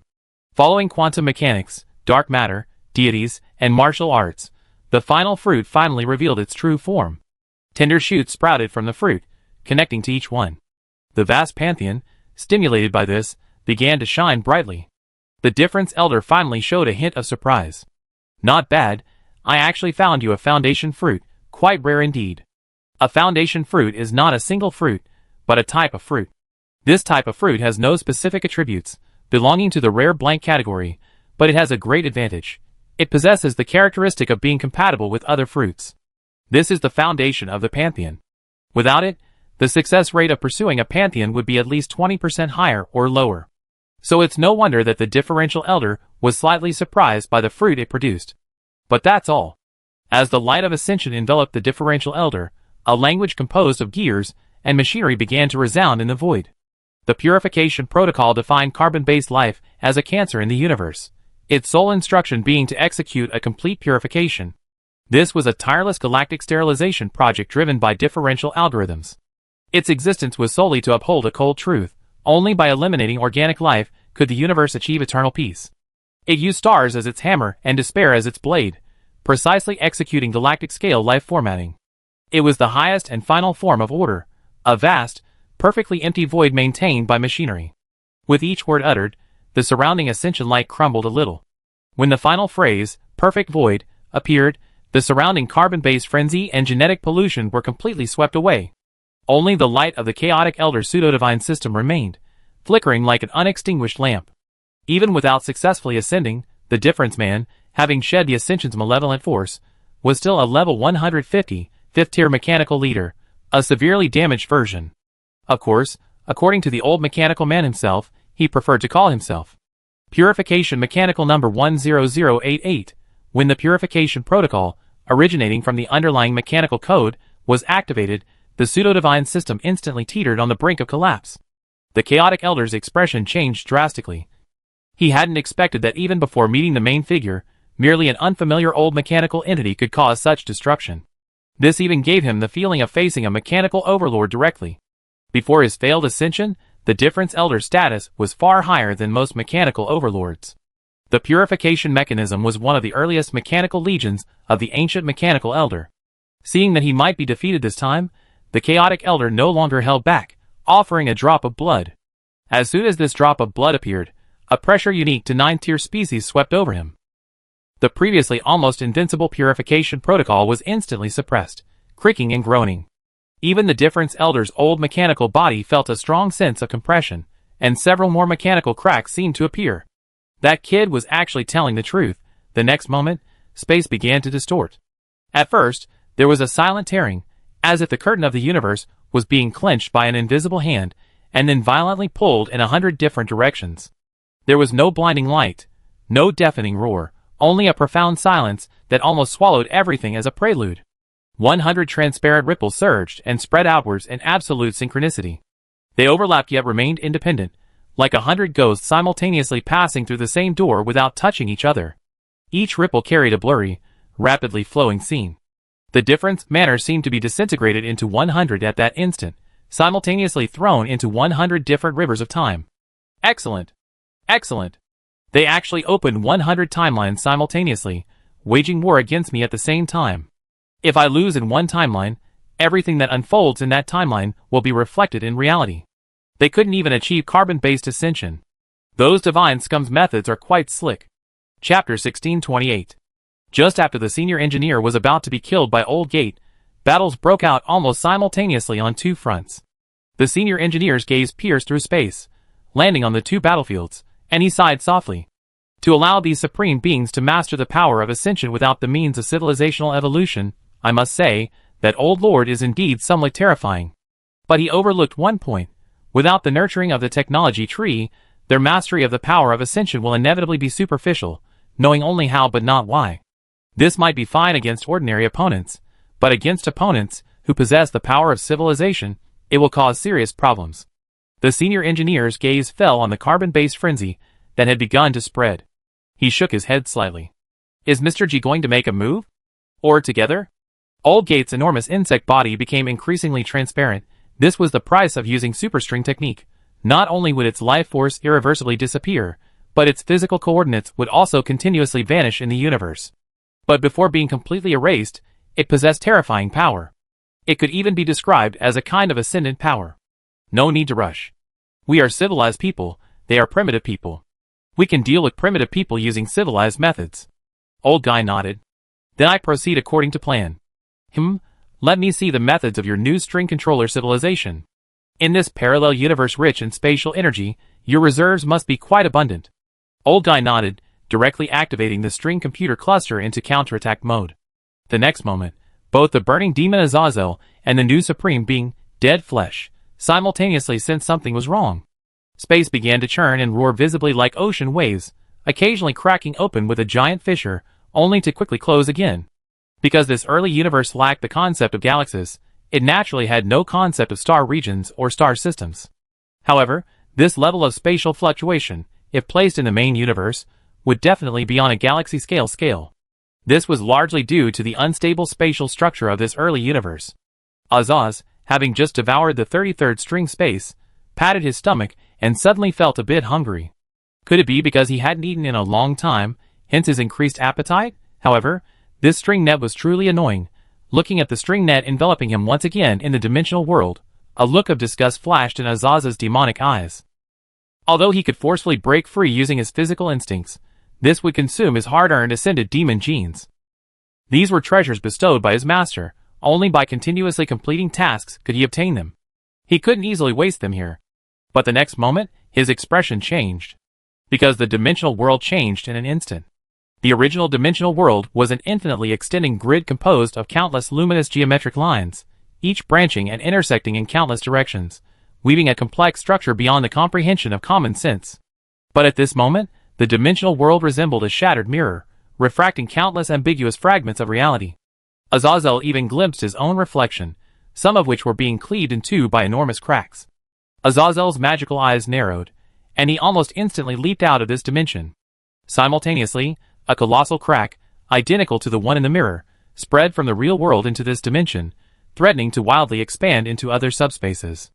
This attack is, in the absolute sense, a fourth-order spatial attack, and the initiator of the attack is the same weapon the High Engineer once possessed, the String Master weapon, the Spatial Claw. Its attack method is also simple. Function 1. Consumes 10 points of planetary energy to destroy a planet. Function 2. Consumes 100 points of planetary energy to fold and annihilate an entire astronomical unit of cosmic vacuum. Function 3. Consumes 10,000 points of planetary energy to annihilate a star system. Serious warning. Spatial folding within this range will trigger interstellar disasters affecting dozens of nearby star systems. Please ensure you use it responsibly without destroying yourself. In this parallel universe, the cost of using this spatial weapon is reduced by a factor of 0. A civilization with a complete technology tree is terrifying. Because it can do one thing, mass-produce weapons of a higher-order civilization. Like this spatial claw? Especially for space civilizations, in this superior spatial environment, mass production efficiency will only be higher. And they don't need to worry about spatial pollution. Previously, their civilization's coordinates had been discovered, but the archers were unprepared. Now that the civilization's machinery is fully operational, the real headache lies with their adversaries. Huge spatial rifts, covering the entire visible world, crisscrossed, slicing the lifeless flesh of the vacuum to pieces. Within the dimensional world, Azazel was also beginning to flounder, his body riddled with more and more cracks. These were all the effects of the clamps. Spatial weapons deal damage in two ways: directional damage and lock-on damage. The former simply strikes a fixed spatial coordinate area. The latter is technologically more advanced, capable of locking spatial IP addresses. Azaz felt himself locked in. He had to burn his ascended demon genes to transform his demonic body into a fourth-tier being, because a fourth-tier high-dimensional demon can switch dimensions at will. In short, artificially altering one's spatial coordinates is a form of circumventing the Great Firewall. This level 3 civilization is so troublesome. Azaz cursed inwardly. I can't even find their civilization's coordinates. I already transmitted the spatial information back. Why hasn't that old man Huinjia made a move yet? I should have brought more people. Dead flesh is useless, he was injured before, and didn't dare to fight desperately. Huh? The burning demon suddenly looked up, only to find that the carbon-based tidal wave polluting the nearby cosmic vacuum was rushing towards a spatial rift. This doesn't seem right. It's not one of the spatial coordinates I transmitted. Damn it, the dead flesh has been fooled. Meanwhile, in a hidden string space, a very special computer was entering the data simulation phase, and it seemed to have succeeded. This computer appeared to be a fragment of space cut from nothingness. Its outer shell was not a solid material, but a solidified dark void. Light falling on its surface was not reflected, but silently swallowed, leaving only a faint, distorted outline. The operating interface was a light and shadow structure floating above the machine, composed of constantly changing multidimensional coordinate grids and flowing energy runes. Touching it would create ripples of space-time interference. The entire machine emitted an extremely low hum, more like the tremor of space itself. This is a specialty of the thread-controlling civilization, a string computer. A computing device made of pure spatial material, possessing powerful capabilities for spatial exploration, calculation, and perception. Besides this, it has some special functions, such as simulating spatial signals and then transmitting them. The spatial signal sent out by the burning demon Azaz had already been intercepted and deciphered by this string computer. Of course, the interception and deciphering wasn't done by just this one, but by a swarm of millions of string computers. However, it was just this one that completed the deciphering. Thus, a continuous stream of false information, in the name of Azaz, was transmitted to the collective consciousness of the dead flesh. And after several tests, the dead flesh finally confirmed that these messages were true. Under the pressure of the spatial clamp, it prepared to corrupt the opponent's civilization coordinates, just as it had almost done before. Fool! Fool! Azaz cursed under his breath, simultaneously entering his high-dimensional demon form. It was a terrifying shape.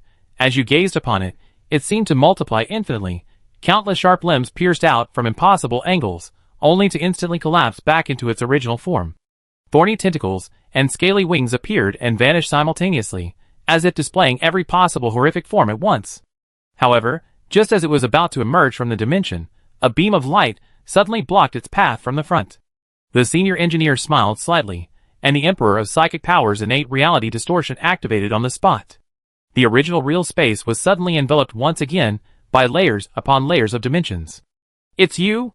Clearly, Azaz recognized the fourth-tier information entity before him at a glance, even though the high-level engineer was currently in his Psychic Emperor state. This state was truly interesting. According to the equipment's description, the avatar was called the Psychic Emperor, a collective consciousness aggregate capable of absorbing, assimilating, and manipulating the thoughts of other life forms. However, after the high-level engineer truly transformed into the Psychic Emperor, he felt as if he had become a low-budget version of the Insect Queen. Although he lacked the Queen's authority and couldn't command the insected race, his other abilities seemed similar. Perhaps because they were collective consciousness beings, they all shared similarities. Azaz also knew that allowing the dead flesh to fall into the trap set by the opponent could lead to unpredictable consequences. Therefore, he directly used the fourth-tier authority of a high-dimensional demon. In an instant, something seeped from its body, and then grew in all the spatial rifts. Countless eyes covered in scales opened and closed simultaneously. Indescribable outlines constantly replicated and annihilated themselves in reality, corrupting the very space they touched. Dimensional hellification? The senior engineer knew this was a powerful move by a higher dimensional demon, directly altering dimensional attributes. Few could resist it. It was also the signature move of the ascended demons. However, collective consciousness was precisely the nemesis of this method, especially under the control of an information-savvy veteran like him. Soon, another ability of the Psychic Emperor, Mind Devouring, began to activate. The entire space emitted a high-frequency hissing noise, like a disk being rapidly emptied. The dimension, now hellish, was instantly emptied. The battle between two fourth-tier life forms involved hundreds of different dimensional planes. But under the engineer's manipulation, not a single piece of information was transmitted. Azaz could only watch helplessly as the dead flesh plunged headlong into the enemy's preset trap. He could only hope that the dead flesh would be smart enough to escape quickly if things went wrong. Is this the only underhanded tactic you know? Azaz questioned, still somewhat unwilling to give up. The engineer, however, was surprised. Isn't creating an information fog the most standard tactic in civilized warfare? What do you think we're doing? Playing the kind of one-on-one combat only low-level beasts do. The engineer finished speaking, and didn't seem inclined to continue the fight. He turned around, and Azaz was about to give chase when he discovered that different dimensions had once again woven together a massive web. He could easily tear apart dozens, even hundreds, of void nodes, but countless more void nodes, and even subspace, were rapidly generated under the string computer's processing. Azaz was like prey caught in a spider's web, feeling powerless to expend his strength. On the other side, dead flesh, leading what could be described as an endless carbon-based tidal wave, plunged headlong into the string master civilization coordinates. However, almost immediately upon entering, dead flesh knew it had fallen into a trap. The countless carbon-based units visible to the naked eye throughout the space proved that this was not the string master civilization coordinates at all.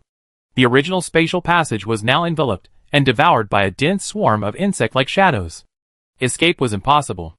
The dead flesh emitted a high-pitched scream. The Zerg are also carbon-based life forms.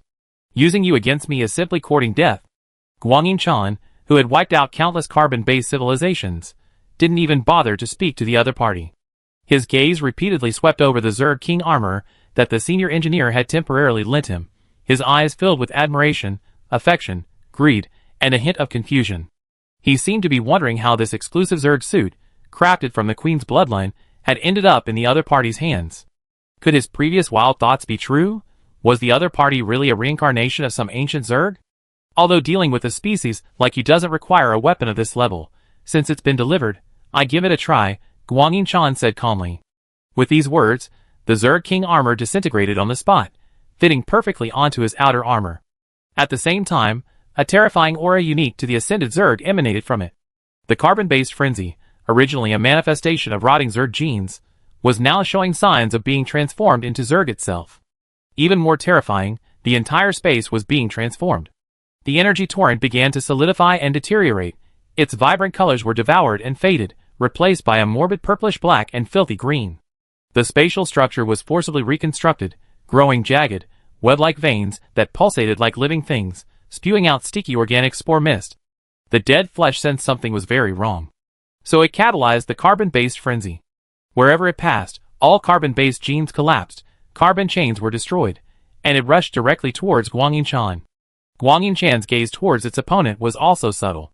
As if to say, doesn't the opponent know that the Zerg's genes are different from those of other species? Meanwhile, on another battlefield, a victor had also emerged. The Huinjia Elder, who had mastered 5 carbon-based fruits and begun to condense a divine system, was forcibly forced out of the temporary timeline. Behind him followed dozens of different elders. Different elders from different timelines. Fool! I annihilated so many carbon-based civilizations. Do you really think I don't have ways to deal with your petty tricks? Behind the different elders, timelines were entangled, knotted together, like a tangled ball of yarn. In the mechanical world, there's a very vivid description of purification machines. Gears turn, errors are erased. Civilizations are reborn in purity. In other words, for carbon-based civilizations with extremely strong law attributes, such as divine civilizations, purification machines can, in turn, counteract them. Chapter 1629.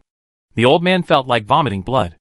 Who would have thought that dealing with the fruit-stealing thief would lead to encountering such a mechanical monster? Before even encountering the thief, he himself was soundly beaten by this mechanical monster.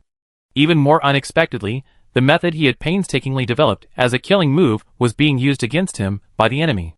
This was something he had never imagined.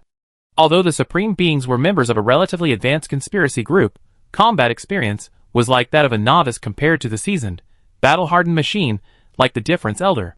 His timeline was easily manipulated, resulting in dozens of different elders appearing simultaneously in the same timeline, sweeping through and annihilating his different timeline counterparts. He could only flee in a sorry state. This was only thanks to the combat abilities of the martial arts fruit. But as soon as he escaped from the simulated timeline, his heart pounded twice. It was as if something familiar was connecting him. Damn it. The old man, Hunjia, looked down and saw a strange mechanical being toying with 2 fruits, watching him with amusement. Below the mechanical being was an endless sea of machines.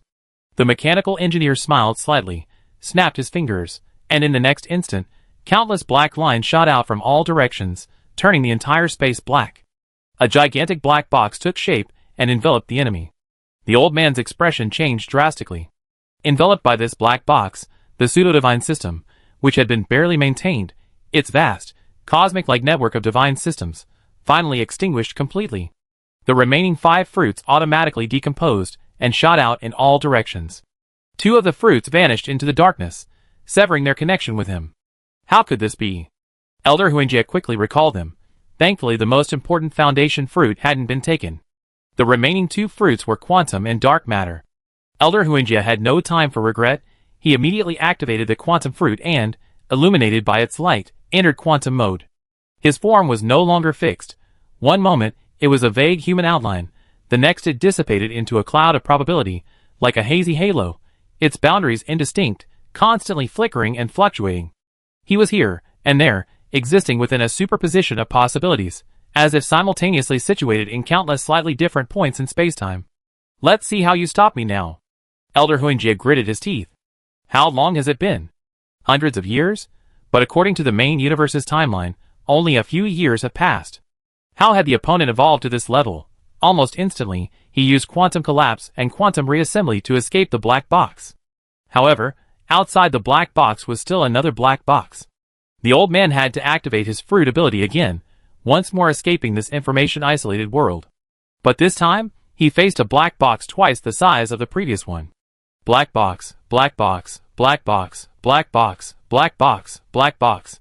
He passed through hundreds of black boxes before finally escaping that suffocating, hellish environment. Finally, he was back in reality. He saw the boundless, overwhelming tide of mechs. And within that tide, the quantum phantoms. The old man, Hunjia, was overjoyed. Quantum fruits were a perfect counter to these quantum life forms. However, the mechanical being opposite him gave him a strange look, holding a bizarre golden hourglass. The golden sand within seemed to flow like the sands of the Ganges, trembling slightly. The old man vanished from his spot, reappearing once more encased in layers of black boxes. This. For the first time, the old man, Hunjia, felt a sense of foreboding. Quantum, dark matter, God, martial arts, and a foundation. Senior Differential Elder, is there a way in this world to bypass carbon-based ascension and create a true fruit? Beside the high-tech mechanical being were two smaller black boxes, and inside these two smaller black boxes were sealed two more fruits, martial arts and God. Actually, there are quite a few, the Difference Elder recalled, but to be honest, the level of replication is at best on par with artificial devil fruits. A replication this deep is truly rare. I think so too, the senior engineer agreed. The Difference Elder hesitated, but finally couldn't help saying, I'm saying, if you're really desperate and want to take that damn fusion route, this opportunity is actually quite good. What do you mean, senior? Although most Pantheon civilizations originate from carbon-based civilizations, when they truly complete the Pantheon route, their rules and attributes must surpass those of the carbon-based system. I've seen a type of mechanical civilization that follows the path of divine machinery. You can try it, and see if this path is viable. A divine machine, huh? The senior engineer seemed to understand. Indeed, only seasoned mechanical engineers truly understood this. Regardless, thank you very much for your help this time, Senior Difference Elder. The senior engineer quickly expressed his gratitude. This time it's mainly to repay a favor you owe me. You really helped me a lot with the Abyssal Power Collector. After all, who would have thought that those old string masters, while secretly researching Ascension, actually managed to create this thing? What's next? Difference Elder looked at the senior engineer, who had just used the time-space hourglass to send the chaotic elder back 3 seconds ago once again.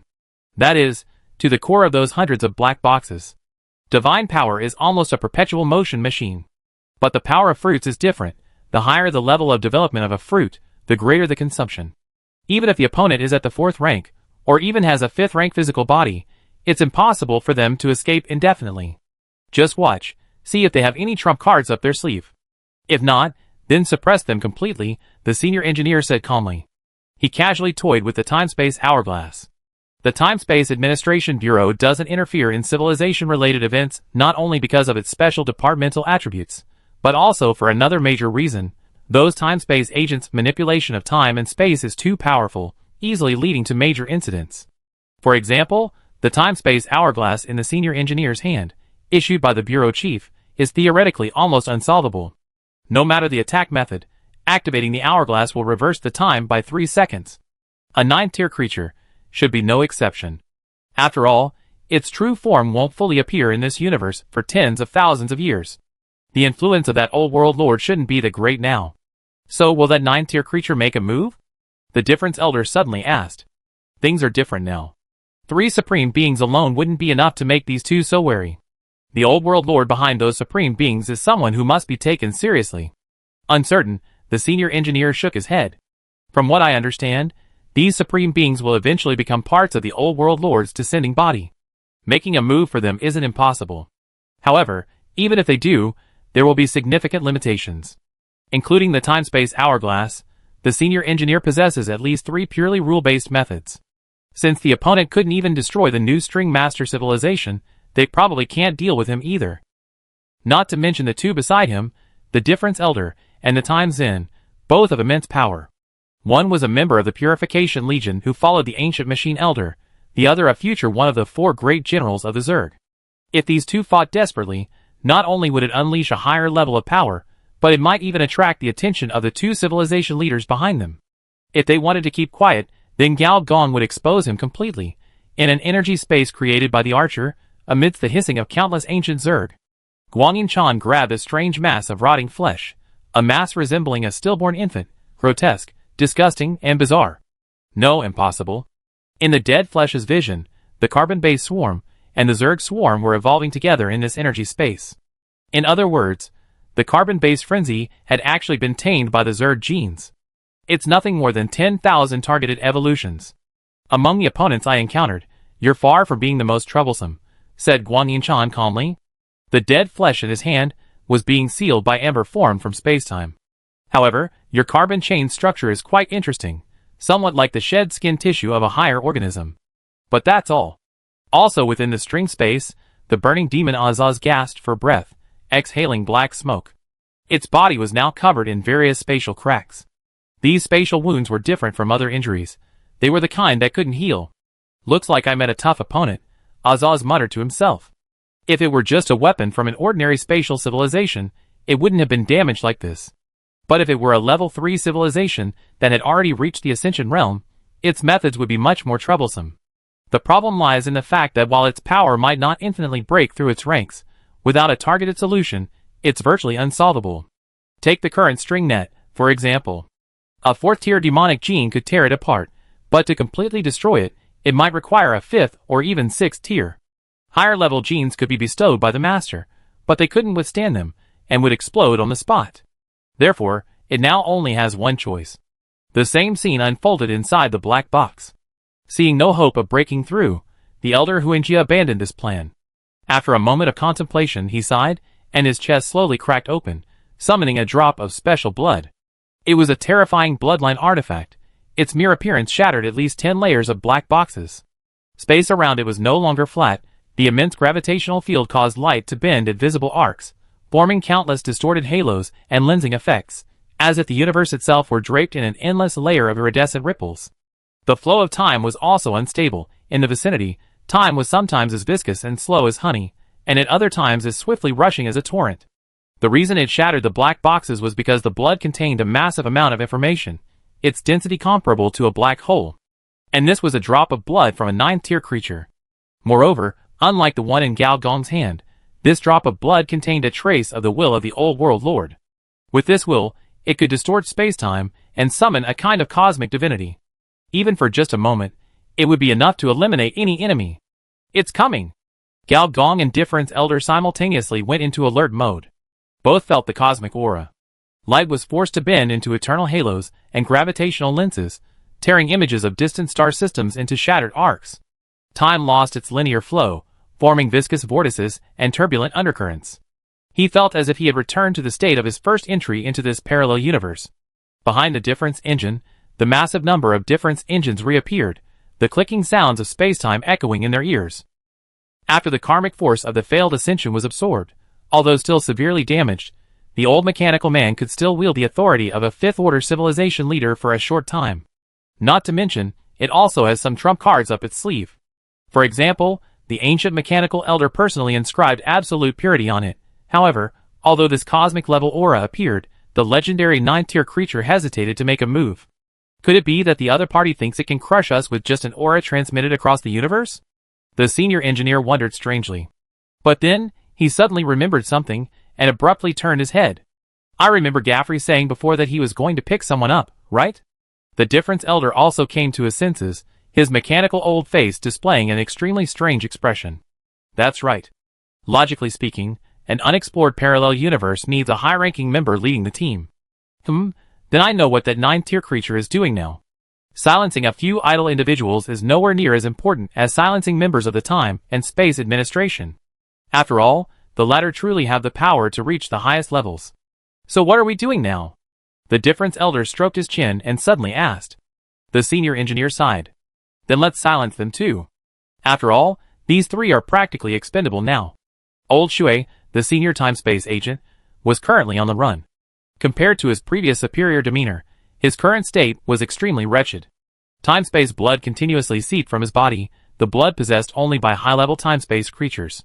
Each drop of blood, once it flowed out, actively burrowed into different time-space fragments. His true form was also constantly forcibly entering different timelines in an attempt to escape. This forced entry, compared to normal running, was more like crashing into a wall, like billions of semi-transparent slides being simultaneously projected into the same space, overlapping, permeating, and interfering with each other. The sudden overlap of 2 timelines without warning put immense pressure on a time-space creature. But Old Shui had no choice but to do this. Otherwise, he would be annihilated. He now had only one thought in his mind. Gave or tricked me. Chapter 1630.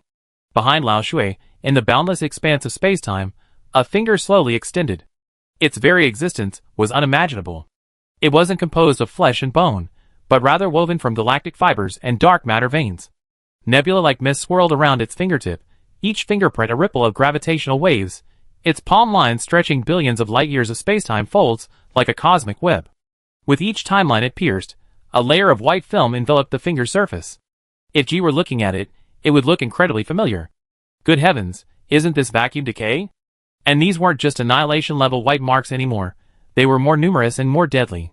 The main universe has its countermeasures. Parallel universes naturally have theirs too. As an experienced high-level agent, Lao Shui could only hope to hold out for a while, until the defense mechanisms of this parallel universe had reached a certain level. He drove this indescribable monster back. And things unfolded exactly as he had predicted. As the white marks accumulated, the finger that had been stirring the cosmological constant gradually became transparent. This showed that vacuum decay wasn't ineffective against it. This universe actually harbored a 9th-tier species seeking to invade the main universe. But theoretically, shouldn't only a 9th-tier civilization be able to create such a being? A conspiracy, a massive conspiracy. This wasn't a major event he could possibly participate in. The so-called major event, in professional terms, was a multiverse crisis. And once such a crisis occurred, not only him, but even the directors of the Time and Space Administration might not be able to handle it. This situation would require the assistance of a level 9 civilization to overcome. Who could have imagined that a mere lucrative mission to survey the universe would lead to such misfortune? It's all Gaffrey's fault, watching the finger grow increasingly transparent under the pressure of vacuum decay. Old Shui finally breathed a sigh of relief. Looking at his ruined spacetime equipment, and recalling his colleagues, who had been completely wiped out, he felt a wave of despair wash over him. He felt that his position, as a high-ranking agent, was likely over after this incident. But at least his life was spared. Watching the nearly vanished cosmic-level finger, Old Shui breathed a sigh of relief. However, just before it completely disappeared, the finger suddenly made a bending motion. The speed of light slightly bent in its shadow, and the gravitational constant trembled. It was as if a higher dimensional being had penetrated the brain universe, suddenly merging with the rules of the universe.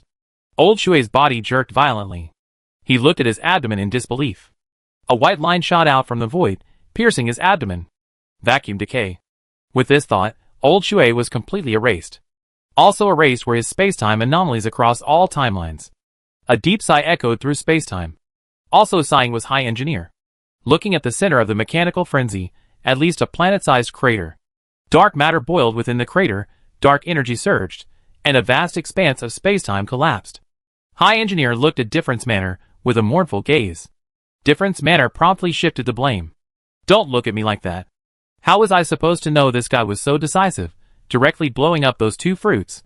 And it just so happens that those 2 fruits had special abilities, otherwise I definitely could have stopped it for you. The senior engineer was speechless. Just as he was refining the mech frenzy to its most crucial moment, the Elder Chaos exploded 2 carbon-based fruits, the violent power of the laws exceeding the suppression range of the mech frenzy. First, dark matter endlessly surged forth, then countless quantum figures shot out in all directions. Even the Difference Man was momentarily stunned by this situation, and failed to block it.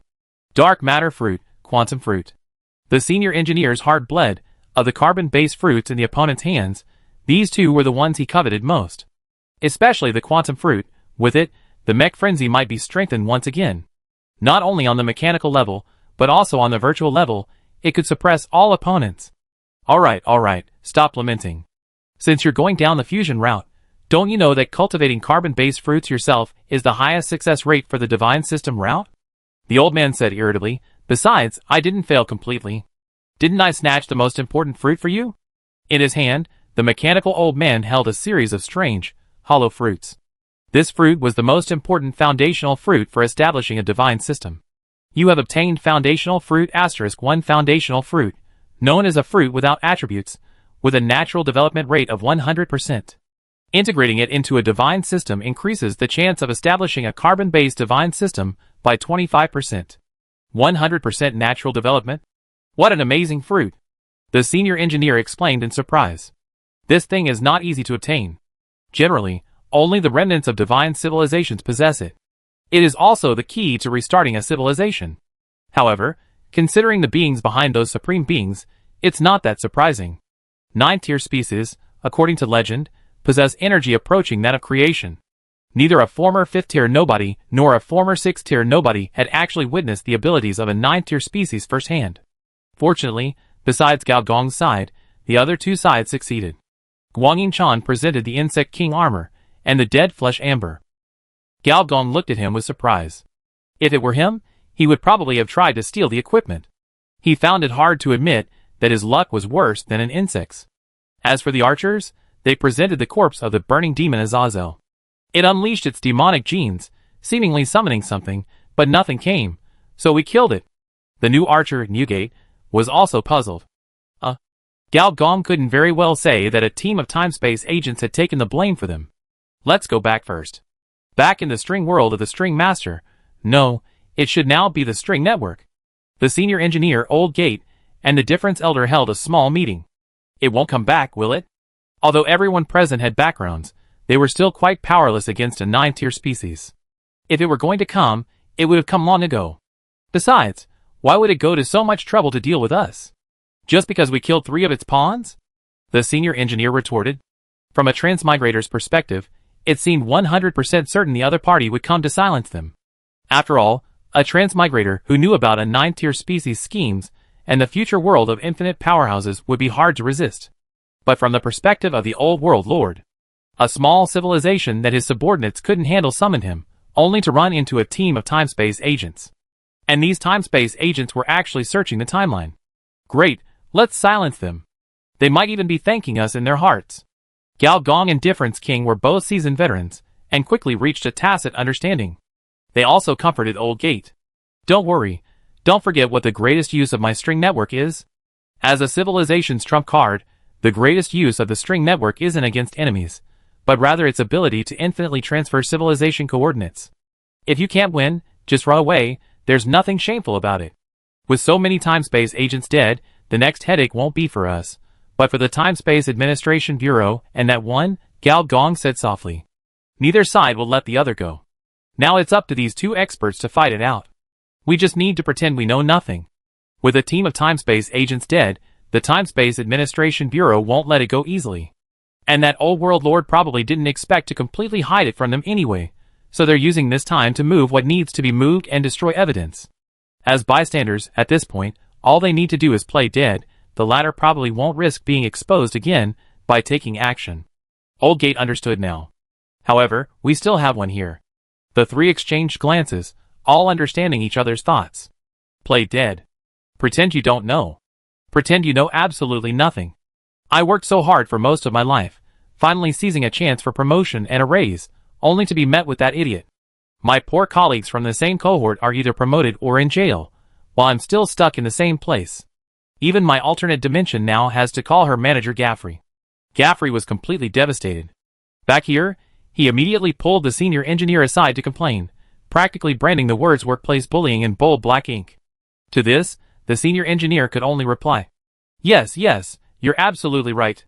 What? The project results were stolen by my boss? That's outrageous. A senior time-space agent? Never heard of him, never seen him, don't know him. Doesn't the Time-Space Administration have any laws? Ahem, why don't we go back first?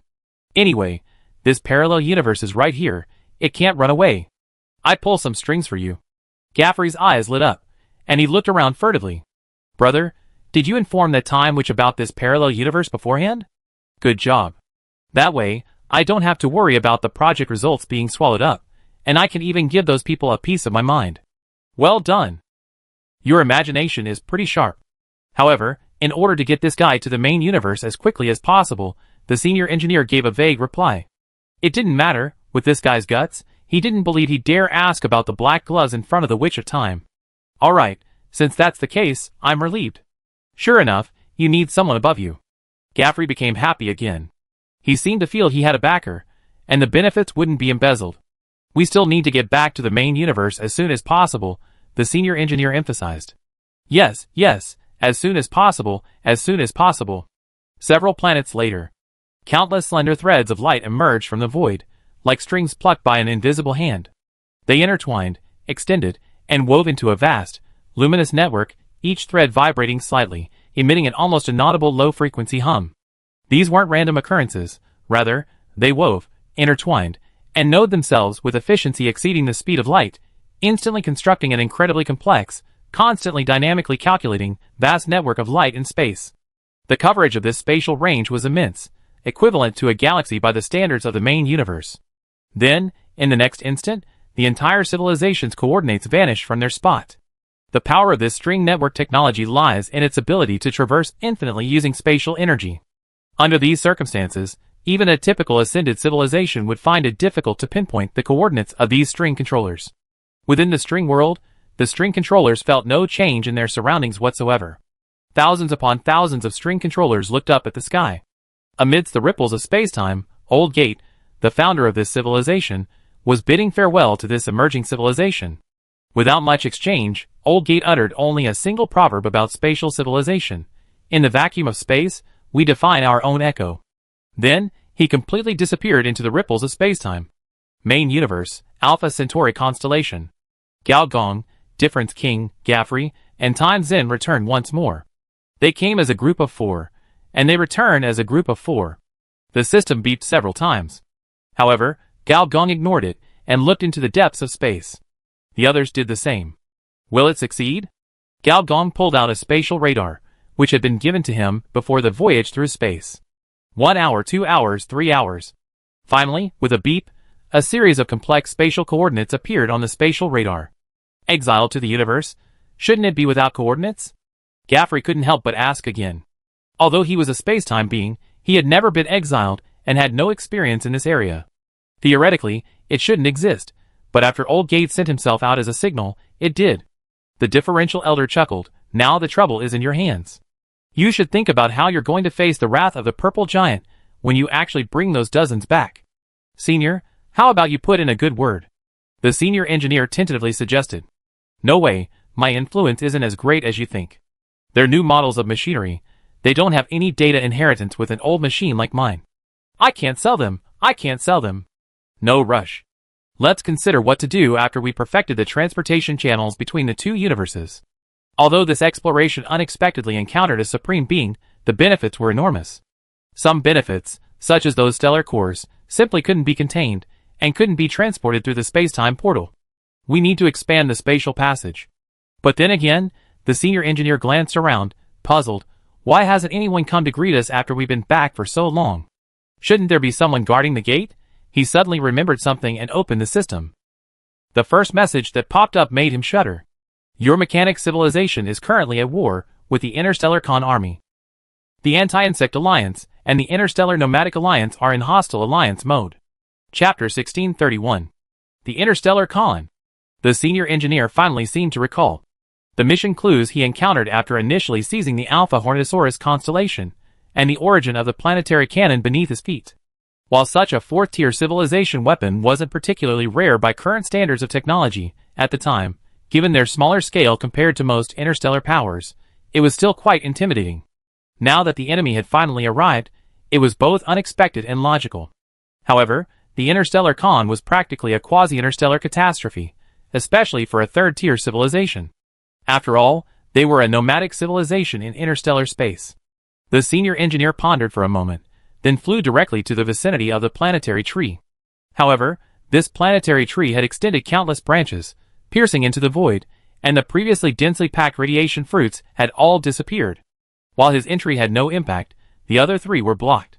However, the senior engineer could sense that Huang Yuanli's will wasn't here, but in a distant spatial dimension. The senior engineer shook his head and, using the star network, directly contacted another resource planet. His holographic projection scanned the area, and sure enough, War Engine Unit 2 had also disappeared. Without the War Engine, Director Du was naturally out of the question. And inside the star network, apart from a few remaining alphas, Gao Yuan and most of the high-ranking information officials were also gone.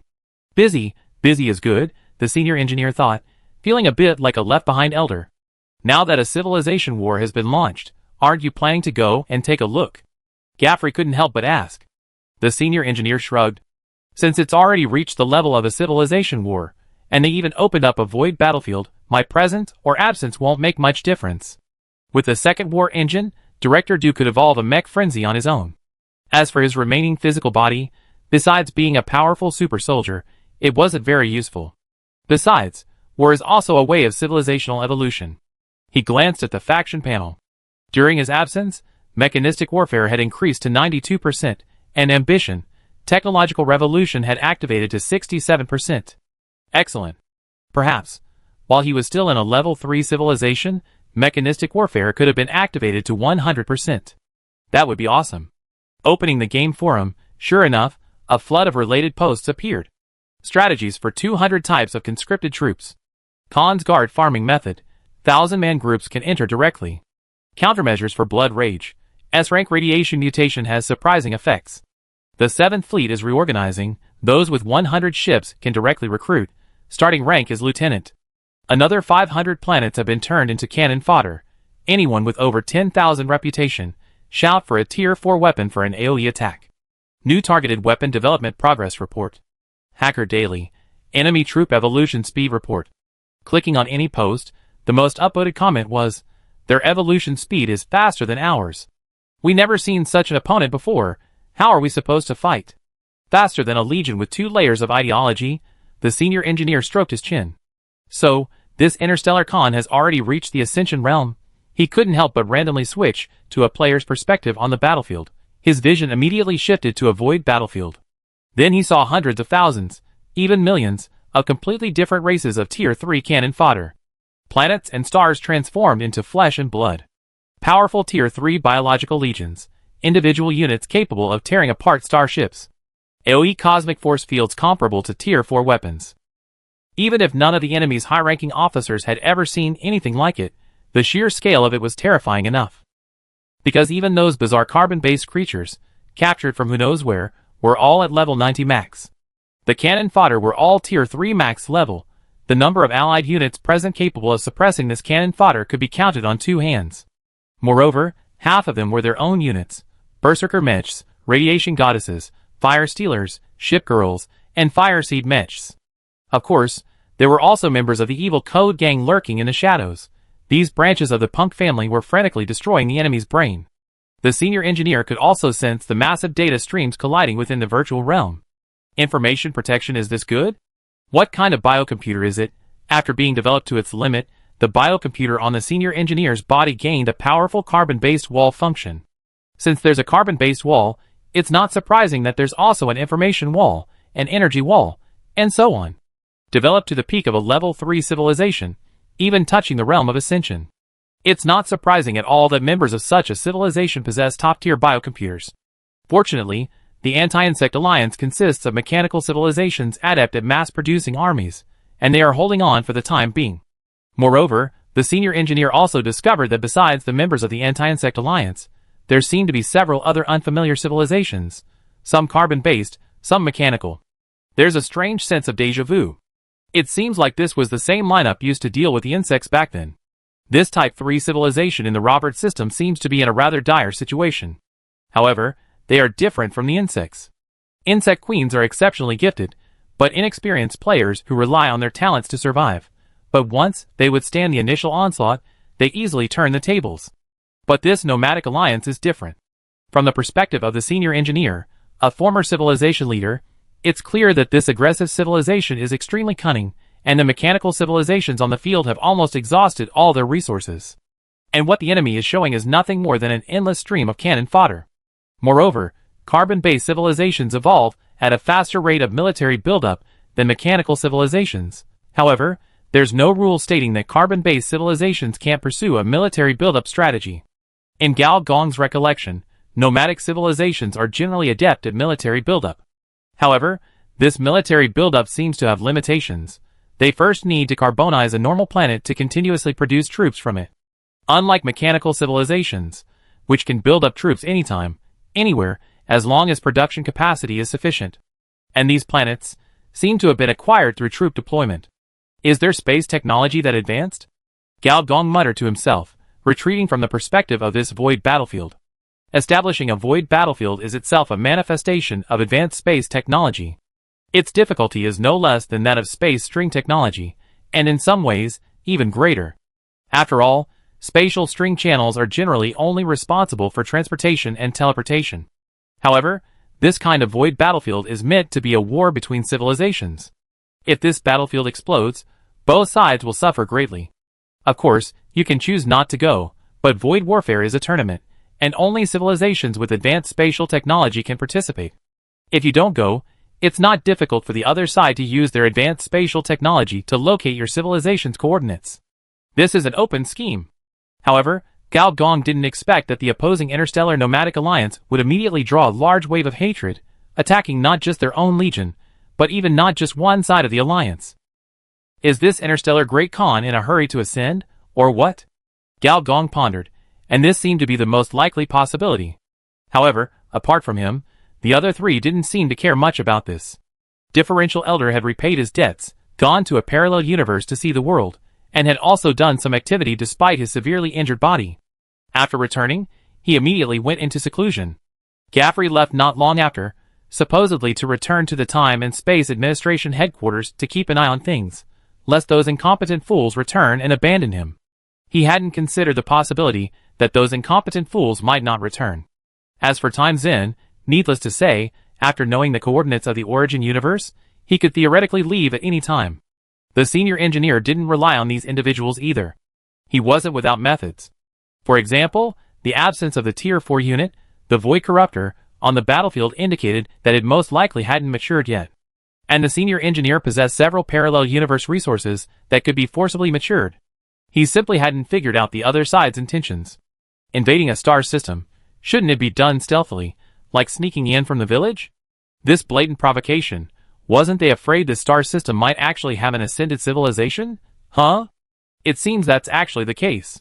This open attack might actually avoid some awkward situations, like running into a quietly developing ascended civilization. They could just subtly reveal their ascension aura.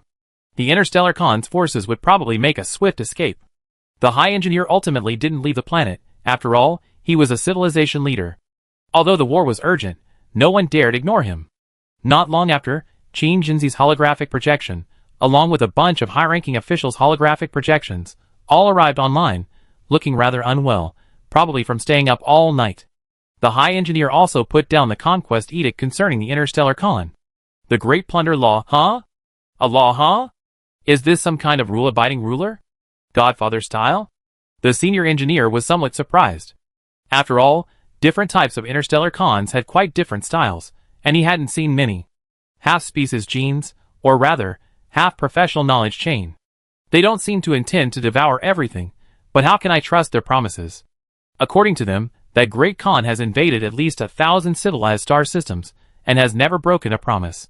He even provided a bunch of civilization documents to prove it. The senior engineer didn't bother to inquire whether these civilization documents were fake. It was pointless. He also didn't ask about the battlefield situation. He wasn't the chairman. He didn't need to micromanage. He closed his eyes and thought for a moment, then suddenly said, "That Interstellar Khan, he didn't come himself, did he?" Shinjinzi was taken aback, then asked in surprise, "Boss, how did you know?" "According to the intelligence we gathered recently, the one presiding over this civilization war is that Khan's eldest son, known as He Wushu. I'm not sure if that's an alias." The senior engineer nodded, and then looked at Ragnar. "What's your take on this?" Chapter 1632. Ragnar, the former leader of the Dark Elves, did not participate in the war. Also absent were the Kuan's children, the Dark Elves, and most of the Orgrimmar people. These were all carbon-based species within the faction. This was a very clever decision. Faced with this near-catastrophic nomadic alliance, carbon-based species would easily be assimilated. Just look at the able-bodied men of various races. Mechanical species, on the other hand, were largely unaffected. Huang Yuanli, returning from the battlefield, confirmed this. According to her, the battlefield possessed an extremely powerful gene conversion magnetic field. Only those at the extreme biological level could resist such conversion. Besides managing the Dark Elf faction, Ragnar was currently in charge of the Gene Court. A level 3 civilizations court, naturally, wasn't just for endless parties. It was responsible for the preservation, research, and evolution of a species' vital genes. Although the current scope of research was still small, the framework was already in place. Ragnar, as a former leader of a civilization, especially one that failed in its attempt at species evolution, was actually quite experienced in this area. He pondered for a moment before speaking. "Although I haven't been on the battlefield, I collected at least 800, if not 1,000, corpses of third-tier species from the front lines. Even though their racial genes are different, I can still sense something familiar about them. The senior engineer nodded, not surprised. So, the species evolution was successful? Even the cannon fodder were level 90 max. Some powerful space races didn't have that kind of power. The reason is actually quite simple. Yes, and they evolved more than once, Ragnar said gravely, his tone even tinged with shock. The Dark Elves attempted species ascension, only to be forced into mechanization. The Garen attempted species evolution, and their genetic rebellion is still unresolved. Now they encountered an alien civilization, and not only have they successfully evolved, but more than once. This feeling is indeed quite complex. Dr. Yu raised his hand to speak, but was ignored by the senior engineer. He was joking, dealing with a nomadic civilization that had entered the ascension stage with his rudimentary biotechnology was beyond his comprehension. What did President Du say? The senior engineer suddenly asked. Du Xiaodi was still on the front lines, overseeing the battle, and from the player's perspective, they weren't at a disadvantage, or particularly disadvantaged. This wasn't surprising. Even a level 3 civilization in the ascension stage wouldn't be completely overwhelmed by a late-stage level 3 mechanized civilization. Unless the other side unleashed ascension technology. The leader means she wants to open a second front. A representative of the Black Sages spoke up. Open, We can open a void battlefield too? The senior engineer asked in surprise. Opening a void battlefield is far more difficult than opening a string channel. Moreover, the space string technology was practically free from the string master civilization. Yes, according to our calculations, the success rate is over 80%. The senior engineer looked at the new face of the Black Sage, knowing this belonged to the second generation. It seems Director Du hasn't been idle lately. The strategic intent of opening a void war is quite clear. That Black Wushu, with his void battlefield and the law of great plunder, lured the civilized army here like a monster-slaying game. The reverse is also true. You have a void battlefield, and I have one too. I opened a second battlefield. Are you coming? If you don't come, although I can't pinpoint your nomadic civilization's coordinates, I can still cut off your retreat. Unless your entire civilized army comes, we have to fight a war of attrition. You're not fighting one, but over a dozen mechanical civilizations. The senior engineer thought this was a good idea, although it would likely escalate the war to a higher level. But how can my ideology evolve if it doesn't escalate? The senior engineer nodded, without objection. However, there's one thing I need your decision on. Concerning the second star sector rift front, Qin Jinzi added. What do you mean? The senior engineer asked, surprised. He hadn't even bothered with that third sealed artifact yet, and here it was all? It wants to cooperate with us, using the second battlefield to sabotage the enemy. The senior engineer frowned. How did this news leak so quickly? Qin Jinzi quickly said, it definitely wasn't leaked from our side. It's most likely from the Void Dwellers. That spatial civilization knows many people, so the probability of a leak is high. The senior engineer pondered for a moment, then nodded, I agree, but the specifics of the cooperation are up to President Du to decide. Things are unpredictable. Who could have imagined that under the pressure of the Khan's army, he and the sealed artifact would actually have a chance to cooperate? After dismissing everyone, the senior engineer thought about it. At this juncture, going to the front lines, as a lowly soldier charging into battle wouldn't be very meaningful. It would be better to focus on advancing the technology tree. He glanced through the boss template quests he hadn't completed yet, finally confirming his goal. Leader quest, Ultimate Knowledge, Tier 3 Civilization, Difficulty, Unknown. Quest brief. Guide your civilization through technological branch upgrades, unlock and master key technological nodes, ensuring species survival and hegemony. Quest objective. Develop more than half, 6, of the knowledge chains to their maximum level, obtaining cross-civilization equipment for that knowledge chain. Quest reward 1 boss template.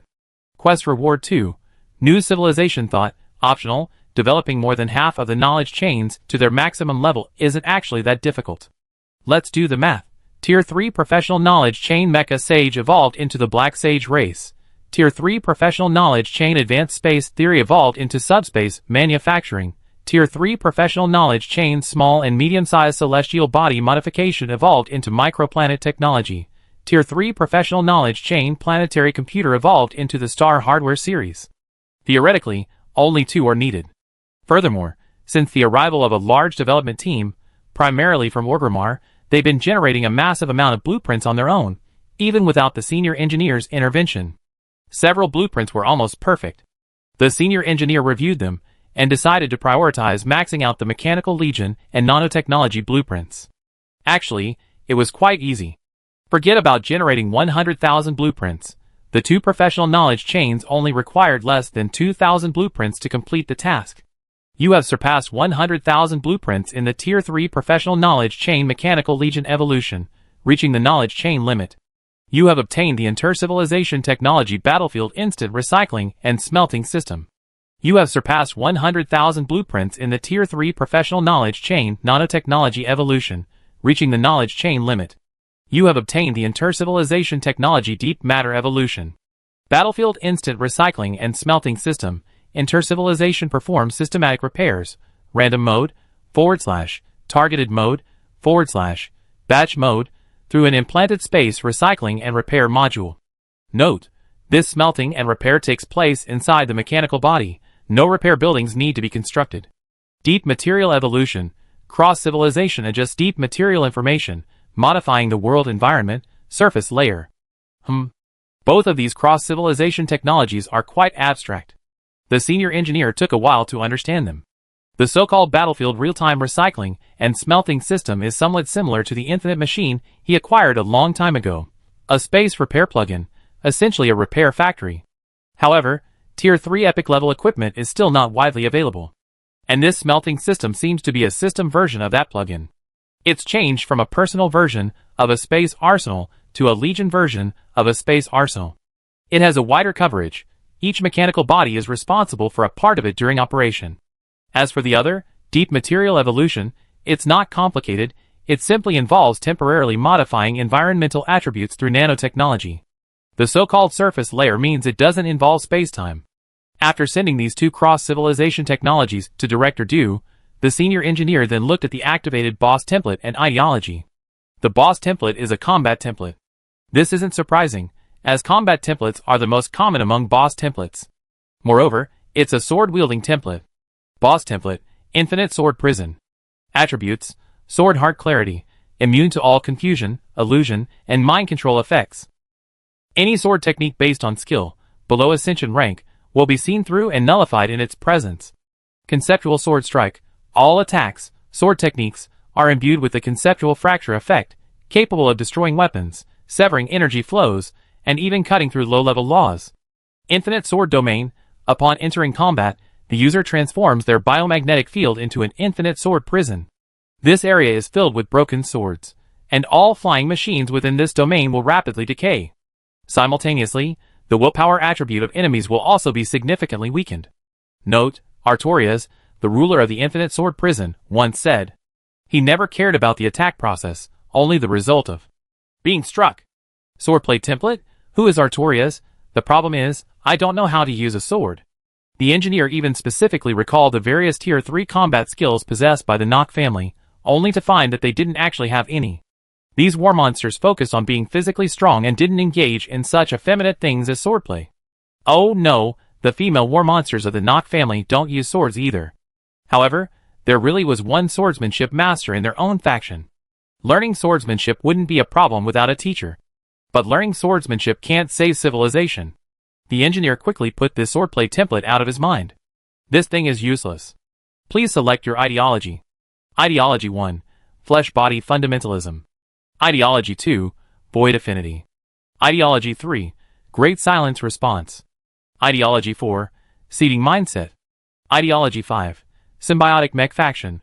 Wow, over a dozen ideologies popped up all at once. The system is really generous this time. The senior engineer first eliminated ideologies related to the humanities, then those related to the social sciences, and then some strange ones, like the Great Silence Response. It's amazing that this ideology can actually increase the chance of producing sword holders. After picking and choosing, there are two ideologies related to mechanics, especially mechanical combat. Ideology: Symbiotic Mech Faction. Ideology: Mechanical Evolution Spiral. Chapter 1633. Two schools of thought within the mechanical system. The senior engineer silently read through the descriptions of the two. School of thought: Symbiotic Mech Faction. Core idea: opposes remote control or fully autonomous AI. Pilots deeply integrate with large mechs, such as Star Armor or Titans, through direct neural connections, forming a symbiotic combat life form. The mech is an extension of the body, and the pilot is the mech's will. This school of thought emphasizes chivalry and individual skill, representing the traditional approach in mechanical warfare. This school of thought can enhance the autonomous combat capabilities of star armor and achieve breakthroughs in both spirit and combat power through trials of life and death. School of thought, mechanical evolution spiral. Core idea, makes war itself an evolutionary pressure for mechanical design, deploying AI and mechanical units with the ability to learn and modify their own designs into the battlefield. Through brutal real-world selection, they iterate to develop optimal designs and tactics. Engineers only provide the initial framework and evolutionary goals, no longer interfering with specific designs. This is a dangerous yet powerful laissez-faire development approach. This approach allows mechanical life forms to acquire some of the evolutionary capabilities of carbon-based life forms, but the cost is the potential for mechanical rebellion, a usurpation of power by mechanical will, and centrifugal thinking. Both approaches have clear advantages and disadvantages. The symbiotic mecha faction suppresses the development of unmanned machines, investing resources in the human-machine integration direction initially pursued by the camp. The mechanical evolution spiral, on the other hand, is essentially free-range, allowing these mechanical entities to grow like some natural organisms. The cost is that who knows what might emerge. A toilet emperor is not out of the question. However, the senior engineer quickly made his choice. Ideology. Mechanical evolution spiral activated in an instant. A massive amount of mechanical evolution data, artificial mechanical genes, and machine evolution code flooded into the senior engineer's mind. This data was then directly transmitted to the front lines through the senior engineer. Meanwhile, in the void battlefield, the white-haired witch Du Xiaodi opened her eyes at the same time. Unfettered mechanical evolution, huh? Interesting. As she closed her eyes again, tens of millions of civilization buildings on the battlefield, and hundreds of millions of mechanical buildings throughout the entire civilization, all began self-adjustment and modification to adapt to the changes brought about by the new ideology. The newly activated mechanical evolution spiral's activation rate soared, rising rapidly from 10%, 20%, 30%, 40%, finally settling at 55%. It almost broke through 60%, completing the theoretical activation. However, with the first batch of mechanical bodies equipped with the mechanical evolution spiral produced, a breakthrough was only a matter of time. And as the senior engineer maxed out both professional knowledge chains, the other two trends have also increased significantly. Ambition. Technological revolution has reached 72%, and mechanical agrarianism has also increased slightly, reaching 93%. However, to be fair, even without advanced engineers, maxing out these two professional knowledge chains was only a matter of time.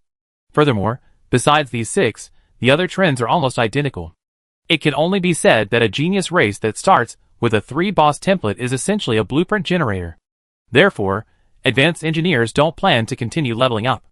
Continuing to level up wouldn't have a significant impact on the battle. After a moment's contemplation, the senior engineer arrived at what was formerly the Gao family ancestral hall, now the site of the mechanical church. Shortly after the senior engineer entered the primordial universe, the younger members of the Gao family completed the renovation of this 4th-tier building. The senior engineer stood at the entrance, surveying the church's exterior. The main entrance consisted of 2 slowly growing shape memory alloy panels, their textures displaying iterative neural network patterns. The stained glass windows were actually holographic field generators, projecting superimposed images of multiple universes. A quantum cross floated at the deepest part of the spire, its material state eternally oscillating between particles and waves. Nano-clouds, like holy light, enveloped the building, constantly decomposing and recombining the church's microstructure. Every hour on the hour, light patterns resembling genetic coding would simultaneously appear on all the metal surfaces. An array of tuning forks hung from the eaves, playing self-evolving hymns in the wind. Upon entering, the first thing one saw were 2 corpses impaled on an evolutionary cross. One was Shrek, the former space pirate king, the other was a muscular monster capable of perfectly absorbing artificial carbon-based fruits. The other was Azazel, the burning demon, his 6 pairs of evil demonic wings nailed to a cross, creating an effect that, combined with the solemn atmosphere, strangely possessed an artistic quality. At this moment, both corpses were bleeding profusely, the blood flowing from their feet into the floor, where it was analyzed and studied by the stellar-level processors at the bottom of the church. On the mechanical crosses behind them, countless nanomolecules, invisible to the naked eye, were dismantling their body structures, while inside the quantum cloud, their souls were being simulated. The senior engineer sat in the first row in a neural interface prayer chair, with over a dozen neural interfaces automatically connected to his hands, feet, eyes, and the back of his head. Before everything went black, the last thing he saw was the simulation of the microcosm above the adaptive altar. A mental tearing sensation, similar to entering cyberspace, but far more intense. However, for the senior engineer, this slight mental tearing was nothing more than a drizzle. Even for a cybernetically disturbed person, it was equivalent to sneezing a few times. But this wasn't entering virtual space, it was sinking, and sinking even deeper. Sinking into the hardware core of this sanctuary, into a processor called the Creator. This Creator was a rare, purely handcrafted processor. And the master mechanic had been involved throughout the entire process. It was all to work with the mechanical chapel to produce a Tier 4 unit called the Doom Hammer. Activating deep matter evolution should accelerate the production of this Tier 4 mechanical unit, the senior engineer muttered to himself. In his vision, everything was dark, with only some shrines faintly glowing. He could vaguely make out humanoid mechanical figures. Within this mechanical entity, the core reactor, known as the Chaos Furnace, was pulsating violently, crimson energy coursing across its black metal surface like veins. It was clear that deep matter evolution was indeed proving effective. On its surface, ordinary matter and dark matter were coupling, creating a higher-level dark alloy. Meanwhile, gene fragments and carbon-based code extracted from the two fourth-order corpses were being continuously injected into it, rapidly evolving through another ideology, the mechanical evolution spiral. This progress was far faster than before the high-level engineer went to the parallel universe. It seems my previous thinking was wrong. Natural evolution is the correct approach for Tier 4 units. Since Tier 3 technology can create Tier 4 civilization buildings, theoretically, Tier 3 technology should also be able to create Tier 4 units. However, in reality, the latter is far more difficult than the former, almost on a completely different level. The former can be achieved through sheer force, such as by forcibly implementing certain immature cutting-edge technologies across civilizations. But the latter, theoretically, requires ascension to access higher-level species evolution. That's right, Tier 4 units are practically on the verge of ascension. That's why it's so difficult. Even though the High Engineer shared the Doomhammer's appearance, design, and combat style with the Orgrimmar people, a perfect match for the exceptionally talented High Engineers, this Tier 4 mechanical unit still faced significant challenges in its development. However, it now seems the reason for the delay was that the senior engineer was using a mass production approach to evaluate these Doom Hammers. So, autonomous evolution is the correct path to creating cross-tier units? The senior engineer muttered to himself after disconnecting the neural interface. Now it seems this line of thinking was indeed the right one. The main reason he chose this line of thinking wasn't actually because of its potential, but because if he chose the symbiotic mech faction, he simply wouldn't be able to gather enough pilots in a short time, making further decentralization to the Fourth Calamity inevitable. He could use the Fourth Calamity to suppress mechanical rebellions. But what if the Fourth Calamity, having mastered the faction's strongest unit technology, started causing trouble? Between two evils, choose the lesser. This was G's choice to avoid harm and seek advantage. So far, it seems like a good choice. While the senior engineer was advancing his technology at the rear, the front lines were naturally not idle either. Unlike the guerrilla tactics of the last time, this time, Legion civilizations became the main force in the civilization war. The 93% mechanized agrarian warfare approach truly showed the other mechanized civilizations the terror of mass production. This mass production wasn't about the quantity of a single unit type, but a systematic combat method, production, logistics, repair, evolution, Legion warfare, planetary terraforming, and targeted weapon development, all done seamlessly. Moreover, during the war, these legionary machines seemed to have advanced further. Large numbers of shattered parts were swept away by various teleportation beams and disappeared on the spot. The entire void seemed to echo with the roar of repairing engines. In a small battlefield, a berserk machine was locked in a fierce battle with an unknown carbon-based species capable of entering sublight speed mode for hundreds of rounds, finally managing to slay it. However, the machine's surface bore dozens of penetrating wounds. The wound that pierced its engine, in particular, nearly brought the berserk machine to a standstill. This level of damage meant it needed to be completely rebuilt. However, the roar of engine repairs erupted, not only from its own body, but also from nearby machines, and even from machines several light years away. Spatial ripples began to spread from it. Then, various new mechanical parts seemed to appear out of thin air, directly attaching themselves to its body. With all repair modules exhausted, the repair was completed 100% in the blink of an eye. The berserk machine twisted its neck, re-entering combat mode. penetrating wound. A red light flashed in its electronic eyes as it seized the corpse. Its engine thickened and reinforced, extracting all the metallic components from the corpse and adding them to the previous wound. Impressive weapon, performance, sublight speed kill. The berserk machine yanked back, pulling out the corpse's biological scythe and simultaneously completing its metallic transformation. Similar events occurred in every corner of the battlefield. This was especially evident on large mechanical bodies. Thousands upon thousands of mechanical and defensive modules materialized out of thin air, evolving from starships to ship girls, from interstellar fortresses to mechanical planets. It was as if an invisible, battlefield-wide repair factory was conducting a comprehensive overhaul. This significantly boosted the Legion's sustained combat capability. Unlike the nomadic civilizations of imagination, the number of accompanying scientists, biologists, and ordnance researchers in the Star Khan's army was staggering. Inside a colossal bioship hidden within multidimensional space, countless researchers are assessing several opposing civilizations. This is standard procedure for nomadic civilizations. They first use cannon fodder troops for probing and evaluation. They have their own evaluation criteria, with threat levels ranging from level 1 to level 9. Generally speaking, reaching level 8 is equivalent to an ascended civilization. Most level 3 civilizations, even late-stage ones, are only considered a level 3 threat. These are prey-level standards.